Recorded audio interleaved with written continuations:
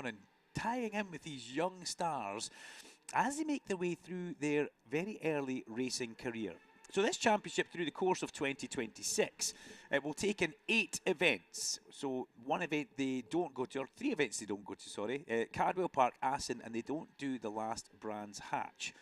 8 events. The machines that we see on track, well, you can have the ZX 4RR, the Covey 450RR is also available for this, the pro version of that, and the YZF R7 Yamaha. It's a balance of performance, balance of power formula. BOP, the old famous BOP that we see in all sorts of formula, be it 2 wheels or 4 wheels.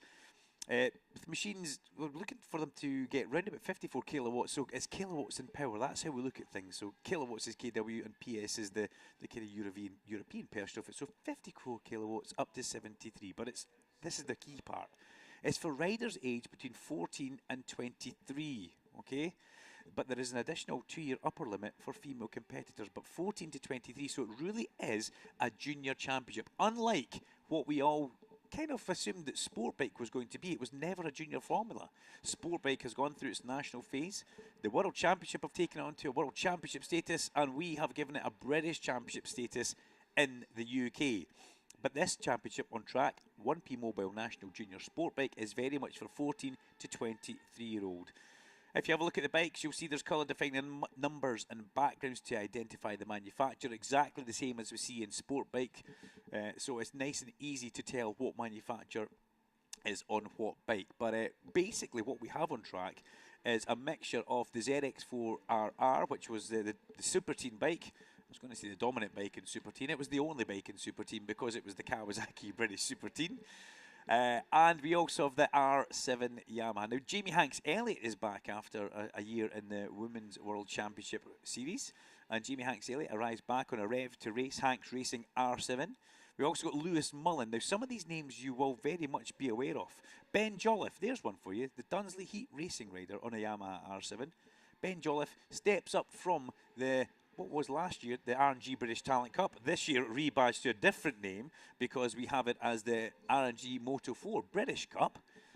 And very important that we get that right, because the Moto 4 tag, which we'll talk about later on, is only certified to be used in certain areas of the world, and we are lucky enough to have that in the UK. But Ben Jolliffe effectively going through his early stages of racing, and what we have seen with a lot of the young Moto, shall we say, Moto 4 riders or the R&G Talent Cup racers is they get to a certain age and then all of a sudden the broccoli and the good vegetables and the vitamins kick in and they become too tall, and before you know it they almost outgrow the machine. We saw that with the likes of Harrison Crosby, Harrison Desoy and various others. But what's nice to see on track just now is the bikes with the colour schemes that we were kind of missing at the 2 test days that we had these bikes for. They did a 2-day test at Donington, which was great to see so many bikes on track. But when we had the Oulton Park test only last week, remember, it wasn't long ago, the Tuesday and the Wednesday, this class and Moto 4 only tested on the 2nd day. The first day was for all the other classes, so it was a little bit of a shorter test for them, but it was a good bit of track time that they all managed to get and have. So we've got 17 minutes of the session to go. Jedediah Cumbermack is our fastest rider on the lovely Oulton Park International Circuit, complete with branding all around. And it just looks like a different circuit for me. When we were here for the testing, it's still kind of there, but we don't have all the sponsors' logos, all the boards placed around the circuit. It just seems to elevate the importance of the whole race event, and it gives you just that little bit of a it's good to be back feeling, because it is. The Donington test is almost a little bit like everybody arrives back from school after a holiday, and it's just nice to see each other. Lots of handshake, lots of slapping on the back, lots of stories about what you've been up to over the winter. It gets serious towards the end of that. We came to the Oulton Park test and it was a lot more serious. There's a lot more focus in that pit lane. And now we're at round number 1. And it's not been a long, cold, lonely winter, but it has been a long break for us. And that's one thing. With us starting just that little bit later in the championship, it does start coming at you pretty quickly. It's our 30th anniversary as well. That's something that we need to cover and talk about. And when you think back 30 years, it started in March. It started in kind of mid-March, the championship. And we think of that now, you know, that was pretty early. There could have been snow on the ground. There probably was at some of the rounds. But yeah, there'll be so many great things on the Superbike social media throughout the course of 2026. Looking back through the history that we have had in a really epic 30-year extravaganza, that's really how you want to explain it. You know, Larry Carter always tells us to expect the unexpected. You know, that's exactly what the Superbike Championship does in the Premier class and through all the support series as well. You can never really predict what's going to happen. And if you do, well, you're a braver man than I am. Young Carl Harris is one of our Rocket rookies this year, but just into the pits as his teammate in this class. Carl is in the main Sportbike Championship. That's Kylan Shuttlewood, who's just popped in there. I do like the livery that the Rocket rookies have got in 2026. It looks fairly on point. Nice and fresh. The Affinity Sports Academy are still very much involved in using their necessities on track, where we see... Now, what have we got here if we push this button? There we go. Give you a bit of pit lane camera. That's what you want to see as well. Now down the far end of that shot, Kylan Shuttlewood just steps off his Rocket Rookies ZX 4RR, walks across towards the pit lane in a very, very bright pair of boots.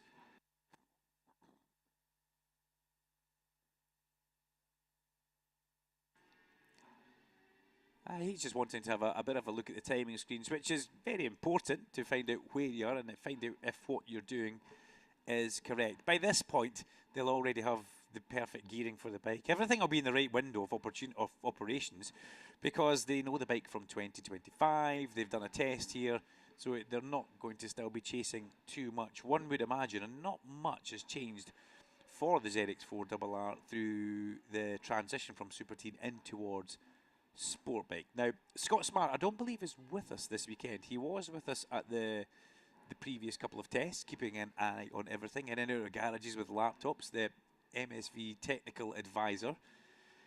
And his job is almost the unenviable task of making sure there's parity in the balance of performance classes, the BOP classes. Then this is one of them, Sportbike. We've also, you know, Scott's got his eye on absolutely everything, as you have to have.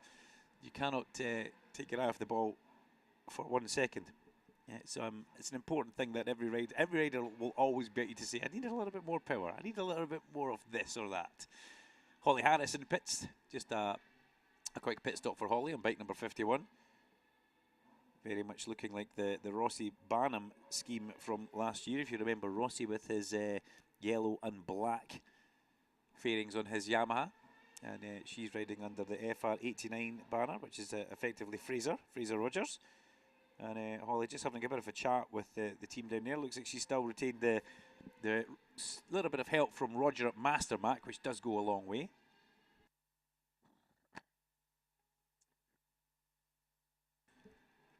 And it's good to be on air, fresh in the morning here at Oulton Park. It's kind of what we get excited for. You know, you wait all winter, and you can't wait for round number 1 to come around. When it does, bang, we all hit the ground running.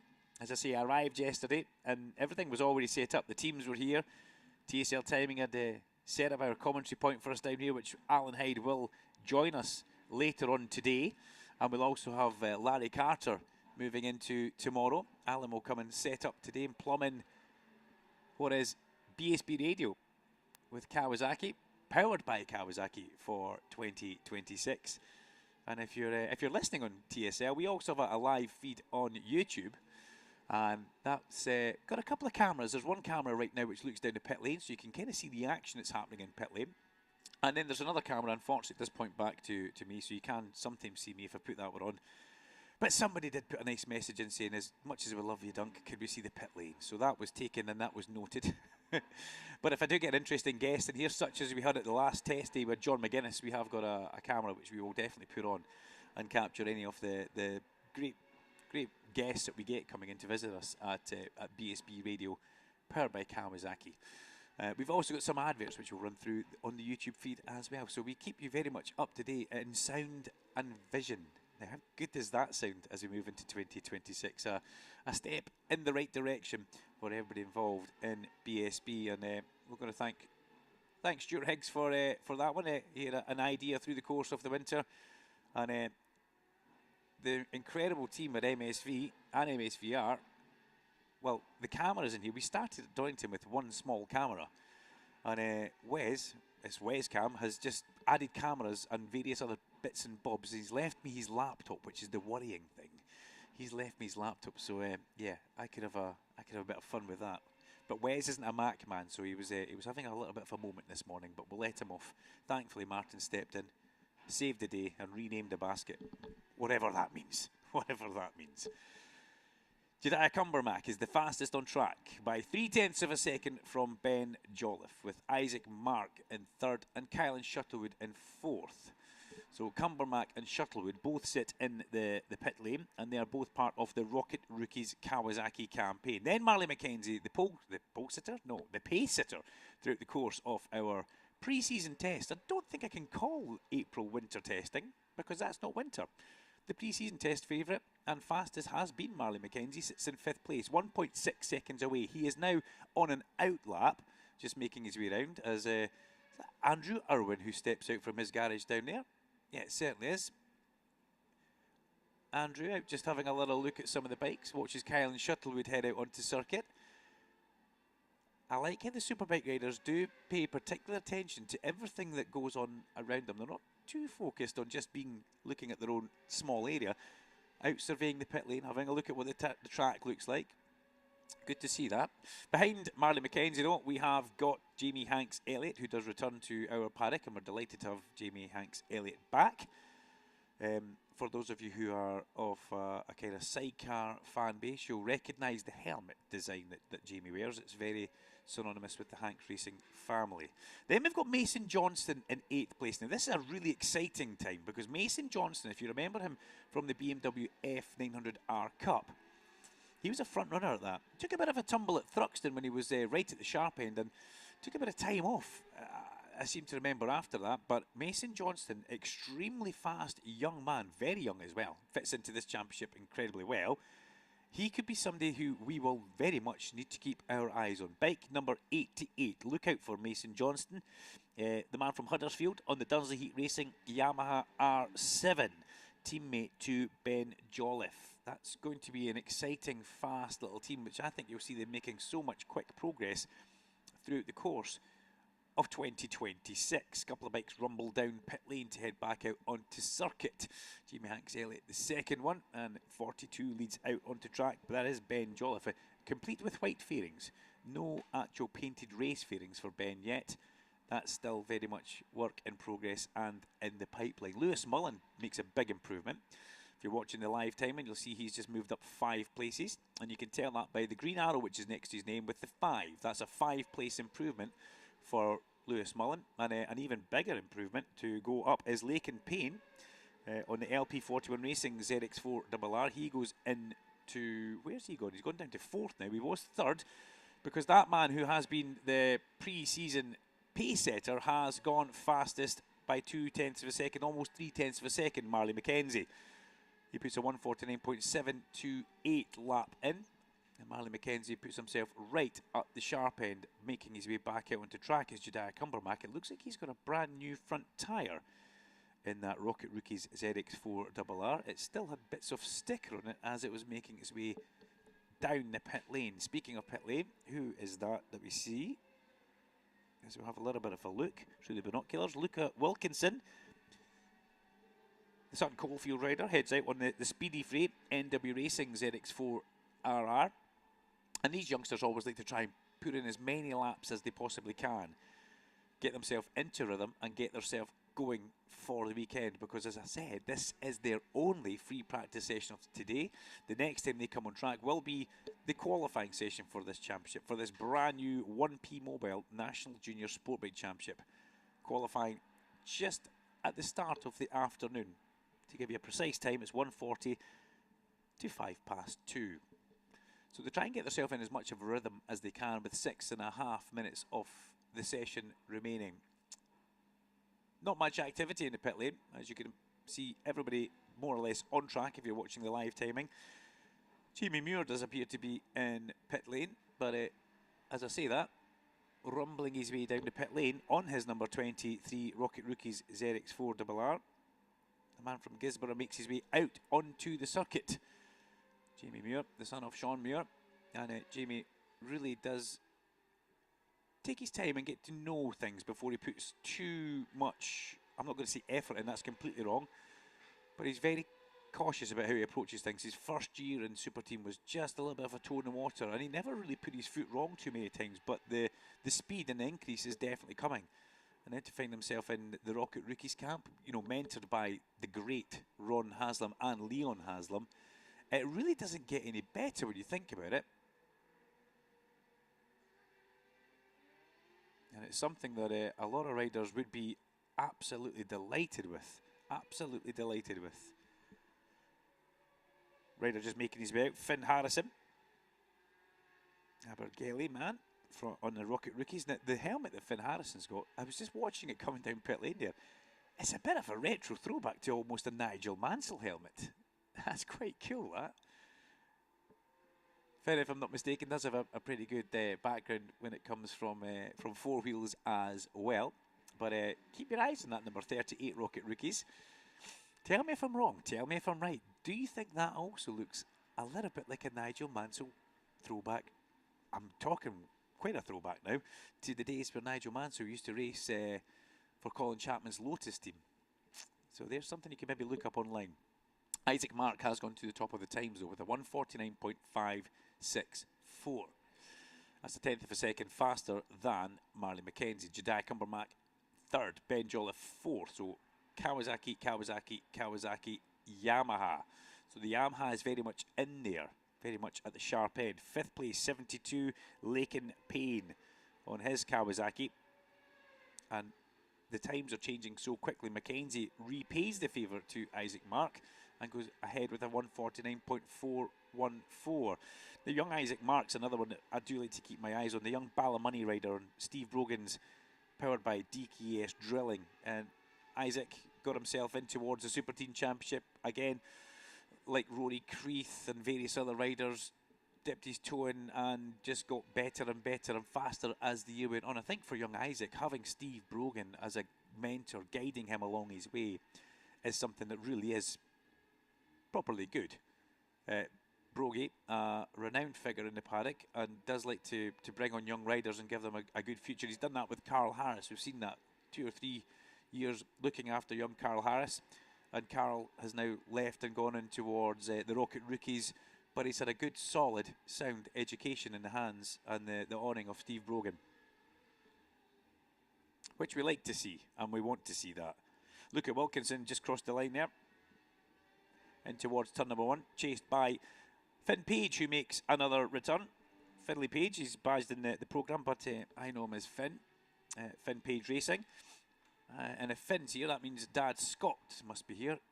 A good friend of mine from many years ago, back at Knockhill, where Scott used to be almost one of the ground staff team, working away, tyre walls, grass, race experiences, you name it. Scott was one of the team up there, but good to see Finn back again. He had a bit of a torrid time, actually, through his Super Team year with all sorts of issues. Let's hope he has a much better year in 2026 in the 1P Mobile National Junior Sport Bike Championship. There's Marley McKenzie in towards turn 1 beside Laken Payne. He was having a look, but he's gone faster again as Marley McKenzie. Now half a second of a gap he's put into the field. First person to go sub 1:49. McKenzie does a 48.949, just nipping under that 1:49 bracket. And it's only a fraction, but when you look at a timing sheet after the session and you see you're the only person who has gone into that other kind of faster second, it does make you feel just that little bit better. Push that chest out just a little bit. Looking at a spread of times, the complete field covered by 9.5 seconds. Way down the bottom of the list there, we have got Casey Sparry on the Sparry Racing bike, and Casey finds himself just 9.5 off the fastest time.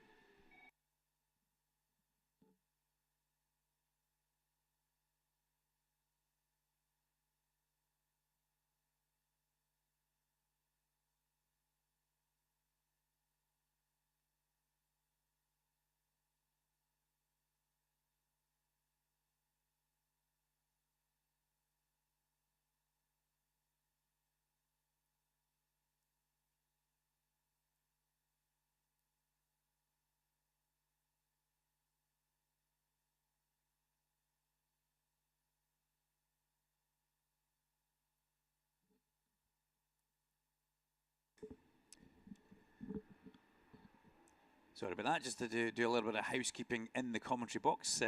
But don't worry, we're back with you. 35 seconds of the session left, and Ben Jolliffe's got himself into second place. So that's quite an improvement for the man on the R7 Yamaha. Ben, still just 4/10 of a second away from the back of Marley McKenzie.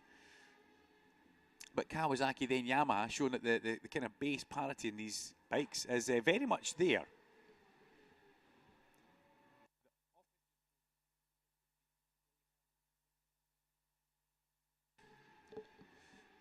Isaac Mark has had a little bit of a shuffle put on him, and he goes down into third place with Kylan Shuttlewood, Jedediah Cumbermack, Lakin Payne in 6th. Freddie Oakley, who we haven't actually mentioned yet, as the checker flag now flutters in the lovely breeze here at Oulton Park. Freddie Oakley last year, we mentioned him so many times as being possibly one of the most consistent riders, not just in his championship, but in the actual paddock. Freddie Oakley was scoring good, strong points at every single event, where a lot of people would tend to throw themselves in towards the scenery. Freddie Oakley was a man on a bit of a mission and keeping himself upright and scoring good points. On a bad day, he would still be top 5, which is what you want. And what you need to head towards a championship. But the checker flag has flown here. And that was just free practice for the 1P Mobile National Junior Sportbike Championship. The first time we've had them officially on track as a new championship for 2026 here in our 30th anniversary edition of the British Superbikes. And it's been a welcome edition for a new championship. Marley McKenzie, though, will be happy he will end this session by looks of it fastest, although Isaac Mark is on a lap with 2 personal bests at this point. So we need to keep our eyes on that young man and find out where he is. I was mentioning Mason Johnson. He'll finish the session inside the top 10 as well. McKenzie crosses the line and goes even faster with a 1:48.5. Lakin Payne follows him through to a 1:49.3, but McKenzie now 0.8 of a second in his pocket. That's a huge gap for the man who was at the sharp end of the Kawasaki British Super Team through the course of 2025. So most of the bikes making their way back in to the paddock. We just want Isaac Mark to come and cross the line on bike 19.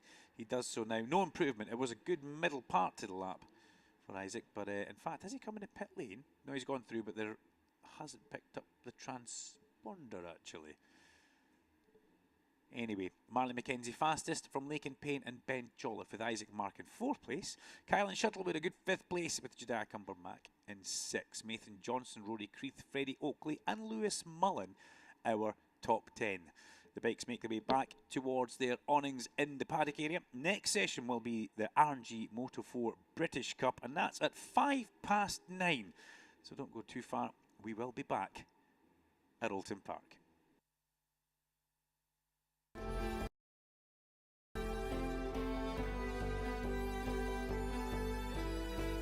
What are we watching here? They touch! They touch!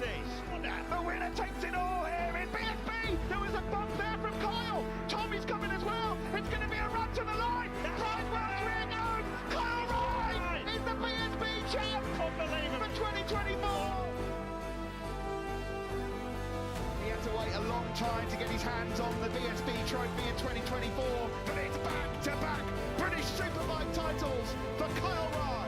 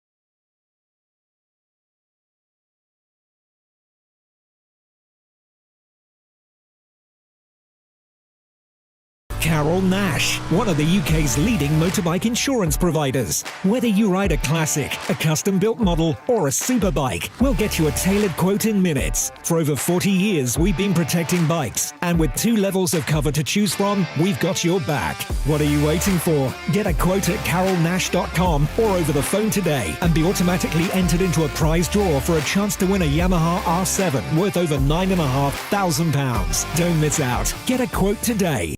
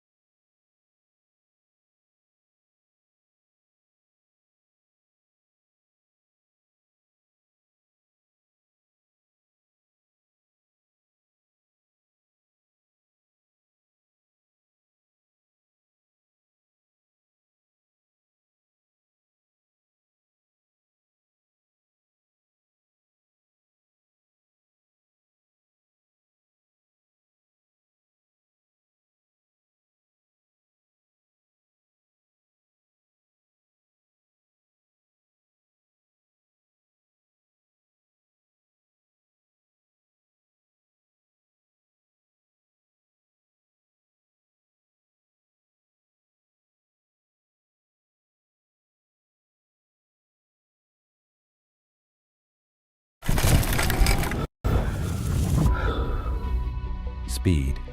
We're born with it within us. It's in the way we move, the way we think, the way we learn. But who will answer its call to push harder, go faster, to chase something just out of reach? Because speed isn't just motion, it's control at the edge of chaos. It starts before the track, before the race, in the hands of those that build, that fix, that tune. It starts with the tools, and at ITS we don't just supply them, we stand behind those that use them. The driven, the relentless, the ones that don't stand still. So this was inevitable. ITS and the British Superbike Championship, partners for the 2026-27 season.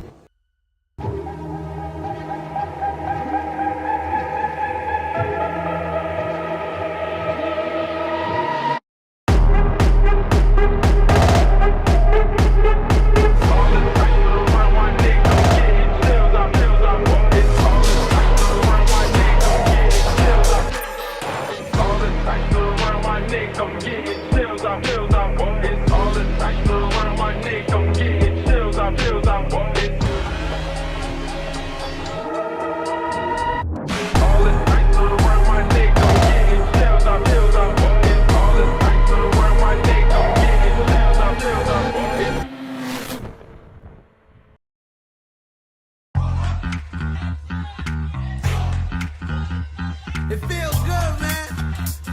It feels good, right? Yo, I'm in the light at the end of the tunnel. Paper stacks, yeah, I got them in the bundles. Harry Potter breaking bread with the muggles. They said I wouldn't make it, now they looking puzzled. They said I wouldn't take it, I had to go and hustle. Get the bag, it ain't never getting fumbled. In the jack, but we came up from the bottom. Through the cracks, let the light pour in. Have a blast, let the drinks pour in. Take a risk like it's a short thing. Going in, yeah, I'm going all in. Getting flued out, yeah, you can bring a friend. Dive right in, let's go. Move forward and dip in your toes. Let the rhythm take control. It's going down. So out onto track for their first time this weekend, the R&G Moto 4 British Cup, where we have 25 minutes of this session. Should be an interesting one. They have done their test days very similar to what the 1P Mobile National Junior Sportbike have done. Again, they had one day here at Oulton Park, limiting the time off that these youngsters need to take away from education, and they always try and fit things in with possible school holidays as well, which I'm a big fan of. Keep the kids in school, make sure they get their education, then they can move on from there. But this is effectively the same championship as we had last year, but it has been rebadged and rebranded, which is lovely to see.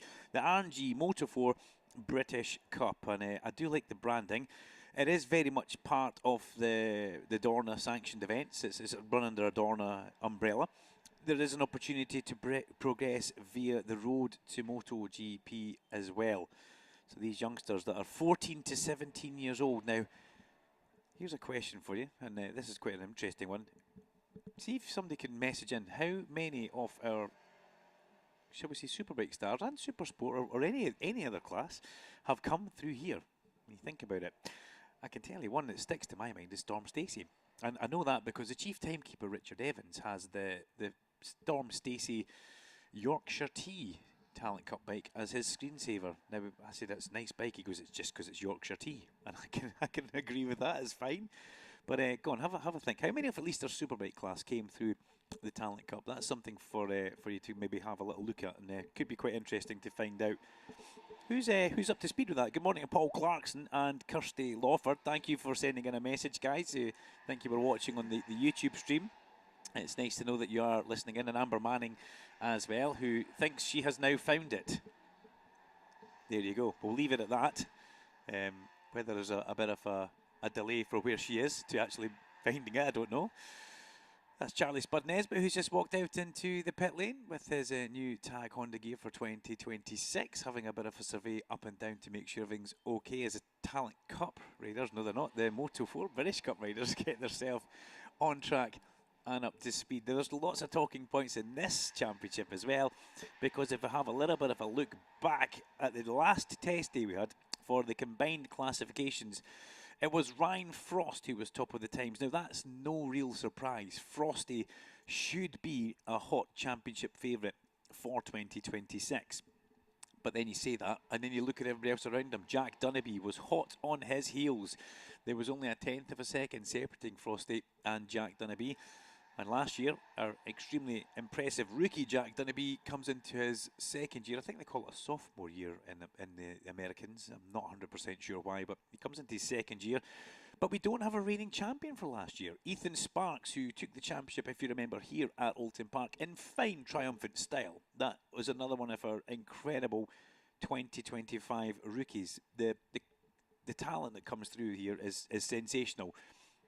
We badge them as rookies because they haven't raced on the big circuits in these classes before, but I do know for a fact that Jack Dunnaby and Ethan Sparks have been racing for most of their young life, whether it be mini bikes, pit bikes, mini motos, through the cool fab, and they come in towards this. They come in towards this properly schooled and ready to take on the more established, bigger names, which I think was fabulous last year.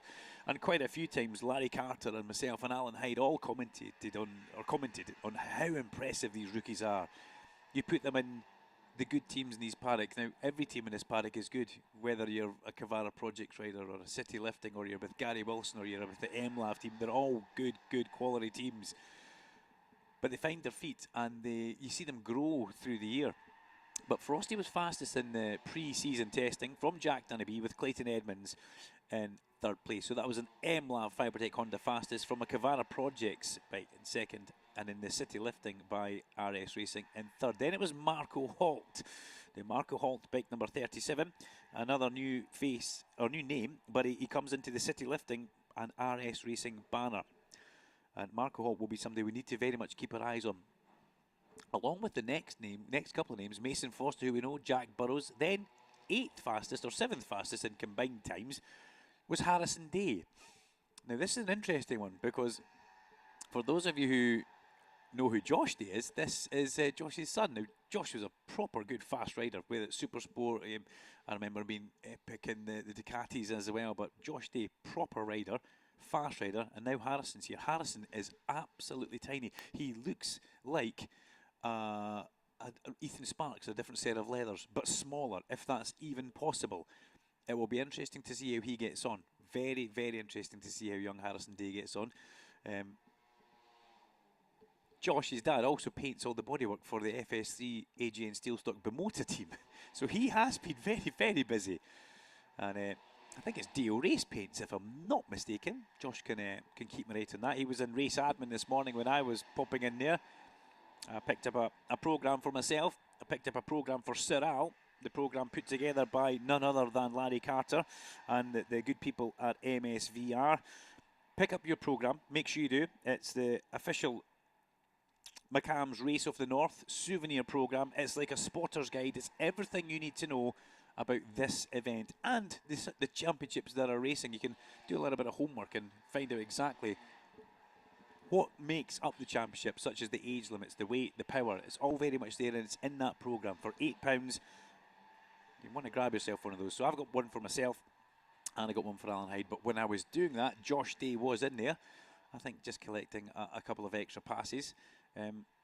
Still looks like a racer, still very much built like a racer, and I think he's loving the fact that young Harrison's looking good. And when Darren Fry joined me in the commentary box last test day here, you know, he was actually saying, you know, we're going to have to keep our eyes on young Harrison Day. I think he impressed an awful lot of people because he was actually fastest in one of the sessions, if you remember, back at Donington Park. We've also got Henry McCartney out there, bike number 31, Stanford Racing. I think the bike looks fantastic. And also, Henry makes it go well. He makes it go incredibly well. So keep your eyes on that number 31. He is currently in 6th place. If I can look at the tracker map, I could maybe spot where he is on our TSL page. But everybody seems to be going around in fairly large gaggles. So a lot of the numbers are actually hidden. I think he could possibly be going through Knickerbrook and up in towards Clay Hill. That's Clayton Edmonds. In fact, no, he's just gone past me there. So he's underneath the number of Clayton Edmonds. So Henry McCartney goes through turn number 1. Keep your eyes on that Stanford Racing rider. They're very good with their social media, or Stanford Racing. And I believe that Danny Webb's got a bit of an involvement in that as well. And if you've got that man around, that's pretty impressive. It's going to do you a whole world of good. Jack Burrows, fastest of anybody on the Burrows Engineering RK Racing Honda NSF 250, because they're all identical Honda NSF 250s, should say that. For riders 14 to 17 years old, so you can see this is very much the younger age. Once they get through their RNG Moto 4 British Cup phase, they can either maybe move on and progress into Europe, staying on the same similar bike as part of the Dorna kind of ladder to, or road to MotoGP, or you stay in our paddock, and then maybe you're going to head into, like what Ben Jolliffe's done, you're going to head into that National Sportbike Championship, the Junior National Sportbike Championship. So there is definitely opportunities, but this is for the youngster, 14 to 17-year-old. And they're all identical, NSF 250Rs. Nice single cylinder. The noise took over from the 125 many years ago, and in the World Championship, Moto 3 gives us some incredible racing. If you were watching recently, you'll have seen some fabulous racing across there at Jerez, and the youngsters just keep coming. That's the bit, and it's good to watch. And one of the riders who was he stood in with the MLAV team at Thruxton. Young Marco got himself very much. He was almost on the podium across there at Jerez, but he's racing with MLAV as Jack Burrows fires through on the inside in towards Old Hall Corner. And then there's a 3-bike gaggle. That's Clayton Evans, Henry McCartney, and then Jensen Bishop. Jensen Bishop into his second year. Second year, you know, your first year is just about finding your feet. Your second year is where things become a lot more kind of stable for you. You understand the bike, you understand the circuits. You know exactly where you're meant to be going and what you're meant to be doing. And it just helps young riders as well. As another example of that is Jack Dunnaby, who now goes to the top of the times with 1:48.003. The young man from south west of Scotland, down in the Ayrshire area. He's not grown any. He's grown a little bit, but he's not grown too much, so he doesn't look like he's actually too big for the bike now, which is also good for him. Marco Morelli, there you go. It just popped back into my head. We saw Marco Morelli join us at Thruxton on the Fibertech MLAV Honda, and wow, he was just incredible. He almost played with everybody through qualifying, disappeared up the road by a mile in race number 1, but then everybody pegged him back for race number 2, and yeah, it's great to see Marco Morelli now doing the business on the world scene. Because I think when we saw him from that one-off event where he came over with Macaulay Webb here, because they had a weekend off and he was a Fibertech MLAV rider in the Junior World Championship, MLAV wanted to keep him on a bike, keep him busy, so they put him out at Thruxton, and it was incredible to watch. And that's where these youngsters really are pretty special. Yeah, the most amazing ones do stand out, and Ethan Sparks is very much one of those who won our championship in 2025, moves on into the Red Bull Rookies, I believe, is where we have Ethan for 2026. I have been keeping an eye on what he's been doing, and we wish him the very best of luck. But your Jack Dunnaby, your Jack Burrows, your Ryan Frost, Luke Fitchett, who's brand new to this championship as well. These guys, Mason Foster, Henry McCartney, George Bowes, Clayton Edmonds, they're all extremely talented at what they do. Clayton Edmonds has been in the pit lane, and he now rumbles down pits to go back onto the track underneath our gantry at the end of the pit lane. And he'll join at Old Hall. Slots himself into just a little bit of space. I think it should be Mason Foster, who will be just around about him as they make their way along the avenue and in towards Cascades. Now there's young Harrison Day.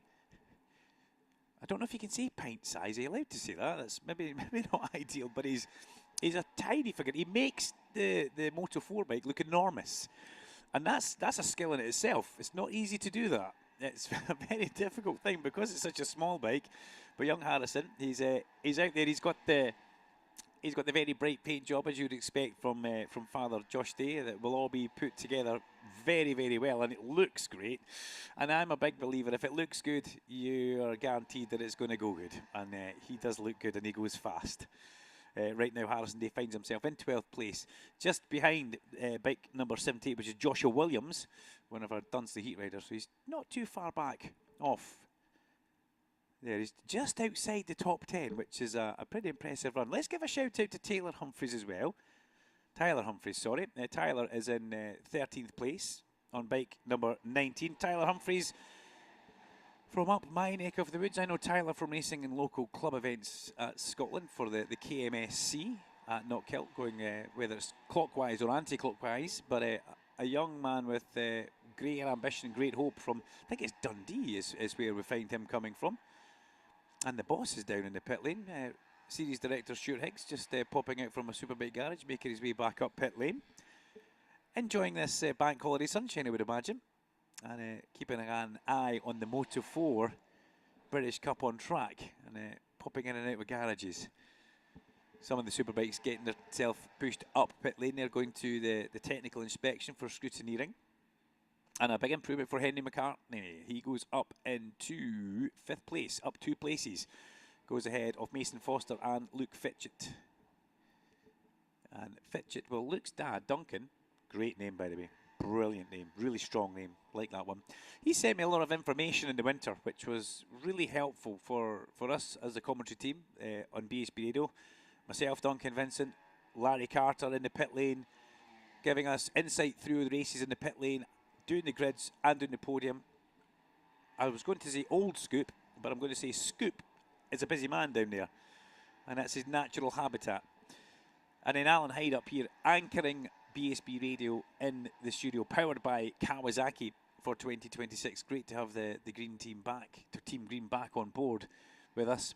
And if you are looking at us on YouTube, we'll give you a little bit of a wave just now. If I push that button there, you can actually see us in our commentary box. This is Wescam 2.0, because the other one looks up the pit lane now. It used to be a static cam which sat down, but now we give you sound and vision for 2026. That's Jack Burrows crossing the line. He's chased by Joshua Williams, that's number 16 and 78. And another couple coming towards us, Lewis Bishop. He crosses the line, and Lewis Bishop again, he goes into his second year of I was going to say Talent Cup there. He goes into his second year of RNG Moto 4 British Cup. Now it is effectively, it's the same championship. It has been rebadged and renamed, but it's the same bikes, and you can still spot a city lifting bike a mile away, and that's young Clayton Edmonds across the line.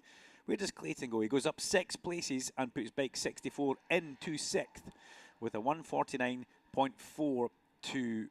So big improvement for Clayton. He had been in the pits for quite some time. That's him going back out for a push lap and going quick straight away. Another person on a fast lap is Marco Holt. 4th place, personal best through sector number 1. But they all chase the number 63 of Jack Dunnaby, the man who picked up 2 victories last year. The first one being at Assen, the second one the week after when we came back to Oulton Park.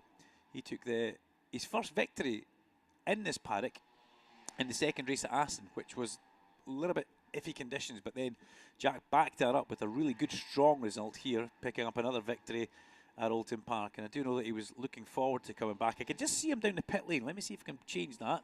Waiting to find the pit lane, beside the green Carol Nash banner, we have got Jack Dunnaby. He's about to walk back across the pit lane. He is just going to let one bike come past him. And Dunnaby now walks across the pit lane. And he has got taller. He has got at least a couple of inches taller. It is noticeable.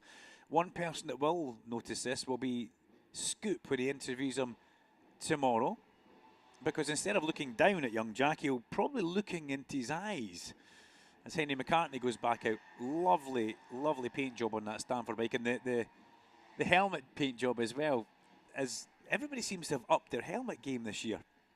Looking really good. Well, we've got 7 minutes to go. I watched a social media piece last night with David Allingham unveiling his 2026 RI helmet. Nice helmet. Must have been bright in the motorhome though, because David had the sunglasses on, but we'll let him off with that one. But a really distinctive lid that David Allingham has had for many, many years. He always carries that kind of very bright green. He was talking about the shamrocks on it, the number on top of it as well. And a proper nice helmet that David Allingham has got. And he was waxing lyrical about being part of the RI family once again. But yeah, I do like it when riders take the time to give us a helmet unveil. It goes a long way. Harrison Day crosses the line, stays in 13th place. Marco Holt did improve though. He went up into 3rd place. It was an improvement for Joshua Williams and for Clayton Edmonds. They sit 3rd, 5th and 6th. And Clayton Edmonds, if I'm not mistaken, Clayton Edmonds was towing Joshua Williams around. And Williams goes up 7 places with that little help of a tow. Puts in a 148.701. Who's that underneath me heading out onto track? Ah, is that young Charlie Cunningham? Bike number 34 it is on the Mortimer Racing Honda. Charlie from Leven in Fife, which is north of the border. Comes from a good racing family actually, Charlie. You remember JJ Cunningham? He was involved in Talent Cup a couple of years ago. His dad Jim has been a renowned mechanic for a long, long time. And his uncle was a man called Stevie Cunningham, who was a very, very fast Supersport racer. I'm going to say British and European Supersport and Scottish back in the... Ooh. Now, I don't want to make him sound old here. I'm going to say 90s, because that leaves a 10-year span. It wasn't the 80s. It was definitely, I'm going to say mid-90s. In a fabulous era of Supersport racing. And I do know that Stevie Cunningham is still as fit as he was today back then. Much more of a cyclist now, shall we say. That's a few rumble out onto the circuit. But yeah, we'll keep our eyes on young Charlie Cunningham. We've seen JJ here. Let's see exactly what Charlie can do. Running under the Mortimer Racing banner. Bike number 34. That's a number that has been synonymous with the racing family, the Cunninghams, for what seems like ever. Harrison Day, big improvement, 6th place climb. He goes up to P7 for young Harrison Day with a 149.168 and a new fastest time of the session for Ryan Frost, 147.584 for the Rhino. And that nickname comes from when Ryan spent, I think he had either Australian friends or did he spend time in Australia. So there we go. It's nothing to do with being aggressive on track. Rhino, that's where the whole thing kind of came from. Be interesting to see how he puts up with these youngsters, giving him a bit of a bashing this year. The likes of Dunnaby, Marco Holt, Jack Burrows, even Luke Fitchett, who's gone out on the track. Ryan must be a championship favourite, and I said that right at the very top of the session. He comes in here with great speed. He's got a really good bit of consistency around him, the Fibertech MLAV squad. And I must admit, in the winter, I was a little bit concerned about where Ryan was going to go and where he was going to end up, because it was all very quiet. And it wasn't really getting spoken about too much. As Henry McCartney goes up into 7th place, 2-place improvement for him. If you're watching the live time and you'll see the green arrow with the number 2 next to him, that means he's gone up 2 positions. But yeah, I'm delighted to have Frosty back in this championship, and I think that Michael Laverty will be delighted to have Ryan back with us as well. Everybody's on track apart from Jack Burrows, and you can tell that Jack Burrows in the pit lane because next to his name he's got a little cog. which is effectively the symbol for saying that he is in pit lane. Also, bike number 12, Archie Hopper on the AH Racing bike sits in pit lane as well. So 2 bikes in the pit lane, and another improvement for Harrison Day. He goes up 2 more places into 6th. P6. He's now 1.6 seconds away from that fastest time, but his personal best through every single sector there. And this is exactly what he would be wanting to do, and it's exactly what the team will be hoping. And, you know, let me get these binoculars. Is that Josh Day I can see up there? Oh, get them in focus. LRA Moto is the name of the team for young Harrison. So if we have a big long look up pit lane, we can see that. And the team jackets are all looking pretty fresh for 2026, that's for sure. They're on the pit wall. They're also waiting in the pit lane. You can see the city lifting. You can see Cavara Projects. They're all very much up there. And it's good to see all the Superbike teams with their new apparel as well. I've spoken so many times about the new kit that we have in BSB Radio, powered by Kawasaki, and also all the operational MSVR staff in the pit lane. We are now Alpine Star, which I don't think it gets any better. I absolutely love my Alpine Star shoes, shirts, gilets, zippies, hoodies, you name it, we've got it all. And we need to do a shout out for our Port West Race Safe Marshals and Port West technical team. The technical team in blue down in the pit lane, along with the medical staff in red, and the Port West Race Safe Marshals. You'll see them at the side of the track in the orange Port West Race Safe overalls. And well, remember, we couldn't go racing without the marshals, so a huge thanks to them. I was walking down pit lane this morning as the 2-minute board flies, and Stuart Higgs and the rest of his race direction team were out having a bit of a chat with all the incident officers for the circuit, all the marshals, and it was good to just see and hear the laughing and the joking going to and fro. 2-place improvement for Clayton Edmonds, up to 3rd. Another 2-place improvement for Harrison Day, up to 4th. The momentum continues. The roller coaster continues. This is impressive. Frost, Dunnaby, Edmonds, Day. 24, 63, 64 and 15. It's almost the ages. Not quite. But Harrison Day gets up to 4th place. He goes ahead of Marco Holt. And then Jack Burrows down to 6th place. But the gap at the top is a half second. Frosty has a whole half second in his pocket, and that's sizable. It really is fairly big. As we have a little look at the bikes coming through, the 1-minute board now flies as Jack Dunnaby crosses the line. And Charlie Cunningham lodges onto the back of Jack Dunnaby. Gets a little bit of encouragement from Dad Jim on the pit board. He's in 18th place just now, Charlie Cunningham, just behind Thorley Trevorrow, who sits in 17th. And Archie Hopper in 19th. Then Lily Rhodes is 20th. And just behind Lily Rhodes, we've got Max Rhodes. And bring up 22nd place. The final spot is Lucy Curtis on the Fibertech Honda by MLav Racing. Lucy some 15.5 seconds off the fastest time as we stand for free practice 1. They do get 2 free practices. You need to remember that. Free practice 1 and free practice 2 for this championship. And they've got a busy day because free practice 2 is at 12:45, then qualifying's at 5:25 this evening. Brought to you in sound and vision. I like saying that, don't I? I do. And if you're trackside, it's great to have you here as well. I should say that. It's fabulous to see the campsite looking so full, so busy. You come in, I park my car on what is the effective rally experience part of Oulton Park, and you get up in the morning and you can just start to smell that the breakfasts are already being cooked. Some people are out with barbecues early, but it's a fabulous thing to see a nice full campsite here at Oulton Park. It's always a great start to the championship year for us. The safety car rumbles down pit lane with Chris Glendenning, I believe, behind the wheel of that once again. And the lights are flashing on our lovely BMW safety cars as he parks it just underneath the arch. What is he in today? Is that the M4? It's a lovely looking car, whatever it is. Chris will do a closing lap, and it's Ryan Frost who ends the session fastest on his Fibertech Honda by MLav from Jack Dunnaby on the Cavara Projects by RS Racing number 63. Then Jack Burrows with a big improvement to the end there, pops himself into 3rd, and Henry McCartney goes 4th. Brilliant lap for Henry right at the end of the session. Clayton Edmonds, Harrison Day ends at 6th. In fact, hang on, it's changing again because Marco Holt pops himself into 3rd place. Everybody's saving the best until their last lap through. And there goes young Clayton Edmonds across the line. He stays in 6th. So we'll just get the last couple of bikes to come through and then recap as Lily Rose crosses the start line or the finish line, control line. We've got a repeater checker flag on the way towards Old Hall as well, just in case somebody doesn't catch the actual one being waved by Olga at the finish line.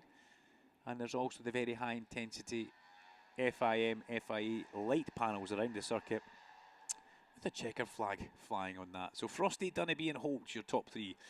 Jack Burrows, Henry McCartney, Clayton Edmonds, Harrison Day, Joshua Williams, Lewis Bishop and Mason Foster rounds out the top 10. Impressive. Jensen Bishop, not Lewis, sorry Jensen. Impressive run for all those guys, including Henry McCartney to get himself up there. Marco Holt, Henry McCartney and Harrison Day. Fabulous to see them inside that top 10. They will be back on track for the second instalment today for the RNG Moto 4 British Cup at 12:45 till 10 past 1 for free practice 2. And I said they're out 3 times today because their qualifying is at 25 past 5. We'll take a small break and we come back with the Quattro Group British Supersport Championship free practice 1. Lots of talking points in that. Don't go too far.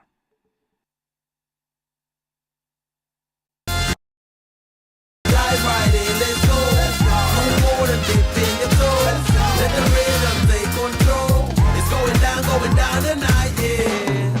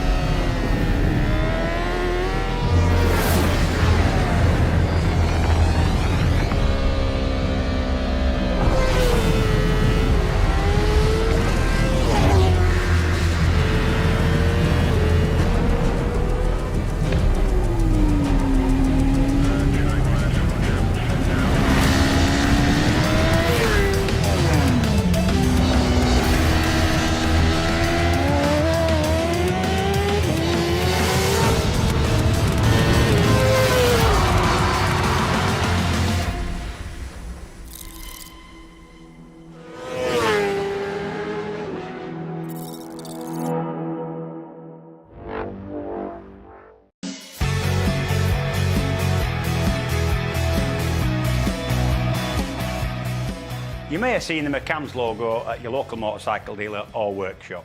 You may have seen one of our vans on the roads of the UK. You may even have seen McCams at a British Superbike round. But who are McCams and what do we do?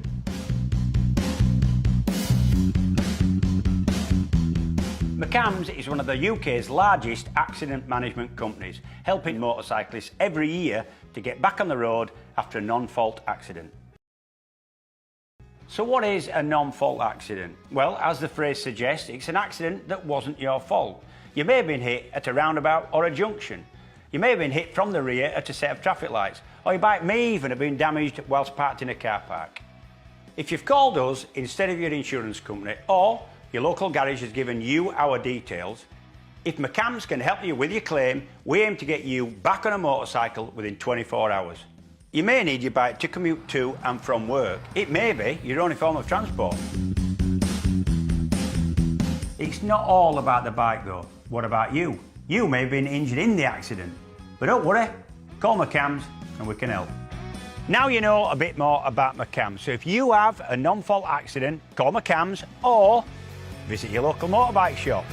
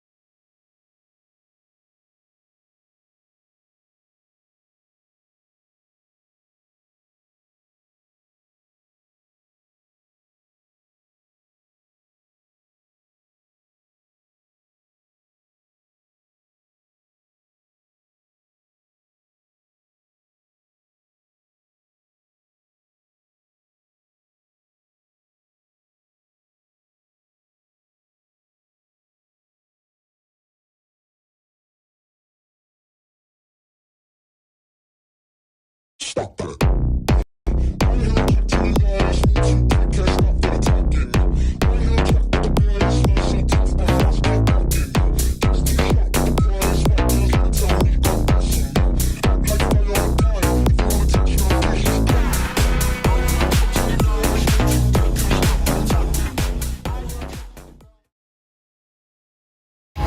power and precision, developing innovative tools. Whether in the new-range finish drills or wear parts, with know-how and team spirit, we champion technology that sets people in motion. In the making of efficient engines, mighty turbines, or even the smallest components for high-tech bikes. For top performances from start to finish, from the raw material to the full-fledged, innovative tool. Ceratizit Group, tooling the future.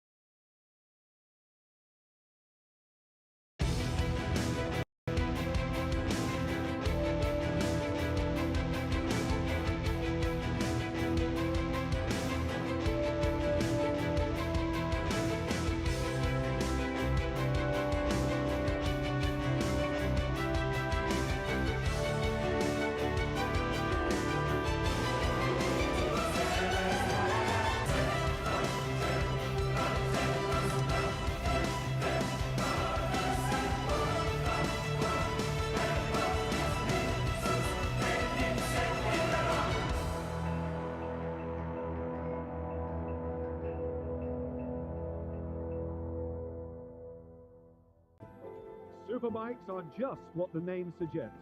Big, beautiful, very fast, and you can buy one.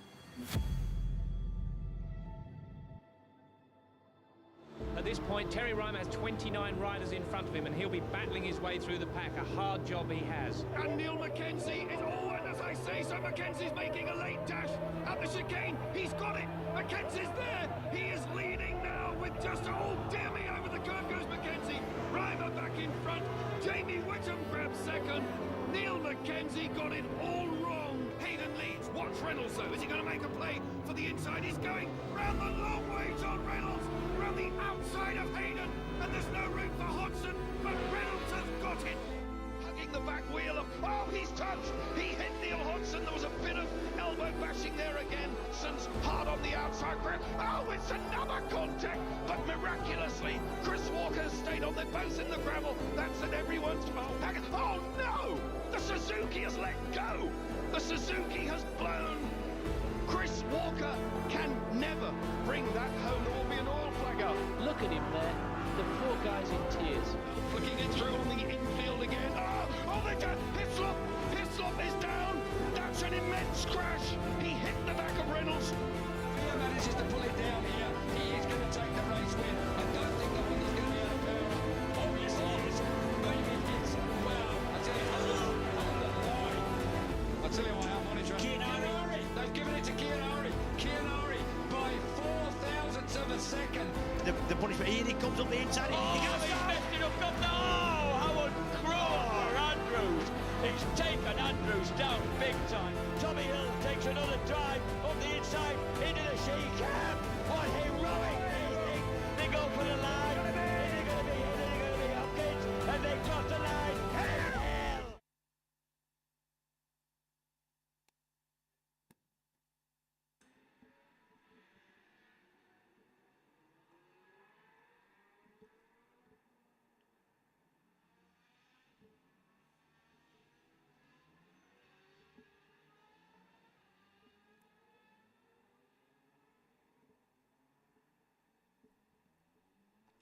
Free practice one for the Quarter Group British Supersport Championship. And if we have a look at the bikes making their way into the circuit just now, we have got a pretty big field of Supersports for 2026. Let's quickly run through the two classes that we do have, though. We have got the main Supersport Championship, and we've also got Supersport Cup. And Supersport Cup, Ben Tolliday is in that for 2026. Adam Hartgrove, Stephen Thomas, Cameron Swain, which will be an interesting one, the young Australian. Keogh Walker, the defending champion from 2025. Then Craig Kenley and James Alderson. So quite a few deciding to come out and do the Supersport Cup at Oulton Park. 11 events with 22 races counting towards the championship. Supersport Cup, as ever, though, they will only run the 8 rounds, and they need to be almost pre-booked before you actually get to your racing year. You can't have a look at an entry list and then think, oh, my main rival's not going to that one. I think I'll go and try and score maximum points when he's not there. Well, you can enter the race, but you would then find yourself in the main Supersport Championship, not in your Supersport Cup. You have to determine where you want to go and when you're going to race well before the race and the event happens. So, interesting. There's been a bit of moving and shaking throughout the course of the winter. None more so than the change of manufacturer and team for Luke Stapleford, and it's been a pretty impressive change, I must say, as TJ Toms comes into the pit lane and parks up. I look out the window and I can see Ross Burridge directly in front of me from Kawasaki. Ross looking cool as ever with the glasses on, doing a little bit of social media for his Supersport team, GNS Racing for 2026. The official Kawasaki-backed squad. You've got TJ Toms and young Cameron Hall. Two very good riders, two very hard chargers as well. And great to see the green Kawasaki still very much a force to be reckoned with. Cam Hall jumping into the GNS squad, who has been he'd been with Kawasaki for quite some time, Cam Hall, but he was always doing his kind of own thing.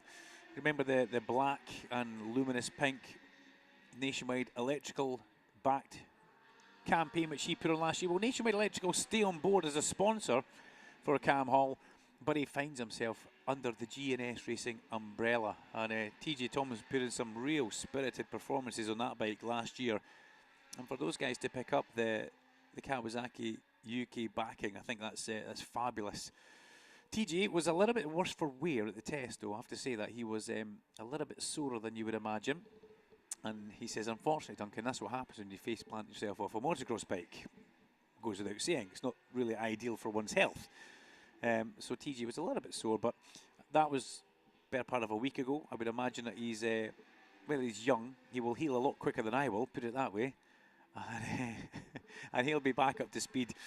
And it's amazing how once adrenaline starts kicking in and you're on the bike, you actually forget about all these other little things, as long as it's not debilitating him from moving around and it's not stopping him on the bike, which it didn't look like it was. But Luke Stapleford, I mentioned him at the start. Now, he has moved from Triumph Machinery, from the factory McLaren Triumph team, and he finds himself a home in the Scars Ducati squad, which is a pretty interesting place for him to be. Bike number 8, Luke Stapleford, Scars Racing Ducati on the Panigale V2. He said to me, I've looked at the Ducati for a good couple of years now, and I've seen the real strong points that it has. He's weighed them up in comparison to what he has been on for the past couple of years. And when this offer came along, he said it's always been a bit of an ambition to get on the Ducati, but it had to be with the right team. And I believe, or he believes, and I would have to agree with him, he thinks he has got the right team around him. A lot of the guys that you see in the Scars garage are from Rory Skinner's team last year, from TAS. Now, they also look after Michael Dunlop, so they kind of go around together. A very impressive team that they have put together. They were testing so incredibly well through the pre-season. And we saw Luke Stapleford being the fastest on combined times at the end of the test at Oulton Park on his Ducati. He didn't test at Donington. Stapleford and the team decided to go elsewhere. They took themselves away to continental Europe and had a little bit of testing track time across there.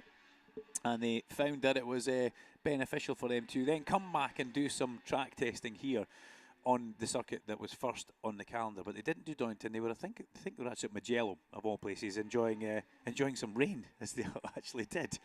But it'll be interesting to see how he gets on. He was fastest on combined times from Ollie Bayliss, from Jack Kennedy, from Oliver Barr and Dean Harrison.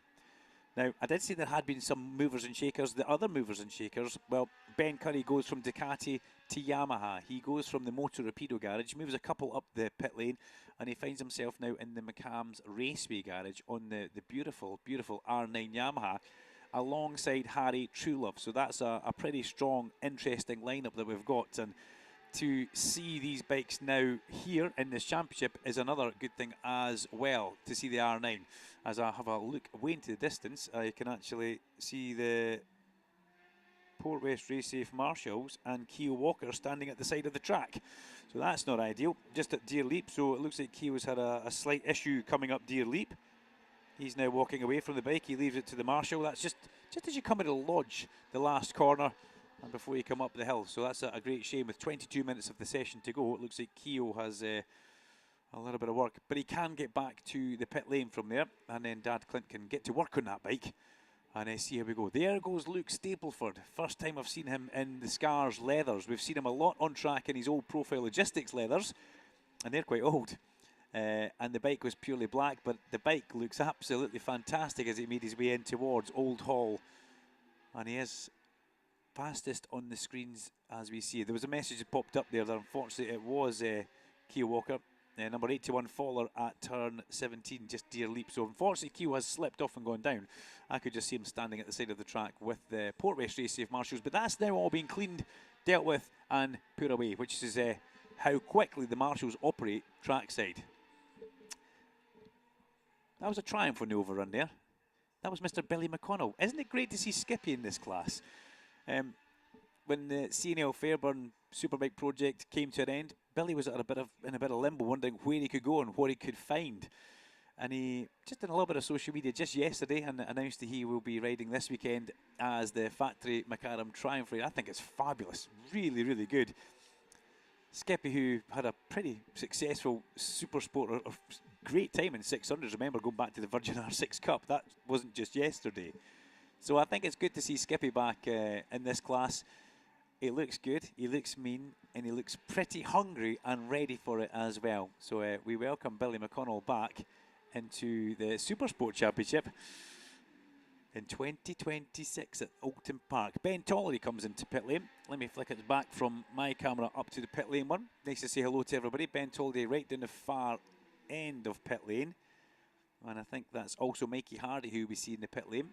Bike number 93. Probably too far for you guys to see on the screen, but Mikey Hardy on the Astro JGR Hippo Suzuki. And he's finding himself a new home there after being with Rocket Rookies for quite some time. Mikey Hardy steps over to that side of, over to a different manufacturer actually. That was Ben Curry on the lovely distinctive R9. First time we've seen them in the UK actually racing. We saw them at the World Superbike event, and it was, I think, the first time that I'd ever commented on a super sport race and there hadn't been an R6 Yamaha in it. They were all R9s. That was at Donington last year. So great to see them coming towards this championship. Steve Rogers and the Raceways team with the backing of McCams, picking up two riders as well as Billy McConnell comes down pit lane. He will come, will he come and stop underneath me, or does he go straight back round to the tented village just up the side? Yeah, that's exactly what he does. Skippy looking pretty good, looking happy on that bike. Fits it well as well, which is another good thing. Jack Mahaffey crossing the line. Jack Mahaffey in his first year in the UK, and got to say in testing we were all very impressed with him. Another young man on the Astro JGR Suzuki team from Australia. And the 750 Suzuki does seem to be a bike that a lot of the riders do enjoy riding, as Mikey Hardy makes his way back down pit lane onto track. Stapleford crosses the line, goes into turn one. A tenth of a second up the road from Dean Harrison, of all people. And I think I said throughout the testing that Dino really is starting to transform into a real top-line Supersport rider. You have to remember, Dean come back into this class after being a Superbike rider for so long, and you refine your style. Yes, we know that he does a lot of other riding of bikes on the roads, but when you're day in, day out, or week in, week out, riding a Superbike on these circuits, to make yourself then into a Supersport, it's a different way of riding. There's such a high corner speed. It's completely different, and Dean has just taken time to hone his style. Now he finds himself right up there. He and Jack Kennedy in that Honda UK Racing Garage are a force to be reckoned with through 2026. It will be interesting to see just how much of a push that Dino actually gives Jack, because he was only a couple of tenths behind Jack in the pre-season testing. They both look almost identical on track, which is difficult. They've both got the Hondas, which have had a bit of a glow up themselves this year. There's a good word. Kids will love that one. They look a lot more like the MotoGP paint job, which I am a huge fan of. But they've both got blue helmets. I think Jack's is maybe slightly darker blue than Dean's. But the biggest thing I've noticed is, if you see them both on track, watch how they both come up from behind the bubble when they hit the brakes into a big braking zone. Dean comes up like his life depends on it, rockets up from behind that screen. Jack, much more still hunched under the screen, and purely a lot of that is because he is of a smaller stature. But Dean rockets up, almost like he gives himself a bit of a jarred neck, how quickly he does come up. Lee Johnson's just slotted into second place, the general in the Sencat Triumph.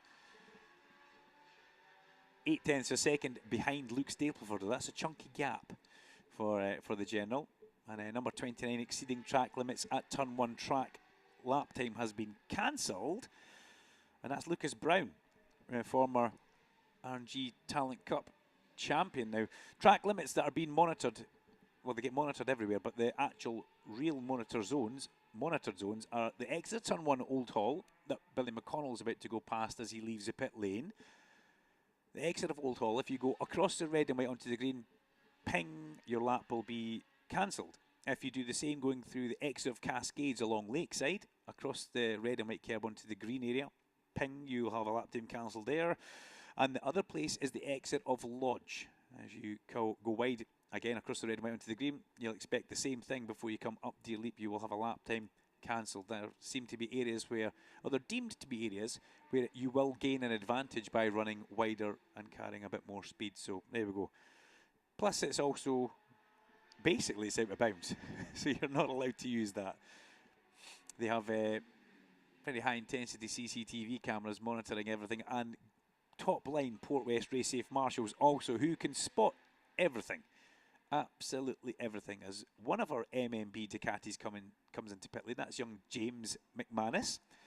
James rumbles down pit lane. He's going to head back round towards his pit box. Teammate this year is Eduardo Colombi. There's Dad, Eugene, just about to follow him round back towards the paddock area. New boy for the 3B Construction Bench Pro team, Carter Brown, does the exact same. He goes down to the back of the garages. Goes round, sorry, to the back of the garages. And Carter Brown and Oliver Barr.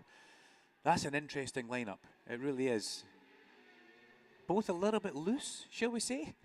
But great fun. Yeah, Carter finding himself a really good home in that Bench Pro team.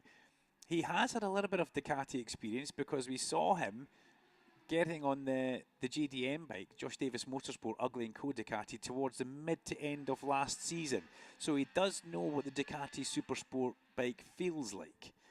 But for Dave Bench to pick up Carter Brown and the speed that we've seen Oliver Barr producing in his next year, that's going to be a really exciting partnership to watch, and we'll see them flourish through 2026. Again, rumbling down the pit lane, all brand new colour schemes, looking absolutely fabulous. Dave Tiling from Stroud and the Millionaire Competitions Racing Yamaha R9. And on the pit wall, having a little look in his Sencat body warmer, Christian Idden has a little bit of a peek on. Watching Lee Johnson go past, effectively teammate in the same colours, in the same garage.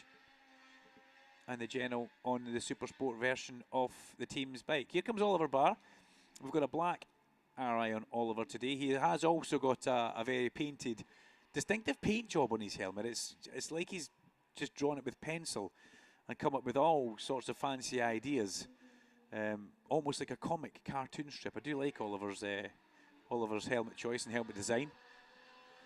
And he's I think Darren Fry hit the nail on his head. He's a massive, massive talent, and boy, the boy just absolutely enjoys life. He loves life to the fact of having such a good time. I think have a good time is Oliver's motto, that's for sure. Into pit lane, parking up on the stand.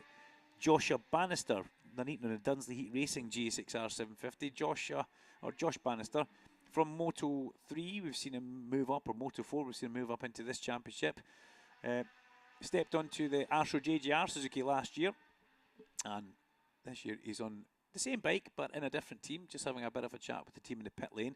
Still racing that one under white bodywork, so maybe the bodywork not quite ready yet, or maybe not wanting to take a risk through the practice sessions because they maybe only have the one set. But we have seen Luke Stapleford fastest for the majority of this session, and that's where he remains, from Oliver Barr and Lee Johnson, with Dean Harrison up there in 4th place, the first of our Hondas, ahead of Jack Kennedy. Then Ben Curry and Harry Truelove. Hazza, teammate to Ben Curry, 6th and 7th. Good run for the two Yamahas. Carter Brown, Max Wadsworth and Lucas Brown in 10th place. Now, if you were listening to our test, you'll be very much aware that Harry Truelove looks a little bit like Dale Earnhardt did back in the early 90s. He has got the biggest and best moustache. The moustache is almost something that's disappeared from coolness. Now, we could have a poll on this or a vote on this. Are they still cool? Apparently, Catherine, Harry's better half, loves it, but I'm not so sure. But maybe he's going to do a Gary McCoy thing, and he won't take it off until he either gets a podium or a race victory. Remember Gary McCoy doing that, and he ended up looking extremely hairy with a big beard. But it'll be interesting to see how that one goes for Harry. But yeah, he's in a good place. He's loving the idea of being in the Raceways garage on the McCams R9. And no matter what colour the moustache is, and it is a multicoloured one, I don't know if they're cool anymore. That's maybe just because I can't properly grow one. Or maybe I just haven't tried. That's another way of looking at it. Haven't tried, don't want to try.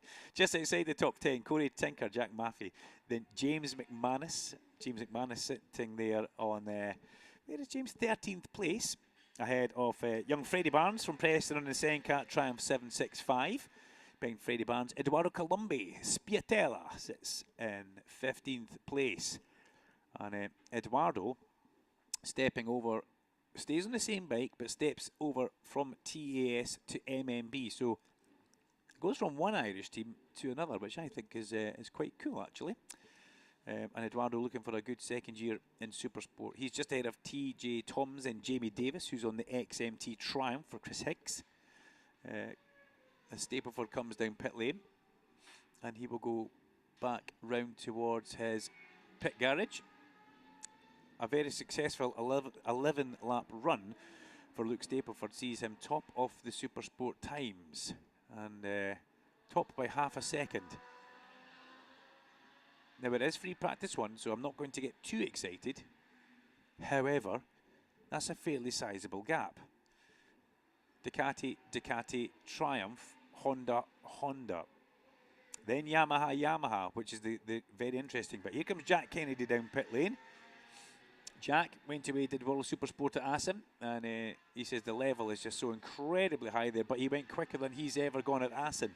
So he was pretty happy with the results that came back, and obviously when we go there with the British Superbike Championship towards the end of the year, he's already been there, he's done some mileage, they will have good settings, and you know, it's always about thinking ahead. And Honda UK putting a bit of work Jack's way and taking him across there, which I think was really the right thing to do. The Honda's going pretty well in World Supersport with Corentin Perolari on bike 6, although I did see him have a bit of a tip-off yesterday at Balaton Park. But Corentin also been a busy man doing extra riding. He was at the Le Mans 24-hour race where he teamed up with the Honda France squad, of which John McPhee was involved in. I remember John McPhee in this Paddock last year. There goes James McManus back onto track, takes a tear off from his visor before he goes onto the circuit at Old Hall. And out pops the sun here at Oulton Park. That's lovely. It has been pretty bright, but the clouds starting to break up. And out comes the sun. The shadows across the track. People walking about in shorts and t-shirts, cycling bikes. It's like very early summer, or is it late spring? I don't know where we are just now, but it's a nice place to be. Max Wadsworth into pit lane. teammate to Billy McConnell heads back towards his pit box. Max inside the top 10 in 9th. As he does that, Carter Brown goes under the gantry and heads out onto track on the Binch 3B Construction Ducati. Then more bikes rumbling down the pit lane. It's a busy area of track. That's Cameron Swain, the young Australian, on the Power Slide Racing Suzuki GSXR 750. And Cameron Swain heads out onto Alton Park's International Circuit, finds himself in 25th place, followed by the intimidator himself, Harry Truelove. Skippy improves, he goes up into 20th. And you know what, it's going to take Billy a little bit of time to get his head around the Triumph. I totally understand that. He's went from Superstock, many years in Superstock, where he was in the big Hondas and he was spinning them up all over the place. Then into Superbike, you know, refining his style and being a really good Superbike rider, Billy McConnell. To then come back into the 765 Triumph into Supersport. It will take a little bit of time, but let's watch his improvement. 20th position with a 140.373. Let's see where Skippy does get himself up to towards the end of, let's look at the end of the weekend, rather than maybe just the end of the 2 free practices.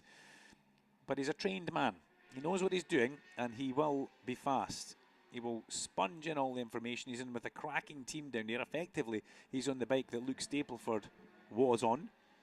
And also Ollie Bayliss was on that bike here testing with great success. TJ Toms into the pit lane, but just decides to ride straight through. That's trying to generate yourself some space on the track. So TJ obviously found himself in a fairly heavy amount of traffic, and what better way to get away from that heavy traffic than come through the pit lane, and then you naturally find a gap, which is a good way of doing it. Rather than dawdling on the circuit, yeah, away you go. Wow. You know how you can't unsee certain things. Thanks very much, Larry Carter. But he's just sent me a picture of Alan Hyde with a Harry Truelove-style Dale Earnhardt moustache. I think that's Alan Hyde. There's something for us to look at. Heidi, remember a couple of months ago? He did have a kind of a moustache. I think Larry started calling him Catweasel at one point, which was very, very funny. And Alan actually had a birthday yesterday. Happy 40-plus birthday, Alan. Happy birthday, mate. I know you'll be travelling up with Laura, getting ready to set up the studio. And I'd like everybody to wish Alan Hyde a happy yesterday birthday, because Heidi is a superstar. And if he had a moustache like that, he'd be even higher up the ranks of superstardom. Joe Sheldon Shaw parks in the pit lane directly underneath me. The Sheffield-based rider on Lionheart Motor Racing ZX636, the Kawasaki. And Ross Burridge just keeps a glancing eye across towards that, because it's another Kawasaki. Got to say, Ross in those shades looks a little bit like the Terminator. He looks good. But Joe Sheldon Shaw finds himself in 23rd place. Joe's faster than that.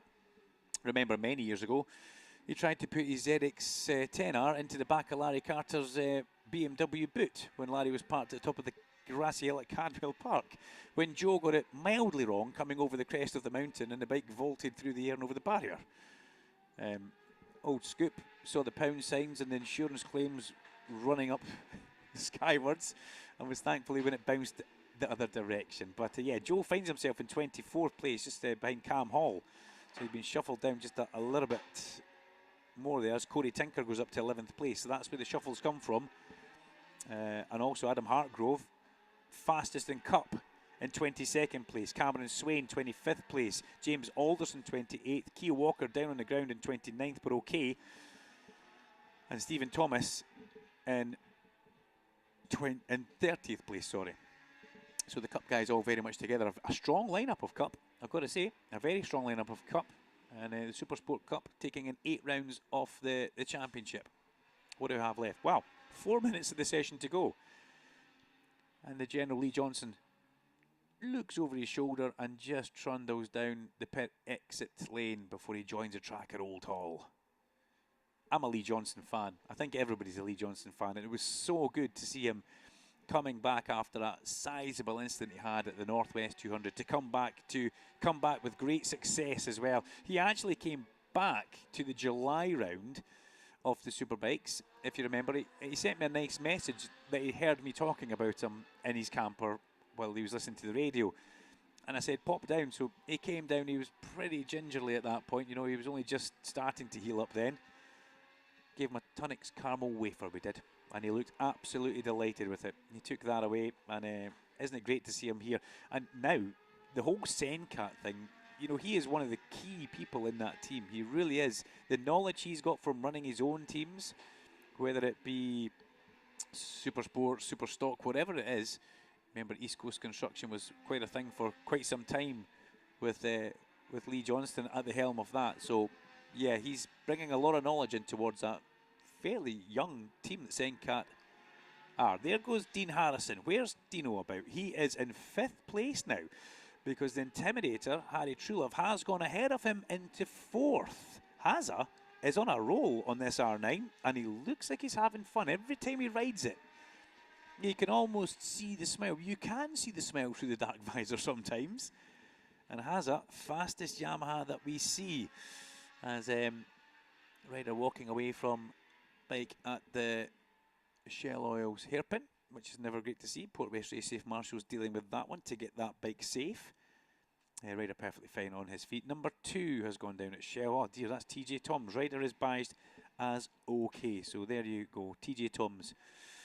The man who, in the off-season, picked up a new home with his better half, unfortunately has slipped off there. It doesn't look like he's maybe, it looks like he's maybe just ran into the gravel and toppled over actually. It didn't look too deep in the gravel, but he's walked away. He's perfectly fine. The team will have seen that on the information bulletin at the bottom of our TSL timing page. Brought to you by Omologato and 1P Mobile. The Quattro Group British Supersport Championship free practice 1 with 1 minute 50 seconds to go. Here comes Georgina down the pit lane just now. She'll have just seen that. Yes. I think she'll be happy he's okay, but looking less than impressed. Eduardo Colombi, Spiatella, the man who came to our shores with the Guerrara Corse Aprilia team, and wow, wasn't he sensational in Sportbike? Up 1 place, knocking on the door of the top 10 he is now. Lucas Brown just ahead of him in 10th. Eduardo Colombi on bike 32, the MMB Ducati. Get used to saying that and seeing that on track in 11th place. Corey Tinker slots in behind him. Jack Maffey. TJ Toms, who unfortunately is down in the dirt. And yeah, he's not got the exclamation mark next to his name on live timing yet. Keep your eyes on the man in P14. The yellow arrow that's next to him should change to an exclamation mark in the next maybe 10 or 20 seconds. That will come from the TSL timing screens along the TSL timing room, sorry, along at race control. Jamie Davies last year was a Superbike rider. This year finds himself a rider for the XMT Triumph team. And I think that'll be a very interesting performance from him. The man from East Grinstead, XMT Racing, should have been teammate, or will be teammate, or is teammate, sorry, with Zach Corduroy.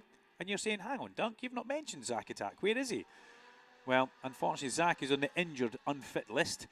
And I believe it was a shoulder. I think it was a shoulder that Zach did on the first test day at Donington Park. Donington's never been kind to that young man. Great shame. So, Zach Corduroy, again, on the road to recovery, where we have seen him before. Lovely chap, Zach Corduroy. Checker flag now flies as Jamie Davies comes back into the pit lane, followed by Stephen Thomas. They go back into their pit boxes. And that was a very quick Supersport session. Harry Truelove's taken the checker flag, as has Jack Kennedy. They'll finish 4th and 6th at best. There may be a shuffle towards the end of the session, should anybody be on a quick lap, but it doesn't look like it at this moment in time. You'll see the TJ Toms, he was personal best through the first sector, and then that exclamation mark now next to his name, as my good friend Ross Burridge now walks back round towards the back of the paddock, off the pit wall, in his in Kawasaki apparel, I should say that. It's quite funny that the guys from Kawasaki all either wear Moto or Kawasaki, depends what day they're coming and where they're allowed to stand. But Luke Stapleford ends the session fastest from Oliver Barr and Lee Johnston, 8, 24 and 13, with Harry Truelove in 4th place, a really good showing on the number 44 R9 McCams Yamaha. Dean Harrison, the top Honda, in 5th place. Jack Kennedy 6th, with Ben Curry in 7th. Carter Brown, Max Wadsworth and Lucas Brown finishing in 10th place. Pinged for a lap, which got disallowed earlier on, but he finds himself inside the top 10. That's a good run for Lucas Brown. I'm happy with that, and I think he'll be impressed. Or maybe it should be the other way around. I'm impressed and he'll be happy with that. Either way, a good way to end your free practice 1. We will take a quick break in proceedings. We shall hit the adverts on YouTube. You can watch that, and we'll be back with the next session, which isn't too far away. It will be the Pirelli National Superstock free practice 1.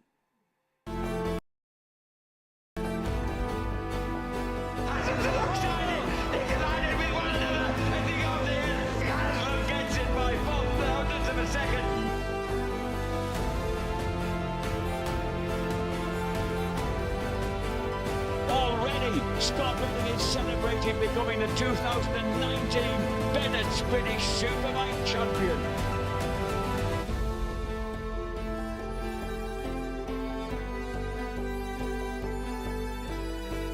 What are we watching here? They touch! They touch! Watch this.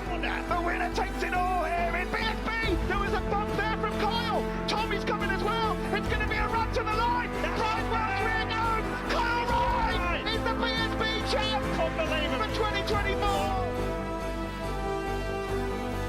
He had to wait a long time to get his hands on the BSB trophy in 2024, but it's back-to-back British Superbike titles for Kyle Wright.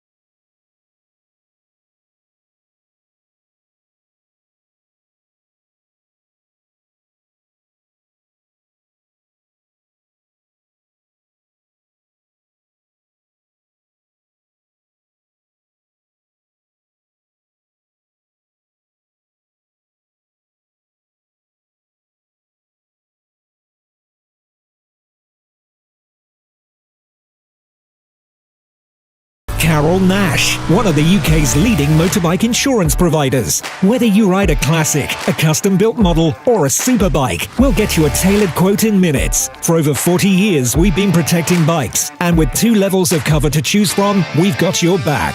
What are you waiting for? Get a quote at carolnash.com or over the phone today and be automatically entered into a prize draw for a chance to win a Yamaha R7 worth over £9,500. Don't miss out. Get a quote today.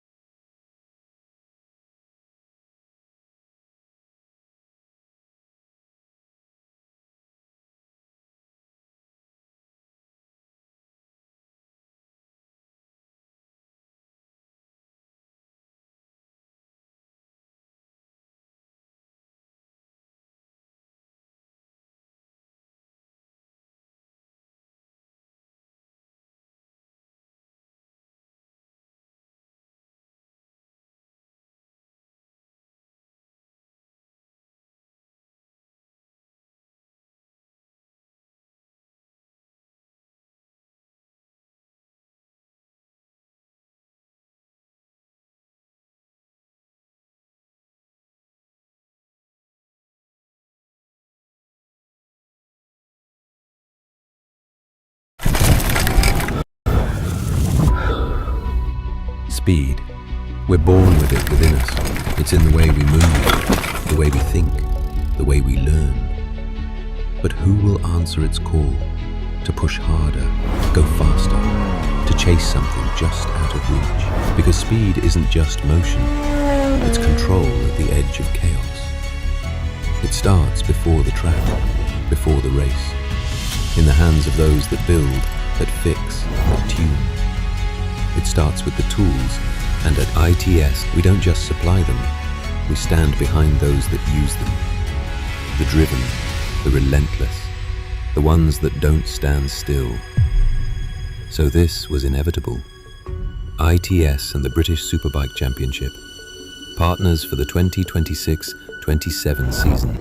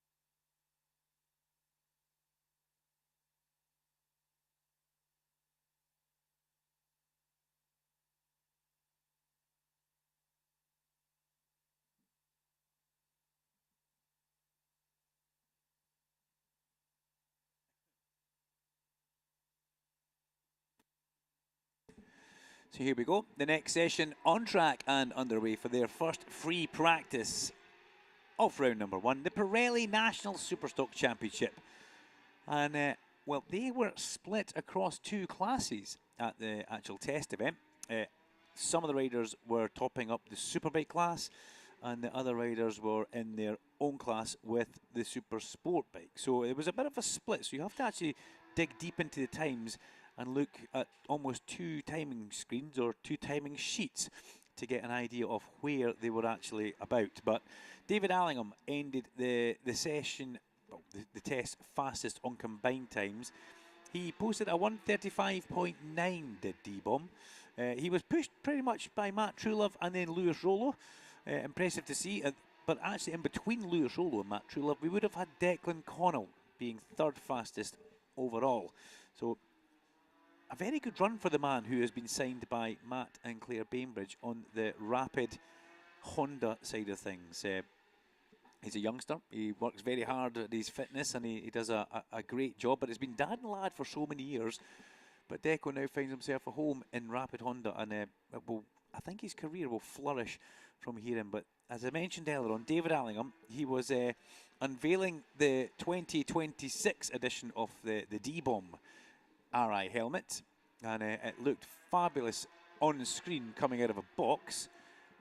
Let's try and catch it as it goes past us. Number 11 is just making his way towards Britain's at this moment in time.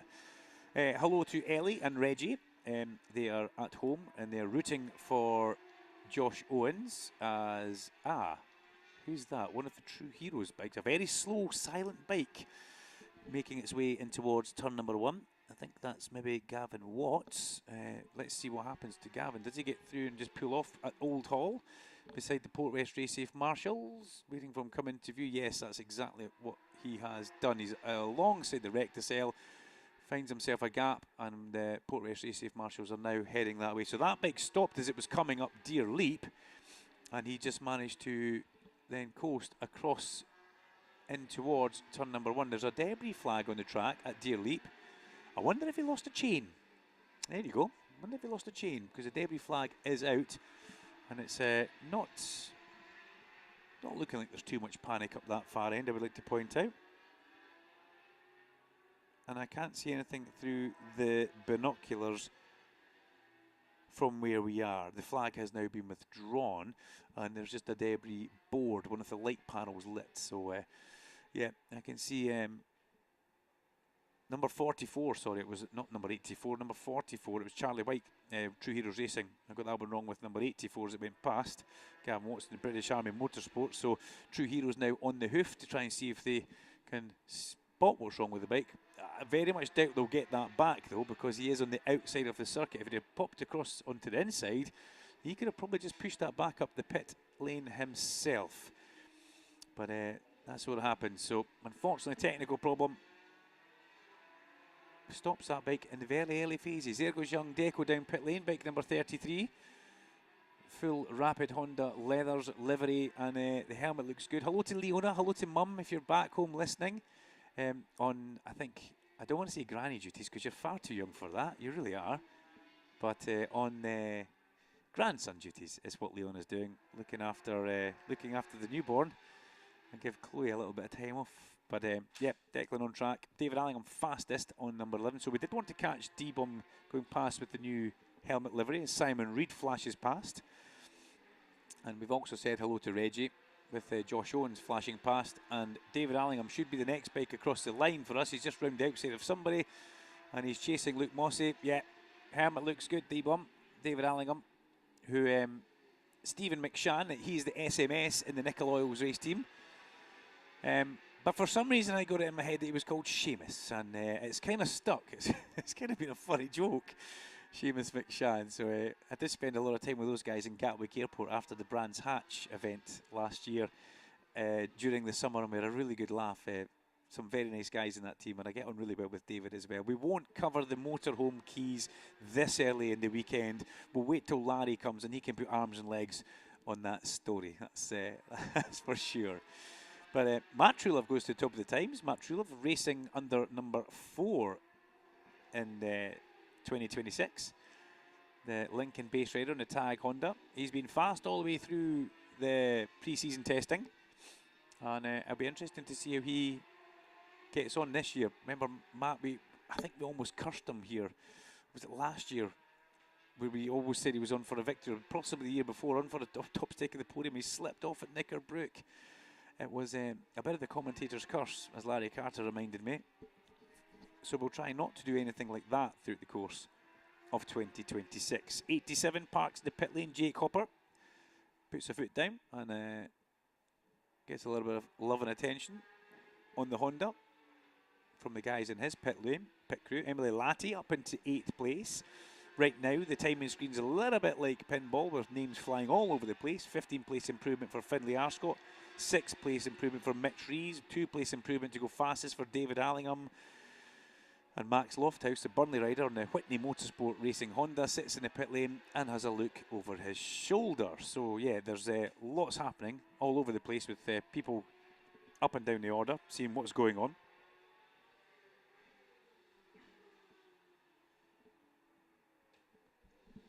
We did have a moment here in pre-season testing as well, when Lee Healy went top of the times. He went up 34 places and went top of the times by, I think, by 0.4 of a second. And I never saw it coming on the screen, and I did mention it a little bit. And then they picked up in race control. The chief timekeeper always with his finger on the pulse.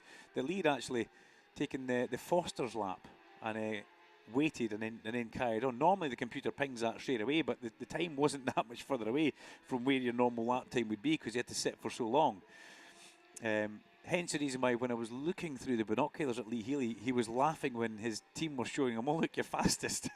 And he's like, "Yeah, I know. I went through the Foster circuit," which was quite funny. But Lee Healy, we'll keep our eyes on how he gets on. The timekeepers were very much, they weren't sitting there eating ice cream, let's put it that way. Declan Connell, 36th place improvement for bike 33 to go up into 4th for that young man. 0.6 of a second away. Now his countryman, Callum Bay, sits in 29th. Callum hasn't done any of the pre-season testing. He just decided to, I know where I'm going. I'm just going to chill out, going to fettle the bike. I'm going to make it look absolutely spot on, and then we'll come and get going. He did a lot of riding at Spain in the early part of the year with Lewis Rollo. So it's not that Callum hasn't been on a bike. He just thought better of it, which we're more than happy for. Just great to see Callum back. But last year was a big improvement for that young man in his big step forwards in this class. Mitch Rees parks in the pit lane, steps off the Malenko by Paget's Honda, which then gets moved back. Clive always parks in the same place in the pit lane, always right underneath the very kind of closest to Old Hall end of the commentary point, as Sammy Laffins goes out onto the circuit. Good to see Sammy here. We'll just make sure of that. It certainly is. Bike number 7. Good stuff. The Dramara man on the Sam Laffins Van de Hoy Racing Honda. Is that a new sponsor that Sammy's picked up? As the Danger Scouse rumbles down pit lane early. Josh Owens, actually, he's going to head back towards his... He's going to head back towards his tent. He had a double take at the pit board there. He didn't get shown it, but it was on the wall and it said Owens in P2. So Josh will be liking what he's seeing there as number 16 goes down pit lane, which is Nathan Harrison, the man from the Isle of Man on the H&H Motorcycles Honda. A pretty deep field of Hondas in this. It does seem to be a favoured bike, although a few BMWs and big names. Hutchie, Simon Reed, David Allingham, to name a few. We also have Lewis Rollo making a comeback, and Connor Cummins with Ash Beach as well. The Jones Dorland team making a manoeuvre from Aprilia to BMW. I think a lot of people last year must have looked at what Eli Michalczyk did and thought, wow, you know what, that BMW can't be that bad. And David Allingham was always at the sharp end on the BMW as he comes through. He's just telling his team he's doing a ride through. He goes straight through the pit lane and back onto track as we have a little look outside here. The David Allingham team, which did have Lee Hardy involved last year. I don't see Lee Hardy in the scrum down there. 5 people, but no Lee Hardy. The live timing very much being watched by David Allingham's team, the man who sits fastest, but he just did a ride through the pit lane to try and generate that space on track, which I was talking about, which is also important so you don't find yourself hemmed up in somebody else's free practice plan.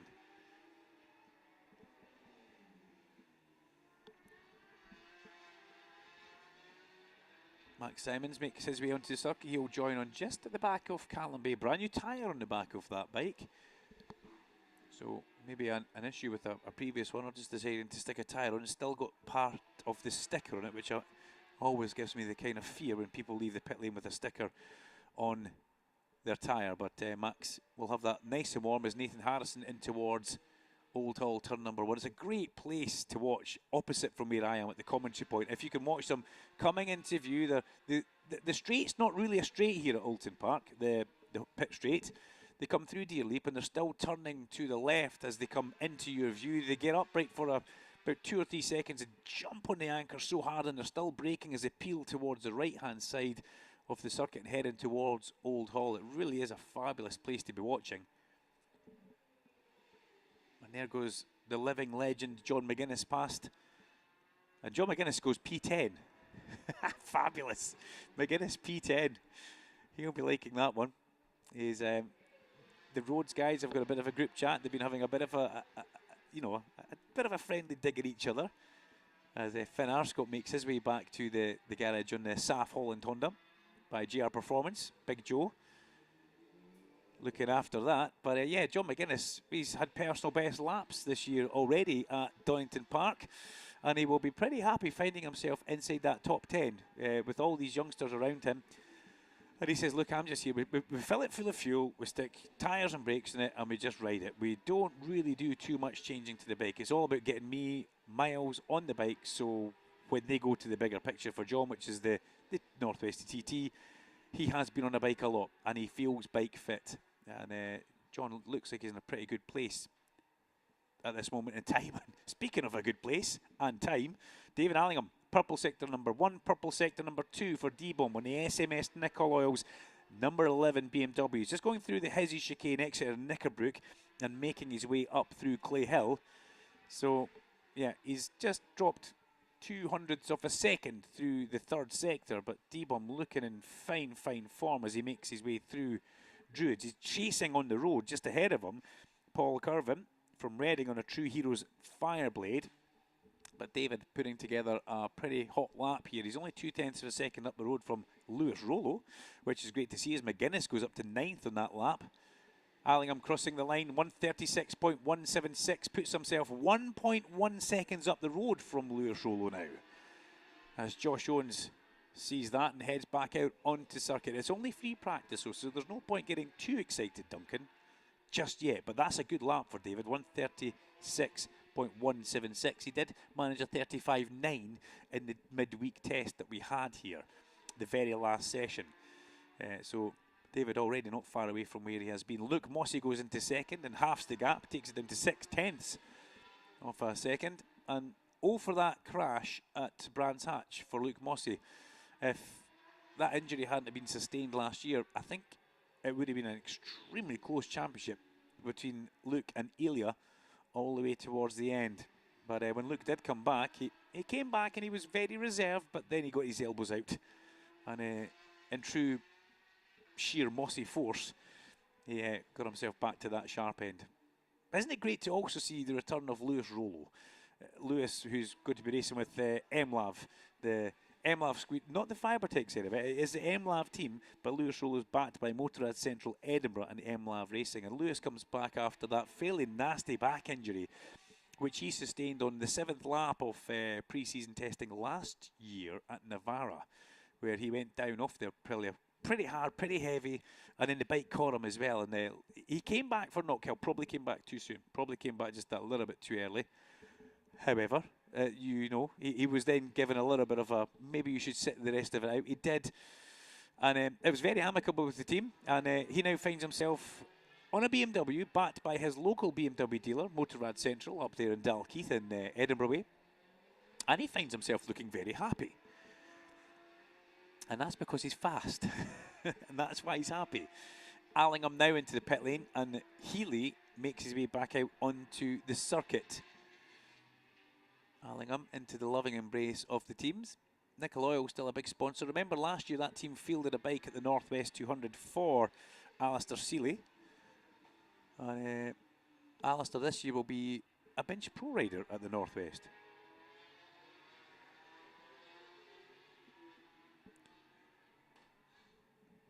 Lots of pit lane action as Lewis Rollo goes back out. Ah, that's the first time I've seen the colour scheme on Lewis Rollo. Back in black. Like it. What a way to make a comeback. And looking good as well.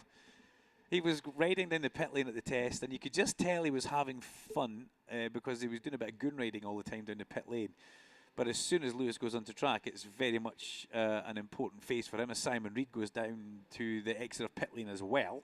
And he looks good in that colour scheme too. Here comes Jack Bednarek. Bednarek riding for the Iron Competition team for Ian Newton. And Finn Arscott joins the circuit just behind Jack Bednarek. Jack ran off at Donington, if you remember, on the second day of testing, just towards the end of it. Bit of a high side out with the exit of Goddard's.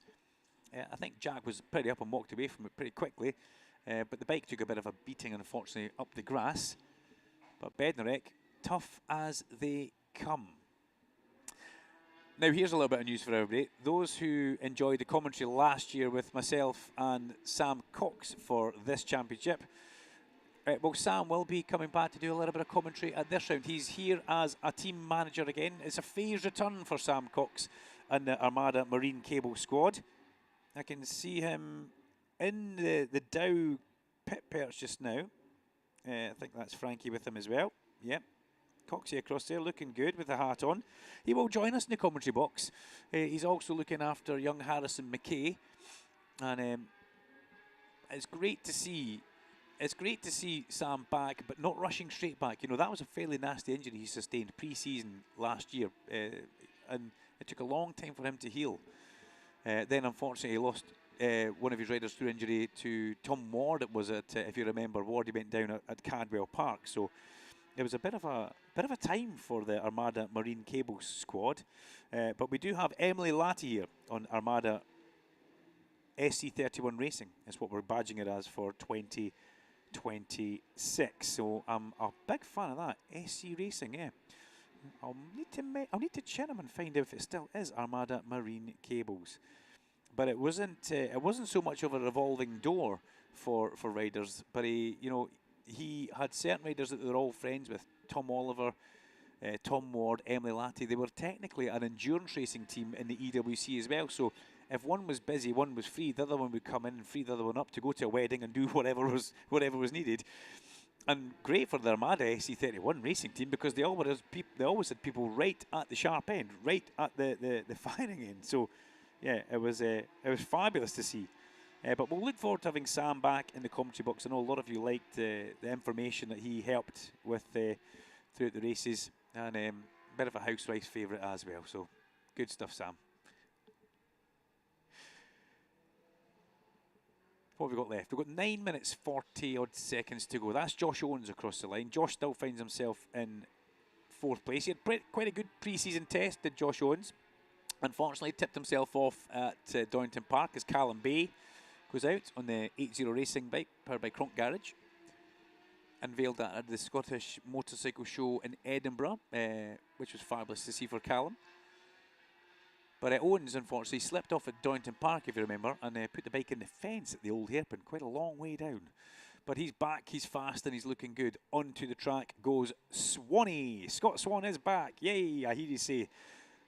And he's got a sponsor as well. He's got black bodywork on the bike just now because I think it's all so last minute for Scott Swan that if they do have a set of bodywork, it will just be the one set of bodywork, and they probably don't want to put that in any jeopardy. So it's great to have Swanee back. His sponsor, Rosewood Bespoke Joinery as well. And the bike that you would have seen on social media on Instagram, if you follow Scott_Swan_45, you'll know. If you don't, drop him a follow. Swanee's a great guy, and delighted to see him back and looking sharp in a championship. And in fact, you know what? Did himself a lot of good last year in the Superbike class. I thought he was he and John McPhee were the rookies of the year. It's a shame that Swanee couldn't get a second year, but I think that was taken away from him with unfortunately the IWR team that their sponsor wanted to go and do different things. So as Ian Wallacott said, we were in a bit of a situation. There's a wave from John McGuinness. We love it when John McGuinness comes in the pit lane and waves into the commentary box. Makes my day, that does, Wes. You know that. It really does. The living legend John McGuinness looks up and gives you a wave. Fabulous. I'm all flustered now. I am. I've kind of lost my train of thought. Now, if you're looking down that pit lane camera, you will see the 2 metre man standing with his hands on his hips, Connor Cummins. Connor's bike sits on stands. Connor, again, he's here to just get some data, get some mileage under his belt. The BMW does look very nice. Connor's built a team around himself, number 79. Gotta say, with a red pinstripe on those leathers, he'd look like Freddie Spencer from 1985. Absolutely fabulous colour scheme. Colour design is lovely. And I'm into that. He's got blue, white and gold. All he's missing is a red pinstripe someplace. Good stuff, Connor. As I said before, if it looks good, it usually goes good. Mari Truelove has slotted himself into second place on the Tag Honda as David Allingham goes out for a new tyre run.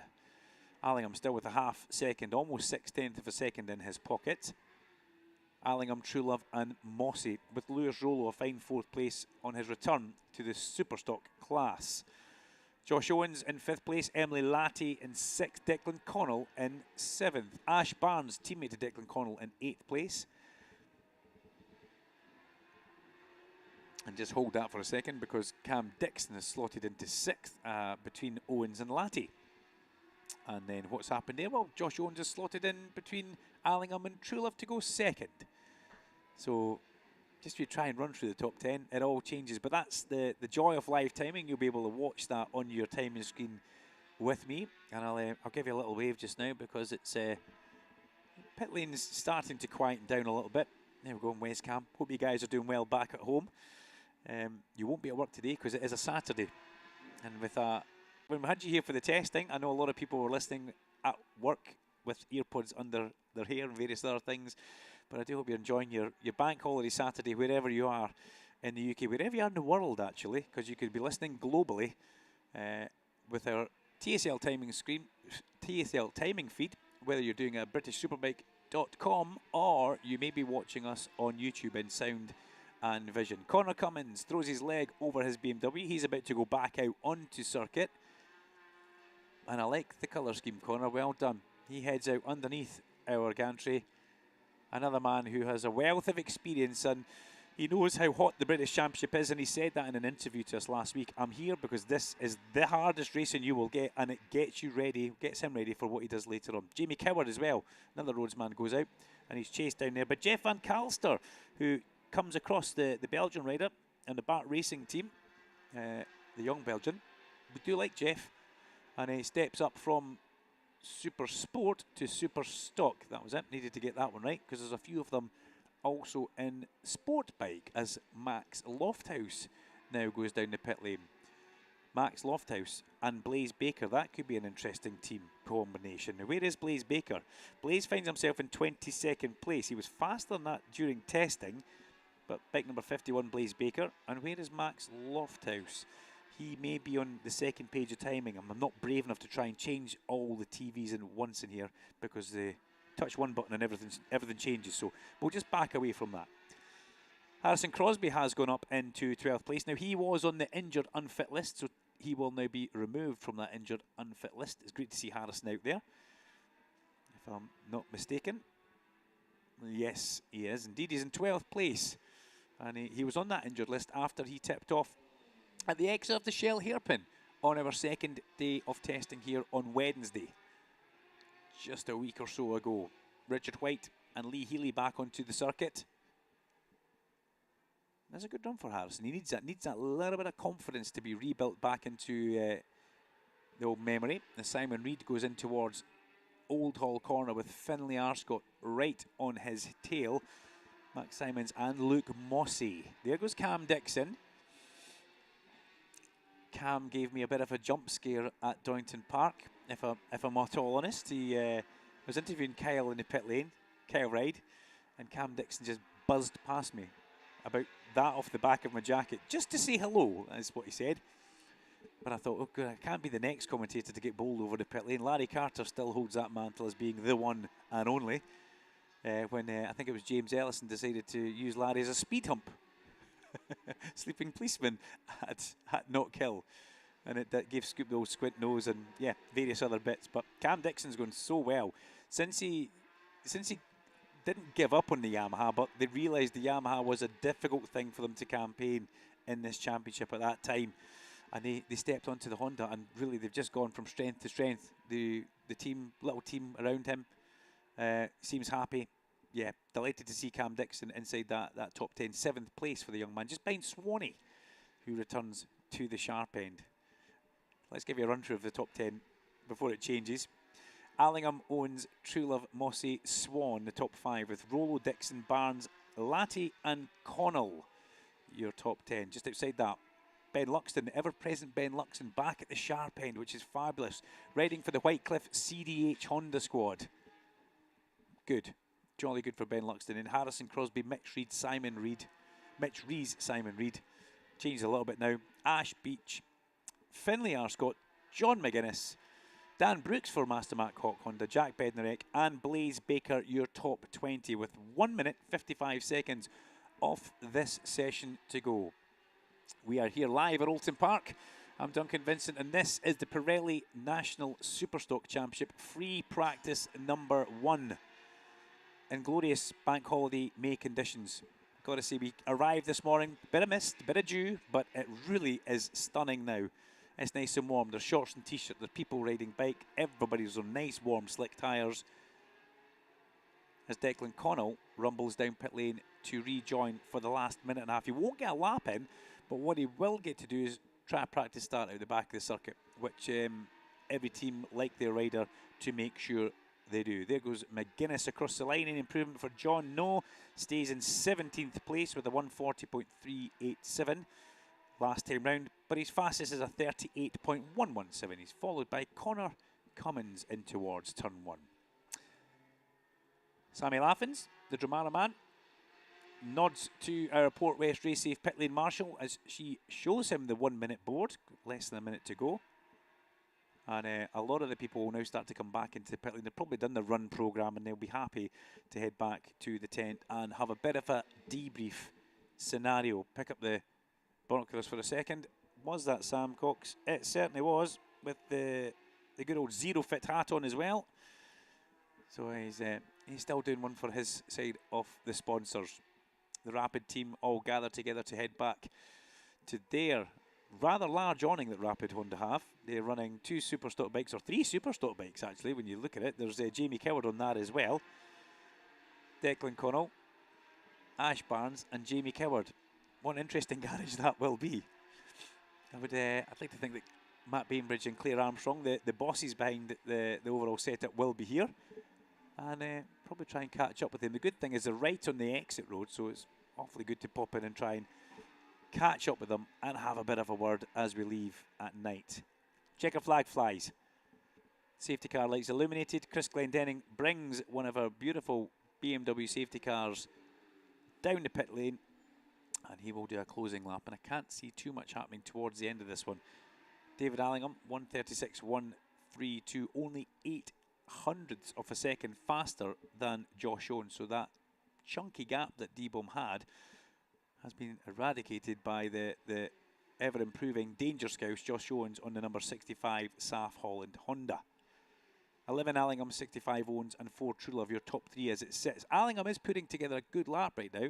Remember, we saw him going out on brand new tyres. As Callum Bay crosses the line, 29th place, 3.9 seconds away. I wouldn't think Callum's too bothered or worried about that, just getting himself back in the zone he is. So give a wave to the safety car. Swanee's down pit lane, he'll go back to the garage. Good session for Scott Swan, 5th fastest, just exactly what he needed.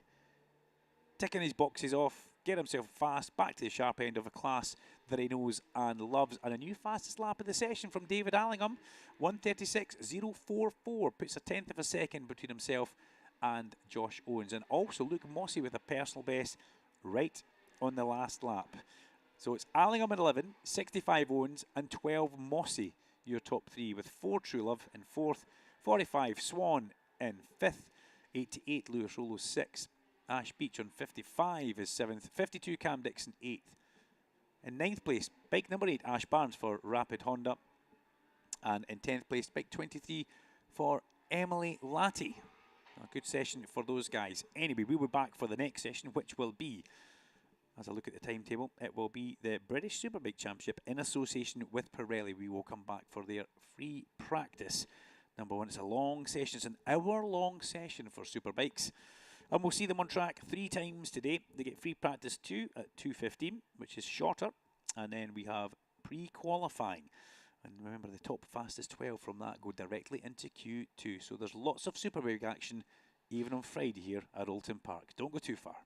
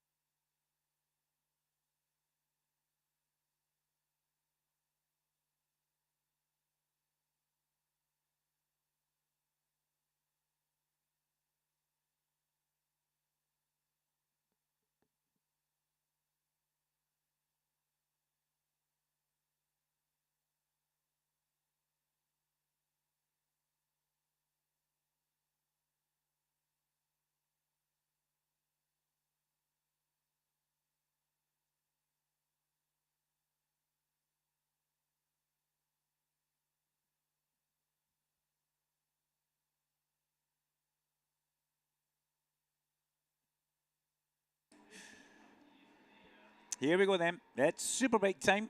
I'm Duncan Vincent, and this is Oulton Park for the British Superbike Championship. Free practice number 1. Here we go. Onto track they come. Full liveries for everybody as PBM Scott Redding heads out onto circuit. Fashionably late, can I say that?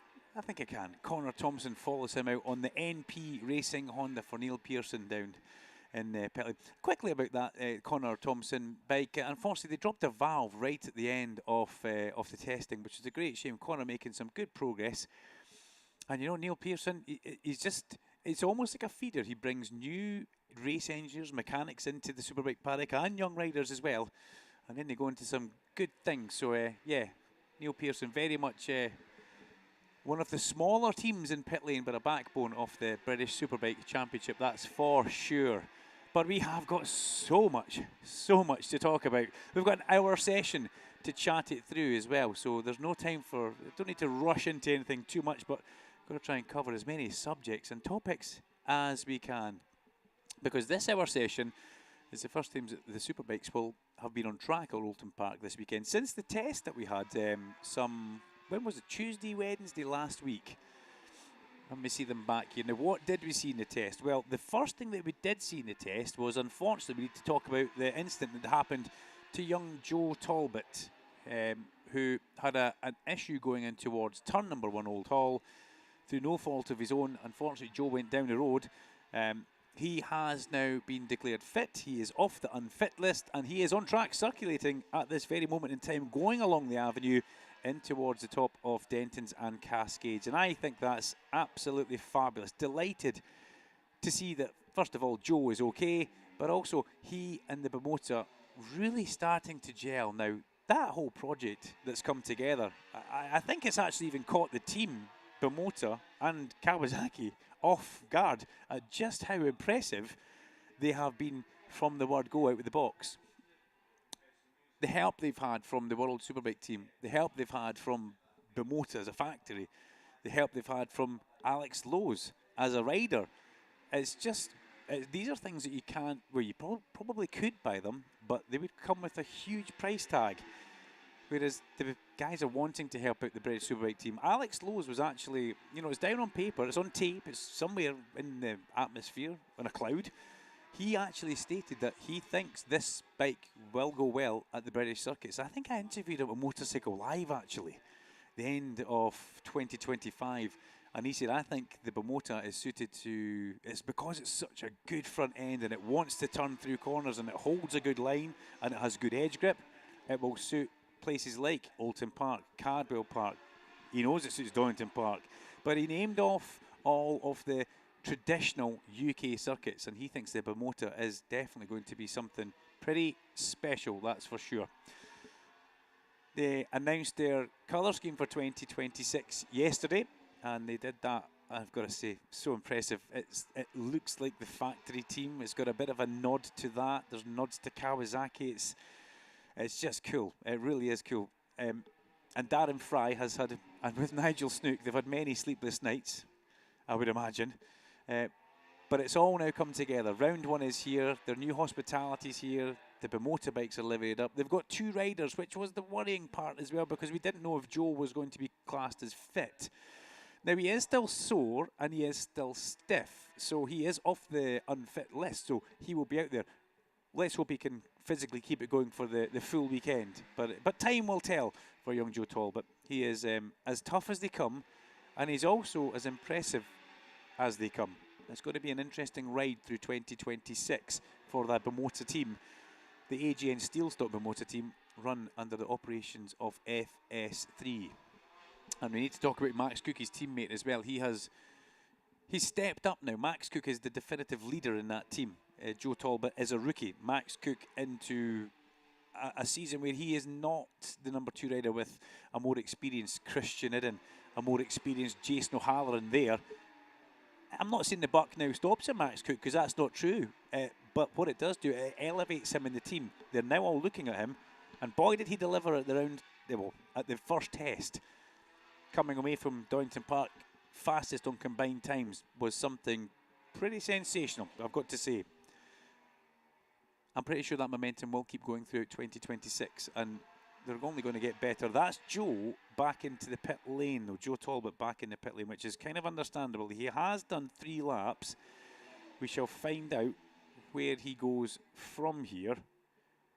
We are keeping our fingers crossed that he is perfectly okay. And front row Joe, as I've got 2 front row Joes. I've got one in 4 wheels and I've got one in 2 wheels. So that's something that I do like to give a shout out to. My 4-wheel boy is Joe Tanner, who's Rented Design, mini racer. And we've got front row Joe in this paddock as well. And that's where he spent the majority of his life in every class that I've seen him. And it's not going to be long before he's up at the sharp end of this as well. Give that young man some time. Fastest as it stands right now is our defending reigning champion, Kyle Ride, 134.457. 134.457. If you remember back to the test, Kyle did put a 32.9 in on a brand new tyre on a real big push lap. And when I spoke to Kyle about it, he actually said, look, I made 2 big mistakes out there. That was quite easily a good couple of tenths lost, which was quite worrying for everybody else. There was lots of short, snappy, stabby runs from these guys in the new Ducatis. There wasn't really a lot of prolonged, long running. I think that's possibly down to them having limited time. 2 days sounds like a lot of testing, but when you actually sit down and look at a run plan for 2 days with the time you have, if it was an open pit for 2 days, that's a joy. But it's not. It was still timed sessions. And myself and Darren Fry spoke about it in the commentary box, that when you have a 45-minute or an hour session that we have just now, you know, that goes very quickly when you're in the garage. When we're standing at the side watching it unfold and you're looking at the bikes going round and you're listening to the commentary, it seems like it can feel like a long time, but it's enjoyable. But when you're in the pit box, an hour is not a long time. So that's probably why we didn't see the riders on track doing huge long runs. We saw other riders doing long runs, but the new Ducati guys did short, snappy, stabby runs, trying to get as much done as they possibly could. And there has been some work done in the meantime between the test and where we find ourselves coming back to the first round. Michael Rutter walks across the pit lane looking cool as a cucumber. And I would imagine the pressure is just a little bit less in that Batham's garage, because after Donington, they looked ill. I've got to say, Michael Rutter, Ray Stringer, Storm Stacey, they were all rubbing their foreheads. It looked like it looked difficult. The version that they've gone to get their Superbike, where they bought road bikes and converted them, very different to what you see for the Nitrous team or the PBM team. Very different. And Storm Stacey had more problems at Donington Park test than you could write down on an A4 sheet of paper. But the 2 weeks, or the week that was off between the Donington test and the Alton Park test, I think it was a week and a half, they worked so hard with Motec, and they came here with a bike that put Storm Stacey fastest at the end of day one. And you could see the relief in that garage. Storm loves this place. Absolutely goes well on anything here. But the Ducati was on form. It wasn't stopping. It wasn't having the same electrical sensor issues, making the bike stop in weird places and do strange things.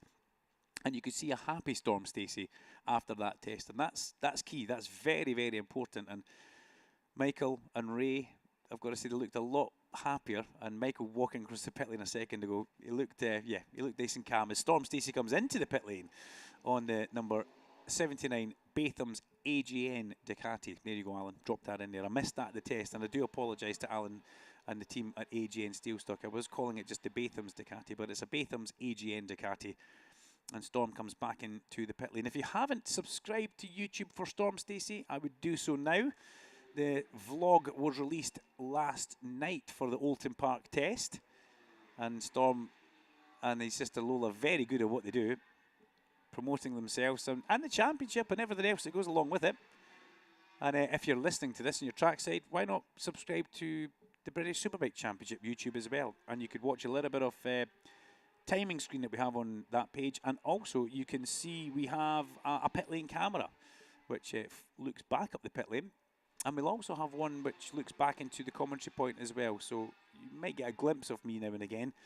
But if I get a really interesting guest in here, we'll have a full screen interview with, you know, when John McGuinness pops in just to say hello. But we also get various other team managers popping in to say hi, which is always nice. Both Hondas in the pit lane, Ryan Vickers and Jason O'Halloran. And also coming down pit lane, one of our 2026 rookies, Eugene McManus. And with that, Joe Talbot rides the Moto back down pit lane and onto track. And that's a good sign, because that was maybe the concern to see how he would fare and how the body would be holding up. But Talbot, don't look at the timing screens and judge Joe just now. Let front row Joe get himself back up to full fitness and watch him go. It's as simple as that. A lot of the riders have done their first 6 laps and now coming parked in pit lane. Brad Ray is fastest on his McCams Raceways Yamaha, with Kyle Ryde in second place on the Nitrous Coin Nitrous Racing Nitrous Competition Ducati.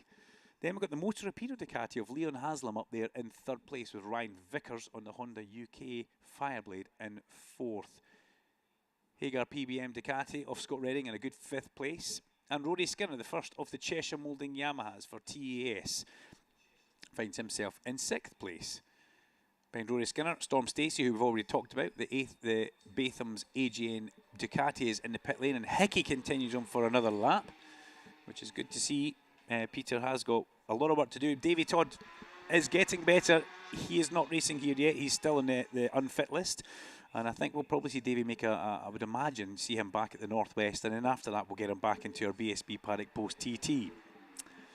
But that's Peter Hickman, who finds himself in 18th place. Let's continue down the top 10. Behind Storm Stacey in 8th place, bike number 86, Charlie Spud Nesbitt on his Tag Honda. Then the first of the Bimotors, 9th place for Max Cook. The AGN Steel Stock Bimotor for Max Cook finds himself just on the fringes of the top 10. And it's Danny Kent who is in 10th place. Danny's had a pretty good pre-season. He slipped off a couple of times at the test here, down at, if I'm not mistaken, I think it was Hezzy's. He made a couple of small errors, just pushing, just trying to find the limit, as you do. But that's an interesting lineup in that garage. Look at the amount of talent that's in that garage. It's like Philip Neal's almost just taken everything that was in Martrain, the team box, Chris Anderson, you know, the mechanics, and Danny Kent in the bike, and brought it into the second garage at TS, which I think is a fabulous thing. Rory Skinner on his side of the garage has Stuart Shenton, as you would always imagine. Papa Stu, as Rory calls him, as his chief engineer. He's got Ben Wilson on the front of the bike, and he's got Mike Skinner, his dad, on the back end of the bike. Now, don't be fooled to think that that's going to be like a motocross dad thing. Mike Skinner is nowhere near that level. He's been around this too long. He's a former racer himself. He's been with Rory through every stage of his career.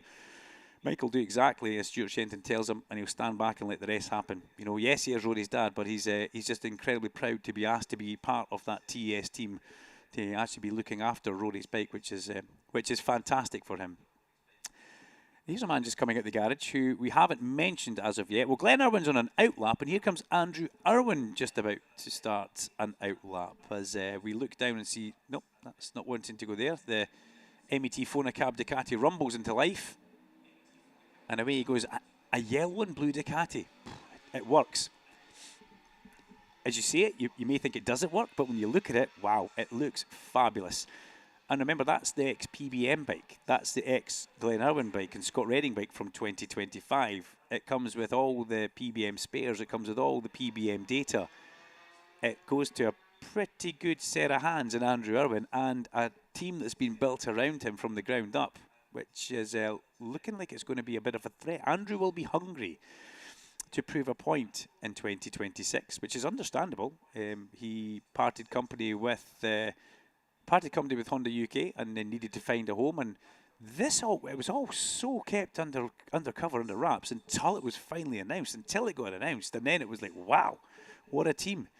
When you look at what they've got down there, Graham Irwin, who is one of the key figures when it comes to MET Healthcare Group, and with Fonacab, who seem to be on quite a few of the Northern Irish racers. We've seen it on Simon Reed, we've seen it on various others throughout the past. Alistair Seeley was another one who would carry that. Scott Swan. That's a cracking little team that Andrew has got around him. But just on his outlap, and he's waited some 15 minutes to get himself out there and up to speed. Joe Talbot and Andrew Irwin, the only two people on track, as everybody else sits in the pit lane. And this is what happens when we have an hour-long session. This is the riders will go out, do a bit, then they'll come and they'll just basically sit in pit lane, and they'll go through a fairly hefty debrief about maybe changes that have been made on the bike since the last time they were here. Here comes Andrew.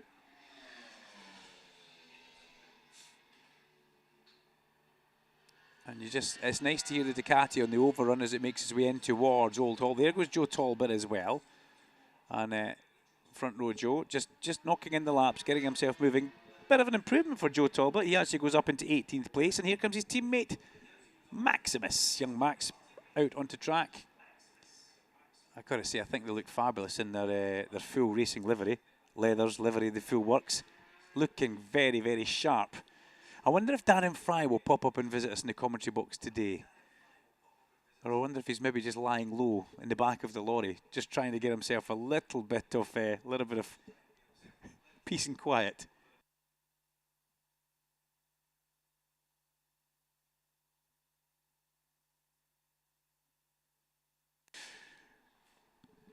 So all things kind of fall relatively quiet around Oulton Park, and we've given you what the top 10 standings are like.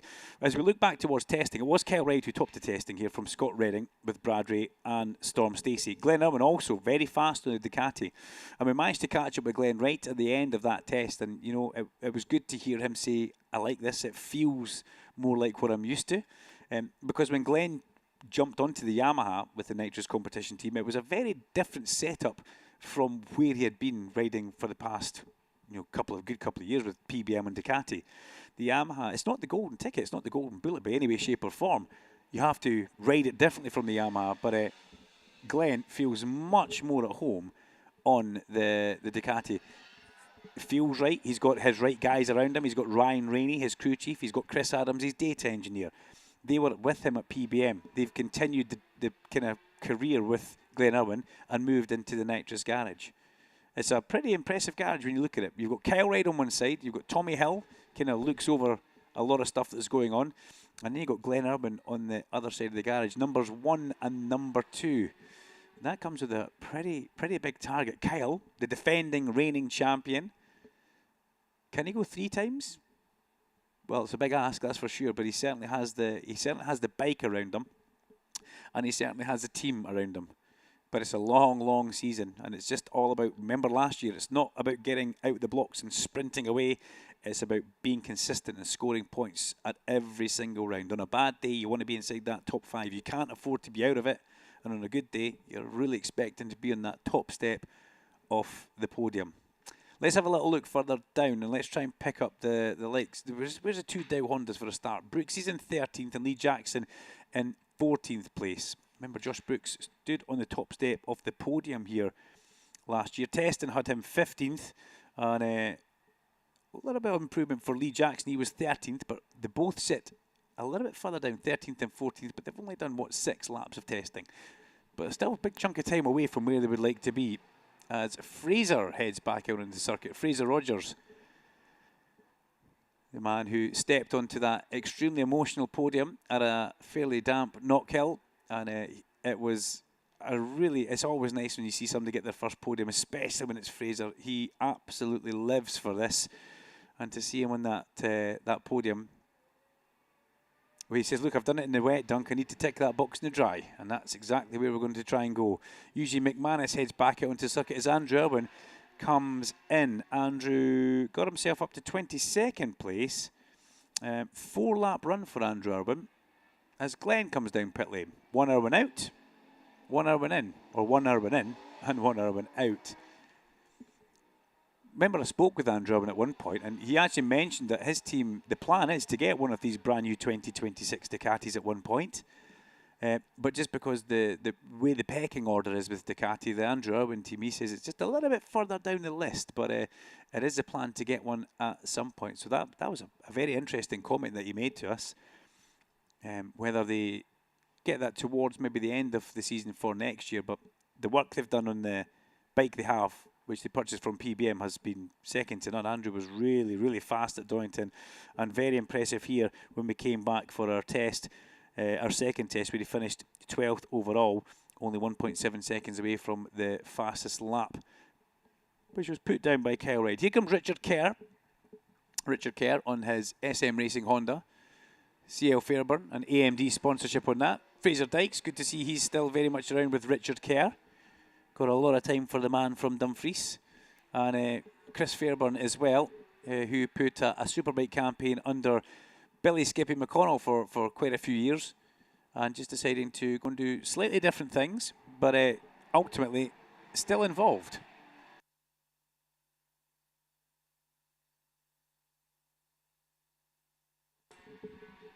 That was Bradley Ray rumbling down pit lane as he heads back out, the current fastest man in this session. And when you think about it, you think, a lot of people have been asking me, who's going to be your favourite? Who's your money on this year? Well, to sit right now and say, I think this person's going to win, would be mad. It really is. There's that many people on that TSL timing screen in front of us just now who could do the business through the whole year, but could also do the business at certain rounds. Bradley Ray must be one of the favourites, so on everybody's lips, purely because the fact that he has maintained in the same team, with the same bike, the same personnel. Basically nothing has changed apart from a fairly big Evo kit on the bike, as Steve Rogers was telling me. It's not a brand spanking new bike, but it's also not last year's bike. It's just something that's had a little bit of, as you would say, Evo work done to update it through certain areas. But because Brad is still on the Yamaha, which he was so impressive on last year, the wheels did kind of fall off a little bit, if you remember Brands Hatch, and then Brands Hatch onwards. Some people put it down to the Scott Redding effect, Scott coming back to the championship, but I think it's just racing at the end of the day. Things do happen. And unfortunately for Brad, when he slipped off at Brands Hatch, the next one at Cadwell Park as well was just one that was, and it just bent his championship lead that he had. Kyle kept his head down, did exactly what he knew he had to do, and did it so well, and pegged him back. But as Brad goes into turn one, he just looks good on that Yamaha, as we have always seen. Remember the race last year here, where he really needed to dig deep and come back, and he did. He put it all on the line and showed us exactly what he can do. So we expect to see more of that from the man with the glasses underneath that helmet. Number 28, Bradley Ray. Half a second faster than Kyle Ryde, as we sit with some 37 minutes of the session to go. There goes Storm, chased by the O-Show. Jason will come good. He's maybe been a little bit under the shadow of his teammate through pre-season testing, Ryan Vickers, who comes back to this championship, as Jason does. But Vickers comes back from World Superbike, where I think Stuart Higgs hit the nail on the head when we were having a chat at Doyington in the commentary box. Rory Skinner, Danny Kent both back out onto track for anybody who's following the Cheshire Mouldings team. Stuart Higgs said that, when you have World Superbike, you need to be on it from the word go, and you can't have a slow outlap. Everything is absolutely 100% from the word go around completely different circuits around the world. And if Ryan has now got that mentality in his head, we need to keep our eyes firmly on him, because he is and has been the fastest of the Hondas through pre-season testing. And as it stands right now, he's in 4th place. His teammate Jason O'Halloran is in 15th. Jason had a year away doing slightly different racing. He comes back after a super successful World Endurance Championship, or Endurance World Championship. EWC for the bikes, WEC for the cars. But Jason comes back, and, he knows these circuits very well. He's been in the Honda family before. He's almost coming back to a place where he was a very good Superstock racer for Honda and Superbike racer for Honda. He knows the Louth outfit very well. But he's just got to get back into maybe a slightly different form of racing, where he doesn't need to compromise with bike setup anymore. It's all about the O-Show again on that number 22 Honda. So just give Jason that little bit of time. He will come good. He dragged himself up on the test big time when he got a really good tow off his teammate.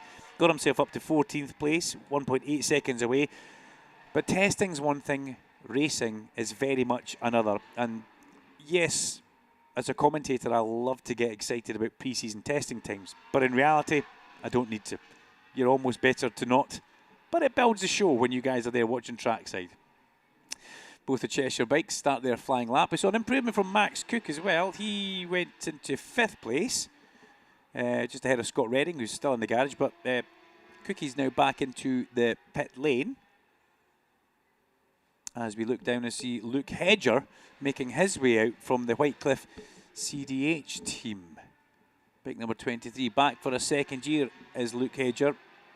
And got to say, very impressive running. That small outfit, a little bit like the NP Racing Honda. And Hedger, he's the type of man who could spring a surprise or two on a wet day and on a dry day. Bit of giant killing as Eugene McManus, Master Mac Hawk Honda steps up from Supersport, crosses the line, and the pocket rocket looks up towards the lovely sunny sky through the aperture of his RI helmet and heads out onto the circuit, followed by Glenn Irwin. They say that red and green should never be seen, or seldom seen, but that's not true when you look at those nitrous leathers. They are full factory. And there goes Kyle. And interestingly, in the back of Kyle, as O'Halloran goes up 6 places to 8th, Ilya Mikulchik, who we haven't mentioned in this this broadcast as of yet, but Ilya, a very late addition, wasn't at the Downton test, was only announced the morning on Tuesday at the Oulton Park test. And we have to say that, Ian Wallacott, the team boss, team owner, hit the nail on the head. He goes, look, Duncan, we basically had nothing towards the end of last year when our sponsor decided they wanted to go and do something else, which is perfectly fine. They're allowed to do that. And you spend the winter wondering, what will we do? Can we do anything? Is there somebody else out there? And at the very, very last stage, along comes, with great help from Sean Muir, we need to say, the World Superbike team, along comes Ilya Mikulchik on the lovely, I've got to say as well, the BMW looks absolutely fabulous in its full BSB livery. Bike number 17, the Rocket BMW Motorrad Superbike team. So that's what Ilya's badged under, as into the pit lane comes Richard Kerr and Eugene McManus. But Ilya's lodged himself onto the back of Kyle, trying to get just a bit of a toe. Remember how dominant he was last year in Superstock. He was meant to be a Superbike rider last year. It didn't come to fruition. But this year he finds himself a little bit on the back foot due to lack of track time. But when you speak to him, thoroughly nice guy. He crosses the line and goes up 3 places, up until 11th. Improvers as well. Charlie Nesbitt, Ilya Mikulchik, Fraser Rogers. Nesbitt 7th, Mikulchik in 11th, and Rogers 13th. So fairly sizable improvements. Here comes the comeback kid. Can we call him that anymore? Is that still in the back of the helmet? I think it is. Scott Redding joins the circuit just behind the back of Peter Hickman and Danny Kent, who are both on hotter laps. There goes Rhys Irwin, another one of our rookies, and then Rory Skinner. Skinner still in 8th place. Where is Rhys Irwin? He's 17th, and his teammate Eugene McManus in 21st. A big year for the Master Mac Hawk guys. Not one rookie like that last year with John McPhee alone. They have got 2 rookies. However, the rookies both know the circuits very well, so they know the tracks. They're not complete novices. Well, not that McPhee was a novice, but McPhee, having been away for so long and then having to come back, the last time he had raced some of these tracks were on a 125, so there was a bit of a big jump of learning. Ryan Vickers gets pushed backwards into the Honda UK garage, and he still sits in 4th place. Up to 10 laps for Ryan Vickers now. The most laps completed by anybody, as we'll have a look down, is 12 by Fraser Rogers, 11 for Kyle Ryde and for Danny Kent. Also 11 for Richard Kerr and Josh Brooks. Richard Kerr sits in the pit box in 20th place. There goes Glenn, 17 improvement for Glenn, 17 place improvement. Up to 8th place for Glenn Irwin. And 134.934. There's Christian Eden across the line. 15th place for Christian Eden, with Ilya up in 12th, just ahead of him on his Rocket BMW.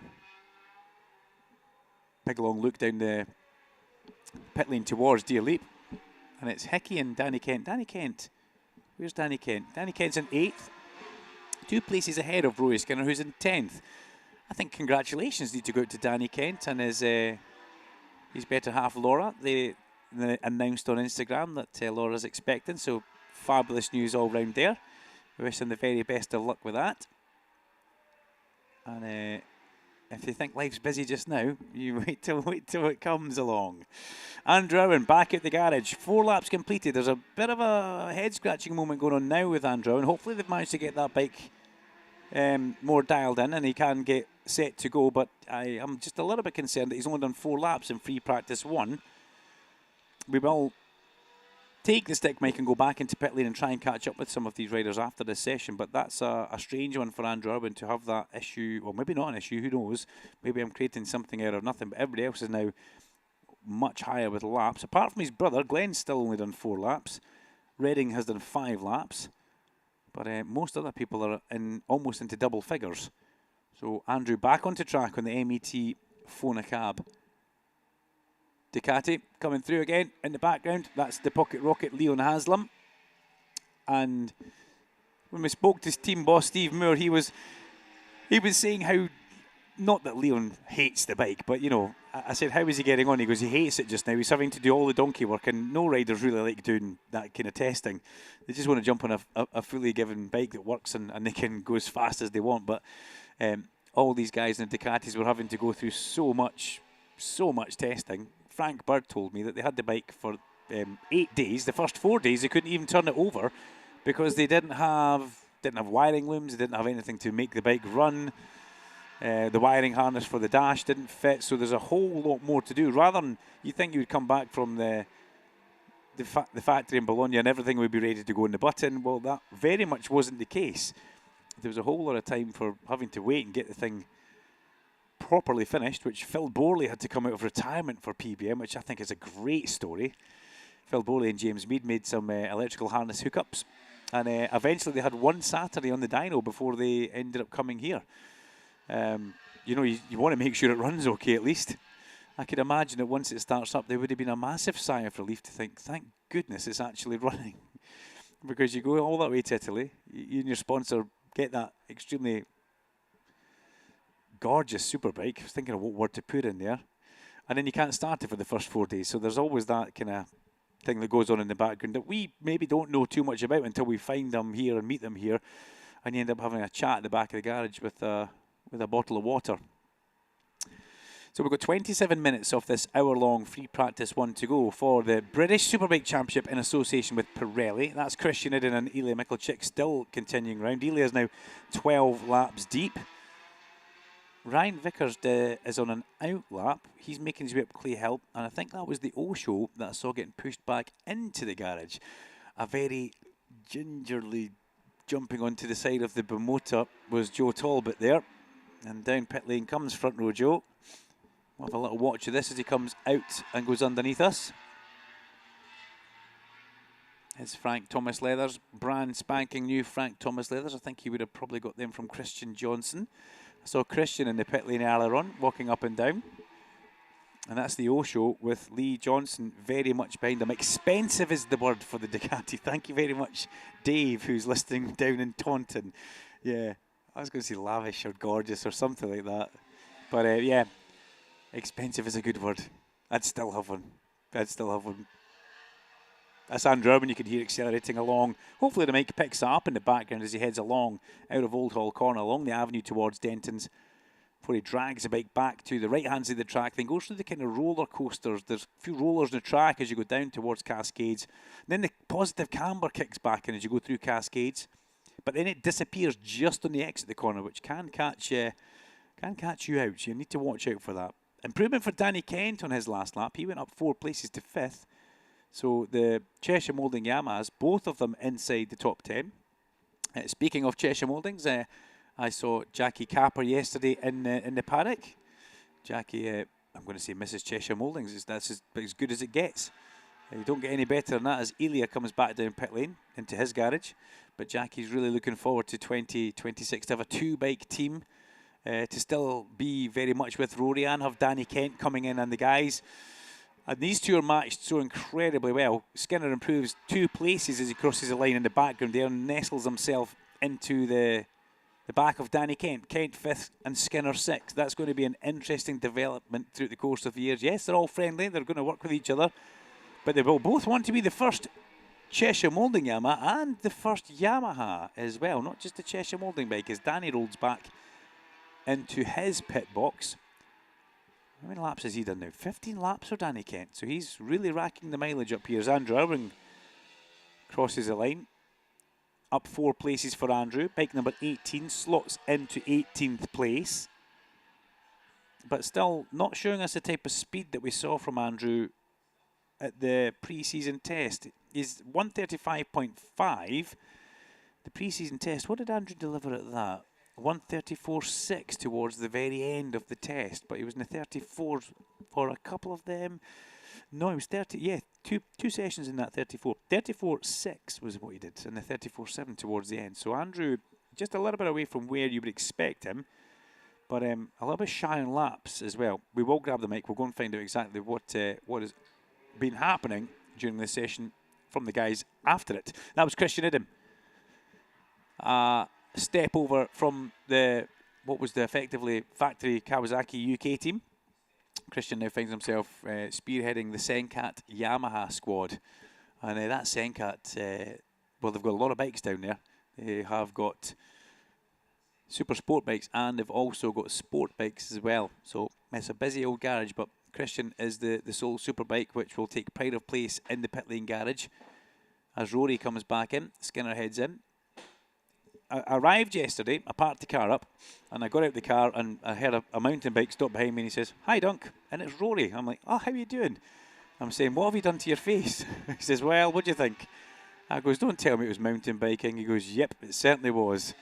He managed to get hit in the face by a rock just between his nose and his lip, and he's got this huge cut, so it doesn't look very nice, and I can imagine when the sweat starts to gather around that will nip a little bit. But I was like, "Rory, good grief." He goes, "Yeah, it was just unfortunate. A rock hit me in the face," as you do. But remember, Oulton Park's never been the greatest for Rory, so he said, "I just want to have a good weekend, get through, get some points, and let's move on to Donington." That's exactly what he needs to do. The BMW was never too kind to him here. Last year, if you remember, the Ducati put him down the road a couple of times down in the Knickerbrook area, and he didn't actually race after he put his head on the track for one of those. So to find himself here on the Yamaha, working away with his teammate, and that's what they're doing. The two guys in that garage are working very hard together to try and make those bikes better. As Christian Idden comes in the pit lane and heads down to his pit garage where the General Lee Johnson's just about to walk in the front door. Looking hard as nails, I like that. And in goes Christian. You hear the brakes squealing in the background as Max Cook comes down the pit lane and heads back out onto circuit. So who do we have on track right now? We have got 1, 2, 3, 4 bikes. Max Cook, Andrew Irwin, Josh Brooks and Joe Talbot about to come into our review. Here comes Peter Hickman back at the garage. Lots of laps needed for this 810 Racing, LEW 810 Racing BMW. Peter bends down next to it, stretches the leathers in as Rhys Irwin rumbles down the pit lane. Rhys took a little tumble, if you remember, towards the end of the test. On the Wednesday here, just coming out of the Britain chicane, he went down as Andrew's back into the pit lane. Let me see if I can read body language, never the best at it. But he doesn't look too bothered as Andrew rolls into the pit lane. Andrew's motto in life, I think, basically no stress. That's it. Did a podcast with him and Dom Herbertson when Dom was involved with chasing the racing, so I pronounced the G there. And Andrew at Knockhill was fabulous. Just no stress. I love the way he would go on about things. He was telling us stories that myself and Dom were getting stressed about at the time. And Andrew's like, it's no stress, it's fine. So the van broke down in Spain. I didn't have a way getting home. Had the full family there. Didn't have a place to stay, but no stress. And myself and Dom were looking at each other thinking we were getting an itch just listening to the story. So back out onto track goes number 89, Fraser Rogers, followed by the Osho, Jason O'Halloran on 22. Here comes Richard Kerr on the SM Racing Honda with, as I said, AMD and CL Fairburn as sponsors. And away goes Richard. So more bikes coming back out. Brooksy with a 9-place improvement gets the Dow Honda up into 9th. 134.656 as Brooksy crosses the line the last lap round. He just crossed it again. But good to see him improving all the way. And as we look back into our 30th anniversary season, this is, you look back to the champions that we have had of the past, some of the great names who have gone into fabulous things and also then maybe made a comeback to the British Superbike scene. But Brooksy has been a bit of a staple since he did pop up on our shores. Yeah, a little bit of world stuff as well, but Brooksy is he's a fan favourite. I really like an interview with Josh Brooks because you ask him, as long as you ask him a good question, that's the thing. You can't just say, "How's the bike?" You've got to ask Josh a good question, and he will properly open up and give you a really in-depth answer of how the bike's performing, what they feel needs to be better, and how he's going to improve it. And Josh he's also another one that's jumped onto this YouTube vlogging that a lot of the riders do, which I think Storm Stacey was kind of the first and the original, the OG. We could call Storm that. You can maybe correct me if I'm wrong, sorry. But I do like how Josh does his very technical. He tries to say he's not technical, but he is. He's got a lot of bikes, got a good bike collection. He likes to look after himself. And he really does open up so well. Now, there's Fraser Rogers with his hand out going in towards turn 1. What's happened there? Everything okay with Fraser as he goes through turn number 1, or is he slowed? Interesting there. Yep, Fraser Rogers slow on the exit of turn 1 on the green. He cuts across the track and he's going to do, I wonder if he's lost a chain as well, because remember I told you earlier on that somebody had stopped with a technical problem at turn number 1. Well, that technical problem at turn number 1 was a chain that had come off the bike. So Fraser has just pulled up at turn 1, but he's come back onto the inside of the circuit. He's pushing his bike home now. So I wonder if Fraser maybe lost a chain as well there. That's a strange thing. For those of you who are opposite the pit exit, you'll see the yellow tag Honda being pushed back round the return road.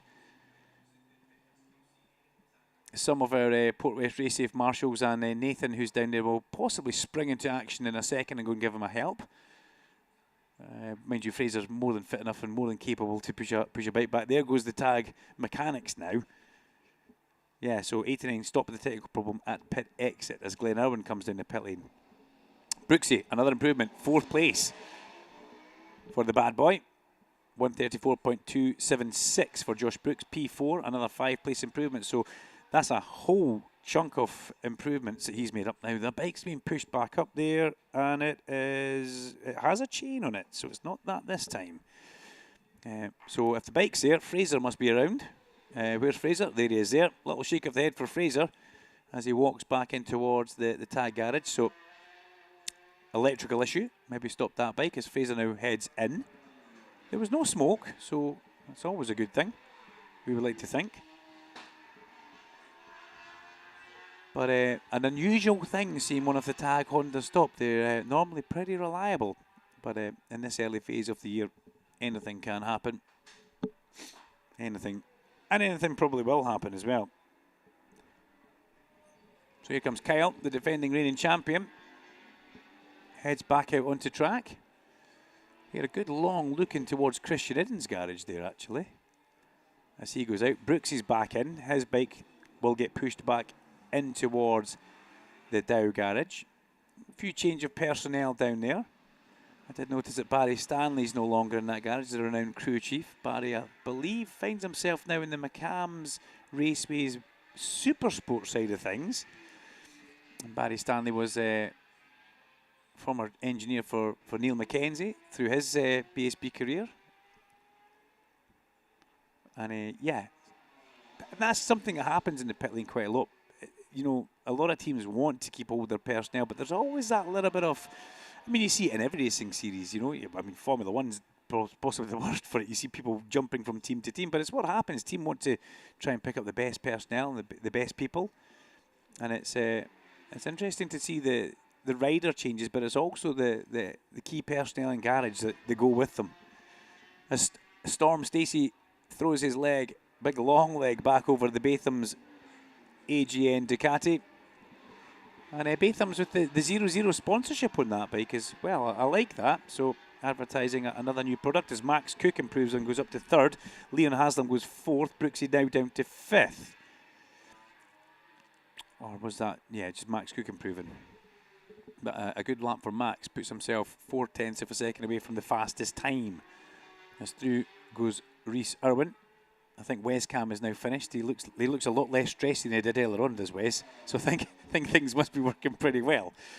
I do hope you're enjoying the YouTube feed, guys. If you're watching it, you see a very busy Superbike pit lane. You can also see the live timing. And the live timing giving you all sorts of information such as the race number, manufacturer, country flag, best time, and all the sectors that you see. Even tells you if they're in the pit lane, which is really, really good. The service we get from TSL, Malagato and 1P Mobile is second to none. And everything then comes through a lovely little printer for me, so I get a printed copy of it as well at the end of each session. 40 minutes to go. This is probably in the next 4 minutes where we're about to see go time, where you'll see the track getting very busy. So worthwhile making sure you're comfy where you're standing or sitting. and have that bottle of water with you. Wear a hat as well. I do hope you all got shorts on, like Steve Hicken, who stretches up to have a little bit of a look at the timing screens for the Master Mac Hawk Honda team. He says, I got a little bit giddy at Donington Park. We tried to maybe push Eugene on a bit too quick and forgot we were there testing with a rookie because he was going so well. And unfortunately, Eugene slipped off going in towards the Fogarty S's. But it's an interesting... I do like Steve Hicken. He can be very dry with me, and he tries to throw me out the garage. But it's always in jest, I think. But he's a good guy to get on with, and a team that's been around for a long time. I mean, you look at who's gone through the books on that team. You know, Kyle Reid and Brad Ray, two very noticeable ones. You know, now Charlie Spud Nesbitt moves on as well. Scott Smart, Michael Rutter. Did John McGuinness race Hawk as well at one point? Maybe Stuart Easton, you know, great riders. And speaking of Stuart Hicken is here also. I saw him walking down pit lane. And speaking of Stuart Easton, I spoke to him last week. He's very well, and he's loving motocross. Tried to invite him to the knock-kill round of the Superbikes this year to try and celebrate something with the 30th year, but unfortunately he says, I'm going to be at a motocross event, Dunk, I can't make it. But that's a great shame, but Rat Boy is on fine form, and still very fondly thought of in this paddock is Stuart Easton. Leon Haslam has improved though. He's gone up into P2. So the Pocket Rocket, who we've seen this with the Moto Rapido team, they can and do go so well here. And we know how good Leon Haslam can be here around this Oulton Park track. Ray, Haslam and Ride. Yamaha, Ducati, then the Bimota of Max Cook. The Dow Honda of Josh Brooks sits in 5th place, with Ryan Vickers on the official Honda entry in 6th. Danny Kent, who leaves the pit lane, and what changed there? Storm Stacey changed there, up 9 places for Storm, puts himself P5. So where one Cheshire Moulding Yamaha appears, the other one then appears. Danny Kent on track first, Rory Skinner on track second, with Luke Hedger tucked up behind Perth's finest, Rory Skinner. So I did say we're about to get busy on track. We've got outlaps for Vickers, Kent and Skinner, Michalczyk, Andrew, Irwin, Rogers and Hedger to match up with everybody else who's on track. Redding has still only done 7 laps in this session, so a bit of work to do there at the Hager PBM garage. It was a late night for the guys last night, but I don't think they were the only guys that were working late. There's a lot of teams here making sure everything was good. I was sitting having a small refreshment last night with Rory Skinner's dad in a hotel, just before 9:15, and that's when the Cheshire Moulding TAS team all started to arrive back. So yeah, it was a fairly long day for a lot of people, but that's what happens at the start of the year. You know, there will be much more into a settled rhythm by the time we get to probably even round 2, then round 3, round 4, before you know it. It will be like we've never stopped for a winter break at all. So out of the top 3, Kyle Reid is on track, and the defending reigning champion on the Nitrous Coin Nitrous Competition Racing Ducati. So Nitrous advertising their new Nitrous Coin. Is that him coming into pit lane? Is that Storm? That be Storm. Far too tall for Kyle Reid. In comes Storm. A successful push lap for Storm to get him up into P5. And he comes into the pit lane. Michael Rutter follows him into the garage. And here comes Richard Kerr with Rory Skinner and Luke Hedger together on track. Luke Hedger trying to get a bit of a tone. Actually, Danny Kent's let them both past. Ah dear, Andrew Irwin's gone down at Cascades. Ryder is okay, is what we're seeing. Andrew Irwin's gone down at Cascades. Just having a little look at that on an internal feed. Rider number 18, follower at Cascades, turn number 3. So maybe there has been something that Andrew's been trying to chase along there, and it's just not been working for them. A great shame, but we hope, well, one thing we do know, Andrew's tough as they come, and he's okay, and they'll get that bike back and hopefully try and fix it. Lee Jackson down pit lane. Peter Hick went out from the garage. How many laps has Hickey done now? He's done a lot, I think. Yeah, 15 laps for Hickey. 17 laps for Richard Kerr and for Christian Idem. Also 17 laps for Charlie Spud Nesbitt and Josh Brooks. Wouldn't expect anything else for Brooksy. Wouldn't expect anything else from Josh Brooks. Brooksy out there and sits in 6th place. He's usually first on track. if he can be, and he likes to do as many laps as he possibly can. 9 minutes of this free practice 1 for the British Superbike Championship to go. 9 minutes of glorious sunshine at Oulton Park for this bank holiday weekend. This is round number 1 for the British Superbike Championship in association with Pirelli. And it's so good to be back on BSB Radio, powered by Kawasaki for 2026. I'm Duncan Vincent, going to be joined by Alan Hyde in the studio and Larry Carter tomorrow down in the pit lane. We will be bringing you all the action uninterrupted all the way through the day. Race, grid, podium as it happens, direct to you if you're trackside or if you're tuning in, listening via TSL Timing, BritishSuperbike.com or on the YouTube feed. We will be here for you all the way from the start to the end. McManus comes back into the pit lane with some 8 minutes to go. There's just enough time to get that bike turned around and get him back out. And here comes the Osho and Bradley Ray. Christian Eden decides to come in. One final change. Now, any new tyres on these bikes? Doesn't look like it as they head out onto the circuit. And Michael Rutter again walks across the pit lane, and it looks like a lot of the weight of the world has come off those shoulders. Dow Racing, Josh Brooks back out onto circuit as well. And Brooksy, well, he's been shuffled down a little bit more because Glenn Irwin on that last lap put in a 1:34.086 to push Glenn up into P4. Ray Haslam, Ride, Glenn Irwin. Max Cook, Storm Stacey, Josh Brooks, Ryan Vickers, Danny Kenton, Rory Skinner. The two Cheshire moulding Yamahas very much together. Let's push this button. Oh, look who's arrived into the studio. It's Alan Hyde, everybody. Give them a wave, Alan. There we go. Let's change that very quickly. By the way, happy birthday yesterday. Happy birthday to Heidi. We'll come back off that just now. There we go. We'll go back to pit lane camera. But Heidi celebrated a number that we won't shout too much about, although Larry Carter's already done that for us. So, hope you had a good day, Alan. Hope you had a good day. And enjoy the last 6 or 7 minutes of this session as there's been a bit of a shuffle being put on because of Storm Stacey and Glenn Irwin getting themselves back into the sharp end, and also Leon Haslam. And that's pushed the likes of Danny Kent and Rory Skinner from where they were maybe 6th and 7th down to now 9th and 10th. They're both on track. Skinner's just done a personal best speed along through sector number 1. He's just going through the Island Bend shell area of the track. But Storm Stacey's back into the pit lane again. Another out and in for Storm. That was an out lap and then a straight back in, so he didn't even cross to the line to complete a lap. There goes Ryan Vickers, chased by Glenn Irwin. Vickers finds himself in 8th place. Glenn Irwin finds himself in 4th place. And I need to remind myself it's just a free practice session not to get too excited. But it's hard not to. So while Alan gets himself set up, I'll just help him out a little bit here, and I can do that to make it easier for you and give you a little bit more space. There we go. Because we work as a team here at BSB Radio, powered by Kawasaki. Heidi has got a box bigger than him, full of cables and equipment, which is now getting put in as Eugene McManus into the pit lane. Max Cook into the pit lane. Into the last 5.5 minutes of this session. Max Cook comes down and rumbles underneath our arch onto the track, chased by young Eugene McManus. Eugene steps up from the Supersport Championship and finds himself a good home in the Hawk team. Now, I was just watching there. I just paused for a second because Kyle went purple through the first sector and personal best through the last sector, but didn't improve in position, but did in time. A 1:33.758 for Kyle Ride.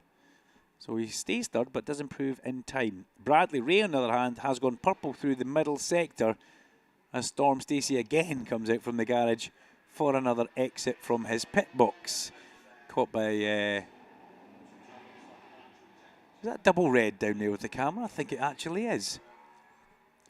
Should say hello to Michael Hallam, who sent me a message on Instagram. I've not seen it yet, Michael, but hello, hope you're well.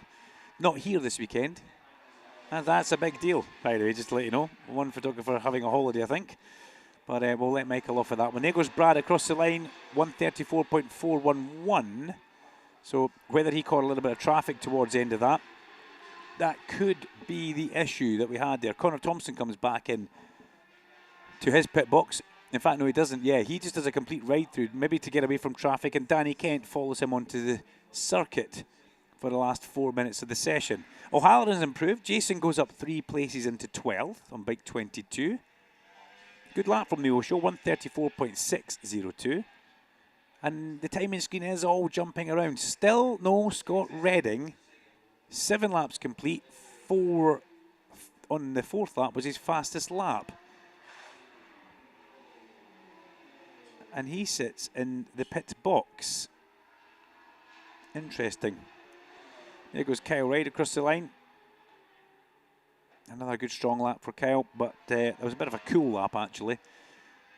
Maybe a push towards the end here. Brad Ray has gone purple through sector number 1 if you're looking at the live timing screen, and you'll see he's also done purple sector number 2. He's about to go through the next sector. It's an 18.401. Kyle has the fastest sector time through there, and it's an 18.372. So Brad's just about 300ths of a second or 400ths of a second away from being at that fastest time that Kyle put down. So Brad's on a lap which, well, he can't go any better in the timing screens apart from go faster and maybe manoeuvre the up to a 1/10 of a second away. It's where he could be. Number 22 falls at Britain's, unfortunately. It's Jason O'Halloran. Jason O'Halloran slips off. Brad does cross the line and he puts half a second into the field with a 133.181. So unfortunately the Osho slides off at Britain's. Ryder is biased as being okay, and as that happens, Brad Ray then puts the fastest time of this hour-long free practice one down. A 133.181, half a second up the road from anybody else. That's a little bit like hold my energy drink. That's what that is. Bit of a statement from Brad there. It looked like he could have done it the lap before, but he waited. And he pushed towards the end. Kyle, personal best through sector number 1. The middle sectors look like they've maybe drifted away, possibly due to that yellow flag, which was down at the bottom of Britain's. You will have to obey that and knock a bit of time off. Hickey back into the pit lane. And here comes the pocket rocket. Didn't see this coming late in the session, but personal best and fastest of any speed through sector 1. 160.1 miles per hour out of Cascades along Lakeside. Good golly, Miss Molly. The 2-minute board now is in hand at the end of the pit lane. It's drifted away just a little bit for Leon in the middle. Storm Stacey, though, delivers again. Storm Stacey goes into P4. And away along the avenue he goes, chasing Charlie Spud Nesbitt. But Storm, every time he comes in and goes out, there's a slight improvement. Each time the improvement is there. Ray, Haslam Ride, Stacey. Yamaha, Ducati, Ducati, Ducati, Ducati. Because Glenn Irwin's in 5th place. Then it's a Moto. Andrew Irwin's bike is now back in the pit lane as Ilya Mikkelchik heads into his BMW garage. Rocket BMW Motorrad Superbike team take Ilya's bike back in. They'll put it on the stand. He will not leave the pit lane again. Haslam goes through. Good lap for Leon Haslam. 2 personal bests and a fastest of anybody. But here comes Kyle Ryde. Kyle wants to finish this session top of the times if he can. He's looking on course as he makes his way through Druids, heads along towards Lodge. Here comes Rory Skinner across the line. Any improvement for Rory? No. No improvement for Rory. No improvement for Max Cook either. As they circulate together, Danny Kent decides to come back into the pit lane. Here comes Kyle. Well, he goes second. He doesn't go fastest. He goes second. So it's Ray and Ryde. But only 0.2 of a second now separating those two guys at the sharp end. What a good, strong end to the session that has been. Christian Eden goes up 2 places to 14th. And Joe Talbot crosses the line and stays in 22nd place. There goes Storm Stacey. Storm, you can just tell he's loving this. He puts another personal best in. Doesn't move in position, but does in time. 133.901 for Storm Stacey. And he is now within 0.7 of a second as the checker flag flies. Ilya was going to try and get out for another lap, but he's not getting out. He stops underneath the arch. He's asking if he could just ride round him back in.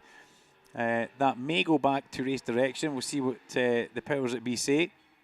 And unfortunately, Ilya steps off the bike at the end of the pit lane and waits for the team to come and take that bike from him. So I didn't expect him to get back out, but they have tried it, even if they could have just got an out lap. But not to be, not to be. It's Brad Ray on 28, the McCallum's Raceways Yamaha, who ends that session fastest. from Kyle Ryde and Leon Haslam. Glenn Irwin in 4th place from a very impressive Storm. Stacey Glenn slotted in there right at the very end ahead of Storm. With Max Cook in 6th, Josh Brooks in 7th, Ryan Vickers, Danny Kent and Rory Skinner rounds out the top 10. Elia walks back up the pit lane. Chris Glendenning drives down the pit lane in the BMW safety car. And that brings our session to an end. A whole hour of British Superbikes in association with Pirelli for free practice number 1. And we'll take I think we'll take a well-earned drink of water after that session. And the next one will be the Pirelli British Sportbike. Sportbike due on track in 10 minutes from now at 12:10. We'll stay up here for a little bit of Sportbike, but then we will make our way into the pit lane and we'll try and catch up with as many of our Superbike riders as we possibly can. And what a good session that was. We're getting you the top 10. We'll now do outside the top 10. Charlie Nesbitt 11th, Lee Jackson ahead of Jason O'Halloran, Eli Michalczyk and Christian Idden in 15th place. Scott Redding in 16th place. Only 7 laps done for Scott Redding in that session. Then Rhys Irwin 17th, Andrew Irwin 18th, who slipped off going through Cascades, but he's perfectly fine. Richard Kerr, Fraser Rogers, Luke Hedger, Joe Talbot, who is back, but he's still not 100%. He's still pretty stiff and sore. We'll go and find out exactly how he is. 23rd for Eugene McManus. Peter Hickman, 24th, and Connor Thompson, bless you, 25th place. We'll come back for the next session just after this break.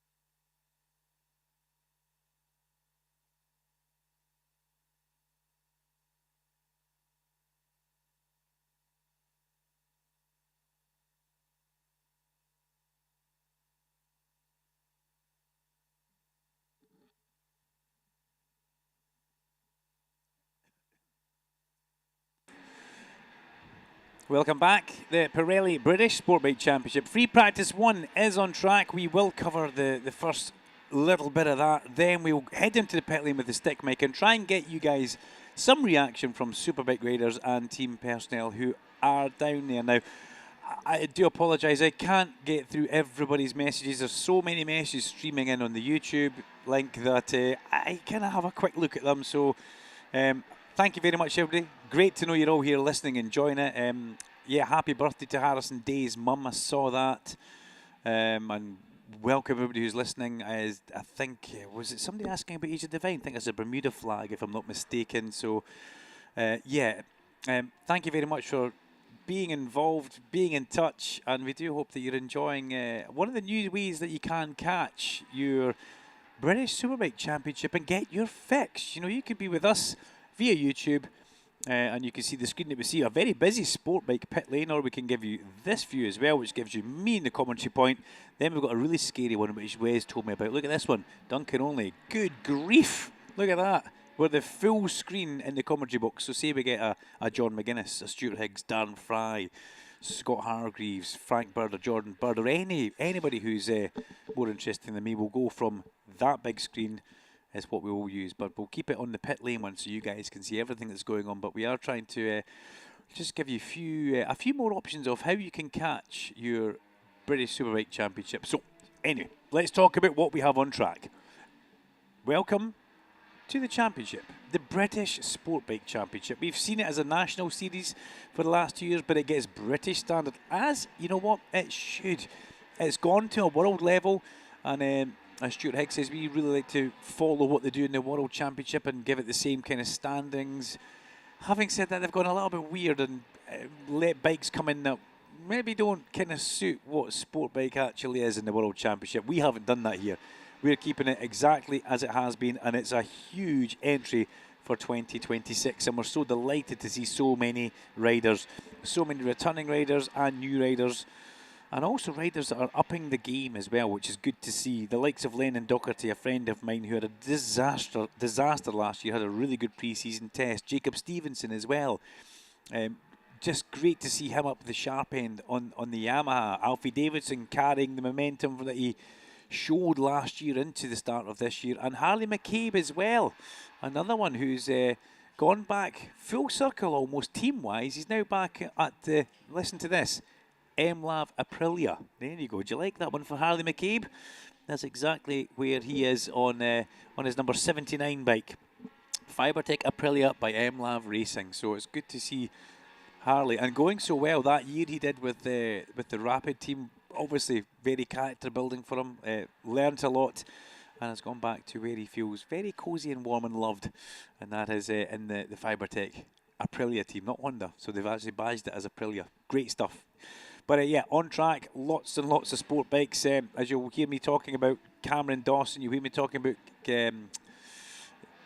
Ed Best, who's just third place just now, looking really well on his Kawasaki, SimCities Kawasaki. You'll hear me talking about the likes of Carl Harris, who steps into the Rocket Rookies. Here's Charlie Atkins down pit lane. This will be a busy session and a busy year as well. But we will need to pause it for a bit. We'll head down to the pit lane. We'll keep you updated with what's happening. Dave Sellers, if you're listening, don't worry. I will give you an end of session run through of how your young Harrison McKay is getting on, and expect that to be pretty good. I don't think Salty's here this weekend. I think he's probably still away drilling the Northern Atlantic Ridge single-handedly with a DeWalt. But there we go, trying to pay for young Harrison and all his exploits in the sport bike class. Number 69 has no working transponder. That's Joshua Proudfoot, another person who's gone really well in the Rev to Race Yamaha at the start of this year. So Joshua will be wanting to make sure he's got a working transponder. The timekeepers are under a bit of pressure up there. It's fairly busy for the old timekeepers. Well, they're not old, for Sam and for Richard. Oh, yes, Sellers is here, so he just texts me. So that's good to know. The oil business is obviously in fine hands with somebody else. But it's good to know that Dave is He always listens in, former racer himself. You may saw him taking a break and lying on the mountain last year at Cardwell Park. Well, thankfully he's okay after that, but Salty very much behind young Harrison McKay and his racing exploits as we move into 2026. Right, that's enough about me gibbering up here. We have got Harley McCabe fastest from Alfie Davidson, Jacob Stevenson and Ollie Walker, with Rossi Barnum, Aidan Davey, Ed Best, and then big changes. Carl Harris comes up 15 places and ruins that run I was doing. Ed Best, Lewis Smart and Charlie Barnes in 10th place. Great start for Charlie on his Sencat Aprilia on bike number 26. Going to grab the headset, going to grab the stick mic, going to go down into the pit lane, going to bring you some Superbike reaction after their first session. Won't be too long. Back in a minute.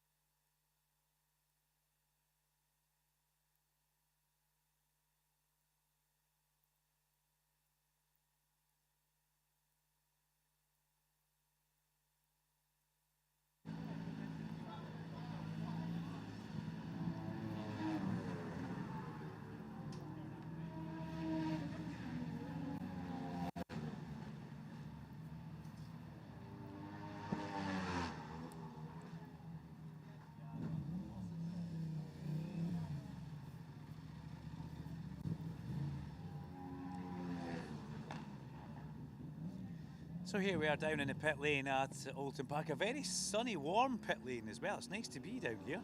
Sun-kissed, lovely. Now, remember I said Fraser Rogers stopped earlier on? Well, looks like it's an engine swap happening on that bike. The number 89 tag Honda Superbike. It stopped coming through Deer Leap and towards turn 1, so there is an engine just sitting there. Looks like it's basically ready to be either one's getting put in or one's getting taken out. I'm trying to see where they're going with the wiring loom, if they're plugging bits on, which they are. So that one's getting put back in to the bike, which is not great for that team. Let's see if we can grab a word with one of our team bosses, Steve Hicken from Master Matt Cock. How are you? Yeah, I'm here. That's the start. Yeah, what a start to the championship. It's been pretty fanatic, that is, getting here and getting it all in place. But yeah, decent FP1 there, Superstock, Superbike. Look, it's we know what this season's going to be about, and we get to the mid-season point, and these lads will be on the pipe. What's it like having two rookies? I mean, they know the circuits, they're fast rookies as well. In all fairness, I can't tell what they're saying, so it's fine. No, all jokes aside, they're yeah, it's nice. Look, they'll see progression all season. We know how fast they are. We know what the capabilities are, but yeah, just slowly, and we'll be okay. Thanks, buddy. I'll let you get back into the garage there. He always gives me a hard time for my accent as well, but I'll let him off. Right, Dow Honda, looking pretty good in that garage there. Give Joey a little wave. He's on the floor spannering on Lee Jackson's bike. Josh Brooks on the other side. A little bit of a... Is he having a snack, is Brooks, eh? How did he get on in that session? Yeah, 7th place for Josh Brooks. He's going to come and give us... Oh, he is having lunch, actually. I feel bad now. Interrupting the double champs lunch there. But let's see how he is. Because... ultimately, that looked like a pretty good session. I'm sorry to interrupt your lunch as well. Are you happy with how your hour went? Yes and no. I feel like we've still got some relatively consistent problems. So on that front, it's sort of like, it's something we've been working through since last year. So it's not like we're getting this confidence that we're just going to fix it overnight, or it's going to be ready for the next session or even tomorrow. It might be a longer term process as to a way, and you know what, we might not even actually be able to improve the bike totally enough, but we can maybe make some changes that hide the problem, you know, so or you know, make it not so debilitating against others in the race. So there's still optimism that we're making progress. And then actually, like, my lap time in that session was a lot better than we did at the test, and I feel comfortable doing that. So there are some. That's the good bit. The bad bit is this like obvious problem we're still working with, and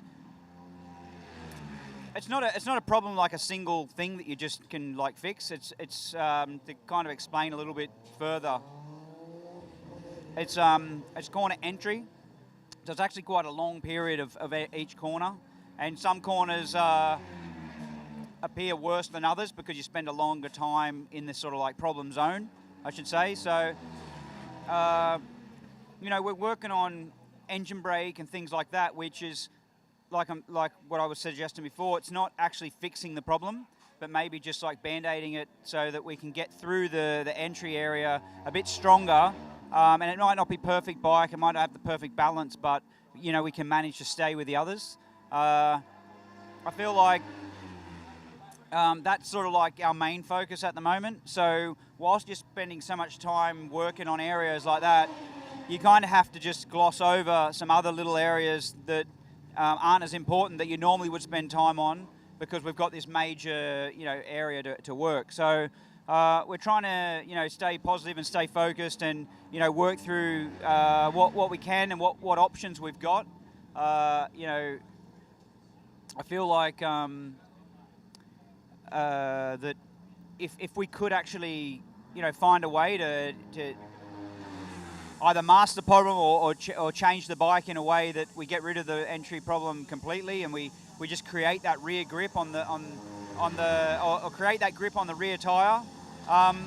We could be like winning potential bike, but at the moment it feels like that's a long way away, you know. So although our lap time and consistency isn't as strong as we need to be to become, let's say, considered a title contender, it is only actually one area of the corner that's really been a problem, and there's every chance we can find something in the package that does improve that rear grip to the point where we can be fast enough to be championship contenders again. Good start to the weekend though, inside the top 10, looking consistent, but I feel really bad I've interrupted your lunch. I feel bad. That's all right. Yeah, so basically, to cut to the point, yeah, it is a strong start, but you can never get kind of complacent, because every session the goalpost will keep moving. So, you know, Sunday afternoon I won't be thinking much about FP1, if that makes sense. But yeah, we're happy for the moment. Josh, thank you very much. I'll let you go back. Thank you. I love that. Remember what I said earlier on? It's fully in depth. It goes. It tells you everything. It doesn't hide a thing, does he? He's fully in depth. Let's have a word with future mum and dad here, maybe. First of all, congratulations. Great news. And a good session for you. How was that on the Cheshire Moulding Yamaha, Danny? Yeah, it was not too bad. We wanted to try to start the session on a completely different bike to what we used in the test. We're just still trying some things. And it felt different, but it felt good. So I think we're going to stick with that. Still, there's a few areas we need to work on. But yeah, it was good. Both bikes inside the top 10, which is great for the team. Yeah, it's always good to be inside. Obviously, we'll want more, but what counts is the race. Yeah, thank you very much. Good luck with that one. Good to see Laura here as well. The news came out with those two. I said that during the week in the session. I said that during the session earlier on. I want to try and get to PBM, and I want to find out, is the door closed? I wouldn't have thought so. They're not that type of team. As we, lots of doors down up here actually. No, Scott's door's up. Everybody else's door's down. But Scott's door is up. So let me try and see if I can just try and have a little bit of a look and see and make sure everything is okay. As busy as garage you'll ever see. I think I'm doing a garage tour as well with John Hebson just now for the sponsors, which is something that kind of has to happen. But as we have a little bit of a look around, just worrying is why they didn't do too many laps in that session. 7 minutes of the sport bike session left to go. If we could have a TV, we'd tell you exactly what we could see and what we see happening. But right now, no TV around here, but a very busy garage at PBM. But there don't look to be too many sad faces. Everybody seems to be quite happy.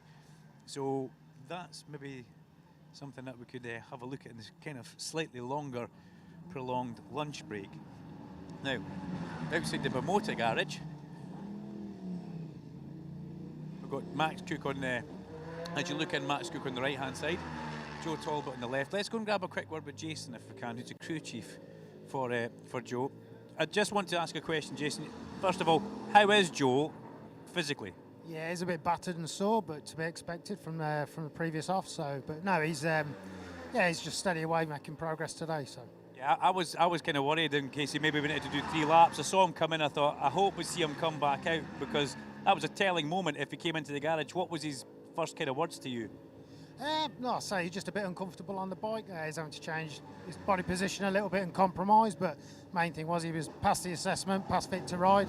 He's gone back down there now just to have another check over, and then all being well, he'll be out for the next session. Thank you very much. Good news that. Good news that. Delighted that Joe Talbot is A-OK, but not in the garage at this moment in time. We have a look in the Pocket Rockets garage. He's disappeared, but that was a really strong session for Leon Haslam. We have to say a very impressive run.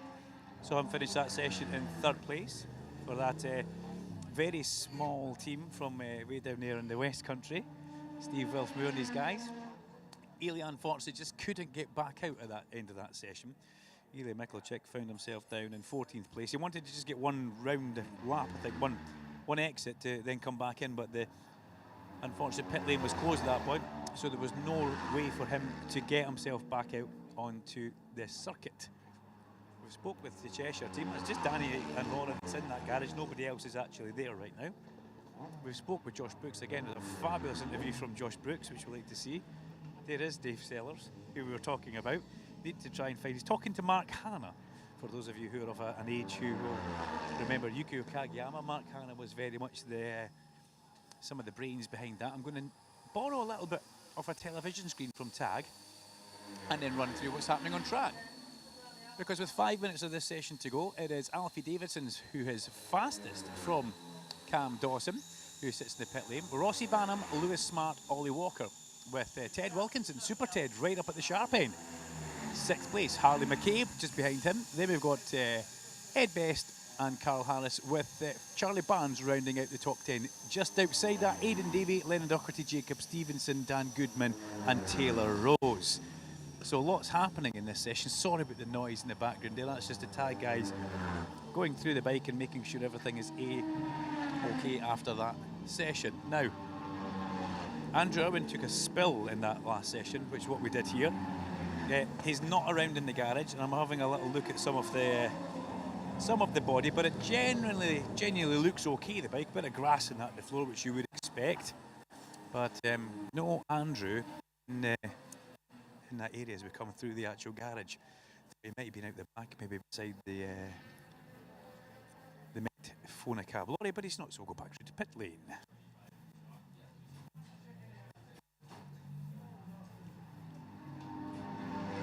So I haven't really found too much out in this session. I do apologise for that, but we are trying. It's just maybe left it a little bit too long after the session, and everybody seems to have kind of disappeared.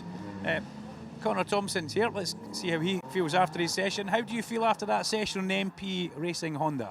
Oh, it was very good. I think got a little bit of pace to find, but I'm sure we'll find it. Close the gap to the boys there. You enjoying riding? Because you dropped a valve the last time you were here. Everything okay with the bike now? You enjoying it again? Yeah, all rebuilt, and we'll be back out there, and it's awesome fun. Good stuff, Connor. Keep it up. Thank you very much. Let's also garage. Probably not. Maybe the Superbike sits on the right-hand side of the garage, and it's pretty heavy with personnel, but light on riders. So that was a pretty haphazard run up and down the pit lane. We'll make our way back to the commentary box. We did hear from a couple of people. Brooksy giving us a nice long interview, a bit from Danny Kent. It didn't look like there was much panic in the PBM garage, which I do like to see, and I'll find it more and bring it to you as and when I can.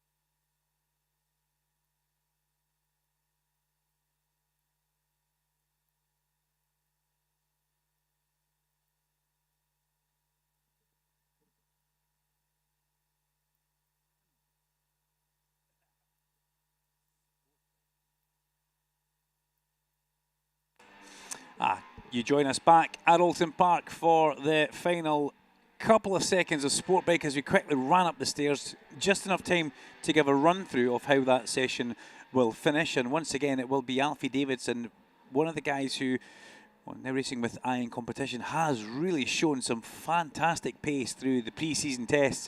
Cam Dawson up there in second place. Cam went well at Donington. The Powerslide Suzukis didn't test here at Alton Park, but that shows that Cam has got a good ton of pace to get himself P2, 3/10 of a second away from Alfie Davidson. And Ollie Walker in a fine third place ahead of Harley McCabe, Ed Best, Rossi Banham, Zach Shelton, Lewis Smart and Aidan Davey, with Lennon Docherty in 10th place, the two Scots together. Ted Wilkinson got the shuffle put on him just outside the top 10 in 11th, with Jacob Stevenson, Carl Harris, Charlie Barnes, Taylor Rose, Asher Durham in 16th place ahead of Harrison McKay, but it changes just a little bit there. Who's jumped forward? Peter Willis up to 15th place ahead of Taylor Rose, Asher Durham, Harrison McKay, Dan Goodman, and then in 27th place Callum Beach, and nope, in 20th place 27 Callum Beach. That's what happens, you have to run up the commentary box stairs and get back into the Alton Park commentary tower. But it's Alfie Davidson, and it's all about Alfie Davidson. Aidan Davey has a lap time cancelled at 12:34, so does that move him out of that top 10? Well, it may well do. It puts him 10th place, and Docherty has been shuffled to 11th. With a Zach Shelton lap at the very end, who put himself inside that top 10 into 7th. A good session, though, for Alfie Davidson, and a lot of good laps put in by a lot of riders. No real disasters with that one. We saw number 45 fall at Knickerbrook. Number 45 is unfortunately Finan Huerite on a WCS Racing R7. And anything else on our screen? No, the black flag for the no working transponder, which goes without saying that needs to get fixed. We also saw rider OK slipped off at Hizzies. Rider number 90 was Harry Cook. So both of those riders that did slide off there were badged as being as OK. So we're going to come back with the next session. There's no stopping us here today at Alton Park. We've had Sportbike. We come back with the RNG Moto 4 British Cup. It's their free practice number 2. Remember, I did say earlier on, they're busy today. They have 3 sessions on track. They also finish the day at 5:25 with their qualifying session. But that Sportbike is Alfie Davidson on the Iron Competition bike who's fastest. Up next, RNG Moto 4 British Cup.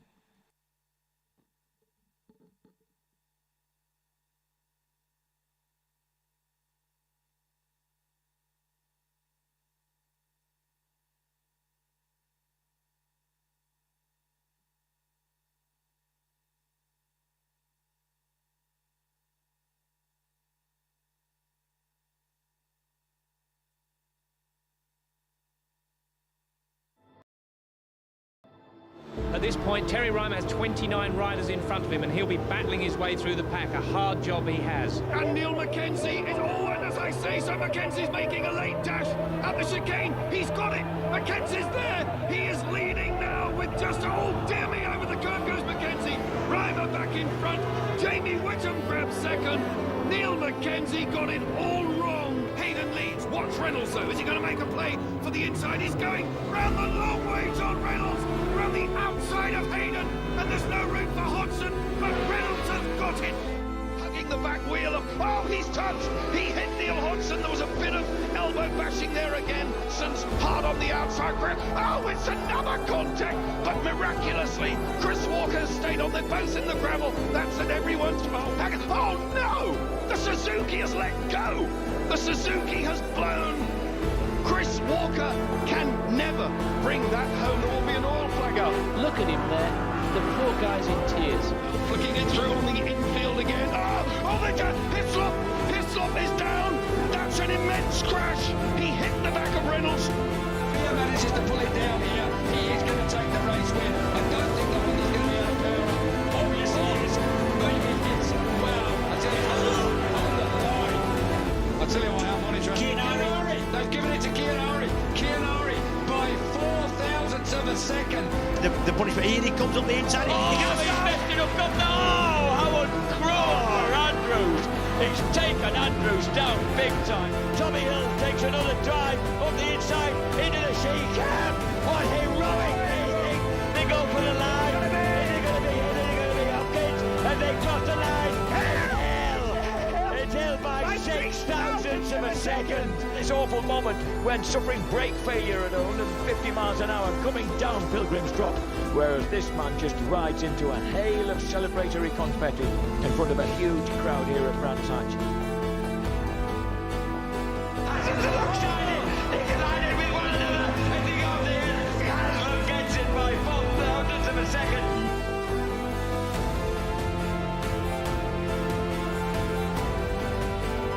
Already, Scott Redding is celebrating becoming the 2019 Bennett's British Superbike champion.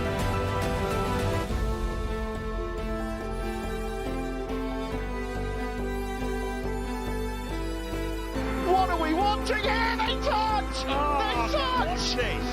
The winner takes it all here in BSB. There was a bump there from Kyle. Tommy's coming as well. It's going to be a run to the line. Kyle runs where it goes. Kyle Ryan is the BSB champ for 2024. He had to wait a long time to get his hands on the BSB trophy in 2024, but it's back-to-back British Superbike titles for Kyle Ryan.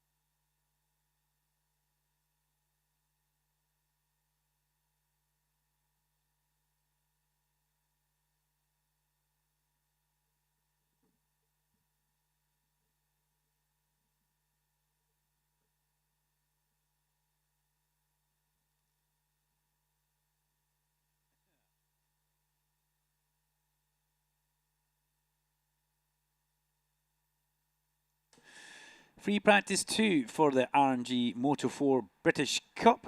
Well, they've all been parked underneath us, and now they have all left and headed out onto circuit. So it's all gone very quiet around where we are in the pit lane. But the bike's very much making their way through Druids, heading along towards Lodge, the last corner on the circuit. But well, I suppose the second last corner, because Deer Leap is a corner on the circuit as well, and it's very much in the mix. It's young Tyler Humphreys, who is the first bike on the road, who we should see coming up through Deer Leap any second now, making their way round towards the end of lap 1. And it is Tyler Humphreys, new to this paddock, but very much not new to racing. So let's have a look back and see what happened in session number 1 for them, and just give you a bit of a recap so you can remember or remind yourself as to what happened. It was Ryan Frost who was fastest on combined times. Frosty was in a pretty good place actually, but he was only 0.04 of a second up the road from young Jack Dunnaby. He was very much under pressure, that's for sure. Frosty on his Fibertech Honda by MLav Racing, a 146.666. All the sixes for Frosty. Jack Dunnaby, Cavara Projects RS Racing, 146.711. Then Marco Holt, newcomer to the championship, City Lifting by RS Racing, 147.539. And Jack Burrows, Burrows Engineering, RK Racing, 147.840. Henry McCartney, really good strong run for the Stamford Racing rider, 148.353. Clayton Edmonds, City Lifting RS Racing, teammate to Marco Holt, he did a 48.368. Harrison Day, happy birthday to Harrison Day's mum. I think we need to say that. That was on the YouTube stream earlier on. I did actually pick up and see that. So yeah, happy birthday, Mummy Day.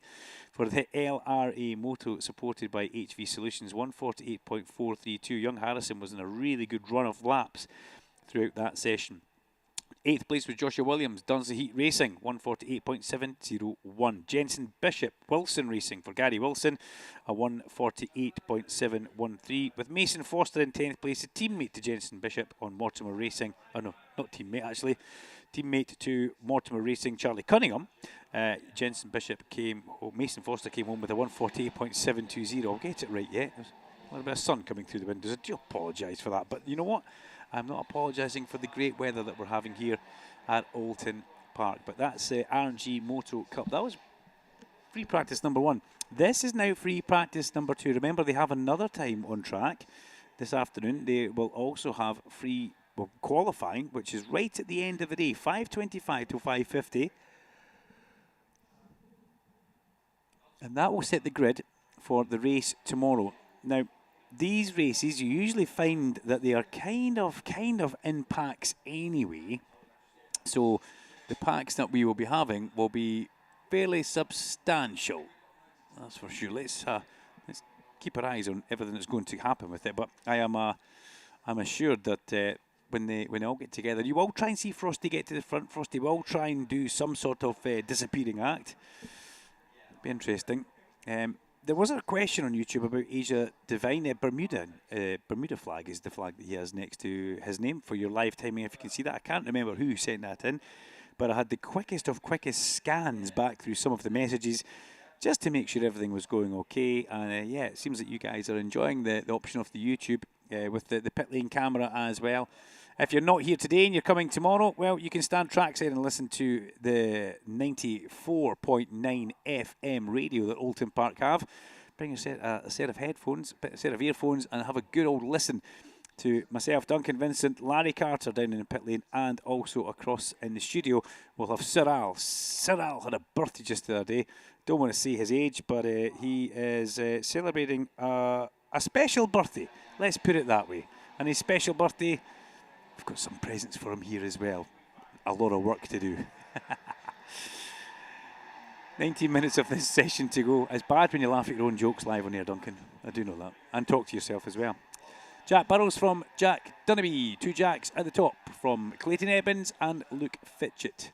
Marco Holt, Mason Foster up in 6th place. Good run from Mason Foster actually to get himself up there. Then Hudson Cooper rides Are Us NW Racing, just ahead of Henry McCartney. Then we've got number 11, who I got the name on, call him Lewis Silver. It's actually Jensen Bishop, we do know that.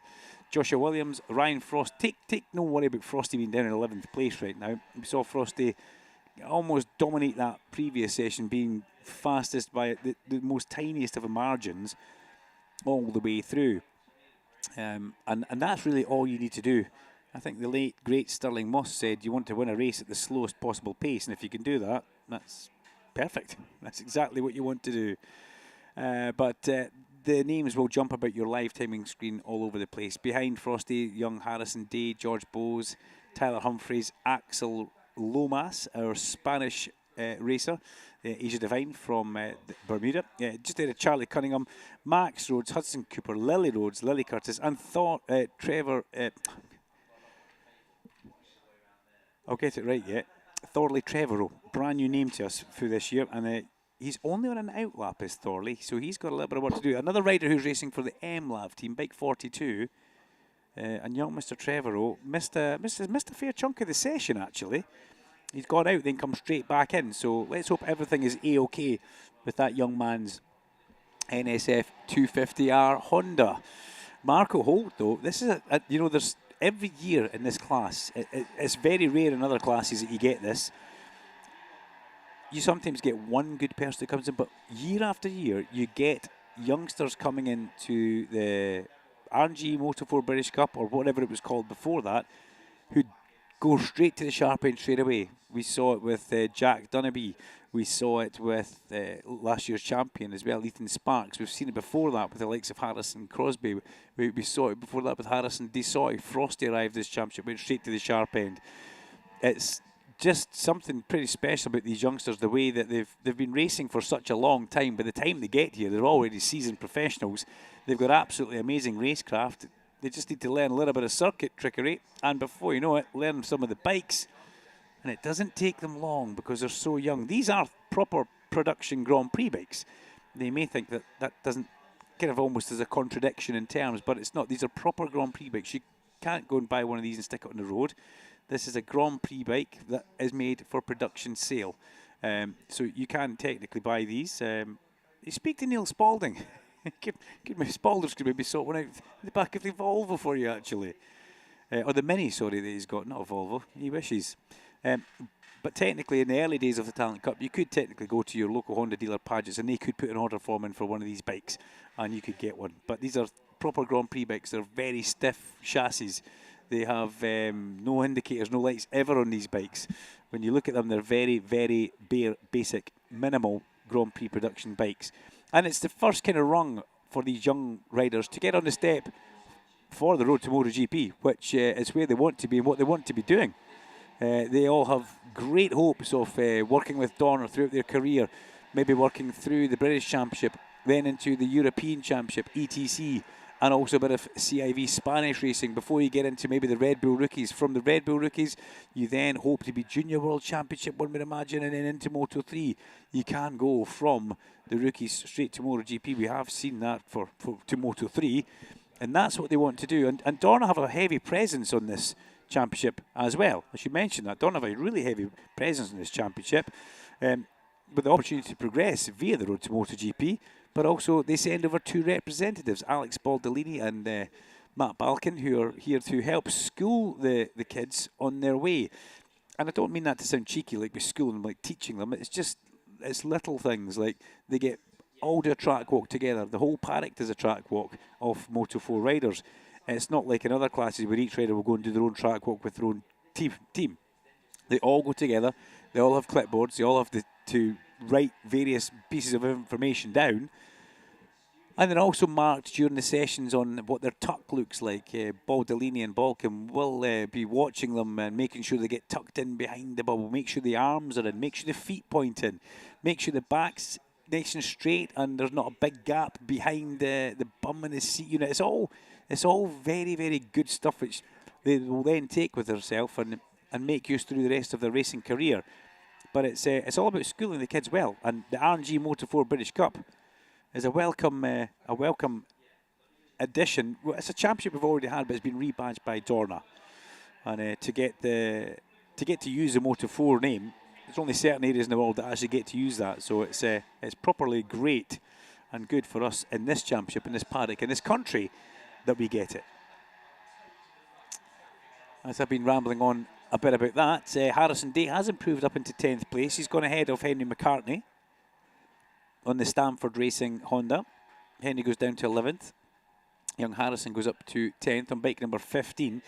If you can keep your eyes on Harrison Day, have a good old look. He is so small. He makes one of these bikes look so big.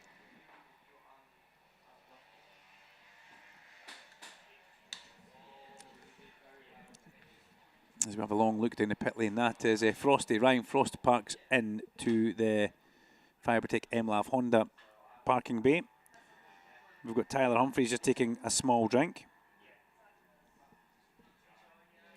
Thorley Trevorrow's bike is already up on the tyre warmer stands. What's Frosty doing? Is he taking that helmet off? No, he's just making sure. I think the strap is nice and tight and secure. Not often you see a rider take his helmet off mid-session unless they think they are done. But Frosty just sitting on the bike. He took his gloves off to adjust his helmet strap. That's all he did. It looks like Thorley Trevorrow is doing something with the tyre warmer further back on the ground, and in comes the next MLAV bike, which is Lucy Curtis. So it's like they've all been given a run plan to go out there, do X amount of laps, then bring it back in, get on the tyre warmers, and wait and see what happens for the remainder of the session. Mason Foster back in the pit lane. I can also see Jack Dunnaby sitting down there. Luke Fitchett sits down the far end, as does Henry McCartney. So a lot of people in that pit lane. All fast people in that pit lane, standing, waiting, watching, and possibly wondering. Here comes young Harrison Day across the line. In towards turn number 1. Does he improve? No, he doesn't. Joshua Williams actually goes ahead of him, goes up 2 places on 78. So good lap for Joshua Williams, 1:49.049. The Dunsey Heat Racing NSF 250R. And let's have a little look at our tracker map and see if we can pick up where he is at this moment in time. Well, the fastest man, Marco Holt, goes into turn numero uno, which is Old Hall here at Oulton Park. This lovely international circuit which takes in the full Shell hairpin as well. And here comes the Stamford Racing bike of Henry McCartney.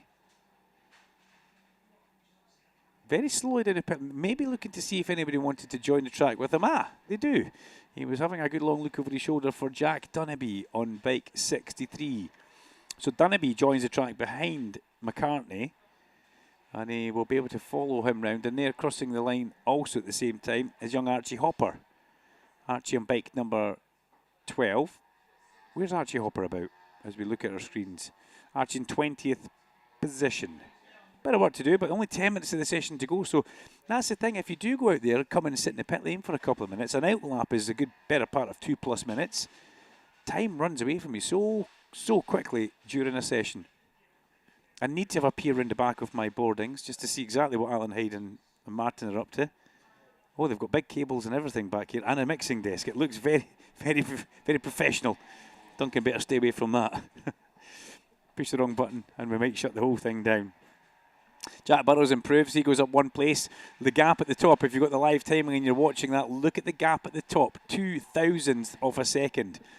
All the way around this Oulton Park circuit, 0.02 of a second is all that separates Holt and Burrows. Super close. And then you go back to Dunnaby, who is on an outlap. He's 0.04 of a second away from number 37, Marco Holt's fastest lap. And Marco Holt jumps into that city lifting team. And you'll notice in the programme there's kind of 2 teams. There's Cavara Projects and there's City Lifting. Both run with RS Racing. RS is Ryan Saxelby. Ryan was a very, very good small bike rider himself. Knows how to get the absolute best out of these bikes and riders. And the Cavara Project side, Peter Lucy, who looks after that. Lovely man is Peter Lucy. And putting together some really, really good machinery and bikes. The city lifting bikes always stand out so bright and vivid. And then you have the Cavara Projects, the green and black ones. Just that little bit more on the cam side, but seriously fast. And then you look at Jack Burrows' bike. I really do like the number 16 RK, the Burrows Engineering RK Racing bike. The way the colour scheme works, the very bright of it, and Michael Dunlop was just racing that bike, if I'm not mistaken, just the last week or so across on the Irish roads. The first time he stepped on a small bike in quite some time, if I'm not mistaken. So, yeah, that bike does get around. I think Dom Herbertson also competed that bike last year. To see Dom on one of these would be quite funny, actually. But that's kind of digressing from what we've got on track. Thorley Trevorrow hasn't left the pit lane, but all the other MLAV Fibertech Hondas have. Now, where is Thorley? Because the bike sits on stand on warmers. And I think that's him at the stand watching on. He's got Port West Technical with him. Now, is there an issue with the bike, or is there an issue with his riding gear that he's having to do something about? Because the Port West Technical team are there. That's Asia Divine, who has just come in pit lane as well. The final of the Fibertech Hondas. Now, if that's Thorley, he's standing there with his gloves off, just leaning onto the tyres. Very small figure. We can see the Fibertech Honda leathers. And his bike still sits in the pit lane. The little generator plugged into it, the tyre warmers on, keeping heat in the tyres, trying to put the heat into the actual wheel rim more than anything. As we have a green flag and flashing board at Deers Leap, which usually means, well, we can't really look through the trees. The last time I was here, we could look through the trees there, and you could see because there was no leaves on the trees. But unfortunately, well, no, fortunately, spring has sprung here, and the leaves have popped out. Number 31, a faller at Lodge Rider. Okay, that's Henry McCartney. Unfortunately, blotted his copybook a little bit there by sliding off at the last corner, but he's okay. The Stanford team will have a little bit of work to do. It's Asia Divine. The rider from Bermuda makes his way back out onto the circuit. Still no movement for young Thorley Trevorrow. The team standing with the bike. It doesn't look like there's much they can really do.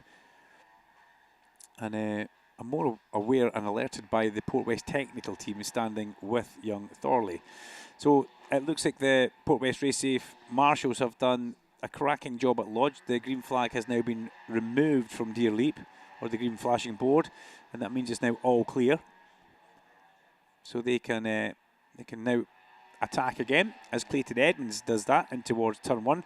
One thing you can't do though is you can't better your time or better your lap when there's a waved yellow flag if you go through that segment. You will have that lap time deleted, and you'll probably also get a little chat from race direction because you are meant to, when you see a yellow waved board or any flag on the circuit, you do need to obey that and just have a little bit of caution as you go past it. And that's something these young riders are always reminded of.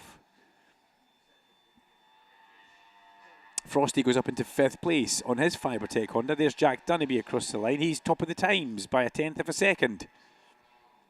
Charlie Cunningham follows him into turn 1. 17th place for Charlie. That's an improvement from what we've seen. We saw Charlie 18th in the previous session. He's 17th now as Mason Foster makes his way down and goes on to the circuit. Mason on bike 88, Mortimer Racing, with a bit of Sencat help there as well, I noticed on that bike. Well, that's quite right, because if you remember, Chris Barnes had Charlie Barnes in this championship last year, or maybe the year before, so it's something that has done before. And there's almost a staircase of talent, a ladder through the paddock now. When you look at Sencat, they've got somebody in the RNG Moto 4 British Cup. They have got somebody in Sportbike. They've got somebody in Supersport. And they've got somebody in Superbike. They don't have a Superstock rider, although somebody out there may have a small Sencat sticker on their Superstock bike. That's for sure. But yeah, pretty impressive from Chris Barnes and the guys.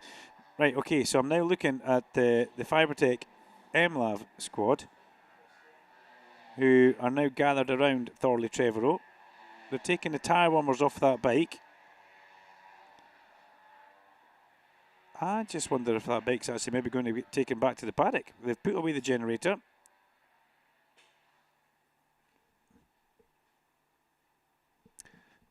Mind boggles with this one.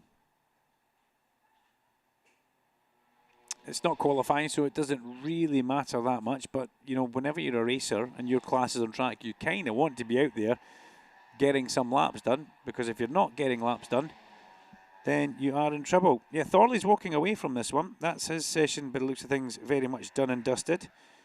Makes his way back up the pit lane on foot. The bike now being wheeled away. So we'll try and find out exactly what that was all about at some point. But what a great shame for that young man. With 3.5 minutes of this session to go, there will be no further track action for 42 Thorley Trevorrow. Thorley has left the building. He's gone just up towards a little cut through, which will take him back in towards the paddock. And he'll head back to the very large awning marquee that is the Fibertech Honda. Meanwhile, while that's all been going on, Ryan Frost goes up into 4th place. Number 11, Jensen Bishop, has gone up into 8th place, and Jack Burrows has gone to the top of the times with a 146.303, exactly 4/10 faster than Jack Dunnaby. So these two Jacks, very much Jack attack, are there or thereabouts all the time. Another improvement for Joshua Williams. He's inside the top 10 now on 78. And Luke Fitchett also improved. So another of the Cavara Project's young hopefuls for 2026. And Clayton Edmonds just into the back of Jack Dunnaby in 3rd place. Good time for Clayton, 146.998, 0.6 of a second away from the fastest time. But this is free practice 2 for the RNG Moto 4 British Cup. It's their last couple of minutes of the session to go before they will hit the track for qualifying at 5:25 this evening. The last thing that we have, and the reason we need to try and squeeze so much into Saturday as it is today, normally it's a Friday for free practice day, our bank holiday race weekend means that tomorrow morning on Sunday we don't really have any track action until much later on in the day. Nothing happens until the British Superbike Championship hit the track at 12 o'clock till 10 past for free practice 3. So we need to try and get as much as we can done today. And I would like to say that the weather is being very, very favourable to us. As Charlie Cunningham, Mason Foster and young Jensen Bishop all cross the line, spaced out by around about a second each. But no change for those guys. It's still Burrows, Dunnaby. Frosty has gone up into 3rd place with that last lap through though. He's gone ahead of Clayton Edmonds. Burrows, Dunnaby, Frost, Edmonds and Holt. Again, Luke Fitchett, very strong. Mason Foster in 7th place. Harrison Day's just had a little bit of the shuffle put on him. He goes down to 8th. If Jensen Bishop and Joshua Williams. A lot of these names may be new to you if you're listening in. As Harrison Day crosses the line and improves, goes up 2 more places, back into 6th for young Harrison. It's getting to be a more popular name, Harrison, now, I've got to say. Harrison Desoy, Harrison Crosby, Harrison McKay, Harrison Day, George Harrison. That's my favourite one. That's very much my favourite. Alan Hyde just popped his head round from the studio. Don't think he likes being on camera, but you're going to have to be on camera, Hyde. You know, you're going to have to be. Everybody will want to see the birthday boy at one point. And it's good that... I remember we were actually here last year. It was to the Saturday, or was it the Sunday? I think Alan had his birthday. And... yeah, Radio Dave brought him down a lovely cake. It was ever so nice to see. He's very nervous of the streaming stuff. He's very carefully moving stuff and trying not to push buttons. What have we got? 6 seconds to go of this session before we will see the checker flag flying. And after the RNG Moto 4 British Cup, we will pause for some corporate activities and come back at 20:02 with the 1P Mobile National Junior Sport Bike. And I'm going to scurry along the paddock and try and find out a couple of things. Chris Glendenning has the safety car rolling down the pit lane. The lights will come on the roof in any second now as he makes his way down towards our pit lane gantry. One of our lovely safety cars supplied by BMW. Really, really nice cars. And he will go out and do a closing lap at the end of the session and head round. And then for you guys out there who are watching, good for you to go and grab yourself a drink, a bite to eat, and maybe a little bit of shade if you need it, because the sun is very much out there. Corporate activities, some laps around the circuit and with some guests, and then it will be back on track with the 1P Mobile National Junior Sport Bike Championship. But it's Jack Burrows who's now taken the checker flag and gone through. I'm looking that there could be an improvement for Ryan Frost on this lap. We'll wait for Frosty to come through, making his way through Druids at this moment in time. Dunnaby and Frost. Dunnaby doesn't look like he's about to do too much on the timing screens. His last lap was his personal best, a 146.5. 555, 555. That's Colin McRae one there. And we look to Frosty, personal best, personal best, personal best. Here he comes. Goes second. Frosty crosses the line and elevates himself to P2 on his Fibertech MLAV Honda. Good lap from Ryan. 10th of a second away from Jack Burrows, who ends the session fastest. He will be very happy with that one, as will the team. Top 10 though: Jack Burrows, Ryan Frost, Jack Dunnaby, Clayton Edmonds, Marco Holt, Mason Foster, Harrison Day, Luke Fitchett, Jensen Bishop and Joshua Williams rounding out your top 10. We will be back after a bit of a lunch break, some corporate activities, back with the 1P Mobile National Junior Sportbike Championship at 20 to 2. Thank you very much.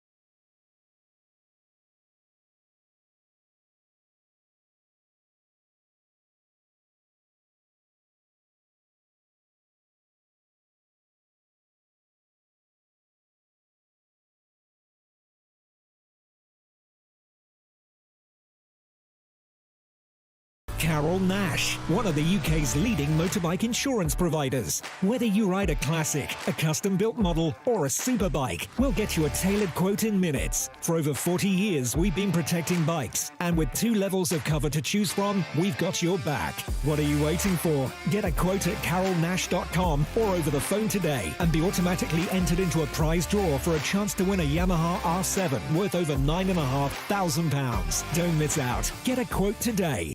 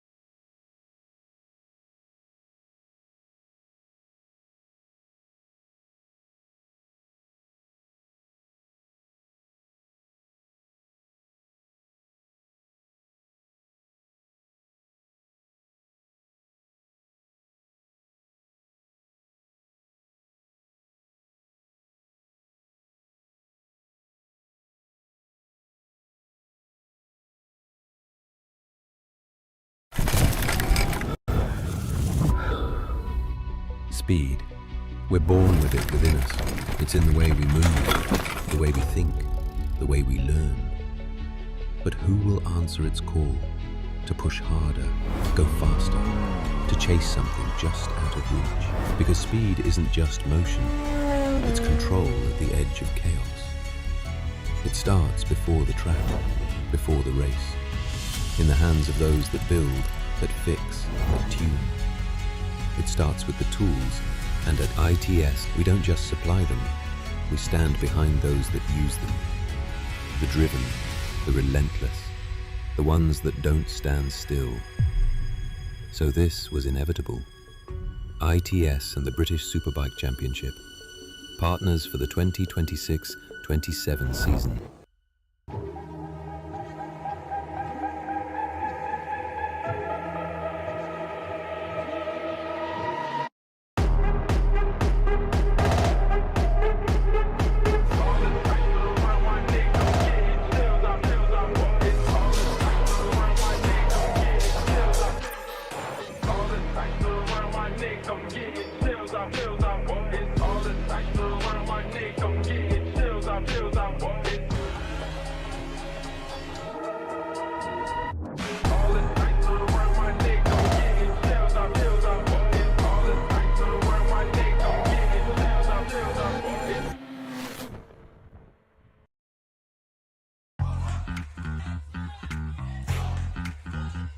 It feels good, man.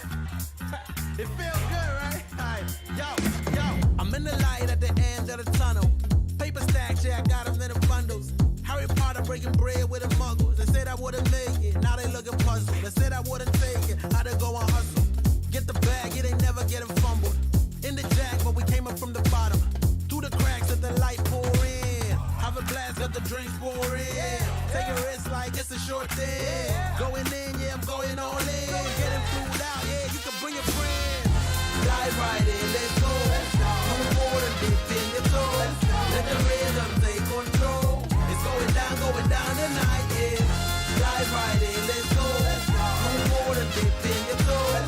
Let the rhythm take control. It's going down tonight, yeah.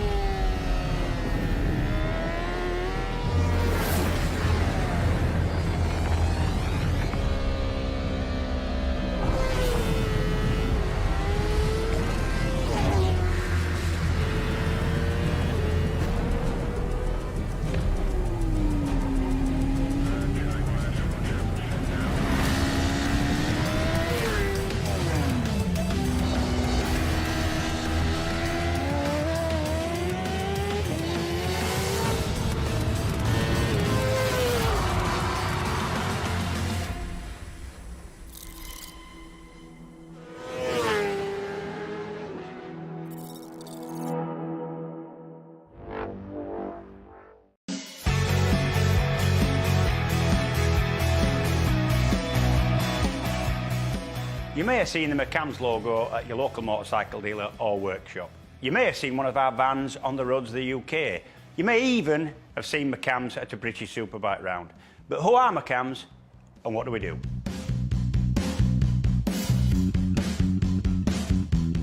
McCams is one of the UK's largest accident management companies, helping motorcyclists every year to get back on the road after a non-fault accident. So what is a non-fault accident? Well, as the phrase suggests, it's an accident that wasn't your fault.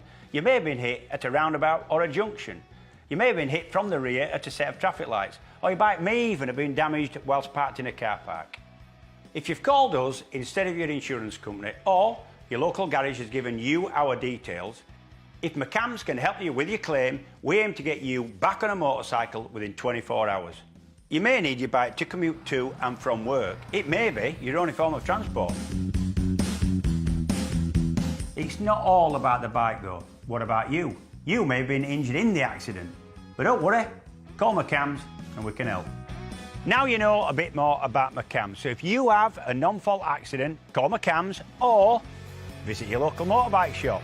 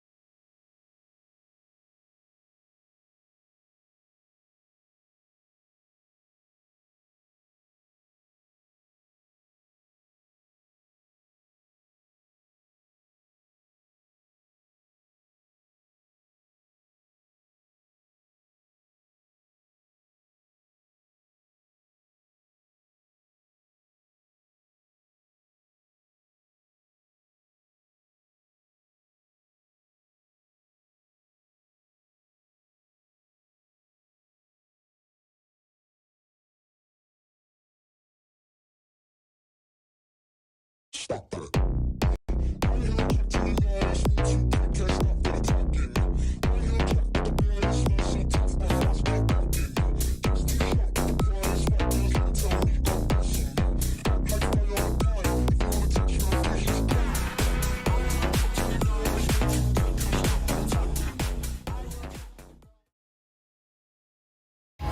power and precision, developing innovative tools.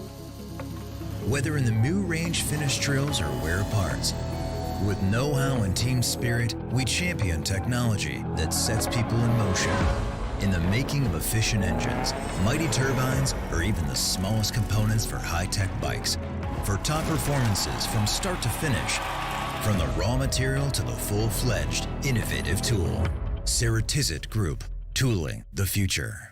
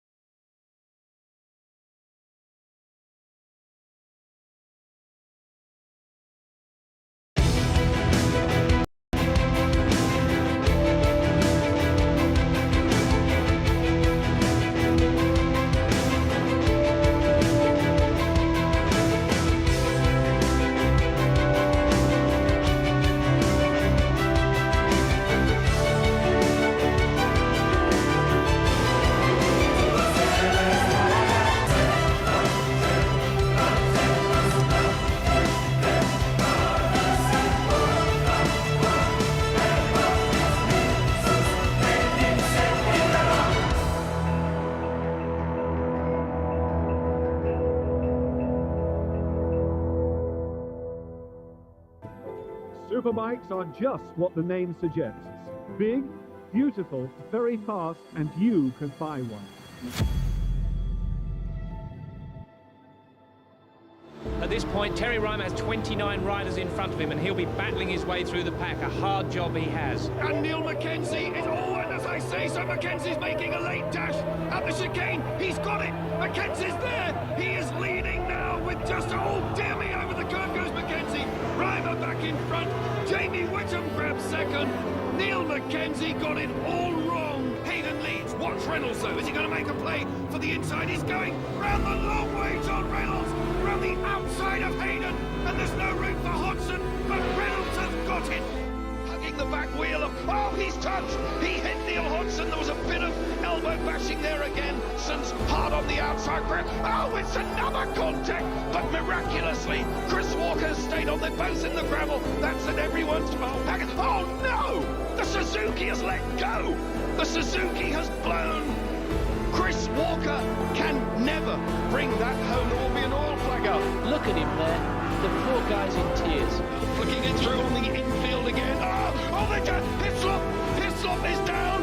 That's an immense crash. He hit the back of Reynolds. He manages to pull it down here. He is going to take the race win. I don't think the Honda's going to be out of power.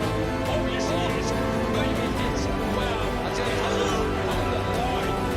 I'll tell you what, our monitor. Kianari. They've given it to Kianari. Kianari by 0.004 of a second.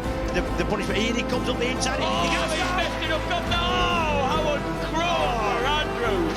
He's taken Andrews down big time. Tommy Hill takes another drive up the inside into the chicane. What heroic racing. They go for the line. They're going to be hit. They're going to be Hopkins. And they cross the line. It's Hill by 6,000ths of a second. This awful moment when suffering brake failure at 150 miles an hour coming down Pilgrim's Drop, whereas this man just rides into a hail of celebratory confetti in front of a huge crowd here at Brands Hatch.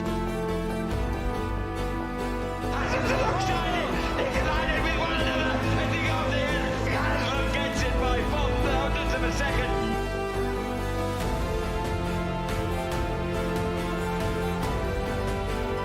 Already, Scotland is celebrating becoming the 2019 Bennett's British Superbike champion.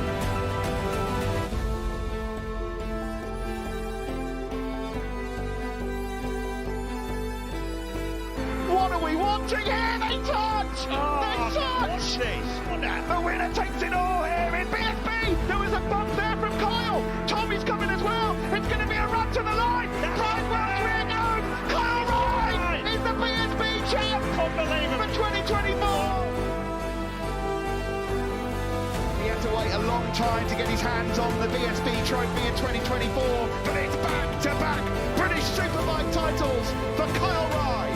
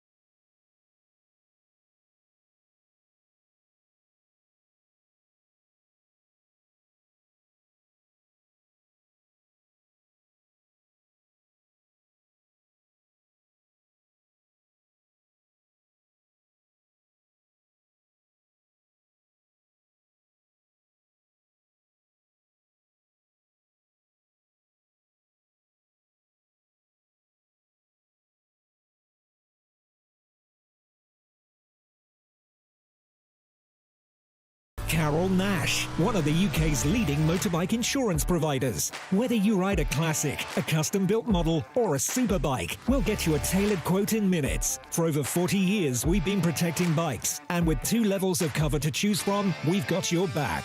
What are you waiting for? Get a quote at carolnash.com or over the phone today and be automatically entered into a prize draw for a chance to win a Yamaha R7 worth over £9,500. Don't miss out. Get a quote today.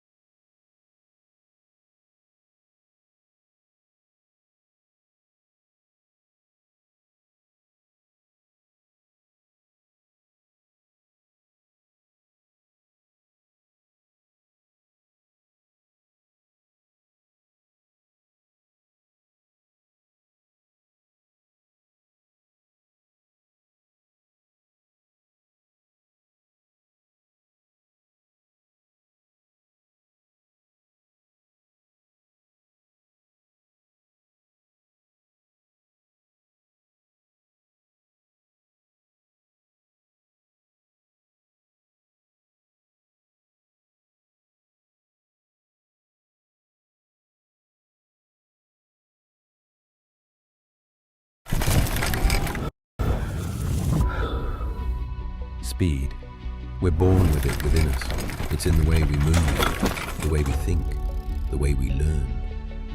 But who will answer its call to push harder, go faster, to chase something just out of reach? Because speed isn't just motion, it's control at the edge of chaos.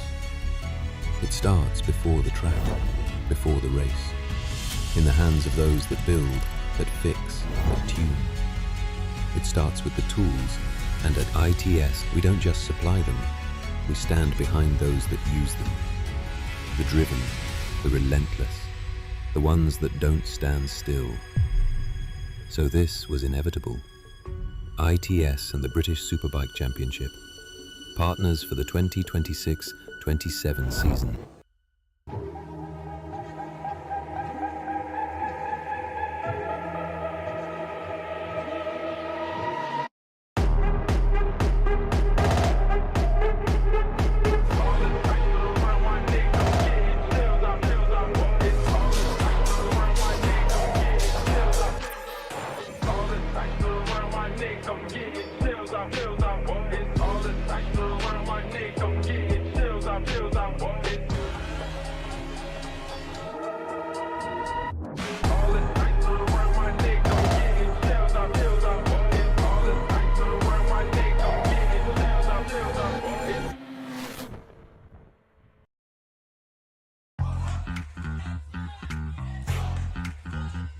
It feels good, man.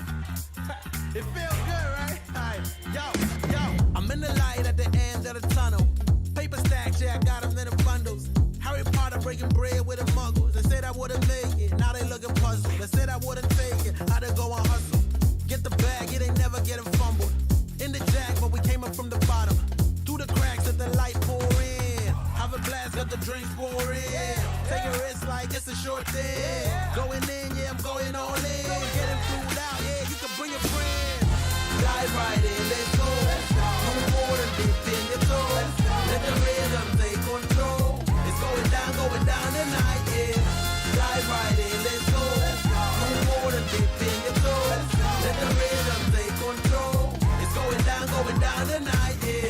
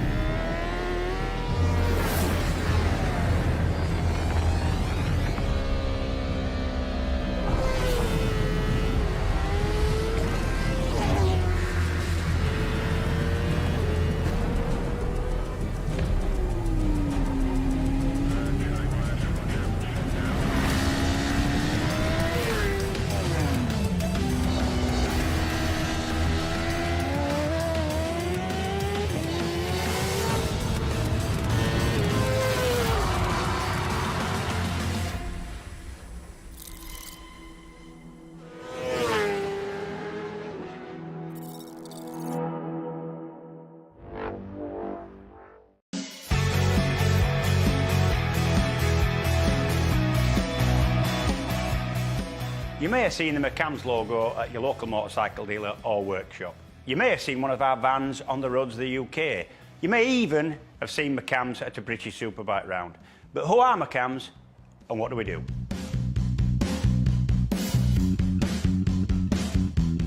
McCams is one of the UK's largest accident management companies, helping motorcyclists every year to get back on the road after a non-fault accident. So what is a non-fault accident? Well, as the phrase suggests, it's an accident that wasn't your fault. You may have been hit at a roundabout or a junction. You may have been hit from the rear at a set of traffic lights.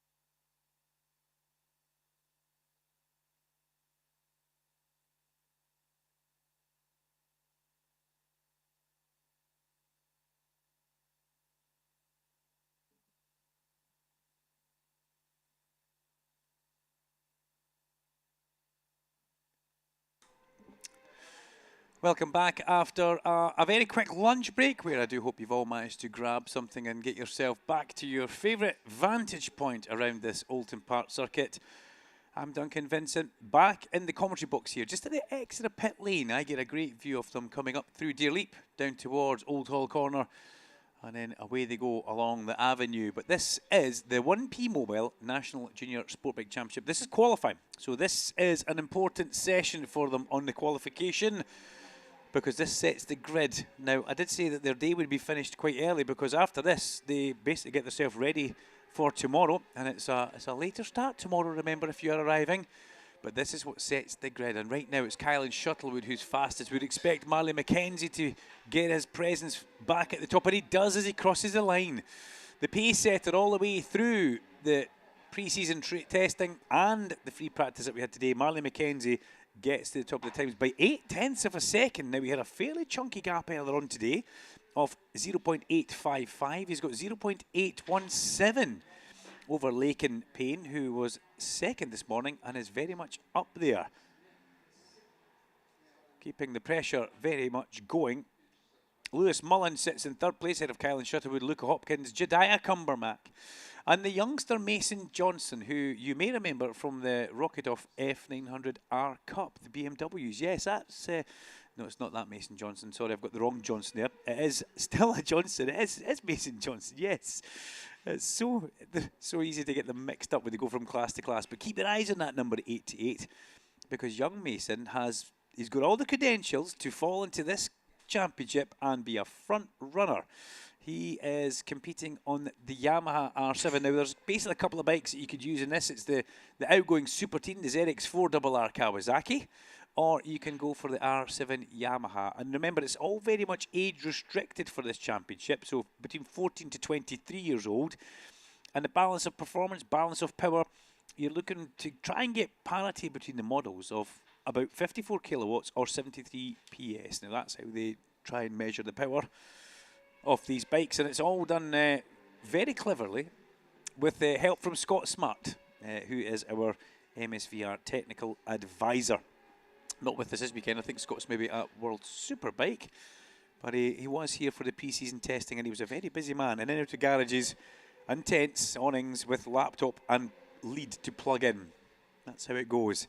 Isaac Mark slots himself into third place on Steve Brogan's number 19 Charger, powered by DKS Drilling. Up goes young Isaac into third place. He's gone up 6 places to go ahead of Jediah Cumbermack. And there's Ben Jolliffe. That's a big increase for Ben on the Dunsley Heat Racing R7. Ben Jolliffe up 13 places to slot himself in behind Marley McKenzie into P2, but 0.7 of a second still shy of our current provisional pole man for Marley McKenzie. Marley, sponsored by Kirkcaldy Kawasaki, his local Kawasaki dealer. Great to see a lot of local dealerships in the dealer networks, whether it's Kawasaki, Yamaha, BMW and Honda, all reaching out and sponsoring some young riders, which is great to see, putting some faith in the future stars for tomorrow. Keep your eyes on Luca Hopkins, everybody. Bike 41, Luca Hopkins on his way around the circuit. The second of Steve Brogan's powered by DKS Drilling Kawasaki ZX4RRs. Luca Hopkins has gone fastest of anybody through Sector 1. He's gone personal best through Sector number 2. He's about to go through Sector 3 up Clay Hill. He's going through that area of the circuit now. And what does he do? He does another personal best. So Luca Hopkins all on his own with a bit of traffic behind him, but a nice clear road ahead as he comes through Druids. About to elevate himself from the 9th place that he is, and the 2.1 seconds away from the top time. Luca Hopkins is about to put in a bit of a lap here in towards the last corner. Let's get number 41 through and across the line. We wait. Here he comes, crosses the line now. Luca Hopkins, P3. Yeah, big improvement for Luca Hopkins as Marley McKenzie rejoins the circuit.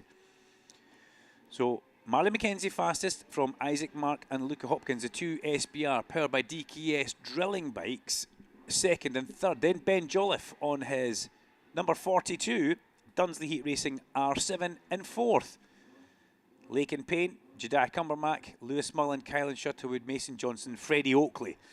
Last year's Mr. Consistency sits in 10th place, but also he sits in the pit lane. He is in the pit lane, which is quite a strange one at this time, with Sid Marshall also, Casey Sparry, and number 76, which is Luca Wilkinson, the rider from Sutton Coldfield. Now, Luca Wilkinson has badged as being on an outlap. But with only 40 minutes of the session to go, these bikes, you know, you're looking for a good, possibly couple of minutes for an outlap, at least, maybe just over 2 minutes. And then a hot lap is round about the one, well, if you're Marley McKenzie, it's 1 minute 48.268. Casey Sparry, some 10 seconds off the Marley McKenzie time, which he wasn't that far away last year. Man from Froome on the Sparry Racing Kawasaki ZX4RR. Sid Marshall's decided that he doesn't want to sit in the pit lane any longer, and he gets himself ready and heads out on to the circuit as well. So 40 minutes will be gone pretty quickly. It will be over in a flash, and these riders need to maximise as much track time as they possibly can to try and see if they can topple Marley McKenzie. And it's Ben Jolliffe who has gone purple through Sector 1, but also Lakin Payne, purple Sector 2, purple Sector 3 on number 72. Here he comes up across the line. Let's get Lakin Payne across the line on bike 72. Isaac Mark goes to the top of the times, and Payne slots into 3rd place. So change at the top then. Marley McKenzie toppled by Isaac Mark. A 148.168, exactly 1/10 of a second faster for young Isaac Mark. A good lap on the SBR Kawasaki with DKS drilling. Mark, McKenzie and Payne. And Lakin Payne, that was a good lap for Lakin Payne as well. And Ben Jolliffe at the same time. So they were all moving about Marley McKenzie. They're all kind of just swarming around like sharks in a pool, just ready to try and pounce on poor Marley McKenzie, who has done his time in the pit lane. He's done an outlap. He's now on a push lap on 45. Marley McKenzie makes his way round towards Britain's. He's tucked up behind the back, if I'm not mistaken, of Jamie Muir on 23 as they go through Britain's and up over Hilltop. We watch them coming down and in towards Hizzies. Marley will be trying to quickly wriggle his way past if he can to try and not have any impedance on this lap. As Fraser Rogers having a good look on from the pit wall. That's Sid Marshall. He was in the pits for quite some time, just passing me in bike 14. Sid Marshall back up to speed and heads along the avenue towards Denton. He's one of our Rocket rookies. Derby rider, very local to Doddington. He'll be looking forward to the next round. And that's Rory Creeth making his way. Rory with the pure white helmet. Nice and easy to spot. But McKenzie is on a good lap.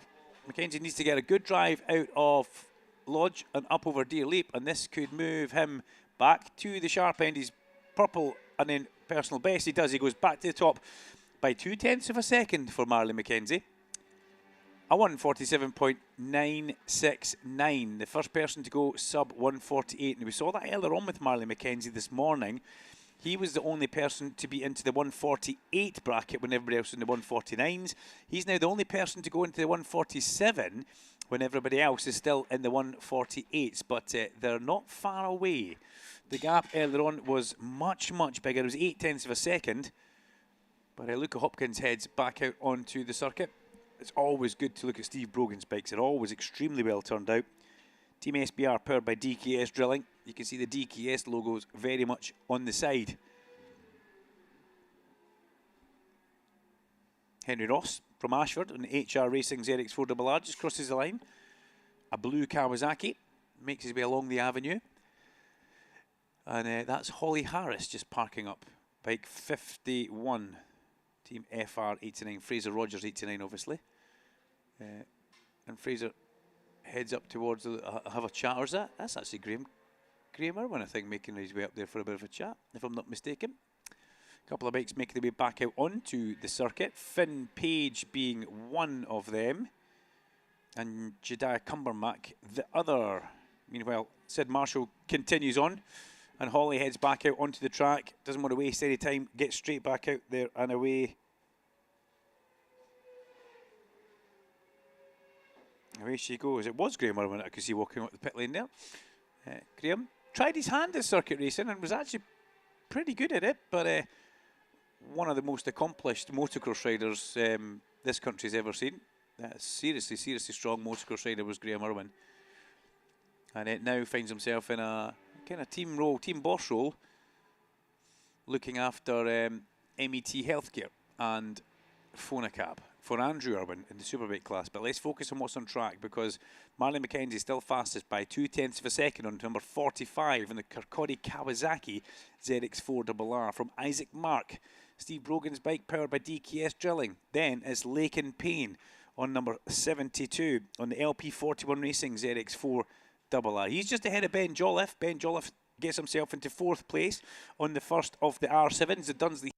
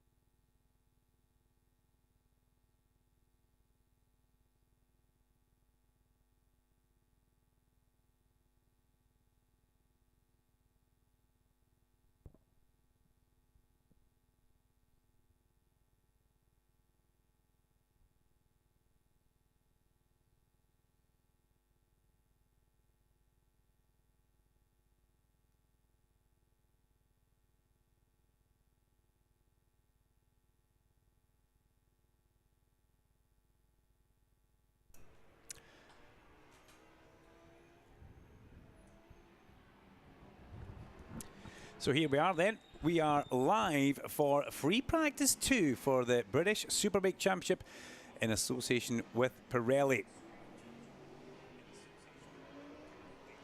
Bikes making their way out onto circuit, lovely conditions, decent crowd on the bankings for this bank holiday weekend. Considering this is a free practice day, it's one of the busiest I've seen looking across from the commentary point towards the lovely spectator banking. And thank you all for being here, first and foremost. We hope you're ready for some fabulous Superbike action. We had a whole hour earlier on for Superbikes for their free practice 1. We now have free practice 2 ahead of what we're going to have on track. And let me get my little bit of paper which tells us we have pre-qualifying at 4:15. So this is basically a half-hour session. Then at 4:15 we have pre-qualifying, where that kind of determines who goes through into queue number 2. And I didn't mean that to rhyme, but it did. That's good. Duncan Vincent in the commentary point. Superbikes flashing past in towards Old Hall Corner. And it's great to see them all livered up looking good. Now, I caught up with the Andrew Irwin team. They had a little overheating problem just before the session, and there's a kind of process you have to go through with this bike to bleed it and make sure it all works. And then unfortunately Andrew, through no fault of that little technical issue, he just pushed a little bit too hard through cascades and folded the front end, and down he went. But the bike had minimal damage. I went in the garage and there was more grass than scratch marks, so it was a fairly happy garage down there. And Andrew Irwin, these things do happen, but just an unfortunate overheating issue and nothing they could do. Bike's perfectly fine. Andrew's back on track in the MET Phonacab Ducati, the yellow and blue bike, very much back on there. And straight away, earlier than they were in free practice 1. Remember, everybody had done about 7 laps before Andrew even left the pit box. Another person that will be wanting to get out on track and do some laps will be Scott Redding, that's for sure. Scott is on an out lap on the track. We'll pick up the Hagar PBM Ducati as he makes his way through Lakeside and Island Bend, following Rory Skinner on the road as they go in towards the Shell hairpin. Now, the PBM team, they did have a few, you know what, they just put it down to teething issues. That's all it is. Little electrical gremlins. Johnny Moto said, look, genuinely was electrical. You know, some people will always tell you it's an electrical fault no matter what. But just a little electrical gremlin genuinely had them in the garage and had them on the back foot, just working away. But they're not really too bothered about it. They know that Scott is a real deal. They've made changes to the bike, and they're really looking forward to getting some laps under their belt in free practice 2, and that's exactly what they will do. What about that interview I had with Brooksy? Did anybody else hear that interview? I would hope a lot of people did hear that interview with Josh Brooks. It was an absolute... it was a full-on Brooksy download. I'll give him that. He was telling us, and that's what I like about it with Josh. I felt bad that I interrupted his lunch, although it did look like he was just eating cauliflower. It probably wasn't, but it was that colour. So Brooksy, you know, it's almost like it sounds like they've got a problem at corner entry. They maybe can't fix it, but they can maybe mask it. They can maybe mask it by making something else better on the bike. I like how Josh said, we'll put a band-aid over it and that should work. And, you know, who's to say that he can't stand on the top step of the podium once again? Scott Redding crosses the line with a 135.2, puts himself into 4th place. Cook, Stacey, Brooks, Redding, your top 4, with Christian Idden in 5th place. I would have loved to have had a bit of a chat with Christian. I need to be quicker into the pit lane after this. I took far too long to go down. As Jordan Budd crosses the pit lane and looks resplendent, I think is the word. Lovely new PBM team gear. That's looking good from here, JB. Everybody has got the new team gear, and Frank was modelling some for me earlier on. That sounds kind of dodgy, but it was just showing me what they have got, and it does look good, along with the army of new gear for everybody else up and down that pit lane. So it's a half-hour session. It will go pretty quickly, but it also leads us quite firmly into the next session, which is from 12:15 till 12:45. So it's a slightly shorter session. So the Superbike's idea is they get a long session, then a shorter session, then a slightly shorter session, and it all builds up to anticipation. It gets more important the closer you get towards the end of the day, and the shortest session of the day is the most important session. Especially here at Oulton Park, you must get yourself a good qualifying position, because if you don't, and you find yourself on the outside looking in from maybe the 3rd row, that can really have a bit of an effect on how your weekend will go, because it's not that there's a pinch point, but really there's not the easiest of overtaking places on the first half of the lap. You get through Old Hall, it's pretty quick, everybody goes in towards Cascades. You've got to be brave if you do anything into Island and the Shell hairpin. You know, risk versus reward, a full tank of fuel, a fresh, colder, cooler tyre. You've got to watch what you do in the first couple of laps here at Oulton Park, and that's exactly why these guys want to qualify at the sharp end. There goes the Osho. Remember, he tipped off at Britain's in free practice 1, but Jason is back up. He was perfectly fine. And Eli Michalczyk makes his way out onto the circuit as a bona fide British Superbike rider. And that's nice. He tried to get an extra sneaky, cheeky little lap towards the end of the session and was told no, or non, but he's not French, so that was just kind of fell apart, that one. Just as the checker flag went out, the red flag stops anybody else going onto the circuit, and Eli thought he could maybe just sneak one lap, but if he had done that, everybody would then want to do it. Max Cook still top of the times as Storm Stacey in second place comes into pit lane on the Batham's AGN Ducati. Storm ushered into the garage. Good vibes down there. I saw Michael Rutter speaking with Wazza from PBM earlier on. Those two guys go back a long way for a roads career, but you know, Michael just looks so much more relaxed now than he had been looking. And that's understandable, really is, as Kyle Ryde rockets up 20 places and puts himself to the top of the times with a 1:33.417. Scott Redding goes up 2 places, puts himself 4th, only 0.8 of a second away from Kyle Ryde. Redding is shy of laps, okay? There's no point hiding that, and there's no point masking it. He is shy of laps here this weekend.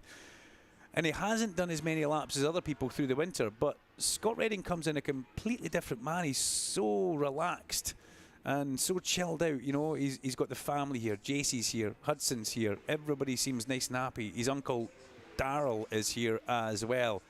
And everything just seems like the stars are aligning. His manager is even here this weekend, just making sure that Scott is in a happy place. And a happy Scott Redding is a very, very fast Scott Redding. That's something that you need to remember. And we've seen that in the past. Remember, he arrived back to our championship midway through last year. He came back to Knockhill. He didn't need to come back to Knockhill. He could have waited and come back at Brands Hatch, but he wanted to get straight back into the fold, straight back into the mix. He arrived at Knockhill, fresh from being a World Superbike rider, stepping into the PBM BSB camp. No traction control, no rider aids, no wheelie control, nothing like that. And it rained at Knockhill. And Scott really showed his mettle there, managing to dig deep and get some pretty good results for the team. And then after that, the season just took off and started going and going and going. And racing is all about momentum. If you can get good momentum on your side and keep that ball rolling, you will have good results. But it also works the other way. If you have a bit of bad momentum, like we saw with Bradley Race in the middle of last year, that can snowball and take over as well. Then you need to be looking for that reset button, which we have seen, and we saw Brad push last year. Skinner comes back into the pit lane. Rory Skinner, as Brad Ray crosses the line and goes 3rd. Rory Skinner currently in 14th place. We look for his teammate Danny Kent in 15th place. So once again, the two Cheshire Moulding TES Yamaha boys glued together at the hip and on the timing screens. Kyle Ryde fastest on bike number 1 for the Nitrous Coin Nitrous Competition Racing Ducati from the AGN Steelstock Bimota of Max Cook. The McCams Raceways Yamaha of Bradley Ray in 3rd place, and the Batham's AGN Ducati of Storm Stacey in 4th place. Hagar PBM Scott Redding in 5th. Tag Honda Charlie Spud Nesbitt in 6th. Honda UK Ryan Vickers is in 7th place, with Dow Honda Lee Jackson in 8th. Moto Rapido Ducati for Leon Haslam in 9th, and MET Healthcare Fonacab Ducati Andrew Irwin in 10th. So that's your top 10 running through. As Christian Idden crosses the line, Haslam goes up 2 other places and elevates himself up to 7th. Peter Hickman back into the pit lane and into the pit box, along with, in this order, Andrew Irwin, Eugene McManus and Lee Jackson, as they all park up. Steve Hicken loves the 2 rookies but can't understand what he was trying to say. Is they're both from Northern Ireland, so he's having a comical dig at the 2 young lads. But he's got 2 hard-working young men in that camp, and I think that's only going to go well for him. Kyle Ryde now has lashed himself onto the back of Scott Redding for a nice big long look as Brad Ray elevates himself to 2nd, goes ahead of Max Cook. That was a fairly quick lap from Brad Ray. Fastest of anybody, middle sector, then personal best towards the end. But interesting that Kyle Ryde watching the back of Scott Redding. These Ducati riders are really eyeing each other up. Why is Glenn Irwin in the box in 25th position? There's a head-scratching moment as Luke Hedger fires up the Whitecliff CDH Honda and pads his way out from the garage into the pit lane and away. But yeah, Connor Thompson comes in for NP Racing. Neil Pearson said he had to travel about 9 hours to get bits for the engine from Taunton, where my good friend Dave Greenslade comes from. He visits the BSB a couple of times a year. From Taunton up to Preston and back is a long way, and Neil Pearson made the journey and made the effort. Builds his own engines down there in Taunton in the MP Racing team. And yeah, Connor's out there again. Connor making progress. 23rd fastest, 5.3 away. Ilya Mikkelchik yet to put a lap in, and Glenn Irwin yet to put a lap in, which is a little bit strange. We'll keep an eye on those. We saw Ilya make his way out and onto track, but he's obviously gone out and come straight back in, and Glenn Irwin has done the same thing. Hasn't crossed the line yet, Glenn Irwin. He's done 2 out laps, then come straight back in, and here comes everybody else. Now, this is kind of what we saw in the hour-long session. Scott Redding is the first bike to come down pit lane with Kyle Ryde on his tail, and then one of our tag Hondas coming down. I think that could possibly be Charlie. It is. Spud Nesbitt takes himself into the tag Honda garage. We saw this in the hour-long session. They'd done about 6 or 7 laps, and then everybody came and parked in, and it left me with one bike on track, and that one bike was Andrew Irwin. Andrew's in the pit lane this time because he was massively out of sync from everybody earlier on. And it's Luke Hedger who's on track. He's on his outlap, the only man making his way along in towards Lodge. If you're down there, snap a picture, get Hedger on your social media and tag the British Superbike Championship in it. And here comes Luke across the top of Deer Leap in towards turn 1. And the Whitecliff CDH team just did one Superbike this year for that team, and also running a Superstock bike as well for Ben Luxton. So the emphasis all on Superbike for Luke Hedger. Remember, Jamie Davies did race the Superbike class last year, but he's gone on to Supersport with XMT Triumph for 2026. So Hedger now has everybody in that garage pulling for him, which is, in Luke's mind, it will be much better and what he really wants to happen. Every rider wants everybody in the garage looking after them, and Hedger now has that. And that Whitecliff CDH team, it could be interesting to see some of the results that they actually produce for us throughout the course of 2026. But it falls mildly quiet here over Oulton Park. We've only got 16 minutes left. I'd give them another couple of minutes in the garage, then they will all start rolling out, and then we will have a bit of a push on towards the end, because the next session is the really important one. It's pre-qualifying, where the top 12 will make their way directly through into Q2. That's where we find out who makes that transition and who has to go through from Q number 1. I can hear a bike firing up in the pit lane, but can't actually see anybody. If you're watching on YouTube, you will see our lovely pit lane camera with not much happening just now. But as soon as the bikes roll out the garage, you will be able to grab that on our YouTube feed and see what's going on. Hedger makes his way in and through the last corner, comes up, crosses the line. In doing so, puts down a 136.093. He has done a 35.715. So that looks like Hedger has just building himself up for possibly a push lap, or maybe just out there trying to make sure everything does feel okay after making several changes to the bike throughout the course of the break between the 2 sessions, because the rider will come in, they'll sit down with the crew chief, they'll run through everything that they've done to the bike, and then the crew chief has a plan on how to make it better. That plan needs to then get put into process and done. Whatever you're changing on the bike needs to be done, and then you also have to look at trying to note down the changes so you know what you've done, and then you come back to this session, go out, give the rider the bike and see what his thoughts are, and you hope as a crew chief that the thoughts come back positive. Well, we'll find out from Luke Hedger, as everybody else right now sits in that pit box. It's Kyle Ryde fastest with a 133.417 from Bradley Ray and Max Cook. Storm Stacey in a fine 4th place for the Batham's AGN Steelstock Ducati, ahead of the PBM Hagar Ducati of Scott Redding. Charlie Nesbitt up there for Tag Honda with Leon Haslam Motor Torpedo Ducati, and Honda UK Ryan Vickers, Dow Honda, and then MET Phonacab Ducati inside the top 10 for Andrew Irwin. That was Brooksy. So Brooksy's the first to make a move and go back out. And, well, he's got a nice clear bit of track. Only he and Hedger share the Oulton Park International Circuit at this point.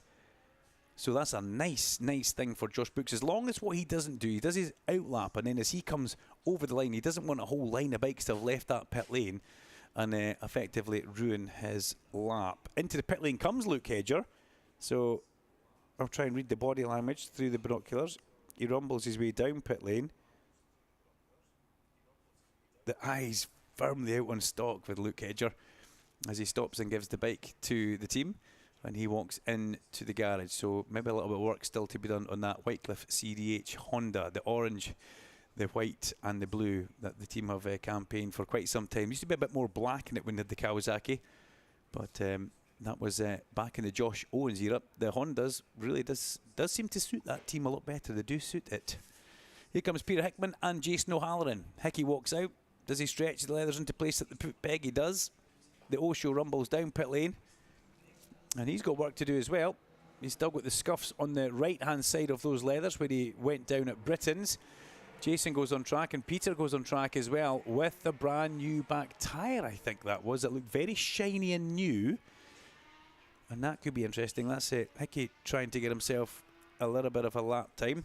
19th place at this moment in time, 135.544 for Hickey, and he's on an outlap. His best lap was his last lap, that personal best before he came back in. Now we know Peter's a lot faster than that, just the troubles that team are having just to make the bike a little bit more user friendly on basically all aspects of cornering was what Peter was saying. No grip on the way in, through and out of corners, so you have to try and make that as good as you possibly can, but it's not an easy thing to do. If you could all find grip, well, they'd be queuing up to buy it from a vending machine if they could, but it's not one of these things that they give away for free. You have to make and generate your own. Here comes Ryan Vickers on his return to the BSB. Down pit lane he comes with that traditional luminous yellow. Is it highlighter yellow font? I think it is. For his number 7 as he makes his way onto the track. And Vickers, 8th place. I saw his manager, Roger Burnett, was here earlier on in the PBM hospitality. I think Roger was having a cup of coffee with a few of his colleagues. And here comes Rory Skinner on the Cheshire Mouldings Yamaha. Alan Hyde's in full preparation mode here. Everything's getting stuck down and cable tied up, and it's looking really, really good. Just wait till I get his camera on him. You have to have a shave. I've got a picture I need to show you that Larry Carter sent me. Here comes Storm Stacey onto track as well. Storm goes out, and then Storm makes his way out. He's got to have to say, he must be a bit of a happy man. He must be happy because the way that bike has progressed through the last couple of tests, to find out just how good he actually is now, I do like it. So I was talking about moustaches. This is Larry Carter sent me a picture of you, Alan, with a moustache. It's clearly AI, but I think you should. I think you should go for it. Elia heads onto track, followed by Eugene McManus, the young rookie. Well, 2 Superbike rookies are actually going out. Elia has a lot more big bike experience than Eugene, that's for sure. And what did I say? One jump and they all go. Brooksy is on a push lap and he makes his way along the lakeside in towards Island Bend. Thankfully, he's still got a lot of clear road. The next bike ahead of him goes through Britain's, and that's Bradley Ray. Here comes Rhys Irwin, the defending Quattro Group Supersport champion. He took that championship last year with the Gearlink Suzuki, and the 2 tag Hondas going out together. Charlie Spud Nesbitt and Fraser Rogers. Can only imagine the Christmas night out was going to be a whole lot of fun in that garage as Kyle Wright and Danny Kent follow suit. 2 rather fun, happy-go-lucky guys. Here comes Lee Jackson down pit lane as he gets Luke Hedger almost going into the side of him. He's a wide pit lane, and Hedger waited until he was there and then pulled forward. So let's keep our eyes on the lap times, and I will bring to you any changes, and we'll see who's on a hot lap so you can watch them. Jason O'Halloran crosses the line, goes up 5 places. High 5 for the Osho. He goes into 13th for Jason, 134.944. Kyle Ray's in an outlap. Kyle Ride is an outlap. Brad Ray's in an outlap. As is Storm Stacey, as is Charlie Nesbitt, Lee Jackson, we mentioned. There goes Rory Skinner onto a hot lap. Kent Rhys Irwin, Fraser Rogers, Scott Redding, Luke Hedger, Eugene McManus and Eli Michalczyk on an outlap. Now, why is Glenn Irwin still not on track? This could just be a couple more of the teething problems that we have seen. I mentioned PBM, a dump. There goes front row Joe, new tyres front and back. Joe Talbot, after his fairly sizable get-off that he had here in the pre-season testing. Connor Thompson goes out, chased by Andrew Irwin as well. Irwin trying to get a good lap in as into turn 1 goes. Ryan Vickers, looking really good off the side of that bike, chased by Rhys Irwin, who equally looks good going in towards turn number 1, Old Hall. Dips through the apex, then it kind of comes back up and out of the positive camber as you get towards the exit point, and that's the area where the bikes tend to get that little bit loose. And you really have to take a good hold of them as they come through. Let's look and see this. Here comes Kyle Ride and Rory Skinner. Skinner crosses the line. Skinner goes up 2 places back into a P13 on bike number 11. So little improvement for Rory. And Storm Stacey through sector number 1. Well, he put a personal best in, but it drifted away towards the end of that lap. O'Halloran, again, up another couple of places, goes back into 11th, and Skinner gets demoted down to 14th after that improvement. Joe Talbot, who is on an outlap, amazingly is in 12th place, and he is a bit of a sore boy, let's put it that way. Let's see where Scott Redding is. 5th place, 0.8 of a second away for Scott Redding. So even though Scott is quite shy on the amount of laps he's put in today compared to everybody else, I have to say that that's a very impressive result for the Hagar PBM man. If he can be inside that top 5 through this free practice 2 after missing a whole hour basically of free practice 1, did think 7 laps in total, time will tell. Michalczyk goes ahead of Thompson. He goes from 24th to 23rd place. And Elia just getting himself dialed in as into the pit lane comes Ryan Vickers. 8th place for Ryan Vickers. No real improvement on that run. Have they got time to put a tyre in? I don't think he went out there on new rubber actually. So can they put a tyre on that bike? Do they need to? Does Ryan feel the need? When really the more important session is next. Rhys Irwin up to 11th place. Good lap for Rhys Irwin. Comes up 7 places and puts himself just behind Andrew Irwin and ahead of the O-Show. Rory Skinner up 10 places to P5. That's more like it for Rory. Perth's finest, doing what we expect. Nestles himself ahead of Scott Redding, and also Danny Kent up into P11. So the big movers in that lap. Number 11, Rory Skinner, goes P5. Danny Kent, his teammate, goes P11. And Rhys Irwin, 69, goes into 13th place for the rookie. Storm Stacey's back in the pit lane. Brooksy goes out, chased by Christian Iden. Now, what bike is that in the pit lane? That looks like Jason O'Halloran's bike. Stays on the apron. Out comes the back tyre on the Honda UK Fireblade. And in comes... Is that a new tyre I can see from here going in? Difficult to see. Ewan McGuinness back up there as well. He's on the tools in the Honda UK garage. And here finally comes Glenn Irwin.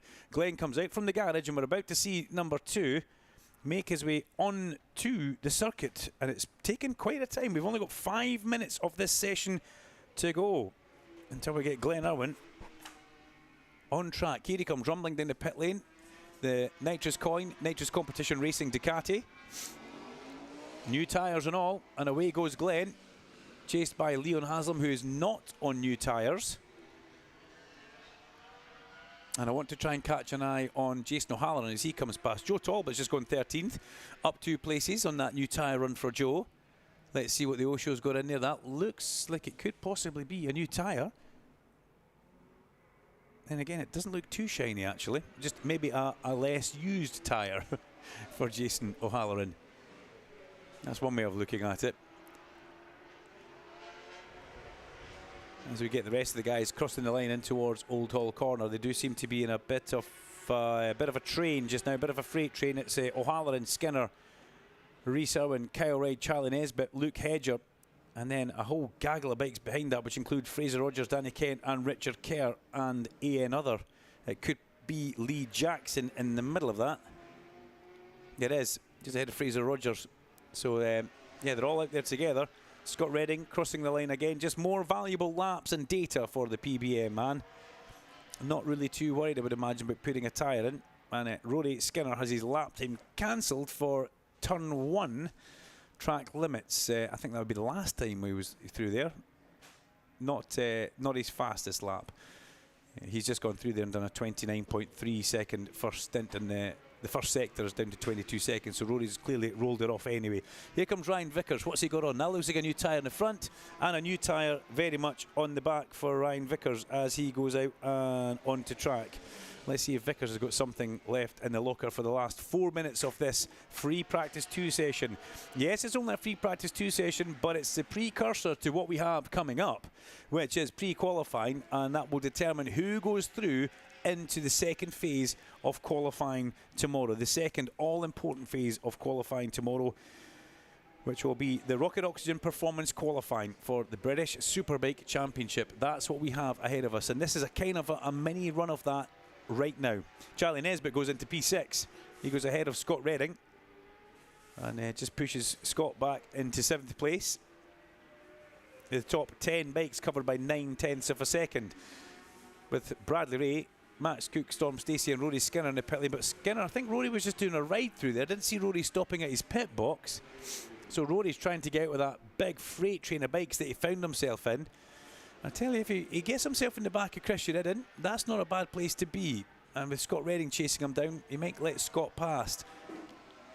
You know, I'm not an expert on body language, but I just watched Hickey walking out from the garage there, and yeah, body language was louder than the bikes at that point. Here comes Storm. They wheel the Batham's AGN Ducati back out. Bike number 79, Storm, as ever, wrestles it from the mechanic, throws his leg over, and heads down to get back onto track. Now, Batham's have gone about it a completely different way with AGN Steel Stock. They didn't go to Italy and buy the exotic hand-built superbike. They bought a couple of road bikes and converted them into race bikes. A cheaper alternative, and by the looks of it just now, an equally as good alternative. That's the very important part that we're seeing. Okay, that was Vickers into turn 1. He's now down to 10th place. His outlap has been completed. Kyle Ryde goes quicker once again, a 133.361. 133.361. Ryde, then Ray, then Cook, then Stacey and Skinner, still your top 5. That's the Osho. Jason O'Halloran going through. He improves again, but only to 15th place. He's got Richard Kerr hot on his heels as once again Hedger's back into the pit lane. This looks like a fairly troubled session for Luke, maybe. There's not a lot of great laps getting done. Brooksy goes up into 10th now. So Josh Brooks goes up into 10th place. As Scott Redding didn't pass Rory Skinner, he decided to come back into the pit lane. And Rory Skinner has got Eugene McManus and Lee Jackson as a bit of a look further down the road for him to visualise on as he's making his way around this Oulton Park International Circuit. With only 1 minute 10 seconds of the session to go, Hickman heads in towards Old Hall Corner, and Peter finds himself 19th place. It's not through lack of trying. We can tell you right now, the next big through, Joe Talbot, where he had that fairly nasty accident in testing, which was out of Joe's hands, unfortunately. And he says, it's just played on my mind a little bit, Dunk. He goes, if I lose the front, I know I can fix that. But Joe will come good, that's for sure. Here comes Vickers. Does Vickers move up at all? Yes, he does. Vickers goes 4th. That's what we're expecting from Ryan Vickers. Honda UK expect that, and Honda themselves expect that from Ryan Vickers. He goes P4, 4/10 of a second away from the fastest time, a 133.851. Completely new rider lineup for 2026 in that Honda UK garage, remember. We have got Ryan Vickers and Jason O'Halloran. The Supersport side of things, well, that stays kind of similar. That doesn't change. But it very much changes for the Superbikes. And it's an important part of it as well. Sometimes a change will do you good, and that's what we've seen happen. Some riders change teams, and a fresh look at things with Scott Hargreaves now in charge at Honda UK. Here comes the checker flag. First bike to take the checker flag will be Rory Skinner and then Eugene McManus. Skinner took the checker flag, didn't go anywhere, but somebody who did was Glenn Irwin. He doesn't need many laps, just give him a couple. That's all he needs. Glenn Irwin goes P4 on the second of the Nitrous competition Ducatis.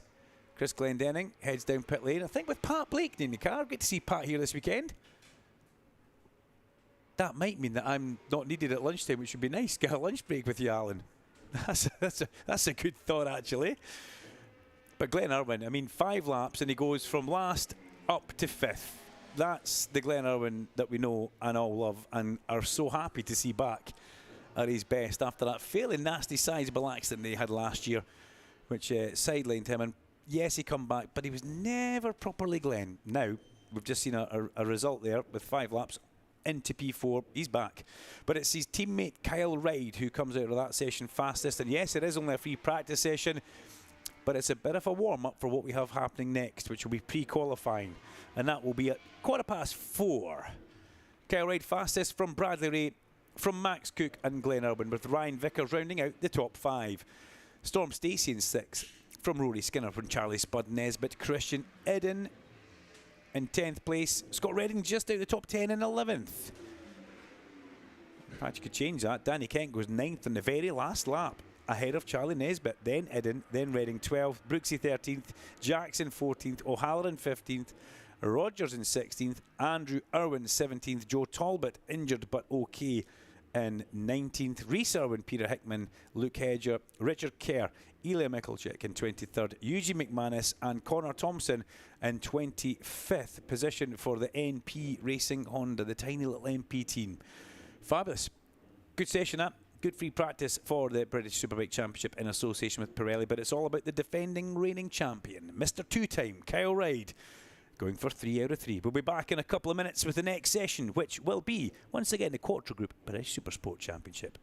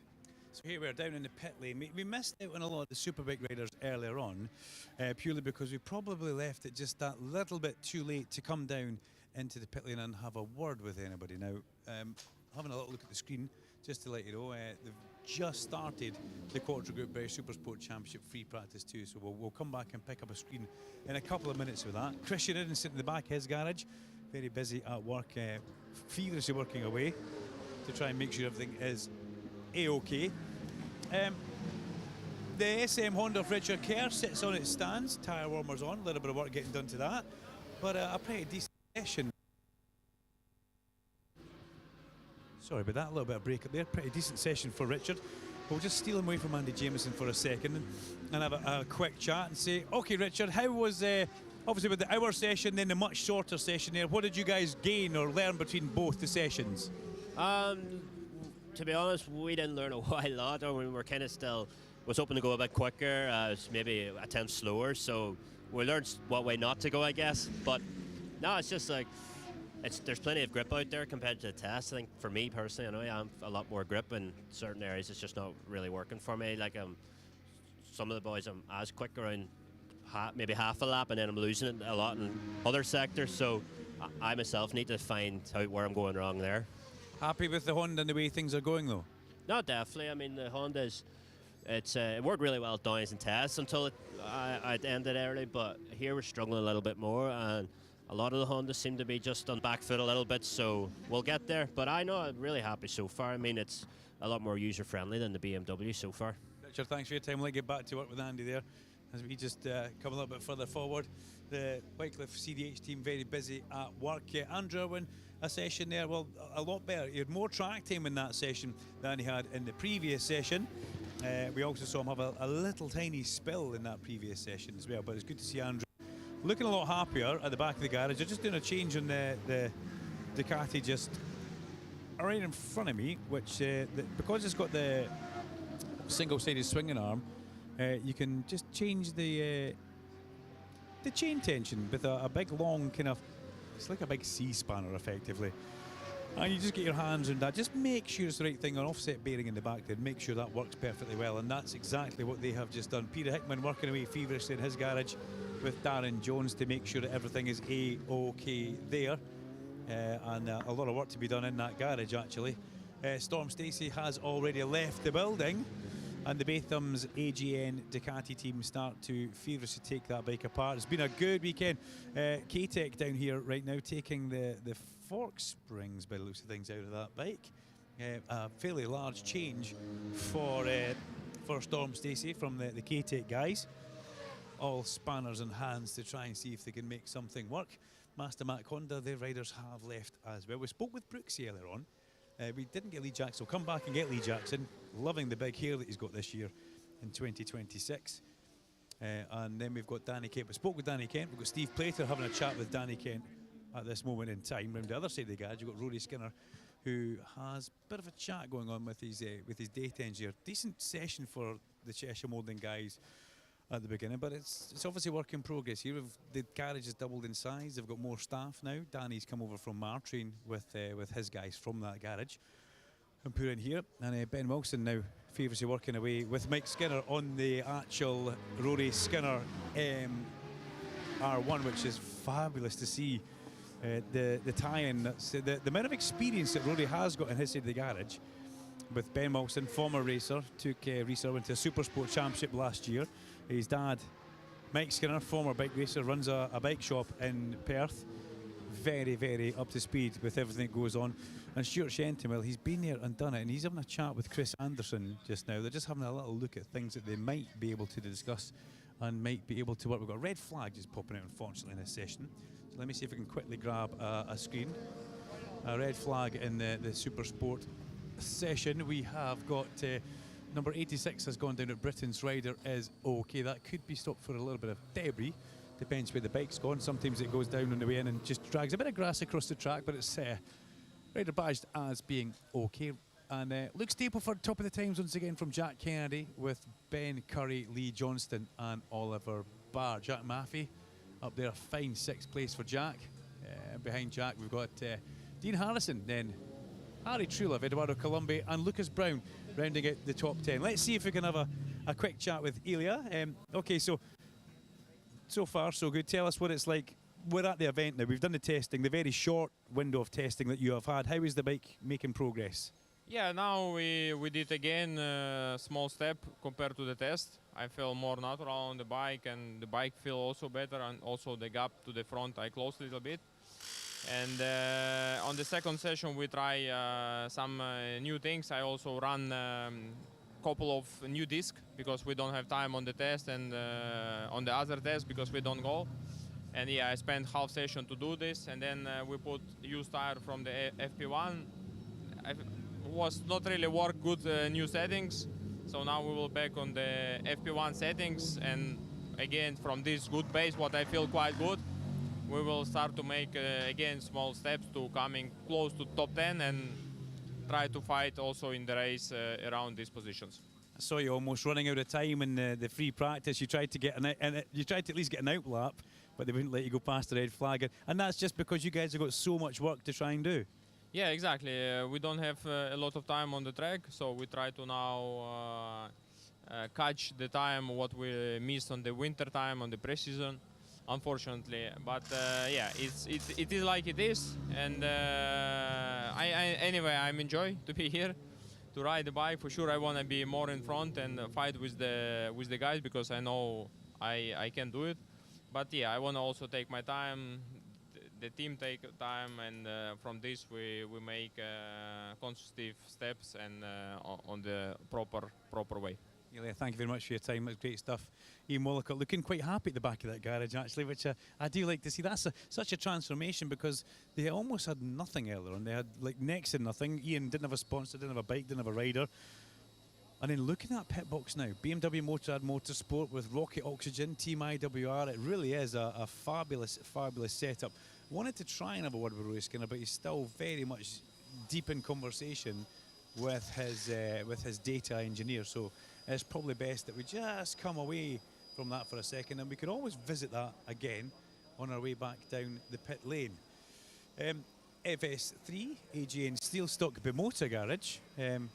Always worrying to come in here. Max Cook has left the building, but I wouldn't mind speaking with Front Row Joe if we get a chance to, because Darren is here looking lovely in the new Bimota gear. It's very flattering, Darren. You look even more handsome than before. But I don't want to interrupt Joe and Jason just now. But give him a kick for me, would you? The Bimota, it's the first time I've been up really close and personal with one that's got all its clothes off, and it really is a stunning piece of kit. The kind of trellis frame at the front, which bolts back onto the lovely machined chassis where the shock bolts off and the swinging arm. It really is a stunning bit of kit. And of course, at the heart of it all, what they used last year, the ZX10RR engine. And that's something that Bimota have always been kind of like. They're chassis manufacturers, and they will use an engine. It used to be Yamaha for quite a long time, but now we find out that it's a ZX10RR. Now let me see if I can have a quick word. You want me to come there? Are you okay to stand up? You sure? Here he is, ladies and gentlemen. It's Front Row Joe. Gave us all a fright last week. You certainly did, but thankfully I can say that you're here, and that was good progress made, Joe. Yeah, no, surprising, fastest lap I've ever done round here, so it's got going a tenth or 2 tenths quicker than the test, so it's all right. The first session obviously a little lacking confidence because I had a big off. I'm all right now though, so went out in that one and just tried to get back to my old self, and we did. So the thing is with this game, everyone goes faster at racing. When everyone needs to go fast, they do. So obviously I've gone quicker than I ever have done around here, but so is like everyone else has upped the game. But if we're just talking about me, I'm doing all right, and this next one now would be nice if we go a little bit quicker again. And how's the body? I mean, physically, obviously, today's hard enough for you. Tomorrow morning is going to be even harder. But at least it's a late start. Yeah, exactly. Not going to lie, it's obviously sore. A bit bad and bruised, but no excuses. That's not going to stop me.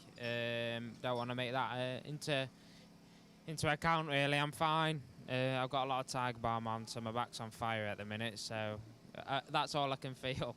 Listen, I'll let you get back to Jason. Thank you very much. Joe Talbot there. It's good to see him up on his feet, Andy. Okay, let me just quickly grab a television screen here. the red flag has, as we know, out. There was a rider down 86 at Britain's. He was up and okay, but under red flag conditions for free practice 2 for the Supersport class, and the clock has stopped as well with that one. So let's make our way a little bit further down the pit lane and see if there's anybody else that we could maybe grab a word with. Now Ryan's at the back of his garage. Let's see if young Mr. Vickers is able to come and have a chat. He's just having a chat with his leather provider just now, maybe something to do with one of his gloves. So rather than jump in the middle of that, we'll let that conversation finish, and then we'll see if we can have a bit of a chat with Ryan. And in this garage, you've got 2 Superbikes, and we've also got John McGuinness, who's housed right in the middle. Pride of place in the middle is John McGuinness, actually. And I think he loves it, likes to be there. And very honoured that Scott Hargreaves, the boss of Honda UK, brings John into the garage and makes him very much feel part of the team, part of home. Because last year he was kind of stuck out. He had to find a garage for himself. He's waiting in Hawk and maybe felt a little bit unloved, actually, which is never what any rider wants. Looking at Ryan's crew chief, Spider, as he's looking through one eye just now, and he's got Jeff Lapworth just to the side of him, who is the Olin's technician, and Jeff very much in the mix of things, writing stuff down. Looks like he's been at the gym, actually. He's looking very fit.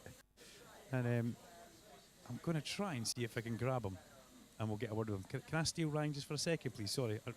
I'll give you him back in 1 minute. Oh, here's Roger with your cup of tea. What have I done? Mr. Vickers, that was a good session for you there. It looked like did you put a tyre or a set of tyres in at the end? But it's been really good all the way through the whole kind of early start of the weekend. Yeah, loads better. You know, fair play to the team.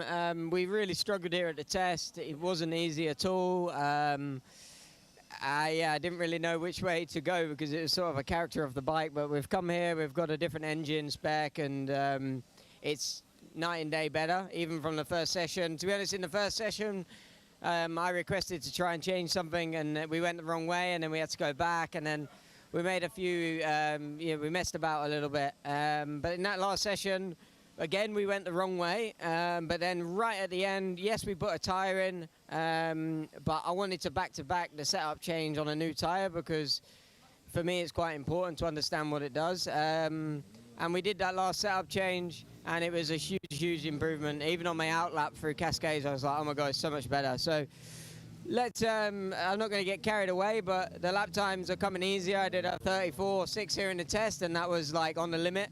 And I did a 33.8 then, and it was easy. So let's see. We now need to work on some more longevity. We haven't really done any of that because the test has been quite complicated.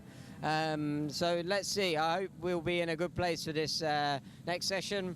And we'll do our best as always. I'll let you get back to your leathers. Thank you very much, Ryan, for your time. Great stuff. That great insight. That big changes made there. Then a different engine specification for Ryan to come here and try all different things.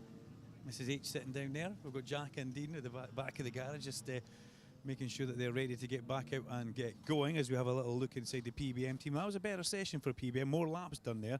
No electrical issues or no electrical gremlins for that team. Just taking a shock out the back of the Hagar PBM Ducati, which looks like that needs to be a fairly decent change. Hello Debbie, how are you? Good to see you. Both boys at Jimmy Penn's in that garage. I forgot that. He's with Harry Trulev and Ben Curry. Brad Ray on the other side. Let's see if we can grab a quick word with Steve Rogers. Steve, a good session there for Brad Ray. Obviously, he's had a pretty good run through pre-season testing as well. It's looking good. Yeah, we're strong to be fair, yeah.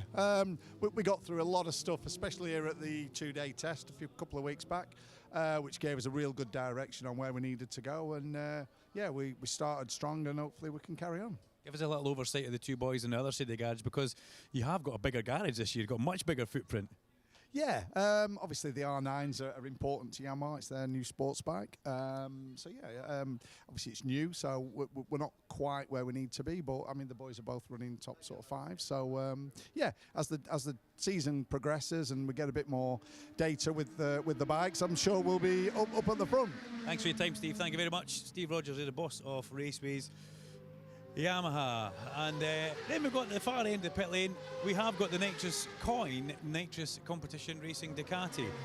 Paul Curran on one side looking over some data with the Glenurran bike. On the other side, the Shannon Etheridge very deep in conversation with Richard from Olan's about what's going on there. I like the setup that they've got in the garage here. They've got like 2 pods, a pod either side for the riders. That's really good. And then almost like a living area, you could say, in the very middle. But Kyle Wright ended that session looking really, really strong. And that's exactly what those guys will be wanting to do with the nitrous coin, nitrous competition racing. Now, I'm going to go and try and see if I can catch up with Rory Skinner, see if he's still about. And he had quite a good session there. See if John Moto will quickly speak with me, actually. Scott's busy at the back of the garage. John, that was, well, basically from outside looking in, it was a better session because we had more laps for the bike. What's the thought inside the garage? Yeah, we did have a few more laps, to be fair, but we've spent a lot of time on used tyres. We put a fresh set of tyres in for the end of the session, but no benefit whatsoever. So to understand why, the rear tyre looks a little bit too clean for me after 5 or 6 laps. So we'll put it down for a non-working tyre, let's say, but we're all right, we're fine. Work in progress. That's the one, buddy. Thank you very much, Johnny Moore there, the crew chief now for Scott Redding. Well, boys are gone from that garage of the HRC Supersport team, and we'll go and see if Rory Skinner is still about. I'm pretty sure he can't still be talking to his data engineer, but you never know. There's a lot of information that's going to be passed to and fro. As you can hear, the Supersport session is very much back up, underway and running. And that's most atypical. You come back to get a rider and they're gone. You know, you walk up and down the pit lane, you want to find a rider, you walk up and down the pit lane, when you come back to find him, he's gone, Mr. Plater. Can you give me an overview of how your boys got on in that session? Because you've got 2 now. I think he saw you coming, mate. Yeah, no, Rory's side, really positive. Rory's kind of pretty chilled out. You obviously know that Rory's had a bad time here over the last few years with various issues, problems, missing half a meeting here because of injuries and so on, and hasn't got a great rapport. So he's done the test a couple of weeks ago, and here he's kind of just set his stall out to bed himself in gently, and he's getting faster and faster, and kind of quite a rock man. I'm not pushing too hard, so he's pretty happy so far with his lap times. He knows he needs to go faster to get away. He needs to be front 2 rows here because it's tough to pass, obviously, as everybody's aware.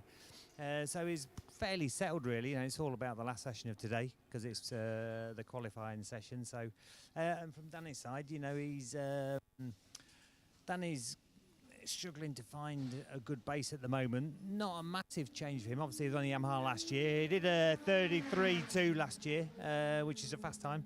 Can't quite get near that, and he's frustrated. But I think the guys have got a direction to go for the last. We're going to take a little bit of a gamble in the qualifying session because there's a chance of rain tomorrow, so we can't try a different shock tomorrow, and it'll be too late on Monday. So today is the day we'll need to try it to try and get him in a good position and to give him a little bit of confidence for his corner entry to bring him on and get him up the grid a bit.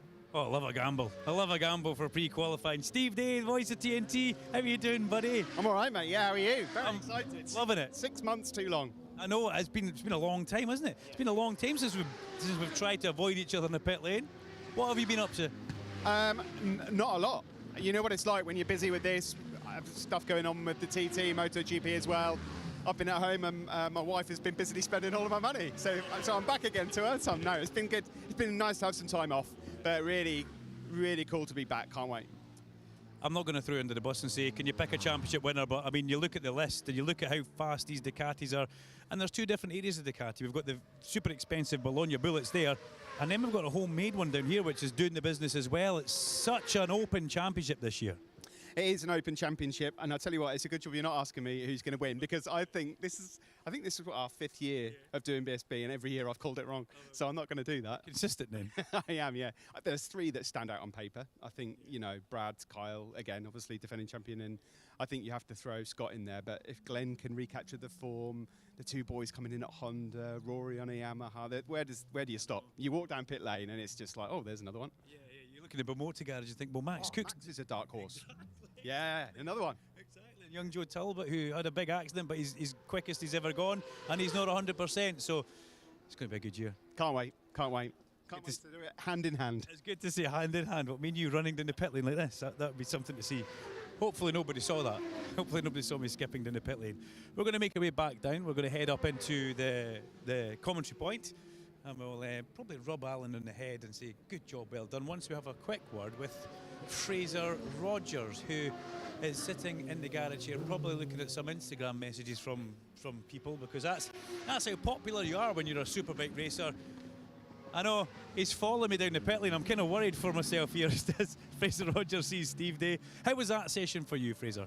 I have just done my fastest ever lap of Alton Park, and I am 1.1 seconds off still. Tough, isn't it? It's unbelievable. The boys of the game has moved again this year, but I'm enjoying it. The lap was nice. I'd be lying if I said I didn't have a dig at the end of that session, because we've got pre-qualifying coming up, so I'll kind of want to know where I'm at. So if you'd have told me last year I'd be looking at 33s this year, I'd have laughed you out of Alton Park. But now it's looking like I'm going to have to do a 33 to even be close to going through. So yeah, really looking forward to this next session, because everyone's going to be balls out. Well, it's a big session. It's pre-qualifying. It determines who goes into Q2. And you've got to be front two rows here. But it's going to be wet tomorrow anyway. So it's Fraser Rogers territory. Yeah, I'm back. I'll be back tomorrow. I'm going to hold you to that, buddy. Yeah, no, looking forward to it. I want to be. I feel like we can be competitive in the dry. I am. It's like I say, it's a second off now, so it's literally nothing. Like my team boss keeps saying, it's just a 10th a corner and we'll be on pole. And when you look at it that way, it is only 1/10 per corner. But you try and find that and string it together, and it's difficult now. So we're making fine changes. We're fine tuning the setup. Sorry, and we'll get there. We'll have a dig in the next one and see how we get on. So if I can be close to scraping through, I'll be chuffed. Congratulations on that fastest ever lap, though. Yeah, thank you. Still need to find a second.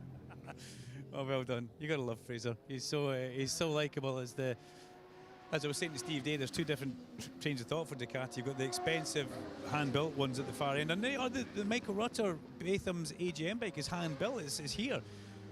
But having said that, it's a different concept. They bought road bikes, and they have converted these road bikes across, and boy, haven't they done a good job converting these road bikes across. They have done such an amazing job from where they were at Donington, where they were pretty much, I don't want to say rock bottom, but the faces were low, and then you start questioning your choices and what you've done and where you've made them, to come to the Alton Park test and be so fast, and then see Storm go out in every session and be good. It's nice. It's good for Batham's and AGN. Let's see if I can grab word with my good friend Peter Hickman, who's at the back of the garage here, cunningly ignoring me. Can I for a minute, boss? I'm sorry. The smile is still there, ladies and gentlemen. Do not worry. It looks tough. It looks tough. Yeah, I mean, like I said at the test, like the two tests we've been doing have been quite frustrating one way or another, but we're trying something completely new, like a completely new strategy, completely new package, if you like, for the electronics in particular, to try and somehow stop the bike from spinning, because that's all we ever do.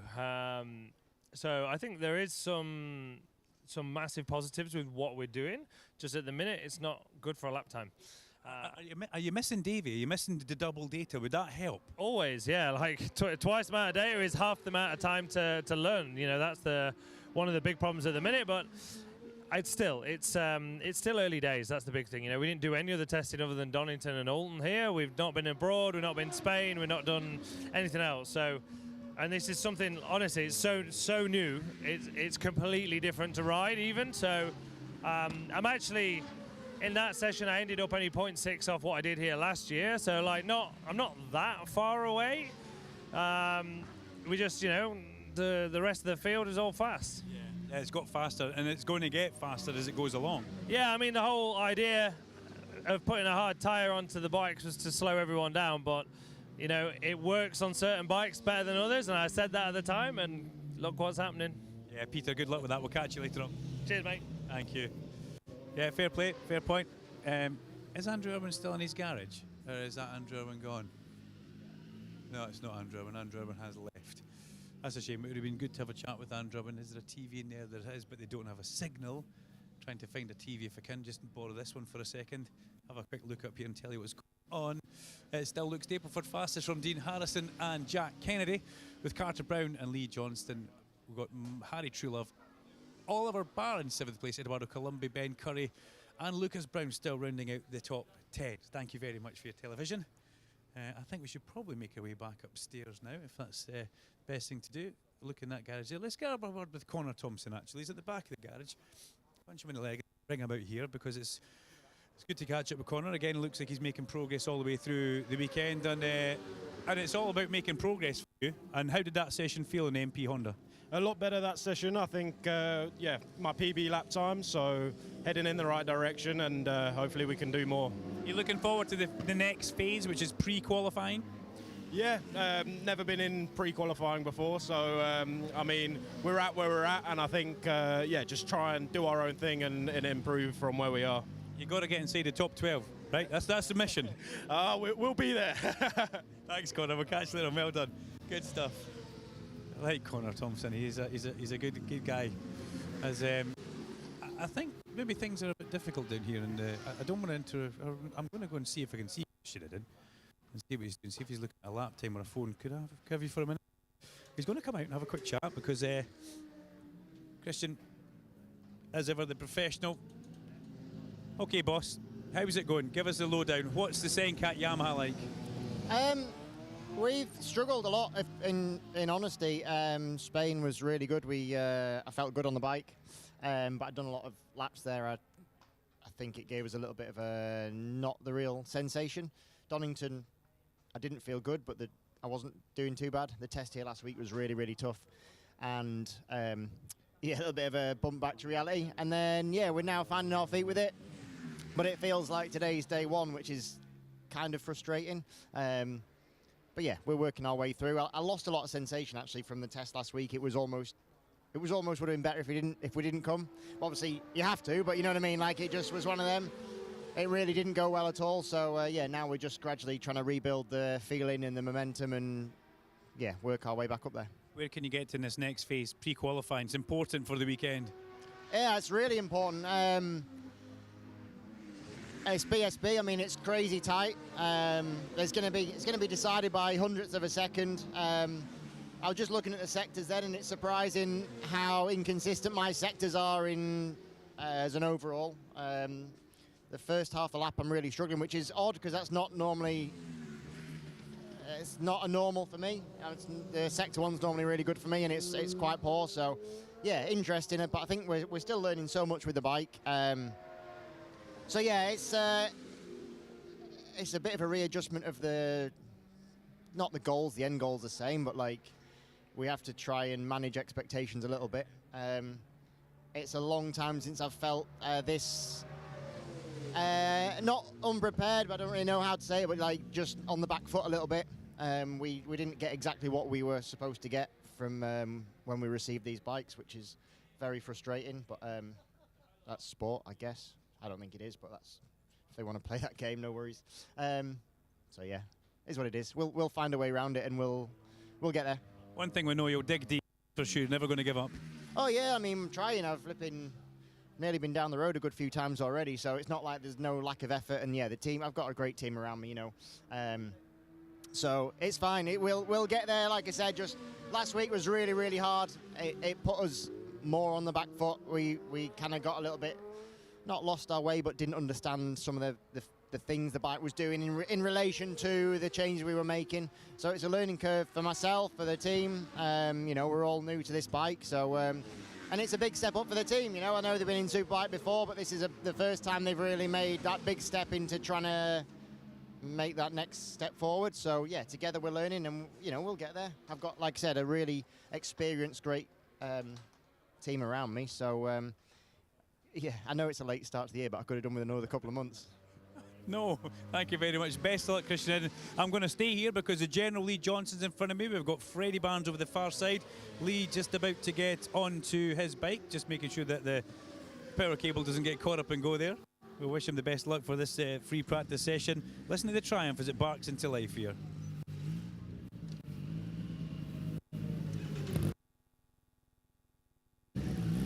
And that sounded lovely there, absolutely stunning. So it's a walk up and down the pit lane. Good to catch up with Christian Adam. Yeah, I wanted to make that happen, and it does seem like he is just that little bit on the back foot, but they will pick it up, they will get better, and Christian will never give up. You're guaranteed for that one. Hiya, you all right? You having a good time? Nice. I'll go back upstairs into the commentary box.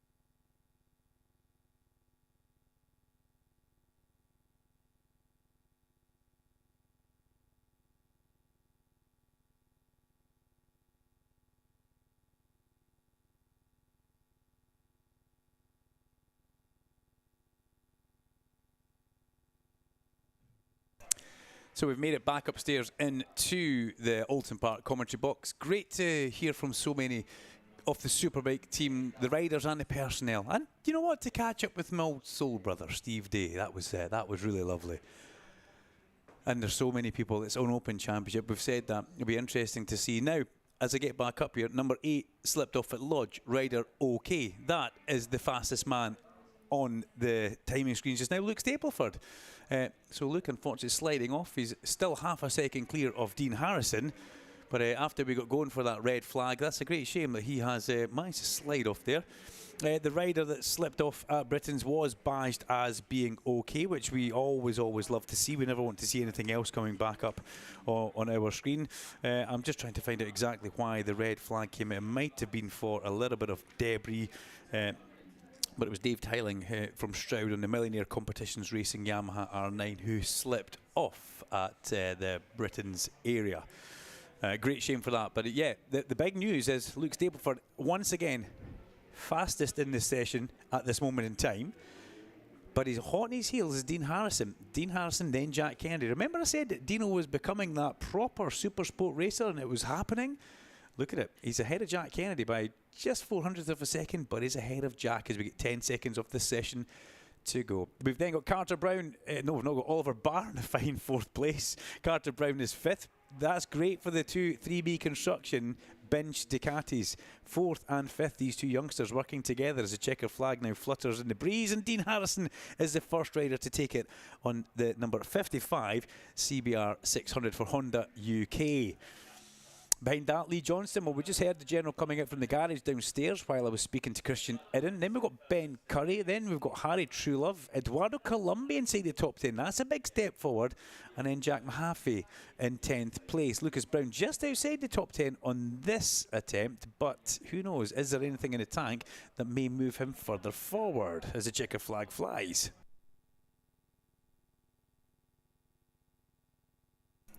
Bit of confirmation that the red flag was basically for debris to clear up around there, so that's why that session got stopped. And again, that's exactly what the race or the event organisers do. Race Direction will never take a risk. And when somebody does go down at Britain's, depending on which way they go down, if they go down on the left or the right towards it, or the left in the first kind of transition, the bike can sometimes cut across the grass, and it's just one of these things that it will drag bits across the track. And then what happens? Our Port West Race Safe Marshals jump into action under a red flag and clear everything up. But at the end of this session, once again, it's Luke Stapleford. He's down, but he's fastest of all on the Scars Ducati. 136.606 from Dean Harrison, Jack Kennedy, Oliver Barr, Carter Brown, Lee Johnson, Ben Curry, Harry Truelove, Eduardo Colombi and Jack Mahaffey. Then in 11th place, Lucas Brown, Jamie Davis, Freddie Barnes, Corey Tinker, Skippy McConnell in 15th. Remember I said let's watch the progress of Billy from 20th up into 15th now, making that progress ahead of the man who slipped off in free practice 1, TJ Toms. And 16th on the number 2 GNS Kawasaki. 17th Max Wadsworth, James McManus, who came into the pits with an issue on his MMB Ducati. And his dad pointed him round to the back of the garage. Then Harvey Claridge, and the first of the Cup Riders, and 20th overall, Cameron Swain. So Cameron's in 20th. The next Cup Rider, Keogh Walker, 26th. And it's then Cup all the way. Walker, Alderson, Thompson, Hartgrove, Tolliday. Cup is going to be pretty hot this year, as is the main championship for Supersport. But it's all about Luke Stapleford. He tops both sessions today, and he also has a slide off at Lodge, but he's perfectly okay.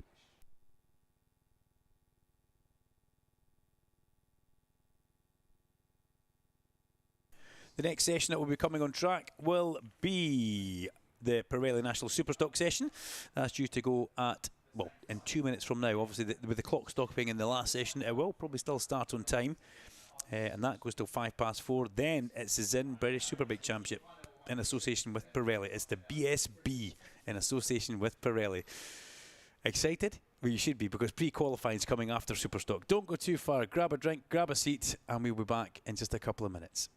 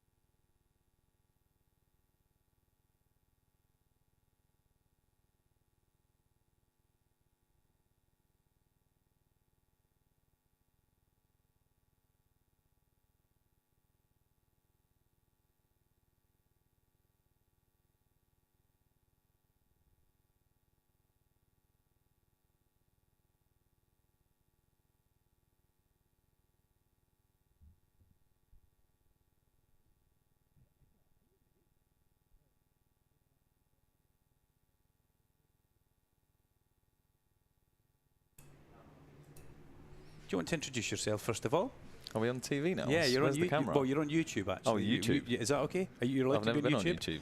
I bet you have, and I bet you don't know about it. I'll probably, yeah. There's probably a few videos out of me, but yeah, I'm Sam Cox from Armada Marine Cables Racing. We've got Emily Larty out there today, but after last year, co-commentator during the Stockdale Championship with Duncan. Yeah, I know, and doing a really good job of it as well. I got to say, doing a fabulous job. Can you hear yourself in your ears okay? I can hear myself, Wes yeah. just making sure we're on screen there. I've got to stop looking that way and look over here. Yeah, I know, you look great. What does that throw the third wall? How does it work? I don't know what I'm not really an actor. I'm not an actor either. I'm not an actor. So you take a step I'll that just way. ignore that way. Right, I'll take a step that way. So there we go. I'm glad I wore the branded merch. Well, I'm glad I didn't realise as it was. No, I'm very happy on for TV. it. Don't worry, because we can always push this button here, and it goes back to the pit lane. So, okay. so I won't. And ladies and gentlemen, If I start to sneeze, I'll just press that button. But I mean, I won't keep it on us all the time. But look at this one, Sam. I mean, do you like that one? Full factory. Wow, there we go. That's never been pushed before on a live broadcast with somebody here. Sam Cox joins us, ladies and gentlemen, for the Pirelli National Superstock qualifying here at Oulton Park. And I'd love to be talking about you on track, but if I can't have you on track, I like to have you in the commentary box and be an expert analyst for us. So there we go. We'll put the timing screen back up. First of all, one bike. One bike this weekend. Yeah, we got Emily Larty out there flying thin. He did pretty good for us last year. It's safe to say we are hoping for some rain after last year, because he obviously got pole in the wet conditions last year. But yeah, no, he's fresh from his World Endurance podium that he did with the TRT team out in Le Mans 24 Hour. So we had him lined up for this weekend. So we've got him, who just went past the commentary booth, almost like it was time there. Yeah, I know, perfect timing. But yeah, he's out there on our bike this weekend. We saw two bikes last year, though. You know, we saw Tom Oliver, we saw Tom Ward. It was like a rotation between Tom. three guys. Yeah, Tom, and Emily. But you will be coming back at one point as well. But it's a phased return from what you say, because it's biased as Armada SC31, so Armada Marine Cables, and SC31 is Sam Cox and your racing number. It's nice and imaginative, that, isn't it? Well, there's been a lot of thought going into it. What shall I name my team? Yeah, a lot of thought going into it, but you have got a lot more on your plate because you're also running Harrison McKay in Sportbike. So maybe just take a step back for the first couple and then do something else? Yeah, there was a lot going on trying to set everything up for the season. Obviously, last year I broke my leg, which I think has been well documented now, so I can't keep going on about it. But I will use it as an excuse if I'm not fast enough when I get back. But yeah, so I needed to get myself up to pace. I went and did, obviously, the tests at Donington. So I managed to get back to a reasonable pace, but not enough to throw myself into the racing at this point. And yeah, I'm starting because this is hardcore racing. This you've got to be on your A game. Where you were pre-accident is where you need to get back to, and you're a bit away from that. Yeah, it's again. There's a few things like spinning laps in Spain and spinning laps on a test, but actually when you get out here, the guys are on it so much. I mean, I was looking at the times in FP1. It was amazing, some of the times that they're doing on these stockers, and all the way through the grid, not just the guys at the top. But I was thinking, God, my PB only puts me just inside sort of the top 10 at the minute, and that's my racing PB, and this is their FP1 sort of time. So yeah, I wanted to build myself back in slowly as well, and like you've been saying, I'm kind of starting to transition. I'm at that point in my life now where I'm transitioning away from being like the tip of the iceberg to helping support someone else. And obviously Larty's here this weekend, and like you say, we got Harrison in the Sportbike Championship as well. So your man's just gone 8th fastest there, which is a really decent lap. He's rocketed himself up, and as he did that, Declan Connell's gone to the top of times for Rapid Honda. Who's so your man? He is. I mean, I've got quite a lot of folk in here. I can't pin my colours just to invasion, Declan, you know. There's a lot going on. We've got there's so many good riders in this class, and you've even got the living legend that is John McGuinness, who was about 10th fastest or 11th fastest at one point. Yeah, it's crazy. In session number 1. And he says, I like it, we just tip the bike full of fuel and away we go and run some laps. And he's also in the main Superbike garage, which is nice because a couple of years previously he's been farmed out to go and find his own garage space. But Scott Hargreaves said, no, you come with us, John, you jump into this paddock here, this is good, into this garage. David Allingham's about to deliver a lap that we'd expect from David Allingham. He unveiled his helmet yesterday on social media. Did you see that? I didn't know. Yeah, well, he was in a camper van. You mean his motorcycle helmet? Yes. Just to double check what we're talking about here. In a camper van with a pair of sunglasses on. Yes, Allingham, 35.5. That is special. Oh, Sam Cox, good grief. There was no need to do that one to me so early on. Yeah, that's a lap and a half from David Allingham. Let's have a look. What did he manage earlier on? 36 flat, so 35.5. That's impressively fast. Very quick. But yes, he did show us his brand new RI helmet for 2026. The livery, he was talking all about it, very proud of it. And it's a lovely helmet. And it's easy to spot, and I do like that. A bit like your bikes, easy to pick up on track. Allingham, Connell, Rollo. Tell you what, that is a lap from Connell there. Yeah, it was, 35. wasn't it? Yeah. No one was in the 35s in FP1 this morning, and he's stuck there. And we saw a bit from Declan last year. He started sort of flirting around the top 10, then kind of started to get more consistent top 5. Yeah. But it'd be really good to see him on that podium.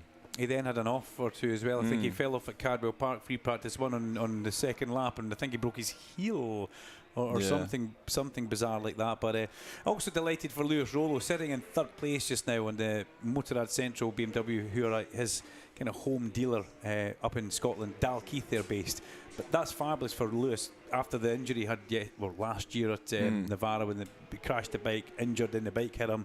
And it just, this is perfect for him to come back. He looks like he's having fun.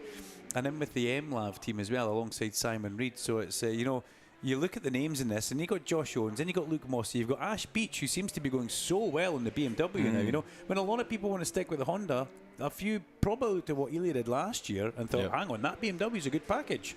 Was there ever a thought for you to change, or were you? There was actually. Yeah, obviously last year we had Wardy at the front and Lati at the front, so we was drawing a bit of attention from some of the bigger manufacturers, and BMW definitely put a package together for us that we were very, very tempted with. But again, you spend so long on a bike, you build up so much data, and you get a good understanding of where you are with it. If you're gonna then suddenly chop that in and change, there's a lot going on, and it's not just the setup; it's all of the spares and everything that goes on behind it that we just didn't want to have to press that reset button again.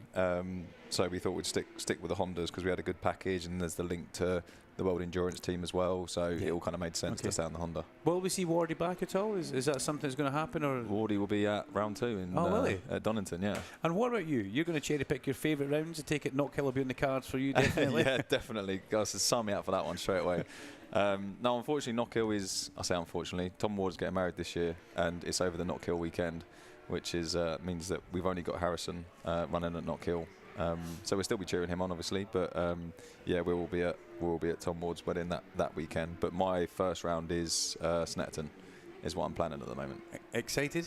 Nervous? Are you not even thinking of at the moment? I'm sat here in my little ivory tower watching everyone, thinking I'm the fastest out there. I'm excited, but when you actually get there and go, God, these guys are quick. Yeah, Roller's just gone sub 36 now. He's in the 35 as well. So David Allingham 35.5, Lewis Rollo 35.9, Declan Connell 35.9, Mari Trulov 36.5. There's a big chunk of time there. Do you think this is a couple of new tyre runs we've seen at the top here, and then not further down? Yeah, I mean, FP2 is where you start using the tyre stickers. So you have to go out on a new tyre because otherwise you put a new tyre sticker on an old tyre. Everyone should have started on a new tyre. So obviously Allingham's just got a good feeling on that bike, and he was able to just hit it as has Rollo and as has Connell. So I wasn't watching the tracker, but it would have been interesting to see if any of those boys were kind of next to each other when they did that lap, because sometimes you can get in a bit of a group drag and yourself it round, pulls you along a little bit. But yeah, they're definitely those three have separated themselves at the moment. I think it's great that we've got Scott Swan back in the championship as well. We know how much of a thorn in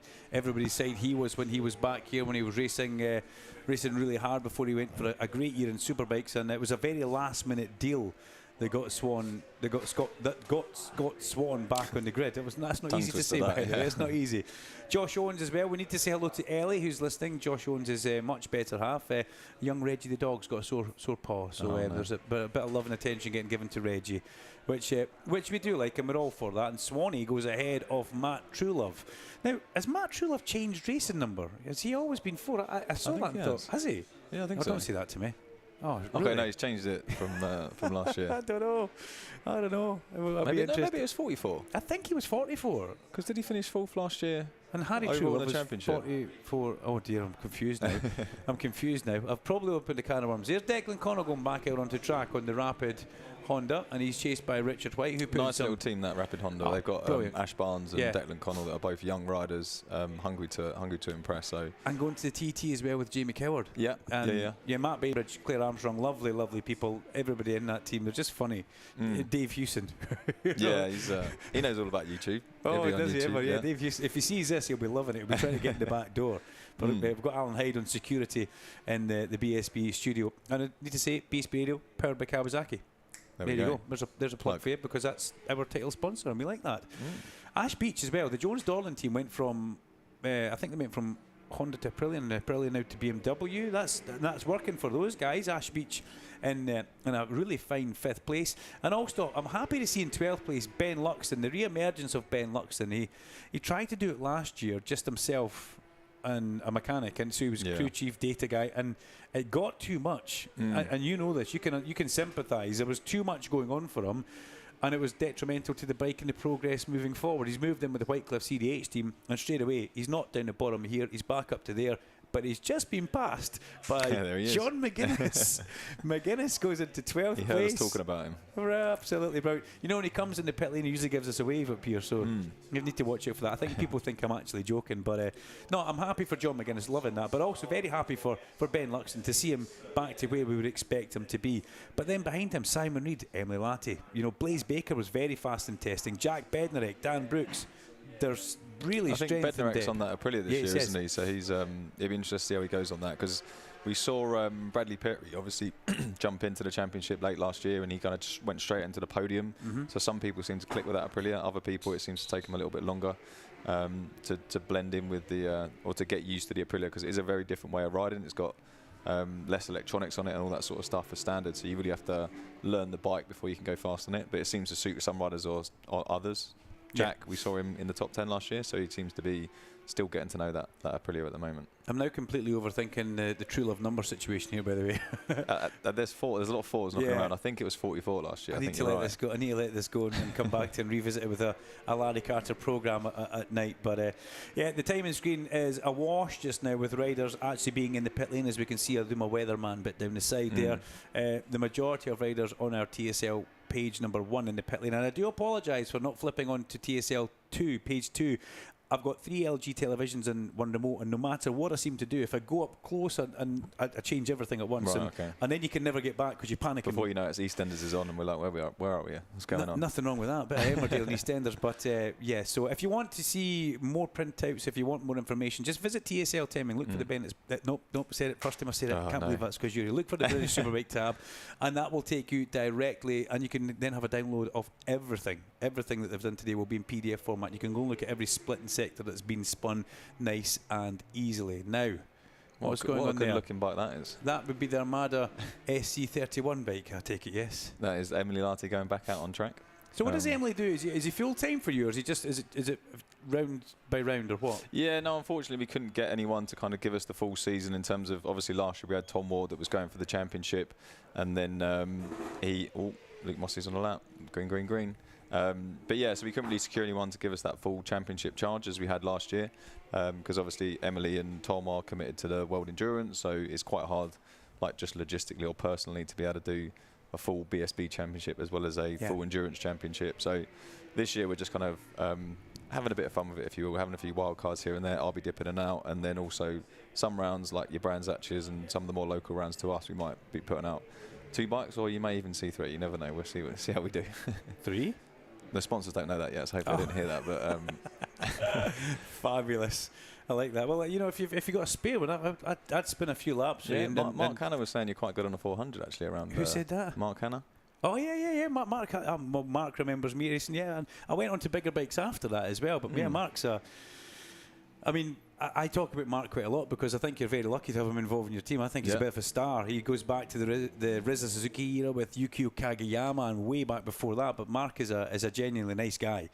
But yeah, you know, I could bed in some brakes and tyres for you and stretch a chain here or there. You said you're very good at Knockhill. Yeah. I don't know about anywhere else, but apparently Knockhill, you know it very well. Well, I'm just happy that somebody said I'm actually very good on a motorbike. That's made my day, by the way. It really has. Hutchie makes his way back down to head out onto the circuit, and he was a man who did so many laps here at the pre-season testing. He was on 3 different types of bikes, and every time he went on the correct bike, he changed the leathers, which I liked. And I spoke to him after. I said, that's commitment. He goes, we're trying to get pictures for posters. Okay. I said, oh, that's very good. But also my idea was like, so you want to use every set of leathers as much as you can so they become comfortable. Yeah. Because you don't want to put something on that's brand new and, you know, uncomfortable and starts grabbing you. Well, we actually had that this morning with Harrison on the old sport bike because his leathers are. He did try them in testing, but obviously there's always that balance between I want to bed my new leathers in, but I don't want to have a crash in testing and then ruin my new leathers. So he went out in a couple of sessions and kind of got them a little bit loose. But today was obviously the first full session, and then we had all the livery on as well. So it does just change the bike a little bit. The grips are in a different position. The levers sort of grab the bike slightly differently. When you've got bedded in levers, they're not as sort of shiny and grippy. So sometimes you can like be pulling yourself around on the bike more than you need to. So we've made a few adjustments. You sometimes see the old riders getting pulled down pit lane just to kind of like bed in the bottom of it because it's all too shiny and you're slipping around too much. So your bum grips to the seat? Yeah, because you've got that like shiny leather on your bum, so it's just like letting it grip to the seat. So we had a bit of that going on. We had a bit of that going on this morning just to make him feel a little bit more comfortable. You got Dave Sellers here. He would love to drag him down the pit lane. Oh yeah, he's dragged him around the pit lane before, but not like that. Absolutely. So the pit lane is quite busy with riders just now as McGuinness pops back in. I can spot Lee Healy's bike a mile away. I don't know if you noticed in testing, but at one point Lee Healy went fastest. He went up 34 places during testing. Oh, did he? Yeah, but he'd taken the Foster's loop. But because he had stopped for so long to try and find the gap in the traffic, he was only like 4/10 of a second so it faster. looked like an actual lap. So the computer didn't pick it up. Perfect. But I was commenting saying that's big lap, and his team showed him that, and I could see him laughing in pit lane. I thought, hang on, something's not right. So eventually, TSL guys went back through the look and thought, yeah, he's actually going through the Fosters. But normally it comes up maybe 20 seconds a lap faster. But you had to wait for so many bikes. But it's one of the most noticeable bikes we have there for Lee Healy. The very day glow. It's pink. It's actually brighter than pink when you look at it from here. And here comes Dan Brooks. He's onto the Master Mac Hawk Honda. Busy garage, that. 2 Superbikes and a Superstock bike for Dan Brooks. Roger from Master Mac will be on hand, one would hope, this weekend. He has done a lot of away stuff. Now, talking of leathers, Connor Cummins, fabulous. That if he just had, if there was a little red pinstripe there, he'd look like Freddie Spencer from 1985. And that, to me, it doesn't get any cooler. I can't mention the sponsor because it's not the thing to do, but yeah, that's super cool. And Connor just here getting some track time. He said, look, if you're going to get yourself up to speed, this is where you need to be. This is the hardest, fastest, best racing you can get. My Superstock program needs me here, so I'm quick when I get to the road. So I mean, you know that. You know that yourself when you've put likes of Emily Latty out there, who was very fast last year. We see him 14th just now, 2.2 seconds away. He's putting in some greens. Looks like a hot lap here. I'm glad you said that. I don't want to jinx him as he comes up to the last corner, but he's just gone green in 2 other sectors, so he's slowly climbing back up there. How cool is he as a campaigner? You know, is he nice and cool and chilled? I've never met a calmer person in my life. He's just so horizontal when he comes up to getting on a bike. I was literally in the motorhome with him 30 minutes ago, and he was having a little nap just before he was going out. He just kind of comes in and goes, I'm going for a little nap. And I'm like, okay, knock yourself out.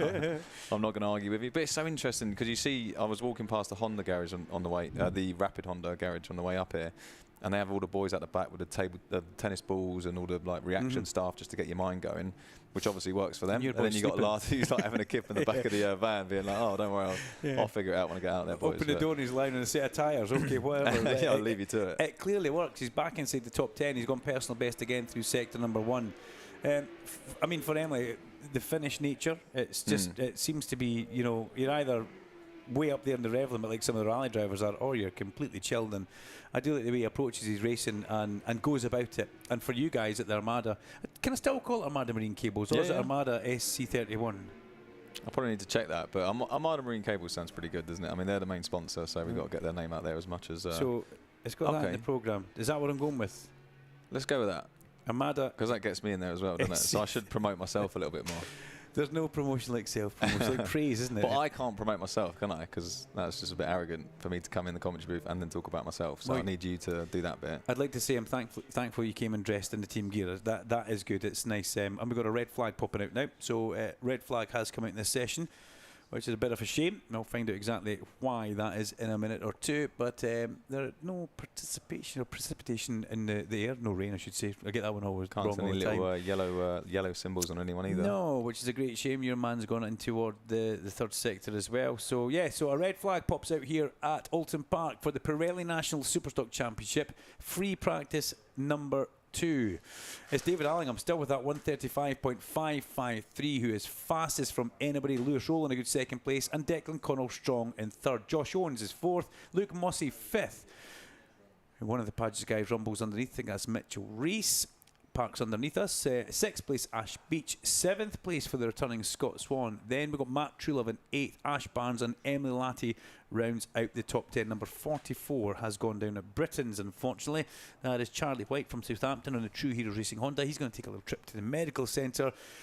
But this is the same as what we saw happen earlier on. When somebody goes down at Britain's, depends where you go down. If you go down on the entrance point, the bike sometimes takes debris across. If you go down on the first kind of transition, it takes debris across the track, and that's what we saw quite a lot of earlier on. So a red flag pops out with 9 minutes 37 seconds of the session to go. There's Luke Mossey coming back into the pit lane now, chased by Finlay Arscott on the SAF Holland Honda.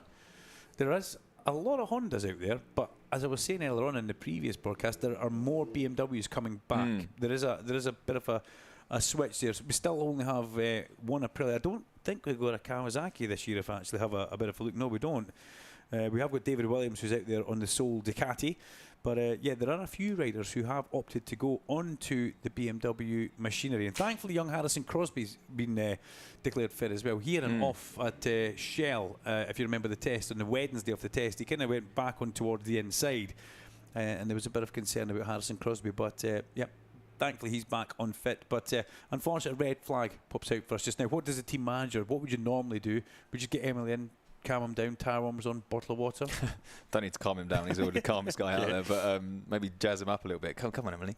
No, yeah, it is a as a rider, you're out there. You're towards the end of the session now. You're really starting to find your flow. Normally, you do your fastest laps towards the end of the session, and yeah, a red flag just knocks you out of that rhythm. So it's quite frustrating. Sometimes you got to obviously pull in. Your adrenaline starts to drop off. Your focus starts to drop off. So you really have to sort of, as a team manager, you have to keep them going, keep them focused, keep them fixated. Try and just use it as another little debrief. What's the bike doing? Is there anything you don't like? Where can we go quicker, sort of thing? And at this point in the weekend, data in. Are you still making changes, like big changes, or is it minor changes now? And what are you chasing? Are you always chasing what the track's like?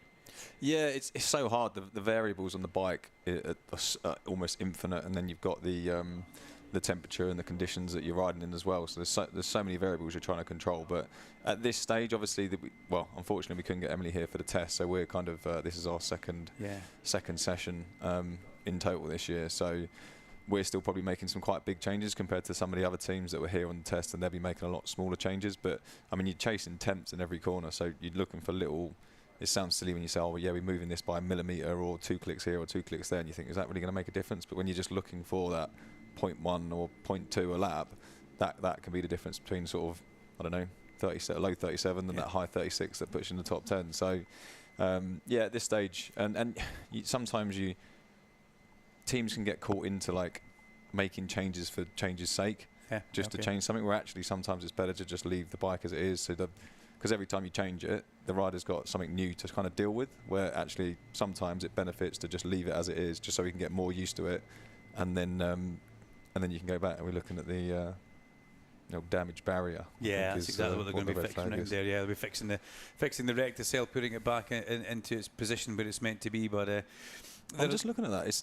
He must have lost it almost on this bit. Yeah, they run around towards it, the kind of where we saw many years ago. I think I always remember Stuart Easton having a bike flying over his head down there when somebody went down. It's also where Peter Hickman unfortunately laid the oil down last year. That's what I was going to say. What was the one with Rory Skinner where he got caught up? Oh yeah, and Christian Eden, where he took it back. Yeah, that was He was a lucky boy there. That was in the FS3 era for Rory Skinner. But I forgot that Emily hadn't done the test here. So you guys really are shy of laps. Yeah. So when you're wanting to get laps, you're lucky that he's a kind of professional rider. He knows what he's doing, and he did do very well here last year.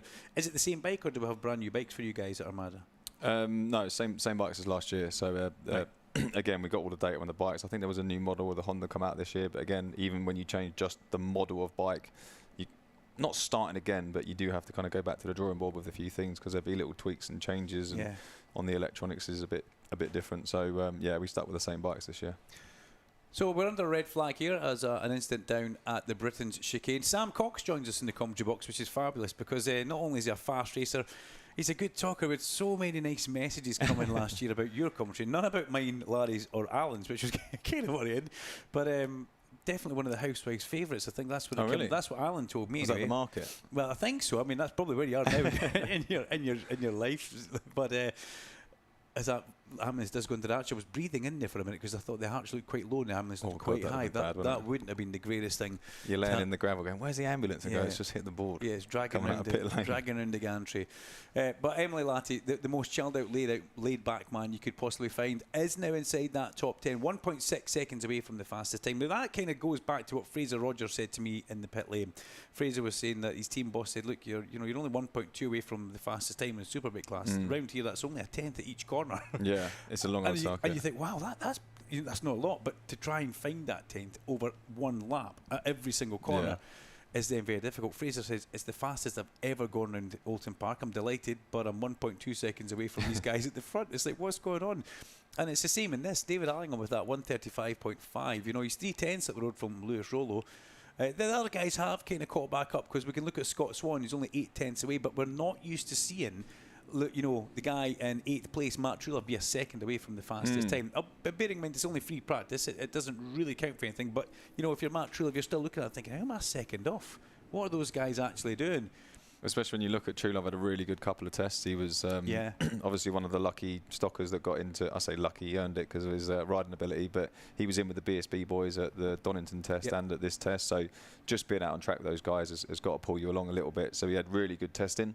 And now, you say, I mean, it doesn't look that far, but it's second off. It's You'd expect Truelove to be battling for the podium this weekend. So, yeah, that is quite a distance. And I know you're saying FP2, and usually it doesn't matter, but obviously if anything happens tomorrow with qualifying, we come back to FP2 to set the grid. So, but you also don't want to still be a second away. No. That's the type of thing that mentally. I can remember from my tiny bit of racing, as slow as I was, apart from Mark Hanna said it was good. If you were a couple of tenths away, it could keep you awake. Thinking, overthinking, how can I go faster? Where can I get that? But there's quite a big spread through the field just now. But I purely think that's because David Allingham was 3/10 on absolutely everybody, and he has he did go out there. Yes, he's done 11 laps now, but look where everybody put their fastest lap time in. Very early in the session, as you said, they put the sticker on the tyre, they put a new tyre on, they go out. Allingham did it on 3, Rollo did it on 5, Declan Connell did it on 4.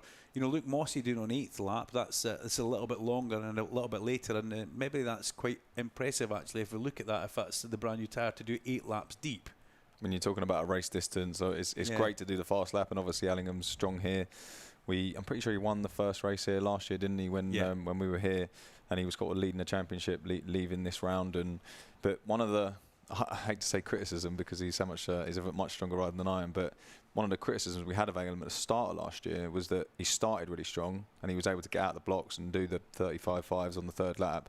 But then he just started to fade towards the end of the race, and that's where he got picked off by the riders, like you say, Luke Mossey, who on lap 8 he puts his fastest in. So in a race situation, you're kind of getting caught up, and psychologically as a rider, if you go out quick and you get a bit of a gap and then you see that gap come down, it can start, it's horrible being that carrot that someone else is chasing. And conversely, the guy that's catching, he's like, I'm catching him. It gives you that bit of energy to catch him. Boost, But then we saw it kind of switch when Lee Hardy got involved with Allingham, and he's obviously tutored him, and he started to then be able to last longer in races and spread himself out over the whole race. And then by the end of it, he was, I know Mikkelczyk was miles away, but I remember David was arm pump didn't help him. Arm pump, Well, last year Elia was in a different and I think though, personally, I think we were robbed when Luke Mossey crashed at Brands Hatch because Luke was, he was not quite with him, but he was making the steps to be with Elia.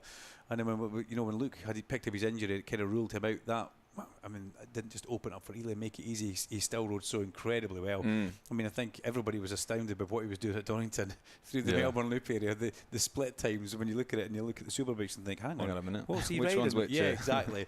And for Elia, a very well-deserved transition into the Superbike class for 2026, along with because that was quite a late announcement as well, wasn't it? I was kind of looking over the winter and I was thinking, surely this guy deserves a ride if anyone does, because you're exactly right. Last year, he was pushing the boundaries, pushing the envelope. So you obviously had Mossy go down, who was one of the his championship rivals at the start of the year, but then we had Wardy go down as well at Cadwell.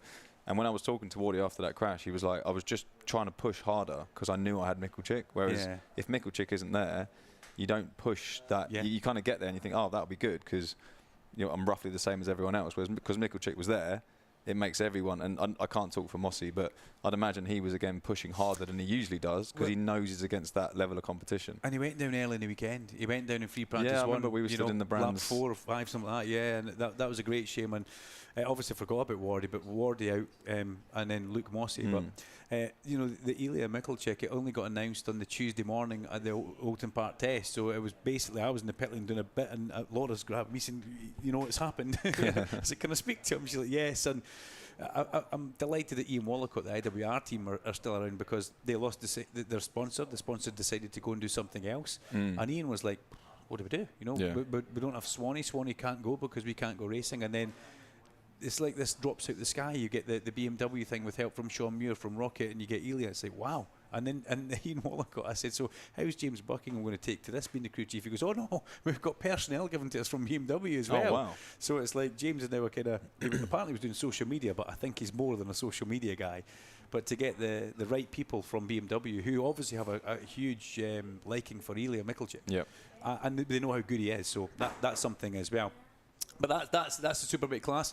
Elia was here last year in the Pirelli National Superstock. We're under a red flag just now at Oulton Park, as we can just see the Port West Race Safe Marshals putting the Rectizel back into position at the entrance to Britain's after, I think it was Charlie White, bike 44, who went down on the True Heroes Racing Honda. I think he's gone down on the right-hander towards it, and then unfortunately when you move that Rectizel it goes absolutely everywhere, and you've got to put it back. It's got to get pinned down as well, put the sponsors' logos. Can't have the sponsors back out. You've got to have the sponsors' logos, haven't you? You know all about that.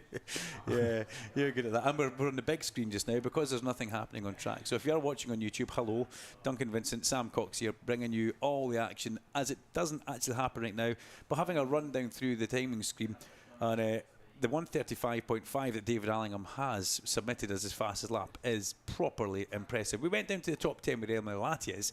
Outside that, in 11th place, we've got Cam Dixon, then young Harrison Crosby. Jack Bednarek up there on Ian Newton's Aprilia. The living legend that is John McGuinness finds himself in 14th place, only 2.1 seconds away from the fastest time, which I think is fabulous. Then Ben Luxton, Finlay Arscott, Simon Reed, Blaze Baker, Dan Brooks and Sammy Laffins in 20th place. And there's a whole lot of other guys just after that as well. But I mean, you look through that mid, the second lot of 10, I mean, those names, they'll all be fighting to try and get in that top 10, and they're more than capable of getting in there. That's well, I'm just looking at Callum Bay, and if you remember last year, Callum was he was comfortably in the top 10 at most rounds. So he's I don't know what's happened with Callum, but he's obviously not where he wants to be at the moment. So I know it's his first test. He's not doing a slow time, is it? It's 38.4 is a very quick time. That'll win you any club race, and somehow finds himself in 26. So Callum was in the top 10 towards the end of last year. He was looking for a podium at a couple of rounds as well. But I do know that he damaged his wrist. Was it wrist or an ankle in Spain just after March? Okay.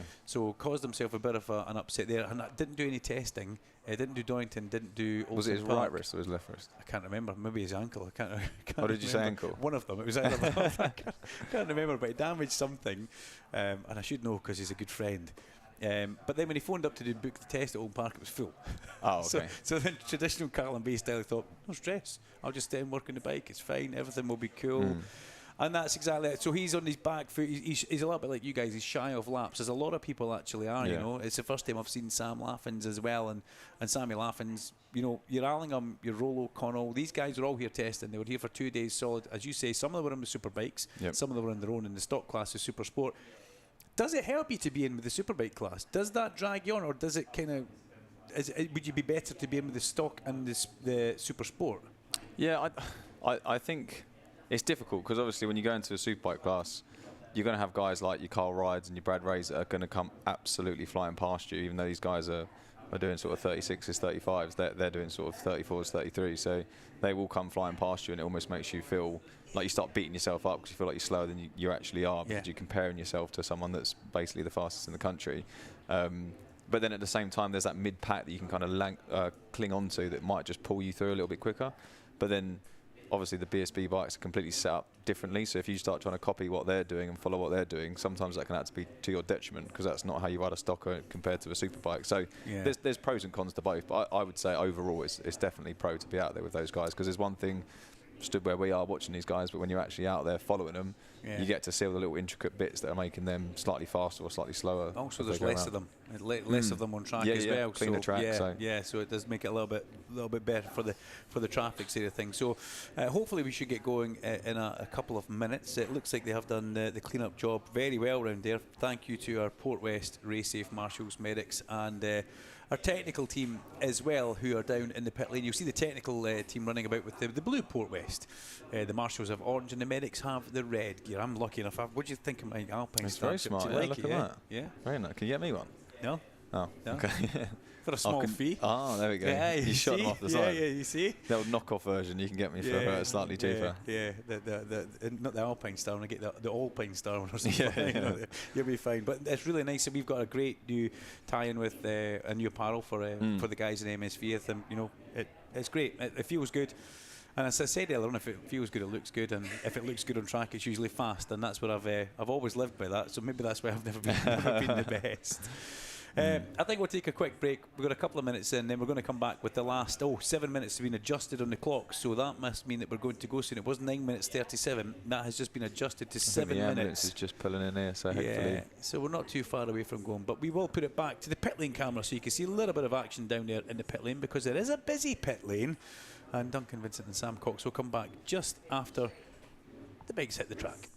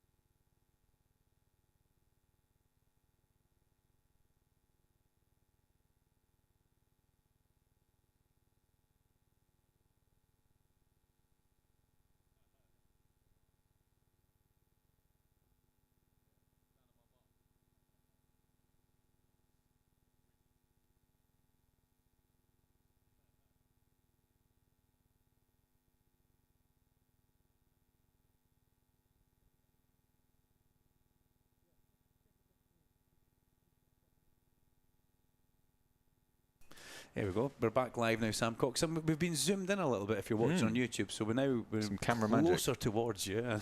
We are. It's amazing when you've got people that know what they're doing. You know. Yeah.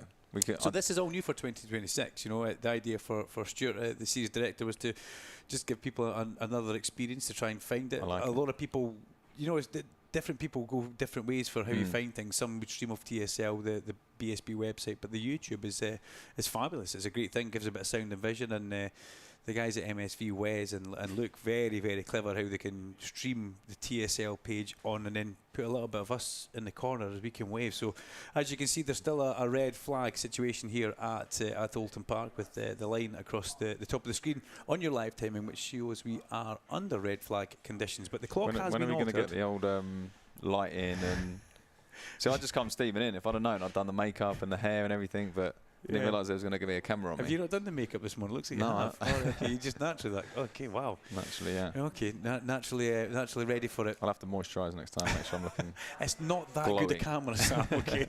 I hope it's not, you know, it's not that good a camera. But it's nice, and we've also got a pit lane one, which looks up the pit lane, and we'll show you a very busy pit lane that we have, as one of the medical cars is going to make its way back out to where it needs to be. 1 minute until we go live, and that's what we like to see. Session restarts at 16:19, which is 1 minute from now, as the medical BMW makes its way back to its station. The lovely BMW. Oh, look at that. Look who's keen. Look at him. Look who's keen. Can't get out. Can't get out go quick and tell enough. us who's keen. Let's see if we can get him on. Can we get him as he goes down the pit lane there? There he goes. Yeah. Who's a keen bean? Emily Latty. Emily Latty. I think he just wants to get back to bed, so he's like, come on, can we hurry up and finish this session? It is only 7 minutes. Yeah. That was Elia Michalczyk, I was sorry. Emily Latty sits underneath our gantry, ready to go. Here comes Ben Luxton behind him as well. And is that... Max Simmons, I think. Yeah, Max Simmons. And also Matt Trulove. I mean, that's a nice little partnership if those two can play nice and go out together. I think they could both drag each other along a little bit. But because Trulove in 8th and Latty in 10th, it's quite nice to find someone who's just sort of close to your pace. You can use as a bit of a marker just to help pull you along a little bit. Being free practice, is there really any use to go out? But maybe in case it's red. Don't Emily, jump the light. Oh, Emily Latty. Gonna get told off. He's getting a row there. He's getting a row. Just so eager to go. And he's slow off the grid. Like, what's going on here? Having said that, though, I do remember him as the green flag flies here at Oulton Park. I do remember last year he was incredible off the line, really fast off the line. Got a really good jump, and away he would go. As we come back, he got the whole shot, didn't he? Very good jump. He was flying. Right, so I need to come that way, so I'm standing in shot. So BSB pre-qualifying session, provisional start time is 16:32, so that knocks that back. And the question for me is 16:32 for that. It was meant to be 16:15. Knocks that back. Just concerned about the RNG Moto 4 British Cup qualifying because we have got a strict cut-off time here. That may get moved. We'll keep you guys up to date with everything. Are you more worried about on. your dinner reservation? No, Is that what you're looking at? Dinner can wait. Might need to make a phone call. I'm on a healthy eating plan. My wife's got I can tell. Have you lost it? He can come back. I love this guy. It's a high protein. It's not a diet. That's the thing. Angie says it's not a diet. It's just a lifestyle change, and she's right. Because on a diet you expect to be hungry, but it's just eating different food. It's like. Does this mean we change our treats then that we send up for you? You send up last year treats? I was bringing you like. Do you remember I brought you a couple of thingies? Oranges, chocolate apples. bars. Yeah. Oh no. Oranges and apples, please. Yeah. Or am I allowed to say that? Because then the wife's going to find out you've been eating chocolate bars last year. Yeah, that's just throw me under the bus, Sam. Thanks for that. You can bring anything you like up. Alan Hyde will have it as McGuinness gives it a little wave as he goes out there. Isn't that cool? I'll take it. Yeah. Oh, definitely. He's fitting into that suit, isn't he? He is, isn't he? He's there. He's looking good. I do like. I love. John's got one of everything from every year he's raced. Leathers. He's even got team jackets, hats. Fabulous. He's got his own little museum back up north, and he keeps inviting me around to go and see it. And I need to do it one of these times. Is it Morecambe? Well, no. He's a little bit further up the motorway, just off a junction. He moved away from Morecambe quite some time ago, but he's in that kind of neck of the woods. So let's see if anybody has got anything to top old David Allingham, who hasn't actually left the pit lane. As David, sorry, I'm going to completely block this here. Yeah. But when you are fastest, you have got that, that little thing where, do I need to go out? As Hutchie's not going to go back out. Hutchie's had enough. He's going to head back round to the Paddock area. Well, I think the other thing to bear in mind with Allingham is this normally what happens obviously you get a new tyre for qualifying. You can use a new tyre, but generally people will start on the FP2 tyre. So if he's saving a little bit of tyre, it means he can get sort of up to speed a little bit better in qualifying tomorrow. And then he's actually done some of the most laps. So if you look at his 11 laps, you know, the most is Luke Mossio in 12, and Allingham's up there with 11 laps. So it's he's kind of done what he needs to do. He can sit out. Yeah, he's probably not going to go any faster on that tyre. Oh, don't do it, Allingham. just said you're smart staying in. He's just rolled out a pit lane just to prove me wrong. How important is the practice start though? How important is it for you to get out there and get that practice start at the end of the session? I mean, absolutely vital. It's sort of 1% of the whole race, but it's in terms of like importance, it's almost like 60-70%. Because you see it even in MotoGP. If you qualify well and you get a bad start, it's almost pointless qualifying well. Whereas if actually sometimes you see a couple of people jump a few rows, it can make your race. Because as the race settles down, you kind of end up in little packs.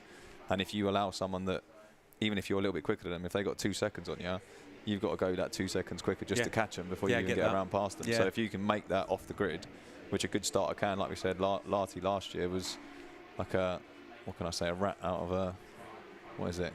A scolded cat. There we go. Scolded cat into the first corner as he got away with it. I wonder where you were going with that one, like, I really did. I knew there was a phrase for it, but he got the whole shot basically by a long way. Look at all the people that have improved. Harrison Crosby, Ben Luxton, Dan Brooks, Finlay Arscott, Richard White. 10 places for Richard White, 8 places for Jake Hopper. You know, that's a big improvement for Harrison Crosby to get himself inside the top 10. He's actually gone ahead of your man Emily Latty there, so there is still life in those tyres for those guys, which is quite impressive. You know, they get the tyre back in, they put it in the warmer, they'll control it at a heat. It's not getting beaten up or anything, it's not getting abused. Well, they've had quite a long time sat down there, so everyone would have been chatting about how can we go a little bit quicker, where's the bike working, where's it's not. They probably would have made a few changes. So again, obviously it's working for Crosby. Yeah, Harrison Crosby very much so up there on the third of the SAF Holland GR Performance Hondas by Big Joe himself. I haven't seen Big Joe this weekend actually. Need to try and catch up with him. Always a big smile, always a pair of shorts, even if it's freezing. Big Joe, it's like a signature for him, you know. Yeah. It's like his thing. As Lewis Rollo. Why do they call him Big Joe? Because he's Big Joe. Is he quite tall? Yeah. Lovely guy. You wouldn't want to follow it with Big Joe. I don't know. Yes, you know. Lewis Rollo, a good lap crossing the line there, 36.5. But Lewis looks good on the BMW. We saw him for a couple of years on the big Honda. As you throw an arm in there, what was that for? No, I mean, Lighty's gone a little bit quicker, which is nice. But it was just on that fringe of a 36 and a little bit of insider info. But he didn't like the foot pegs that were on the bike, so I had to run around and find some different foot pegs that made it a little bit lower and a little bit further back. So I went and got them, and when I gave them to him, I said, "You better go into the 36s because I've just run around getting them." So. So what did although he has gone fastest. Yes. Or sorry, his fastest. Yeah, personal best. So what did you have to do? Did you have to move them back and down? Yeah, so the Spider ones, in comparison to the Diamond ones, are set slightly lower, and then the adjusters slightly further back. So Emily just felt he was sitting a little bit high on the bike. Right, okay. So the Spider ones are set a little bit low and a little bit further down, so it sort of changes your weight distribution. So he wasn't happy with the other one, so we had to go and change it. These riders, tell you. Well, you know what it's like. you know, I always remember. I used to like smooth foot pegs. Some people like rough foot pegs that give you. It's each rider likes their own really weird things. But Emily Latty, personal best through sector number 1, drifted away a little bit. But Ryan Campion, remember Ryan Campion came to our kind of not to our knowledge because we've watched him a lot, but really shone at Cardwell Park. Well, Ryan's about to put a personal best lap in as we see him coming out of Lodge. He's going to come up and cross the line. He's in there with that mixture with Simon Reed, I think. Yes, he is. Crosses the line. Ryan Campion does go up 2 places. He goes ahead by 2 places up into 14th ahead of Luxton and Brooks. That's a good run for Ryan Campion. He'll be happy with that one on the number 50. Yeah, no, he had a really good show last year at Cadwell Park. I think he came from motocross, didn't he? I think so, yeah. Ryan Campion. So he seems to go better at the sort of undulating tracks and tracks that have jumps in the middle of them. So yeah, it's good to see him finding his feet again. Tracks that have jumps in the middle of them. Well, Cadwell Park. Yeah. Oh, of course. It's a bit of a jump, isn't it? That's a jump. Are you talking about a motocross? Not when I do it. I just kind of roll over the top of it. Yeah. But apparently people jump it. The mountain, yeah. I don't fancy that much either. Keep everything on the ground. Checker flag flies here for the Pirelli National Superstock Championship. Free practice 2 and BSB pre-qualifying provisional start time is 16:32, so that has been updated. 16:32. We will go with that. That looks pretty much official as the checker flag comes out. Sammy Laffins goes through. Sammy Laffins in 23rd place for the man from Drumara. Allingham, Rollo, Connell, your top 3 though. An Irishman and 2 Scotsmen. Sounds like the start of a joke almost, Yeah. doesn't it? Yeah. Walk into a bar, that'll be the next part. But David Allingham with his 135.553 did that on lap 3, and nobody really got near that. 0.3 of a second back, Lewis Rollo. He got himself ahead of Declan Connell. Declan's lap, 135.9. Pretty impressive. 3 guys go sub 1 minute 36, and that's quite a big thing. Josh Owens with that 136.1 will stay in 4th place. Mossy will be 5th. Beach, Swan, True Love, Barnes and Latty 36.951. There's my 36. Well, those foot And pegs. he's about to finish the lap as well. Oh, is he going to go any quicker? He's got a green sector. What's that, 2? Are you looking at the right Where lines is here? he? He's got 1 middle green sector actually, Emily Latty. Oh yeah, what's he? Yeah, you're looking at his person, but he's got you into the 36s. That's what you asked That's for. what I asked for. That's what he delivered. And that's professionalism. I you mean, see? how hard is that to do a 136 around here? I don't know. I've never done one. I know a 37.5 is my PB, and yeah, thanks for that. That's, yeah, it's okay. That's I've the watched bus. someone do it as they come past me.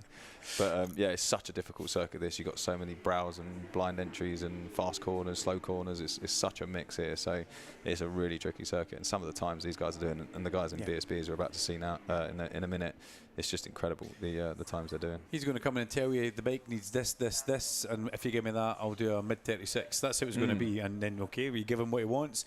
And you hope you chase the evolution off the track in the right way. Sam Cox, thank you very much. Great to see you once again in the commentary box. We will pause for a break and we'll come back with the Superbikes, which are going to be on track in just about 4 minutes' time. It's a very quick turnaround, so thank you very much, Sam. We'll go back to a pit lane camera just now and we'll push mute and we'll come back with BSB pre-qualifying provisional start time 16:32, guys. Don't go too far.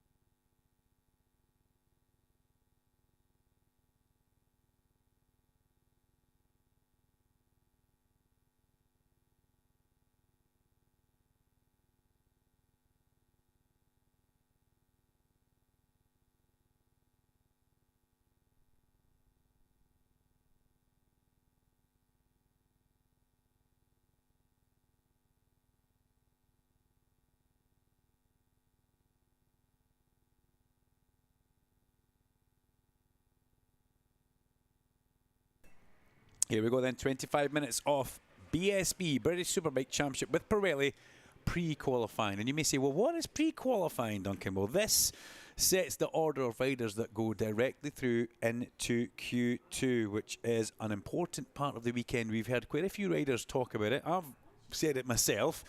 You want to be in the front 2 rows here. You can't really afford to be too much outside of that. And that's what happens here. We will get 12 riders going directly through into the second phase of qualifying. Everybody else will go through initial phase of Q1, and we'll top that up with riders from Q1 to go into Q2. I believe it will be the same as what we had last year. Looking forward to that. 15 riders will go into the final phase of Q2. So, yeah, Scott Redding goes down pit lane, Storm Stacey, Andrew Irwin, Glenn Irwin's out, Kyle Ride's out. Is everybody on new tyres at the start? Quite possibly they are. This is going to be fast. There's no getting away from it. This is going to be super fast. Here comes Lee Jackson making his way out. Both of the tag Hondas are out. Fraser Rogers, fastest ever lap he's done around here. And he finds himself 1.2 seconds away from the fastest time. So he has got work to do, he says, but he's pretty happy. He's done his personal best lap time. A lot of riders have. There go the 2 tag Hondas. Here comes the 2 Honda UK bikes, Bradley Ray and also Ryan Vickers side by side as they go on to track. This will be a quick session. And it's also a quick time session as well. It's only 25 minutes long, and you know there's now 23 minutes of this session to go. We have to think about it because time goes so quickly. It takes a couple of minutes for an outlap to be done. They've now got their first flying lap as they make their way onto and head round towards the far side of Oulton Park. Who will go through? Who are the top 12 that we will see going through, making that transition into the second phase of qualifying? Can't wait, looking forward to this one. We're a little bit delayed after we had a red flag, unfortunately, in the previous session. And in fact, the previous 2 sessions, we had one in Supersport for debris down at the Britain chicane. And then we also had a red flag for an incident down there with Charlie White, which caused the wreck cell to get moved, and would need everything put back as to where it properly was.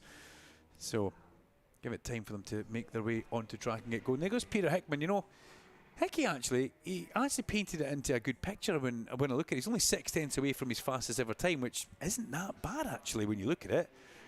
And a completely new direction for that 810 racing team. Yes, they missed Davey. Get well soon, Davey Todd. I think we should put that right out there just now. Get well soon, Davey Todd. Hope to see you back in the not too distant future. And come back fit as you are. And we'll look forward to seeing him on track in the British Superbike Championship in association with Pirelli. Number 23 stopped with a technical problem down at Hislop's. It never rains, but it unfortunately does pour. And that's one of the bad things as well. If you have a technical problem in this section of the day, you are in big trouble. That's Luke Hedger. And what a shame for Luke Hedger. Technical problem at his, so he will not be a happy little Hedger, that's for sure. And the Whitecliffe CDH team will now be scratching their heads thinking, well, what has gone wrong? They'll relay that back across from pit wall to pit box, and the pit box will see the same TV pictures that I have up here with the message at the bottom saying Luke Hedger has stopped at his with a technical problem. Roger from Master Mac has popped a message in, says, hello, hope the sun's shining, we'll be up there tomorrow.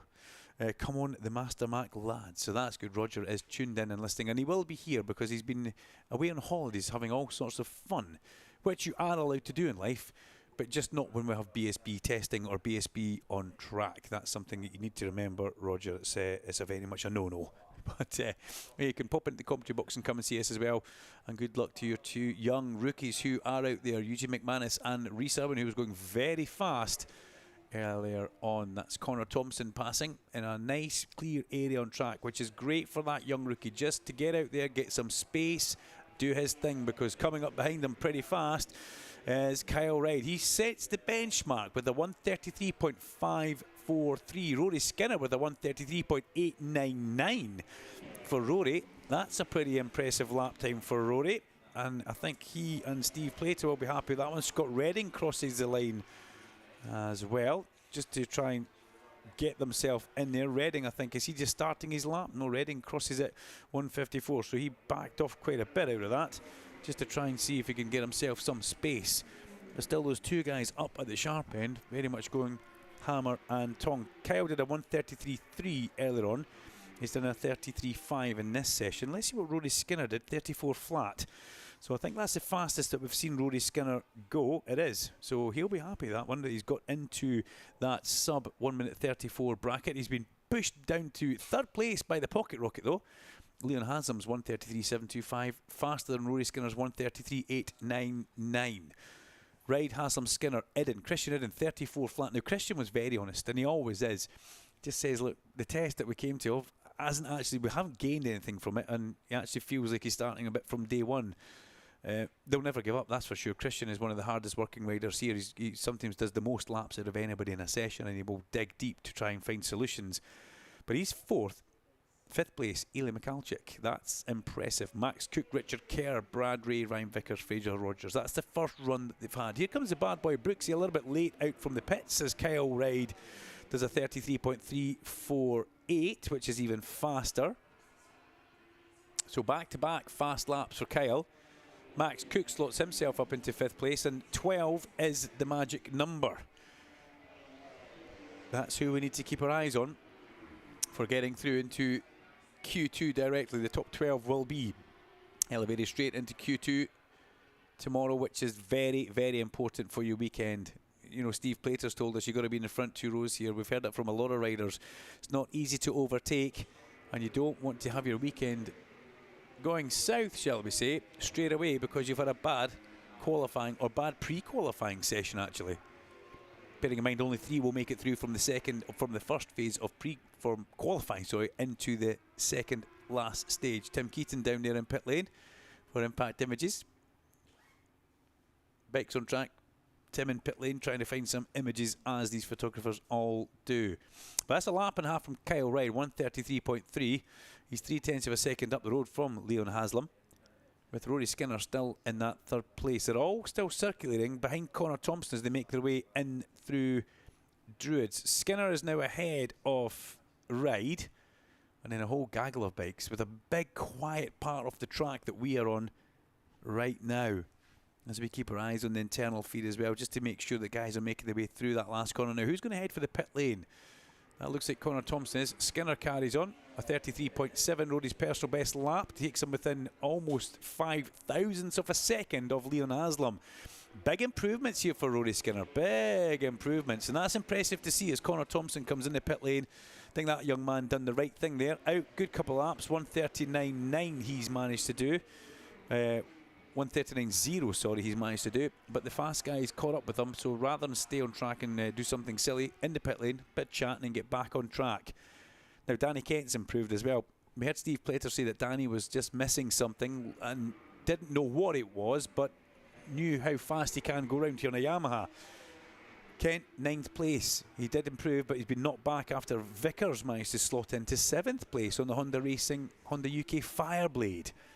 So Ryan Vickers. And wasn't it interesting what he told us? A 1:33.8, saying he's coming with a different engine configuration, which must be delivering the power a little bit more user-friendly for Ryan. And interesting that Honda UK have the resources to do that, which I'm very, very impressed by. Brad Ray has gone to the top of the times with a 33 flat. We're almost back into the 32 territory, which is eye-wateringly fast around this Oulton Park International Circuit. We'll keep our eyes exactly on what's going on because Brad Ray, that McCams Raceways Yamaha looks so hot from where we are. The lap record, remind, is a 32.8 for Leon Haslam. Set that in 2025, just last year.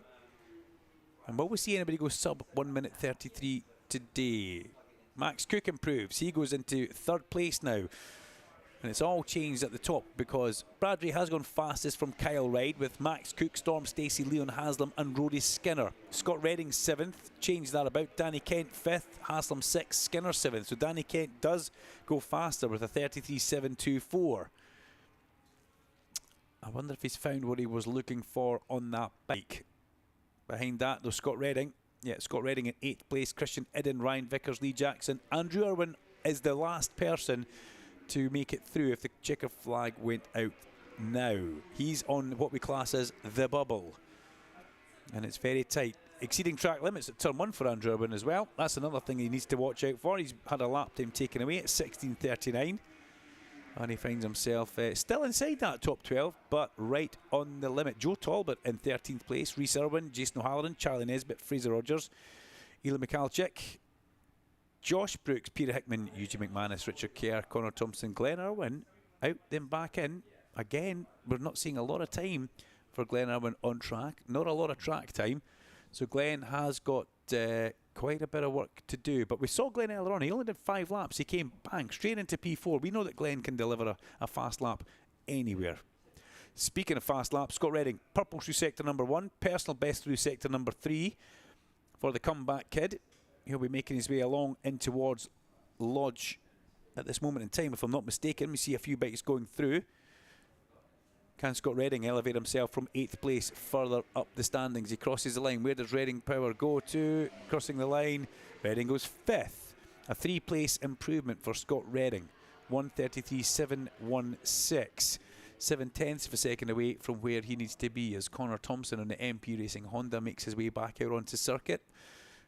Again, a little bit out of sync from everybody is Connor, and that's good for that young rookie and that young, small team that Neil Pearson has. Just for him to get some good free track, some free time out there, so he knows exactly that he doesn't have to worry about people coming up behind him. He can be out there doing his own thing.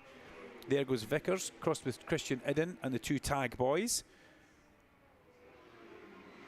Charlie then Fraser. Leon Haslam up 4 places, goes P3, 33.1. It's tightening up at the sharp end.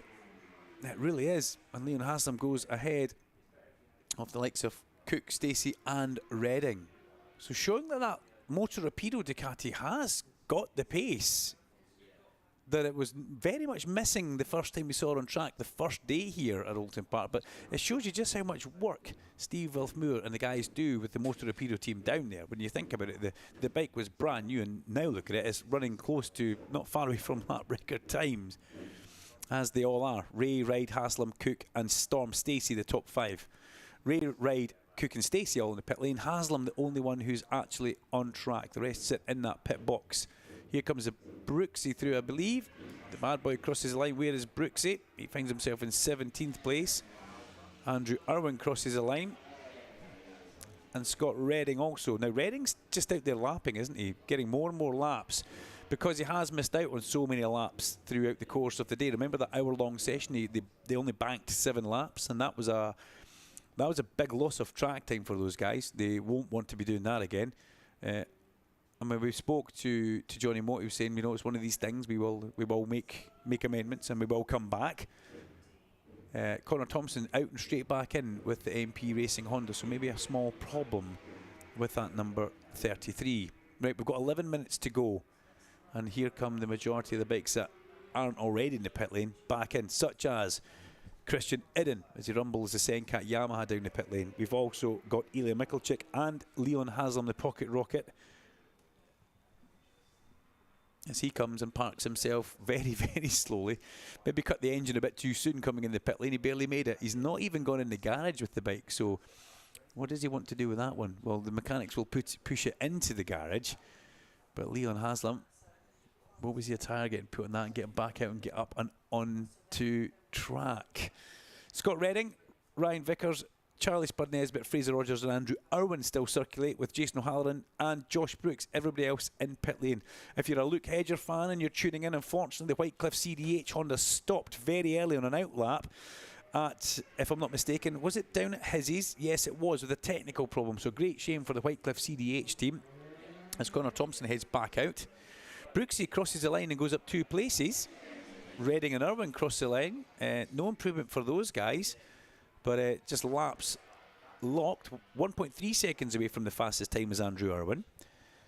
And Scott Redding finds himself 7/10 of a second away from the fastest time. But they're doing more laps than anybody else. Redding's now 8 laps deep, as was Christian Idden and as is Andrew Irwin. So the more laps that they can get on that bike for Scott Redding, the better after the loss of laps that he had earlier on in an hour-long session. To only get 7 laps in an hour session is something that, you know, is pretty painful for the run plan that you have as a team. Here comes Glenn Irwin. We've been wondering where this has been. He's done 2 laps. He has yet to submit a lap time. He's been out and in, and away he goes. Ryan Vickers comes back into the pit lane, and I believe that's his teammate, the Osho, following him in. Jason O'Halloran on 22. It is. The Osho will get parked up, and away he goes. Jason in 18th place, Ryan in 10th place. So a big split between the two Hondas, actually. Both with a little bit of work to do in that area. But Ryan saying that he's much happier with the direction that Honda UK and he are now working and going in. And just a little bit of work for the Osho Jason O'Halloran to do to get himself, first of all, I think first and foremost, you've got to get the Osho inside that top 12. That's where he needs to be. Brooksy again, another improvement, 3-place improvement for Brooksy. He goes into 13th as the rest of the guys now come back out from the garage. There goes Scott Redding again across the line. Now that's interesting, 9 laps deep, and Redding does a personal best, 133.662. Johnny Mott said they put a brand new set of tyres on that, set of tyres, front and back, and it made no difference whatsoever. So it's like the extra addition of new grip maybe caused the bike to be a little bit more, well, detrimental to the handling. It may have induced a little bit of chatter back into the chassis and the suspension. Redding now goes fastest of his session, a 133.6. He's still in 6th place, but that's a personal best lap that Scott Redding just put down on the 9th lap of running on those tyres. That's quite impressive, and it's quite interesting that that's happening. Maybe he prefers the bike on worn tyres. Maybe he can get more out of it on worn tyres. And just the ultimate grip that comes from the new set maybe just doesn't seem to work or suit him. There goes Glenn Irwin across the line. This will be a big lap for us to watch. He's done his out lap. We'll keep our eye firmly on Glenn.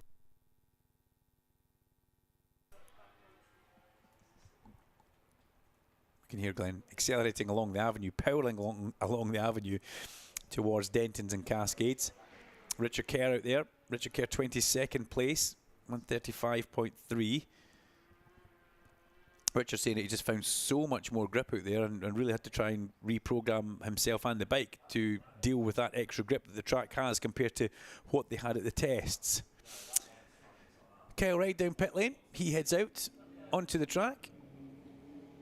Defending reigning champion, Mr. Two-Time. Can he go 3 on the bounce? It'll be interesting. He's followed out by Rhys Irwin and Joe Talbot, and also Eugene McManus. As Storm Stacey's Ducati. Remember the flames that came out the back of the bike last year that Storm was on, the BMW? That Ducati doing the same thing there. The Batham's AGN bike spitting the flames out the back of it on the overrun as he went in towards Old Hall Corner. And one thing I did notice as well, I noticed the temperature had fairly dropped away. Quite considerably, the temperature had dropped down. So I'm watching the tracker map just at the back of the circuit, waiting for Glenn Irwin to come through. And what has happened there?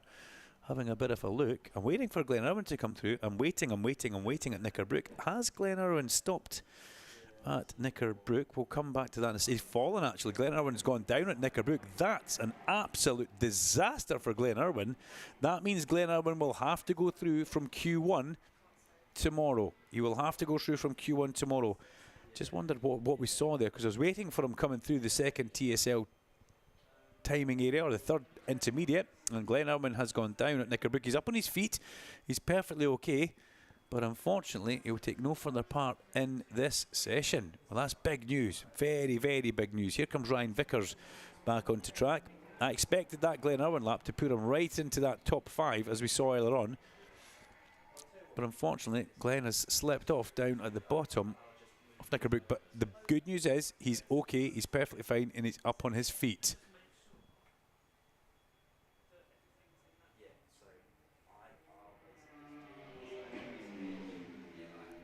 So here we go, 5 minutes of the session to go, and everybody that was in the pit lane starts to re-emerge onto the track. And the question is, new rubber or not? What have they done? Have they saved anything on that tyre? It's impressive that Scott Redding's still lapping extremely quick, although he did back it off a little bit towards the end of that run before he came in. But that 33.662 that he put in 9 laps from the end. There goes Josh Brooks back onto track. Luke Hedger has made it back. Fabulous. The Whitecliffe CDH team have got their man back. Christian Idden goes onto track, and there goes Luke Hedger onto circuit. So good work from Whitecliffe CDH. Can Luke Hedger now do something to repay them as Storm Stacey goes purple through sector number 1? He goes through sector number 2, 26.612 is the time he's put up there. So he's lost just about half a second in that middle sector, which would take him to round about where his time is on the screen at this moment. So that's really 5th place for Storm Stacey. He needs to try and find that only half a second, and it would move him quite considerably up. There goes Scott Redding back out. No new tyres on the back of Scott Redding. Away they go. He seems to like the thing on old rubber, and there's nothing wrong with that whatsoever. Jason O'Halloran coming back out onto the circuit as well. The Pocket Rocket comes back out onto track, and Eli Michalczyk also goes out with both of the tag Hondas line astern. Fraser Rogers, then Charlie Spud Nesbitt. Kyle Reid crossing the line. He's been in the pits for some 10 minutes. Joe Talbot up to 13th place with a personal best lap for Joe. 134.131 last time across the line. And Eugene McManus with the personal best, 134.932. Keeps Eugene in 20th position. Improvement in time, but not in place. That's how tight the British Superbike Championship is. When you do a lap time that's so close, it will maybe not move you in position, but it will give you a better time. Top 10 covered by 0.8 of a second. Vickers is the man in 10th place, but it's all about Charlie Spud Nesbitt. He is on the bubble. He's in 12th place. The top 12 from this session go directly into Q2. Hedger has now done a lap, which he'll be happy with, but he needs to get on it here, Luke Hedger.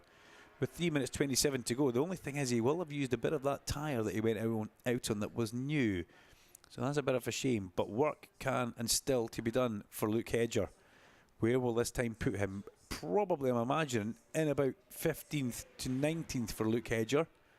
That's where we've seen him be so far, but we know that man can bite a screen and can really, really get on with it. Here comes Storm Stacey as well. 2 personal bests for Storm as he comes along in towards Lodge. Will this be an improvement for Storm? He's currently in 5th place on the Batham's AGN Ducati, up under Deers Leap Bridge. Storm Stacey crosses the line. Is it an improvement? No, there's not. Yes, there is. 1 place. It took a little time to update there. Storm Stacey goes up 1 place ahead of Mattis Cook into 4th with a 133.426, only 0.4 of a second away from the fastest time. Rory Skinner heads back out onto circuit with a few kicks off the back brake as he goes out underneath the arch, and the 3-minute board is there, and that's what we have. 2 minutes 23 seconds of pre-qualifying for the British Superbike Championship in association with Pirelli. And this is the exciting part of the weekend, one of the exciting parts of the weekend. And Kyle Reid has gone purple through sector number 1, a 22.793 for Kyle through sector 1. What can he do through sector 2? We wait for the defending reigning champ to make his way in through Britain's and then up towards the next intermediate. And he goes through Britain's, accelerates up over the top of Hilltop. And what will his intermediate come back here? Well, he's got a good speed, but he's dropped 0.3 of a second, so he has dropped just a little bit. So that's the area where you're really looking for drive out the corner, and the Ducati maybe has not given him that reward back on his rear Pirelli. Maybe just taking a little bit of life out of that tyre. He is at the head of a bunch though, so behind him he has got Fraser Rogers, Charlie Nesbitt and everybody else. Andrew Irwin, Rhys Irwin, Leon Haslam, Eli Michalczyk. As once again coming through, Ryan Vickers goes across the line.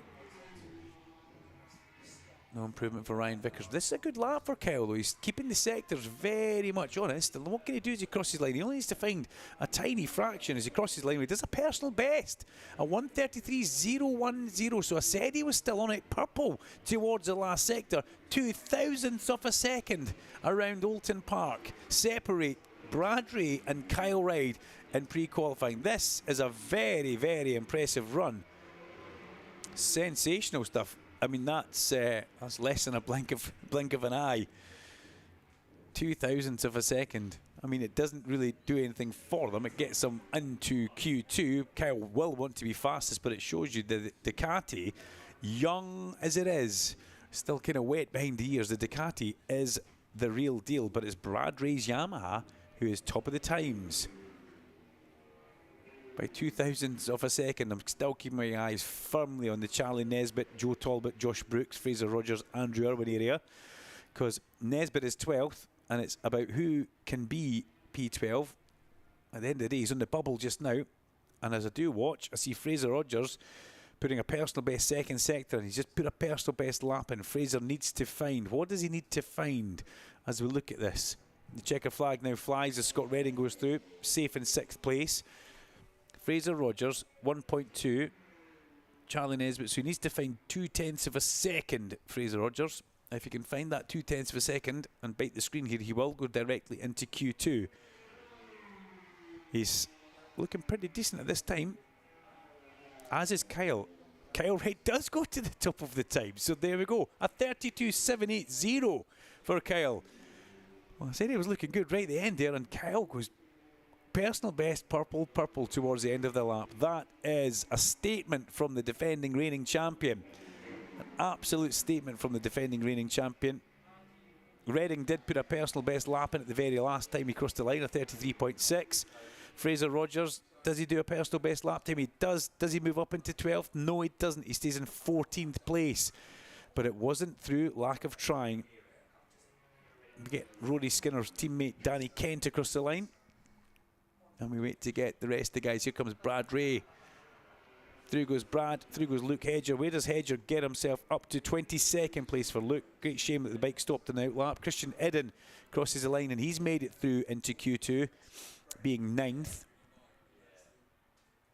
Wow, what a session that was. It's the defending reigning champion, Kyle Wright, with a 132.780. 132.780. That is incredibly fast. That's under the lap record that Leon Haslam set last time we were here. Was it May? It certainly was. This event last year, Haslam put a new lap record down. Kyle goes underneath it on the nitrous competition Ducati. Directly through into Q2, tomorrow we will have Kyle Wright, Brad Ray, Leon Haslam, Storm Stacey and Max Cook. With Scott Redding, Danny Kent, Rory Skinner, Christian Eden, Ryan Vickers, Lee Jackson and Charlie Spud Nesbitt, who did get through on the outside looking in. Joe Talbot, Fraser Rogers and Josh Brooks. Andrew Irwin, Jason O'Halloran, Rhys Irwin, Eli Michalczyk, Eugene McManus, Peter Hickman, Luke Hedger, Richard Kerr, Connor Thompson and Glenn Irwin last in that session after he tipped off on his first push lap as he went down at Knickerbrook. Thankfully, Glenn perfectly okay, but it's all about the defending reigning champion at the end of pre-qualifying. He goes underneath the lap record. He puts 0.2 into the entire field, and that's your top 12 that go directly into Q2.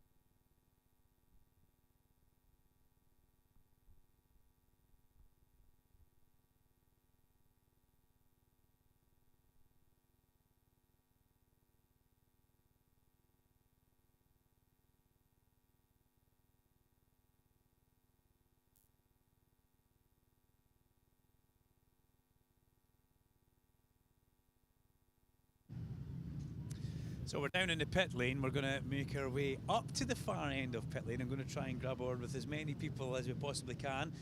If you're watching on YouTube, I do hope you can maybe see us in the camera here. I've got Laura, who's very much a pro at using a gimbal.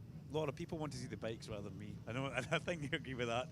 So we're going to try and go down to the fine and find out exactly if we can get a bit of info as to what happened with Glenn Irwin, because that was a bit of a shock in that session. We didn't expect Glenn to do that. It's not really a thing that Glenn does, but this is bike racing, and we do know that unfortunately, it can actually happen. Hi guys, he's all right. So we'll keep on going. Wow. Don't worry. We'll keep on going. We'll go down and see Glenn, and we'll just we'll try and at least try and get a word with Kyle, because Glenn might be just that little bit busy. In fact, hang on. Let's see if we can quickly grab a word with Rory Skinner. Rory, good session for you there. That looked like the kind of steps being made for you into 133s and looking quite comfortable. I'm actually quite happy, Duncan. Alton Park, as you know, is not my favourite place to come and ride, but yeah, we worked really hard at the test to try and get me comfortable here on the circuit with the Yamaha R1, and yeah, that was probably the first session that Stuart's ever sent me out and said, right, I need you to have a little bit of a dig here and go for a lap time. So yeah, first time properly kind of attacking the Yamaha, and I'm really happy with it. Yeah, did my fastest ever lap of Alton Park, so happy with that. There's still a few more steps to come. I feel like we're working on stuff with the bike still, and yeah, I'm starting to feel more comfortable. I understand what I need from the Yamaha now, and yeah, I'm honestly really happy. And it wasn't just one lap, it was a couple of laps as well, once the tyre was maybe past its best, which was the impressive part. Yeah, so I mean, I jumped in behind Kyle at the start there, and it helped a lot. It dragged me into the 33s, but the lap before my fastest lap, I actually had a huge slide through Druids, and I was coming up the slope up the crest and the exit, still basically on the lock stops on the power, and I was like, ooh, I'm going to the moon here, but managed to keep it under control and still did a 33.9 that lap. So yeah, Kyle pulled into the side there, and I started attacking it on my own, and yeah, did my fastest ever lap of Alton Park. Congratulations, and that's exactly what you're needing moving into this weekend. We know that Rory hasn't had a great bit of luck here for the past however many years, but he had a mountain bike accident. That's the mark on his face. He got a rock off his face, a pretty big rock as well. Let's see if we can grab a little word with Max Cook, if he would just come out, because we've not spoke to Max this weekend actually. Laura, if you want to look at the beautiful Moto, it's probably nicer than looking at me and Max, but I thought you were going to punch me there for saying that. How are you? I'm really good, thank you. Yeah, having an amazing time on my new bike, and yeah, living the dream. Good session there. I mean, you've been good since the minute you threw a leg over this. You've been strong.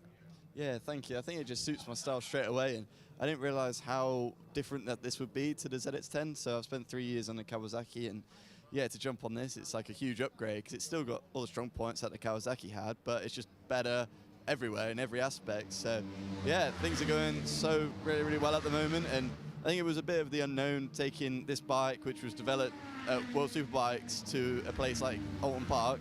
But it seems to be going really well. So yeah, ended up 5th today. So yeah, straight through the Q2, which is yeah, first tick done. It's a massive step getting through to Q2. It's so important here at Alton Park to be at that sharp end.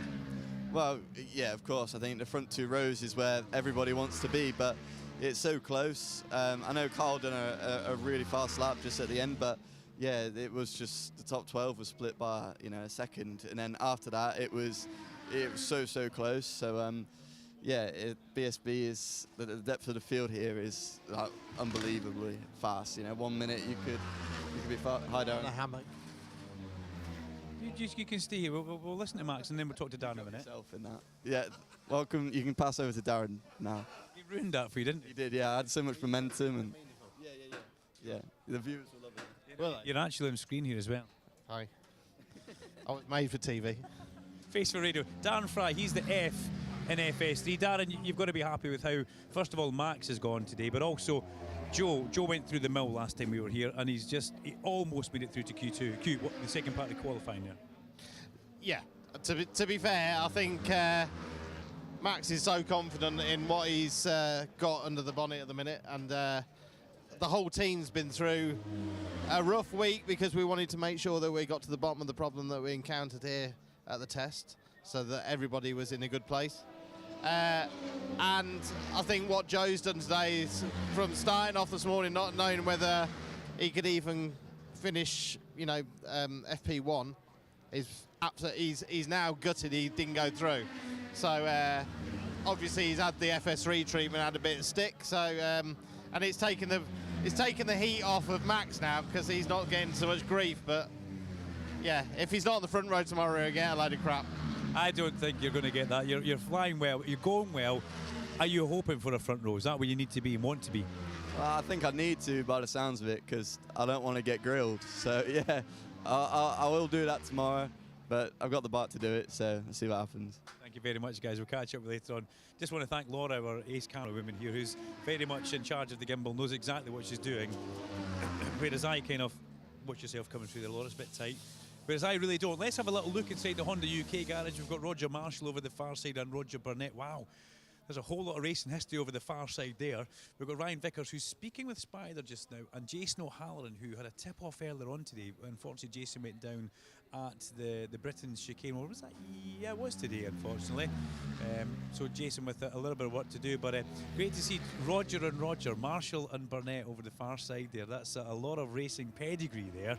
And Ryan Vickers, interesting to see how he takes for coming into Honda, coming into the factory squad is a big thing. Both those guys across there were Honda Britain riders at one time, Roger Marshall and Roger Burnett. So it's good to see that young Ryan, who's under the management of Roger Burnett, is now in this garage. And it's a clean slate for this garage as well. They've got two new riders. Jason O'Halloran returns to this championship and garage. He's been in here before, but it's a big thing to come back. I wonder if I can just maybe see if I can tap Jason and see if I can grab a quick word. In fact, he's gone into his notes, so we'll come back to that one in a minute. I don't like to interrupt if I don't. There's a time and a place, Laura, and that's not the place to be interrupted. That's the Honda garage for Supersport next door to them. And then we've got Scott Redding with all the PBM guys giving us a little wave here. All the PBM guys giving us... We're going to get Frank Bird to come and have a quick chat with us now. As Frank Rathel comes out here, we're going to get you as well. Come on, we're going to have Frank and Frank. We've got Rathel from Mr. Dynojet, and we've got Bird from PBM. First of all, I would imagine you would have had this bike on the dyno once it was able to run, because they had it for so long and they couldn't do anything with it. What was it like having one of the new Ducatis on your dyno? Stressful.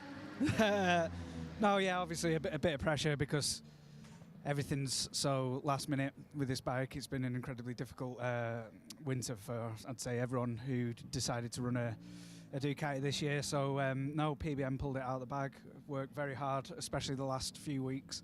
So yeah, quite cool to be the first person to sit on it and the first person to run it. I think I'd be pretty nervous, never been stressful. I'd be terrified. Frank, a good session for Scott there. The thing I noticed that was impressive, he did his fastest lap way deep in the session on a used tyre. Yeah, the boys have been working hard on the bike. It's been a little bit different to work on than what we had before. We started the day today with what we finished the test on. So yeah, we're in the ballpark. It shows the bike's got quite a lot of potential still if we're still going fast at the end. So yeah, just a bits to work on overnight and then see where we are tomorrow. Considering you lost so much track time in that hour-long session, you guys only banked 7 laps. He seemed to be out there a lot. Was that just the idea? Look, just keep running. Yeah, I mean, more laps the better, really. To get his eye back in after losing a considerable amount of track time. So that was the reason why I stayed out so long. Frank, thank you very much, guys. Great stuff.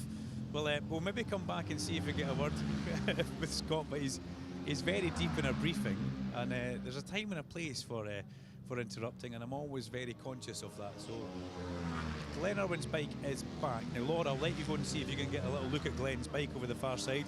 Hopefully not too much damage to that. The Nitrous competition team just having a bit of a look at that. And while we're doing that, we've got the man who just went underneath the lap record.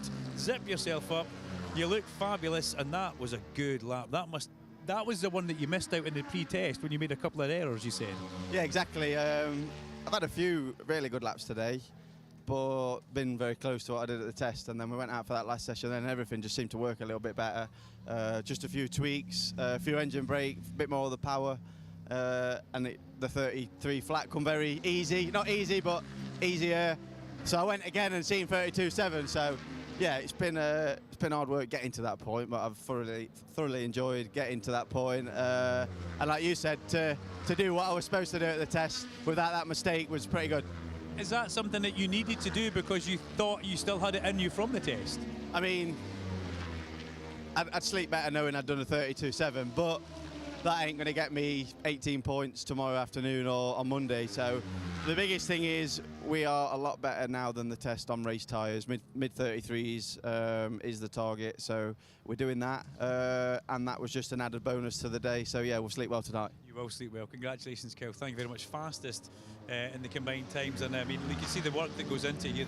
The clutch is already out. Kyle's Ducati's patting his guys in the back. He's been very, very happy with what he done.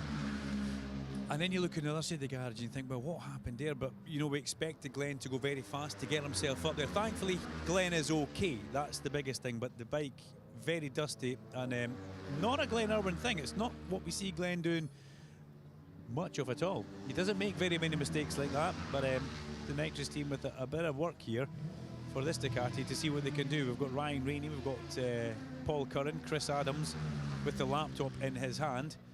And Ryan Rainey having a chat, tapping the tank with Paul Curran just now. I just hope they have got the right amount of spares for that bike to get it rebuilt. We're going to leave these guys alone, Laura. We'll come away. They've got work to do, and that important work kind of starts now. Brad Ray, on the other hand, well, he's got a whole group of people around him. Steve Rogers in the middle of that. We can also see very much that Mark Woodage is giving him a bit of a pep talk in there. Not that he needs a pep talk, but he's giving him some updated information. And this is what happens after a session. It's not just a case of back into the garage, open a can of juice and a pack of crisps, and you know, there's a lot of work happens after the session as it happens during the session for the rider. But it wasn't it good to catch up with Frank Rathel, actually, the man from Dynojet. I like that. Watch not get run over here, Laura. Somebody's coming in the pit lane. Again, the PVM team very much got things going very well in that garage. And for Scott Redding to do his fast laps right towards the end, I was impressed by that. Now, we'll stop here for a second because Ewan McGuinness is about to wheel what looks like, that's Ewan there, and he's going to help catch that bike, I think. In fact, he walks away from it. But that's Jason O'Halloran's bike going up onto the top of the table. And this is something that the Honda will do. They'll strip this bike back, they'll give it a proper good clean, a proper check over, and make sure everything is okay with the Osho's bike. After that, it's across to Ryan Vickers, their side of the garage, doing exactly the same as some of the sport bikes come back in for what is their live session that we have on track for Pirelli Sport Bike. Just trying to see if any of the riders are busy just now. It'd be good to catch a bit of a chat with Ryan. Ryan is going to come out. We tap on the leg from Roger Marshall.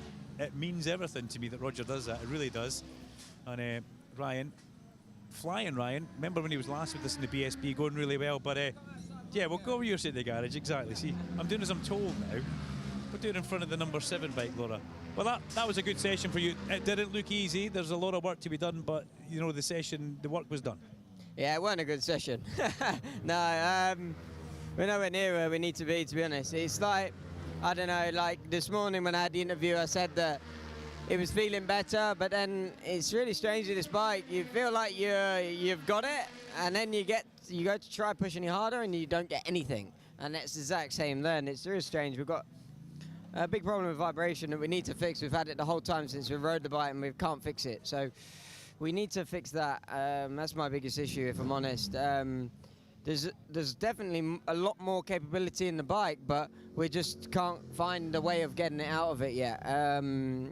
You know, I'm riding it hard, I'm pushing to the limit, but I just can't quite put a lap together. You know, it's not a smooth lap. It's always really ragged, and to be able to do that for a race is going to be difficult.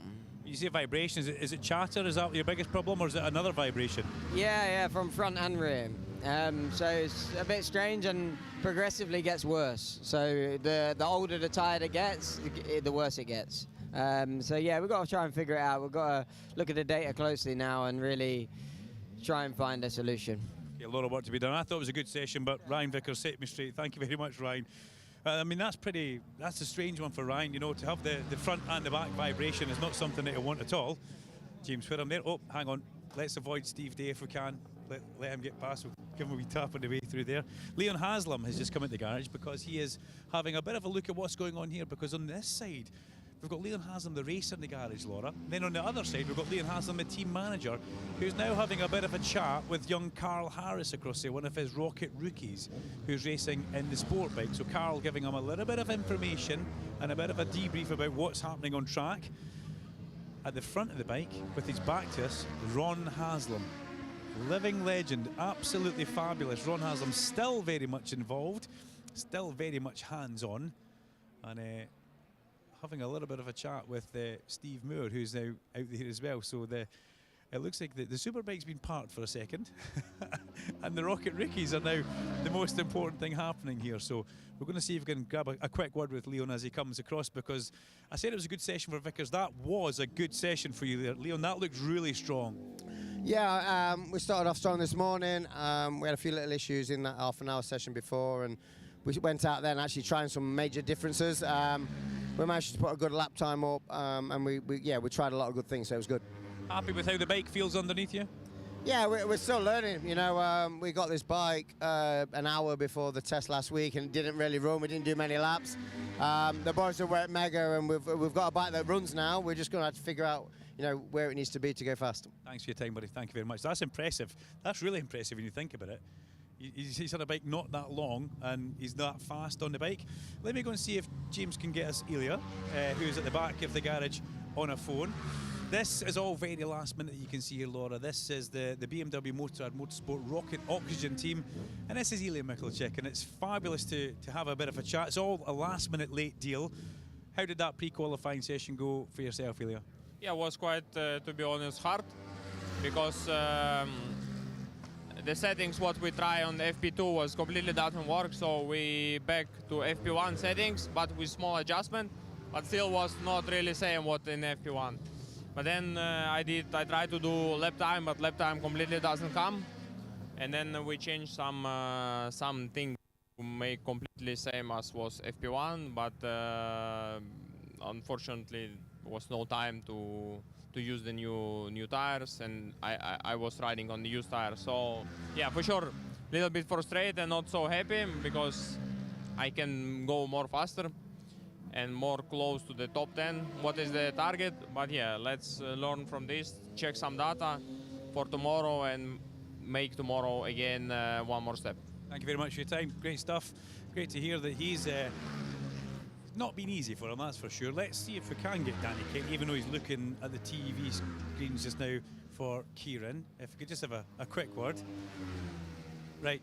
Sound and vision, okay? So we're sound and vision now. So you can give YouTube away for BSB.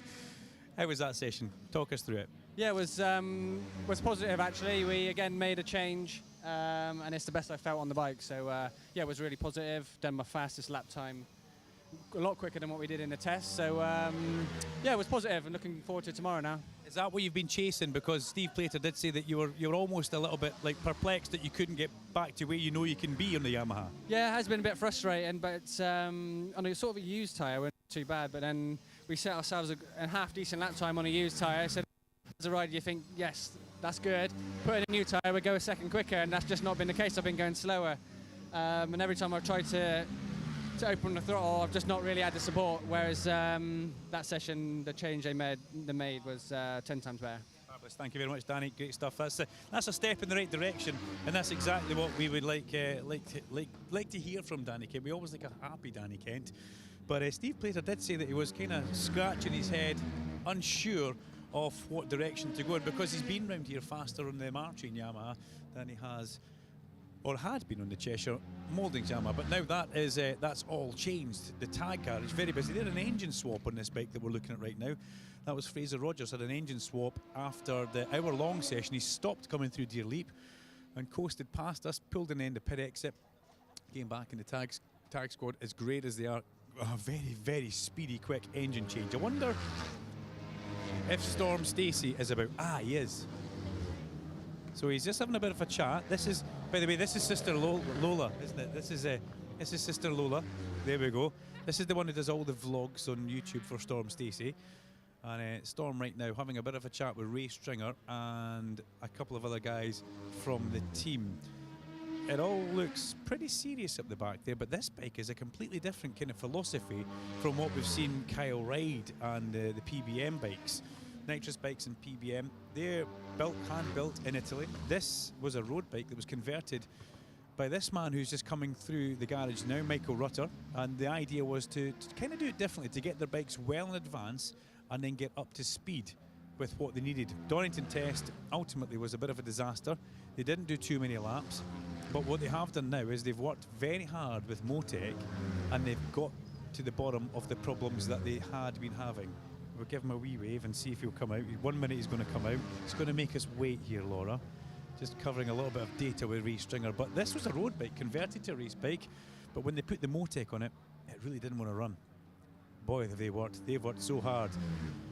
You can see the kind of cockiness is there again. The smile has come back. And what you want? I want you, obviously.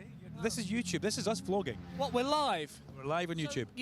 Don't say something naughty.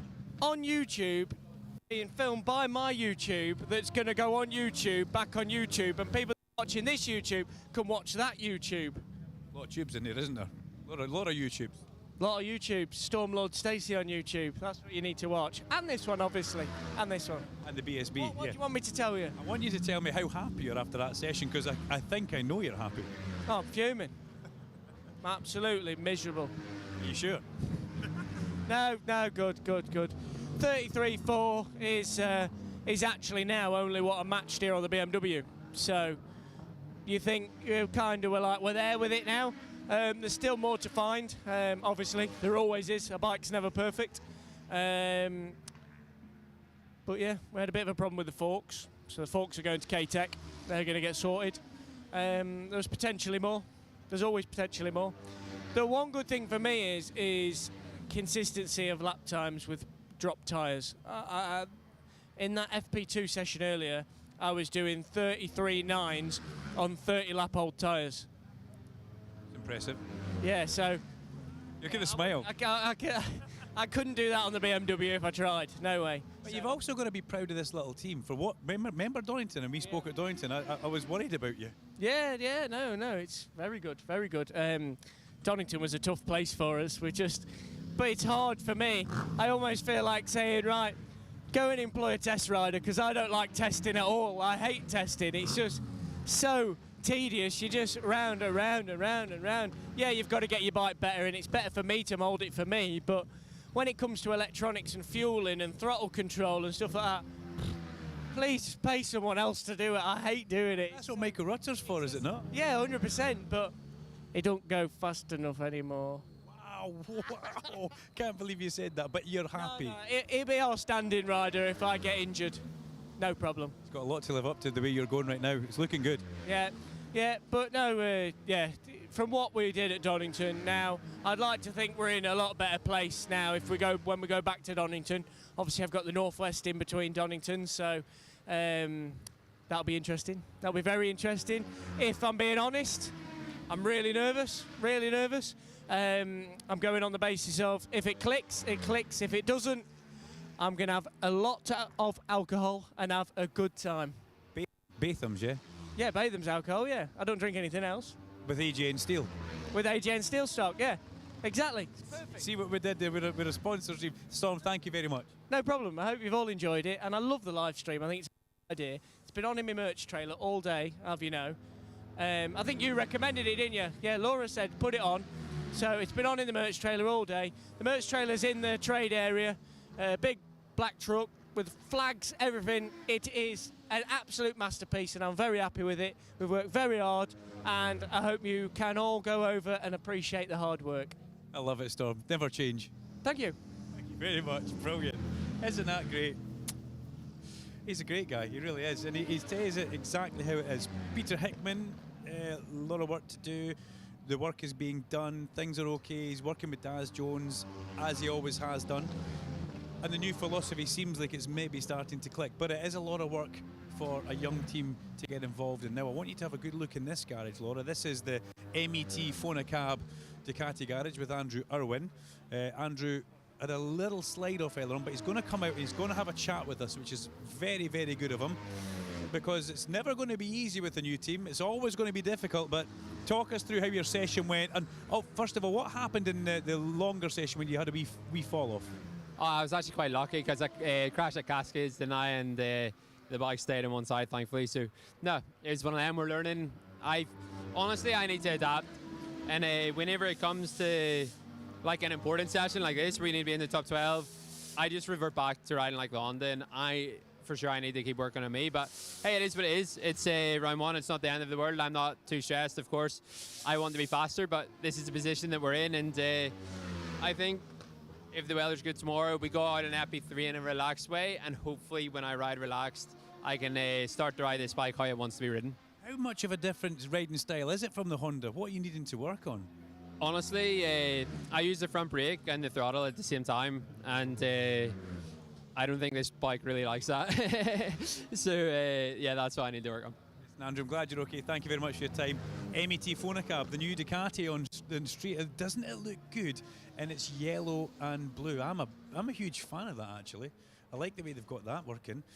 Luke Hedger had a bit of a disaster, didn't he? 23 unfortunately stopped on the outlap of the pre-qualifying, and that didn't help them one little bit. Ben Luxon's at the back of the garage at this moment in time. Laura, watch it. There's a cable there. I just tripped over it, so we'll step up and go over that. Richard Kerr's at the back of his garage. Connor Thompson's got the garage door down. So unless Christian Hidden is about, I would think that we might actually be done in this session. Well, he is at the back. He's just having a bit of a chat with the team boss, his engineer, and we're right at the limits of the radio mic as well. So if I go in the garage, it never actually works. But Laura, go around and have a little bit of a look at the Senkat Yamaha. It's something just a little bit stunning. And Christian, remember, he goes directly through into Q2. He did make that step, and that's a good step for him to make, because we spoke earlier on and they were a little bit lost, but that was a good session, directly through to Q2 for you. That's the step that you were looking for, and the smile's starting to appear. Yeah, I just lost. I don't know if it's a smile or I've got wind. I'm not sure what but yeah, it was a really good session actually. Starting to actually get somewhere, and the main thing is now I've got a bike that I can ride and then I can give feedback, whereas we were chasing our tails so hard, we were honestly didn't know where to start with it, because I was so far off and had no feeling that then I can't give the engineers anything to go off, so you sort of end up in this really hard situation. So I'm buzzing to get straight through to Q2. It doesn't mean a great deal, and the weather might play its part, but certainly it's a nice feeling. You can relax a little bit overnight and stuff, because yeah, to go through the field's so tight that to get through from Q1 into Q2 is never ever a given, and yeah, so that was really good, and I got a bit of a reference. I've followed Brad a little bit. I'm still a million miles away from what he's able to do, but I'm certainly a lot closer than I was 10 days ago or whatever it was, and I feel like I've got a bike now that's like rideable, which is again a big change. So yeah, the team have done a really, really good job. As I said, it's difficult. Yes, I've got the bike that won the championship, but we were missing a lot of information, and it almost in a way makes it hard for us, because the expectation is very high and then the reality is very different. So and as I said, the championship's tight, so it's hard. No one's giving you a free ride. Where does Brad's bike look slightly better than your bike on track? What are you noticing when you did follow him? Because that's golden information. Yeah, it is. I think it's not necessarily just the bike. Brad is exceptional on that. He's got a lot of experience on the bike, and there's definitely something from me. Some amount that I'm not yet ready to unlock. You know, that just releasing the brake and letting the thing run, which he's always been good at anyway, and he uses the full potential of the motorcycle in that respect. So I saw not necessarily where his bike was better, but certainly where he was better than me. So that's fine. I can take that and trying to understand it. Of course, I was trying to replicate, because of course you are. At the moment, I'm clearly not ready to quite release brake at that point, and we're chasing a little bit of front feel. The middle of the corner, I'm not fully happy with the front in a lot of the corners, which is interesting, because it's a lot of the corners with different types of corners. Normally you'll get them always in a certain type, but for me I'm just missing a little bit of something mid-turn, which is what you really need on the Yamaha. So yeah, once we unlock that feel, either it's me getting used to it, or it's a little bit of a setting change that we need to for me to work into it. But at the moment I'm not sure which of those two it is. But yeah, I'm happy to get through. P9 or whatever it was is good. To get in the 33s is nice. Some guys are doing them for fun, but they don't come that easy. So yeah, and I was happy. I did a couple of decent laps, and both had very slight, but both had mistakes. So there was anything really left on the table. There was a little bit of time in there. Good progress, okay, for yourself, Christian. Yeah, honestly, like buzzing with progress, buzzing with how well the team's done. It's been hard. I'm not much fun when things are difficult, and it's a really happy team. It is a really happy team, and then me moping in the corner, feeling sorry for myself, isn't that great. So at least now, yeah, a bit of a smile, and then, as I said, now I can actually give some feedback, or I feel like I'm ready to give valuable feedback, whereas before I was just, going, well, it's this, that, and the other, and it wasn't as detailed. Now I feel like I've got some sensation. I can give more detail to where we're at. I can really pinpoint the areas that I feel need improvement, and then we can understand if that's me or the bike or a combination of the two, which is probably the most likely of those. Thanks for your time. I'm nervous because Lee Johnson was standing behind me. Don't particularly like that. But there we go. That's a breakdown for the Superbikes in the pit lane. Hope you enjoyed that. We're going to head back up the stairs. We have got Moto 4 about to go out on track, and we'll be back in just a couple of minutes.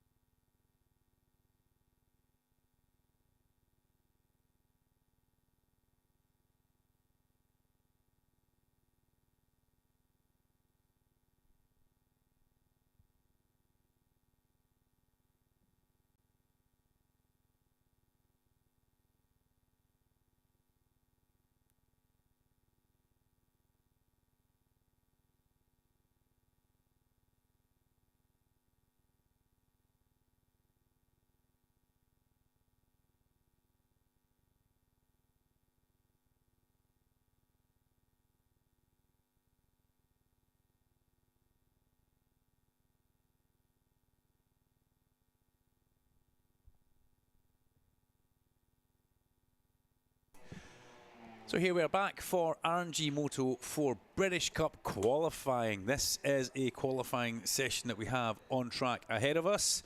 And we said it was coming, and here it very much is.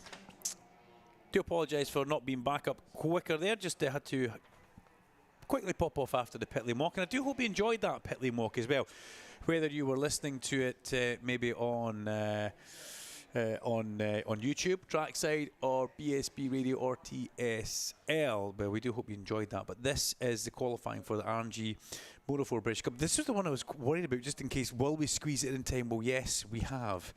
50 minutes to go, and we're at 17:45, so it will be a hard stop at the end of this, just to let you all know, so we can get in time with the perfect curfew. But as it stands, Jack Burrows and Jack Dunnaby are back at the sharp end.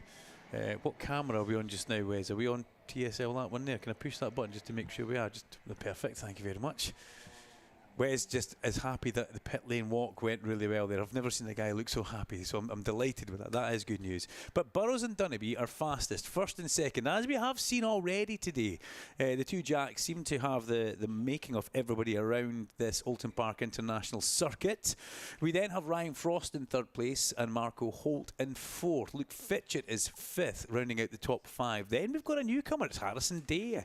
We've spoken quite a lot about Harrison Day, up there in sixth place, just ahead of Mason Foster, who I was getting concerned and confused with Mason Johnson earlier on. It's been a long day. You have to think about it. It's been a long day commentating when you're on up here.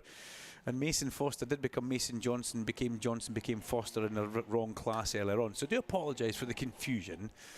But yeah, Mason Foster is in this one. He's seventh place. He's just gone behind Joshua Williams, though, who has gone ahead of him up into P6, 148.099.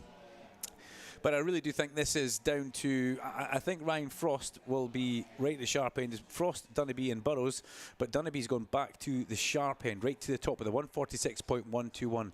I feel those three just have that little bit of extra something in the tank of these NSF 250s. Also Henry McCartney, who is in 10th place. We need to do a bit of a shout out for Henry McCartney. He slipped off earlier on, if you remember. I think it was Lodge where Henry went down.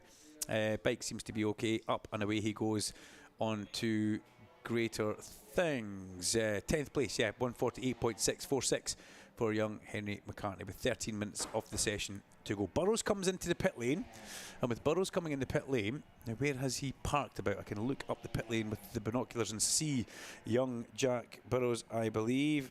It's not little Jack Burrows anymore either. That's the other thing. The vegetables have been getting put on the plate, and the vegetables have been getting eaten by that young man. The broccoli and various other things. He is starting to grow, and the long legs, as he looks across there, very much still looks like an RNG Moto 4 rider. But you know, how long has he got left on this bike? This is what happens to so many of these youngsters. They technically outgrow the bike, and before you know it, they're too big for the bike, and they struggle to fold themselves in behind the screen. Now, a lot of people running down pit lane for some reason. We wonder why people are. It's people from Wilson Racing are making their way back down to this end. Have they got a rider who's gone round the corner? I think they may well have. Thankfully that camera's not on Wes, so that would have been a very close-up of my nose. But they've run all the way down the pit lane, and as you can see from the pit lane camera, they've now gone. A little bit of help from Charlie Cunningham's team there. And there's a lot of heavy breathing in the pit lane, put it that way. But good for you. Gets the heart going, gets the heart pumping, gets the blood moving about the body. Number 11 makes a big improvement, and that is the very man Jensen Bishop on the Wilson Racing Honda. Jensen comes up 5 places, puts himself inside that top 10 into 8th. And I was just saying that Harrison Day was in 6th place. He's just had the shuffle put on him by Joshua Williams, Mason Foster and Jensen Bishop. So it's all changed as Jack Burrows heads back out onto the circuit now. What can he do? Because right now Dunnaby's just gone through the first sector, purple, 126.392. Where is Dunnaby? He's into Britain's, and it looks like he's just behind a little gaggle of bikes to make their way through and up over Hilltop, trying to see on the internal CCTV feed who he is actually with. But as Burrows starts an out lap, Dunneby's already still on a hot lap, but it's drifted away through that middle sector. 30.2 is the time he's come back with for Jack Dunnerby, and it's a 29.4, the fastest through there. So I think he may have well been tripped up by some of the traffic, and that's a little bit counterproductive for when you're trying to deliver some sort of fast lap time. It's not easy to do that, not easy at all. Bit of a shout out for Stevie Cunningham. He sent me a nice message. Got us on the live stream. Seen a couple of weeks at Doynton. Good luck to Charlie in his rookie year. Now, we mentioned Charlie Cunningham earlier on, and we also waxed lyrical about yourself, Stevie. I was reminding everybody just how fast you used to be, or you maybe still are, but there you go. But how quick you were, and how the number 34 is kind of synonymous with the family that used to race it, and now the next generation. We've seen JJ, now we see Charlie as well, the nephew of Stevie Cunningham. But great that Steve sent us a message through there as we're live on air. And that's proper nice of him to get in touch. We do like that, that's good.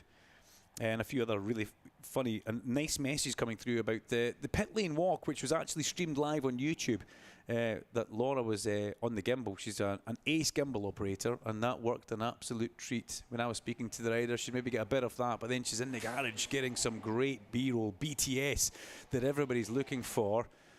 And I was expecting big things in that lap from Marco Holt and Luke Fitchett. Personal best across the board, and a fastest from actually Marco Holt in one of the sectors, but it didn't actually come to fruition. I think they must have tripped up over things at the very end of the lap. They put personal best laps in, but no position increase, which is a bit of a shame. So Marco stays 4th and Luke stays in 5th. Clayton Edmonds, though, comes up 3 places into 6th. I would expect Clayton to be one of the top 3, top 4 actually. Dunnerby, Burrows, Frost and Edmonds were all in the championship last year. Newcomer Marco Holt, Luke Fitchett, Joshua Williams was in it last year. But, you know, Mason Foster also. But a few new names have slipped up into the sharp end. And that's what we see year in, year out with this championship, though. New names, new talent, new guys coming in, 2 teams, and just finding their feet straight away. And Clayton Edmonds has gone personal best through the first sector. He needs to do a pretty decent second sector on bike 64 as he makes his way towards that. 130.6 has drifted away again. Frosty, on the other hand, puts a personal best sector and then fastest of anybody in the last sector, along with a personal best first sector, but doesn't improve. Doesn't even get a personal best lap time, and so much time was lost in that intermediate 2, 0.3 of a second, and that's cost Frosty any improvement. So Ryan, the Rhino Frost, with a little bit of work to do, finds himself on the outside of the front row. So this is qualifying, remember. Jack Dunnerby is on provisional pole from Jack Burrows and Ryan Frost. Just realised I think I need to go and interview them after this at the far end. So there's a lot of running up the far end of pit lane again. So we'll be away. Make sure the microphone works for Larry. Dunnerby, Burrows, Frost, your top 3 as it sits. Provisionally the second row, Marco Holt, Luke Fitchett and Clayton Edmonds. Then we have got Jensen Bishop, Joshua Williams and Harrison Day in 9th place. Inside the top 10 for what could be his first qualifying session. But here we go. Frosty is on a mission. He's purple through sector number 2. He's lost 0.3 in the first part. He goes purple sector 2. He goes personal best through sector number 3. He's in clear air as he makes his way through Druids.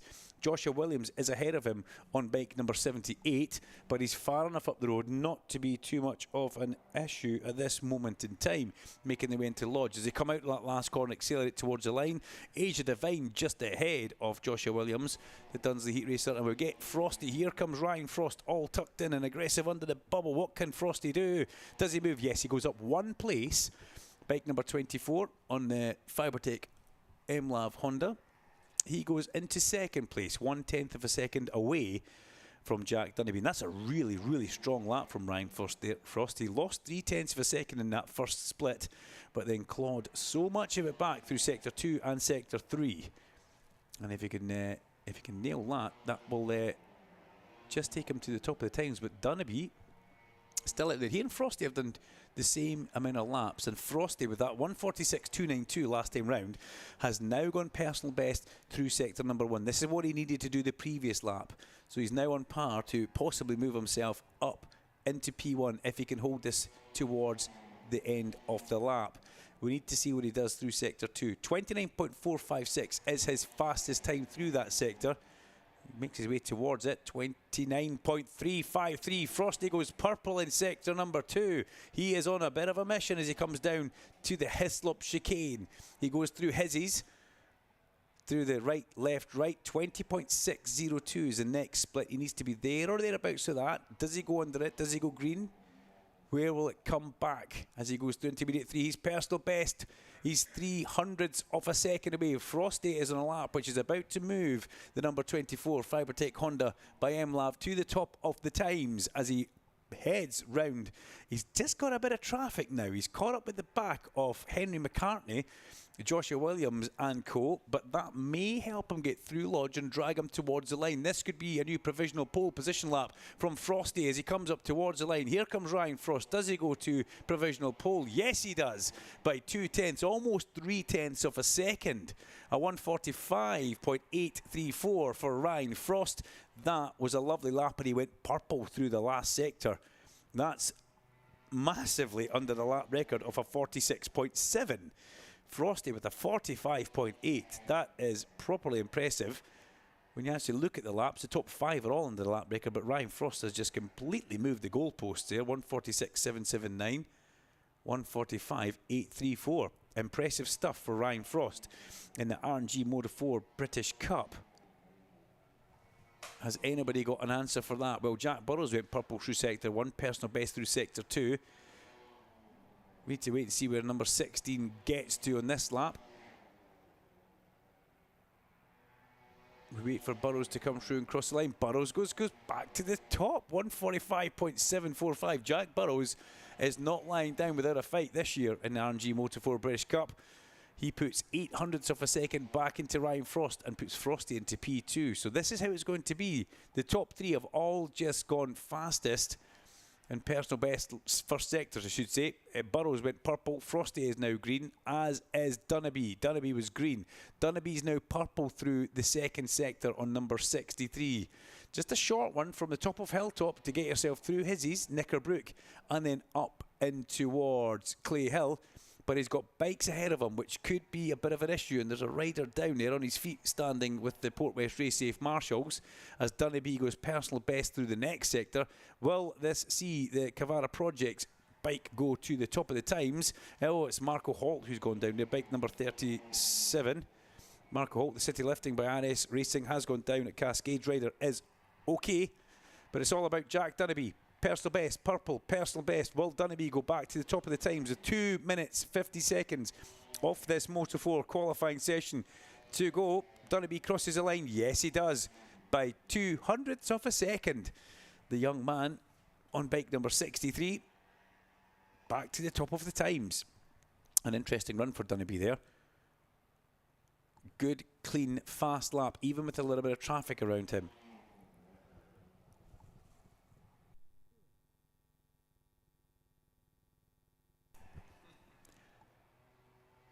It's got pretty fast and pretty racy and tight at the top. Hudson Cooper up into 7th place. Good lap for Hudson Cooper.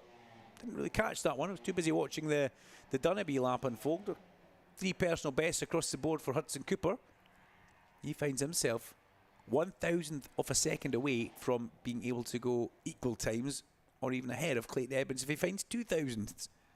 That's incredibly close, and that's great to see. Number 27, Hudson Cooper, rides RS NW Racing, a new name for us in 2026.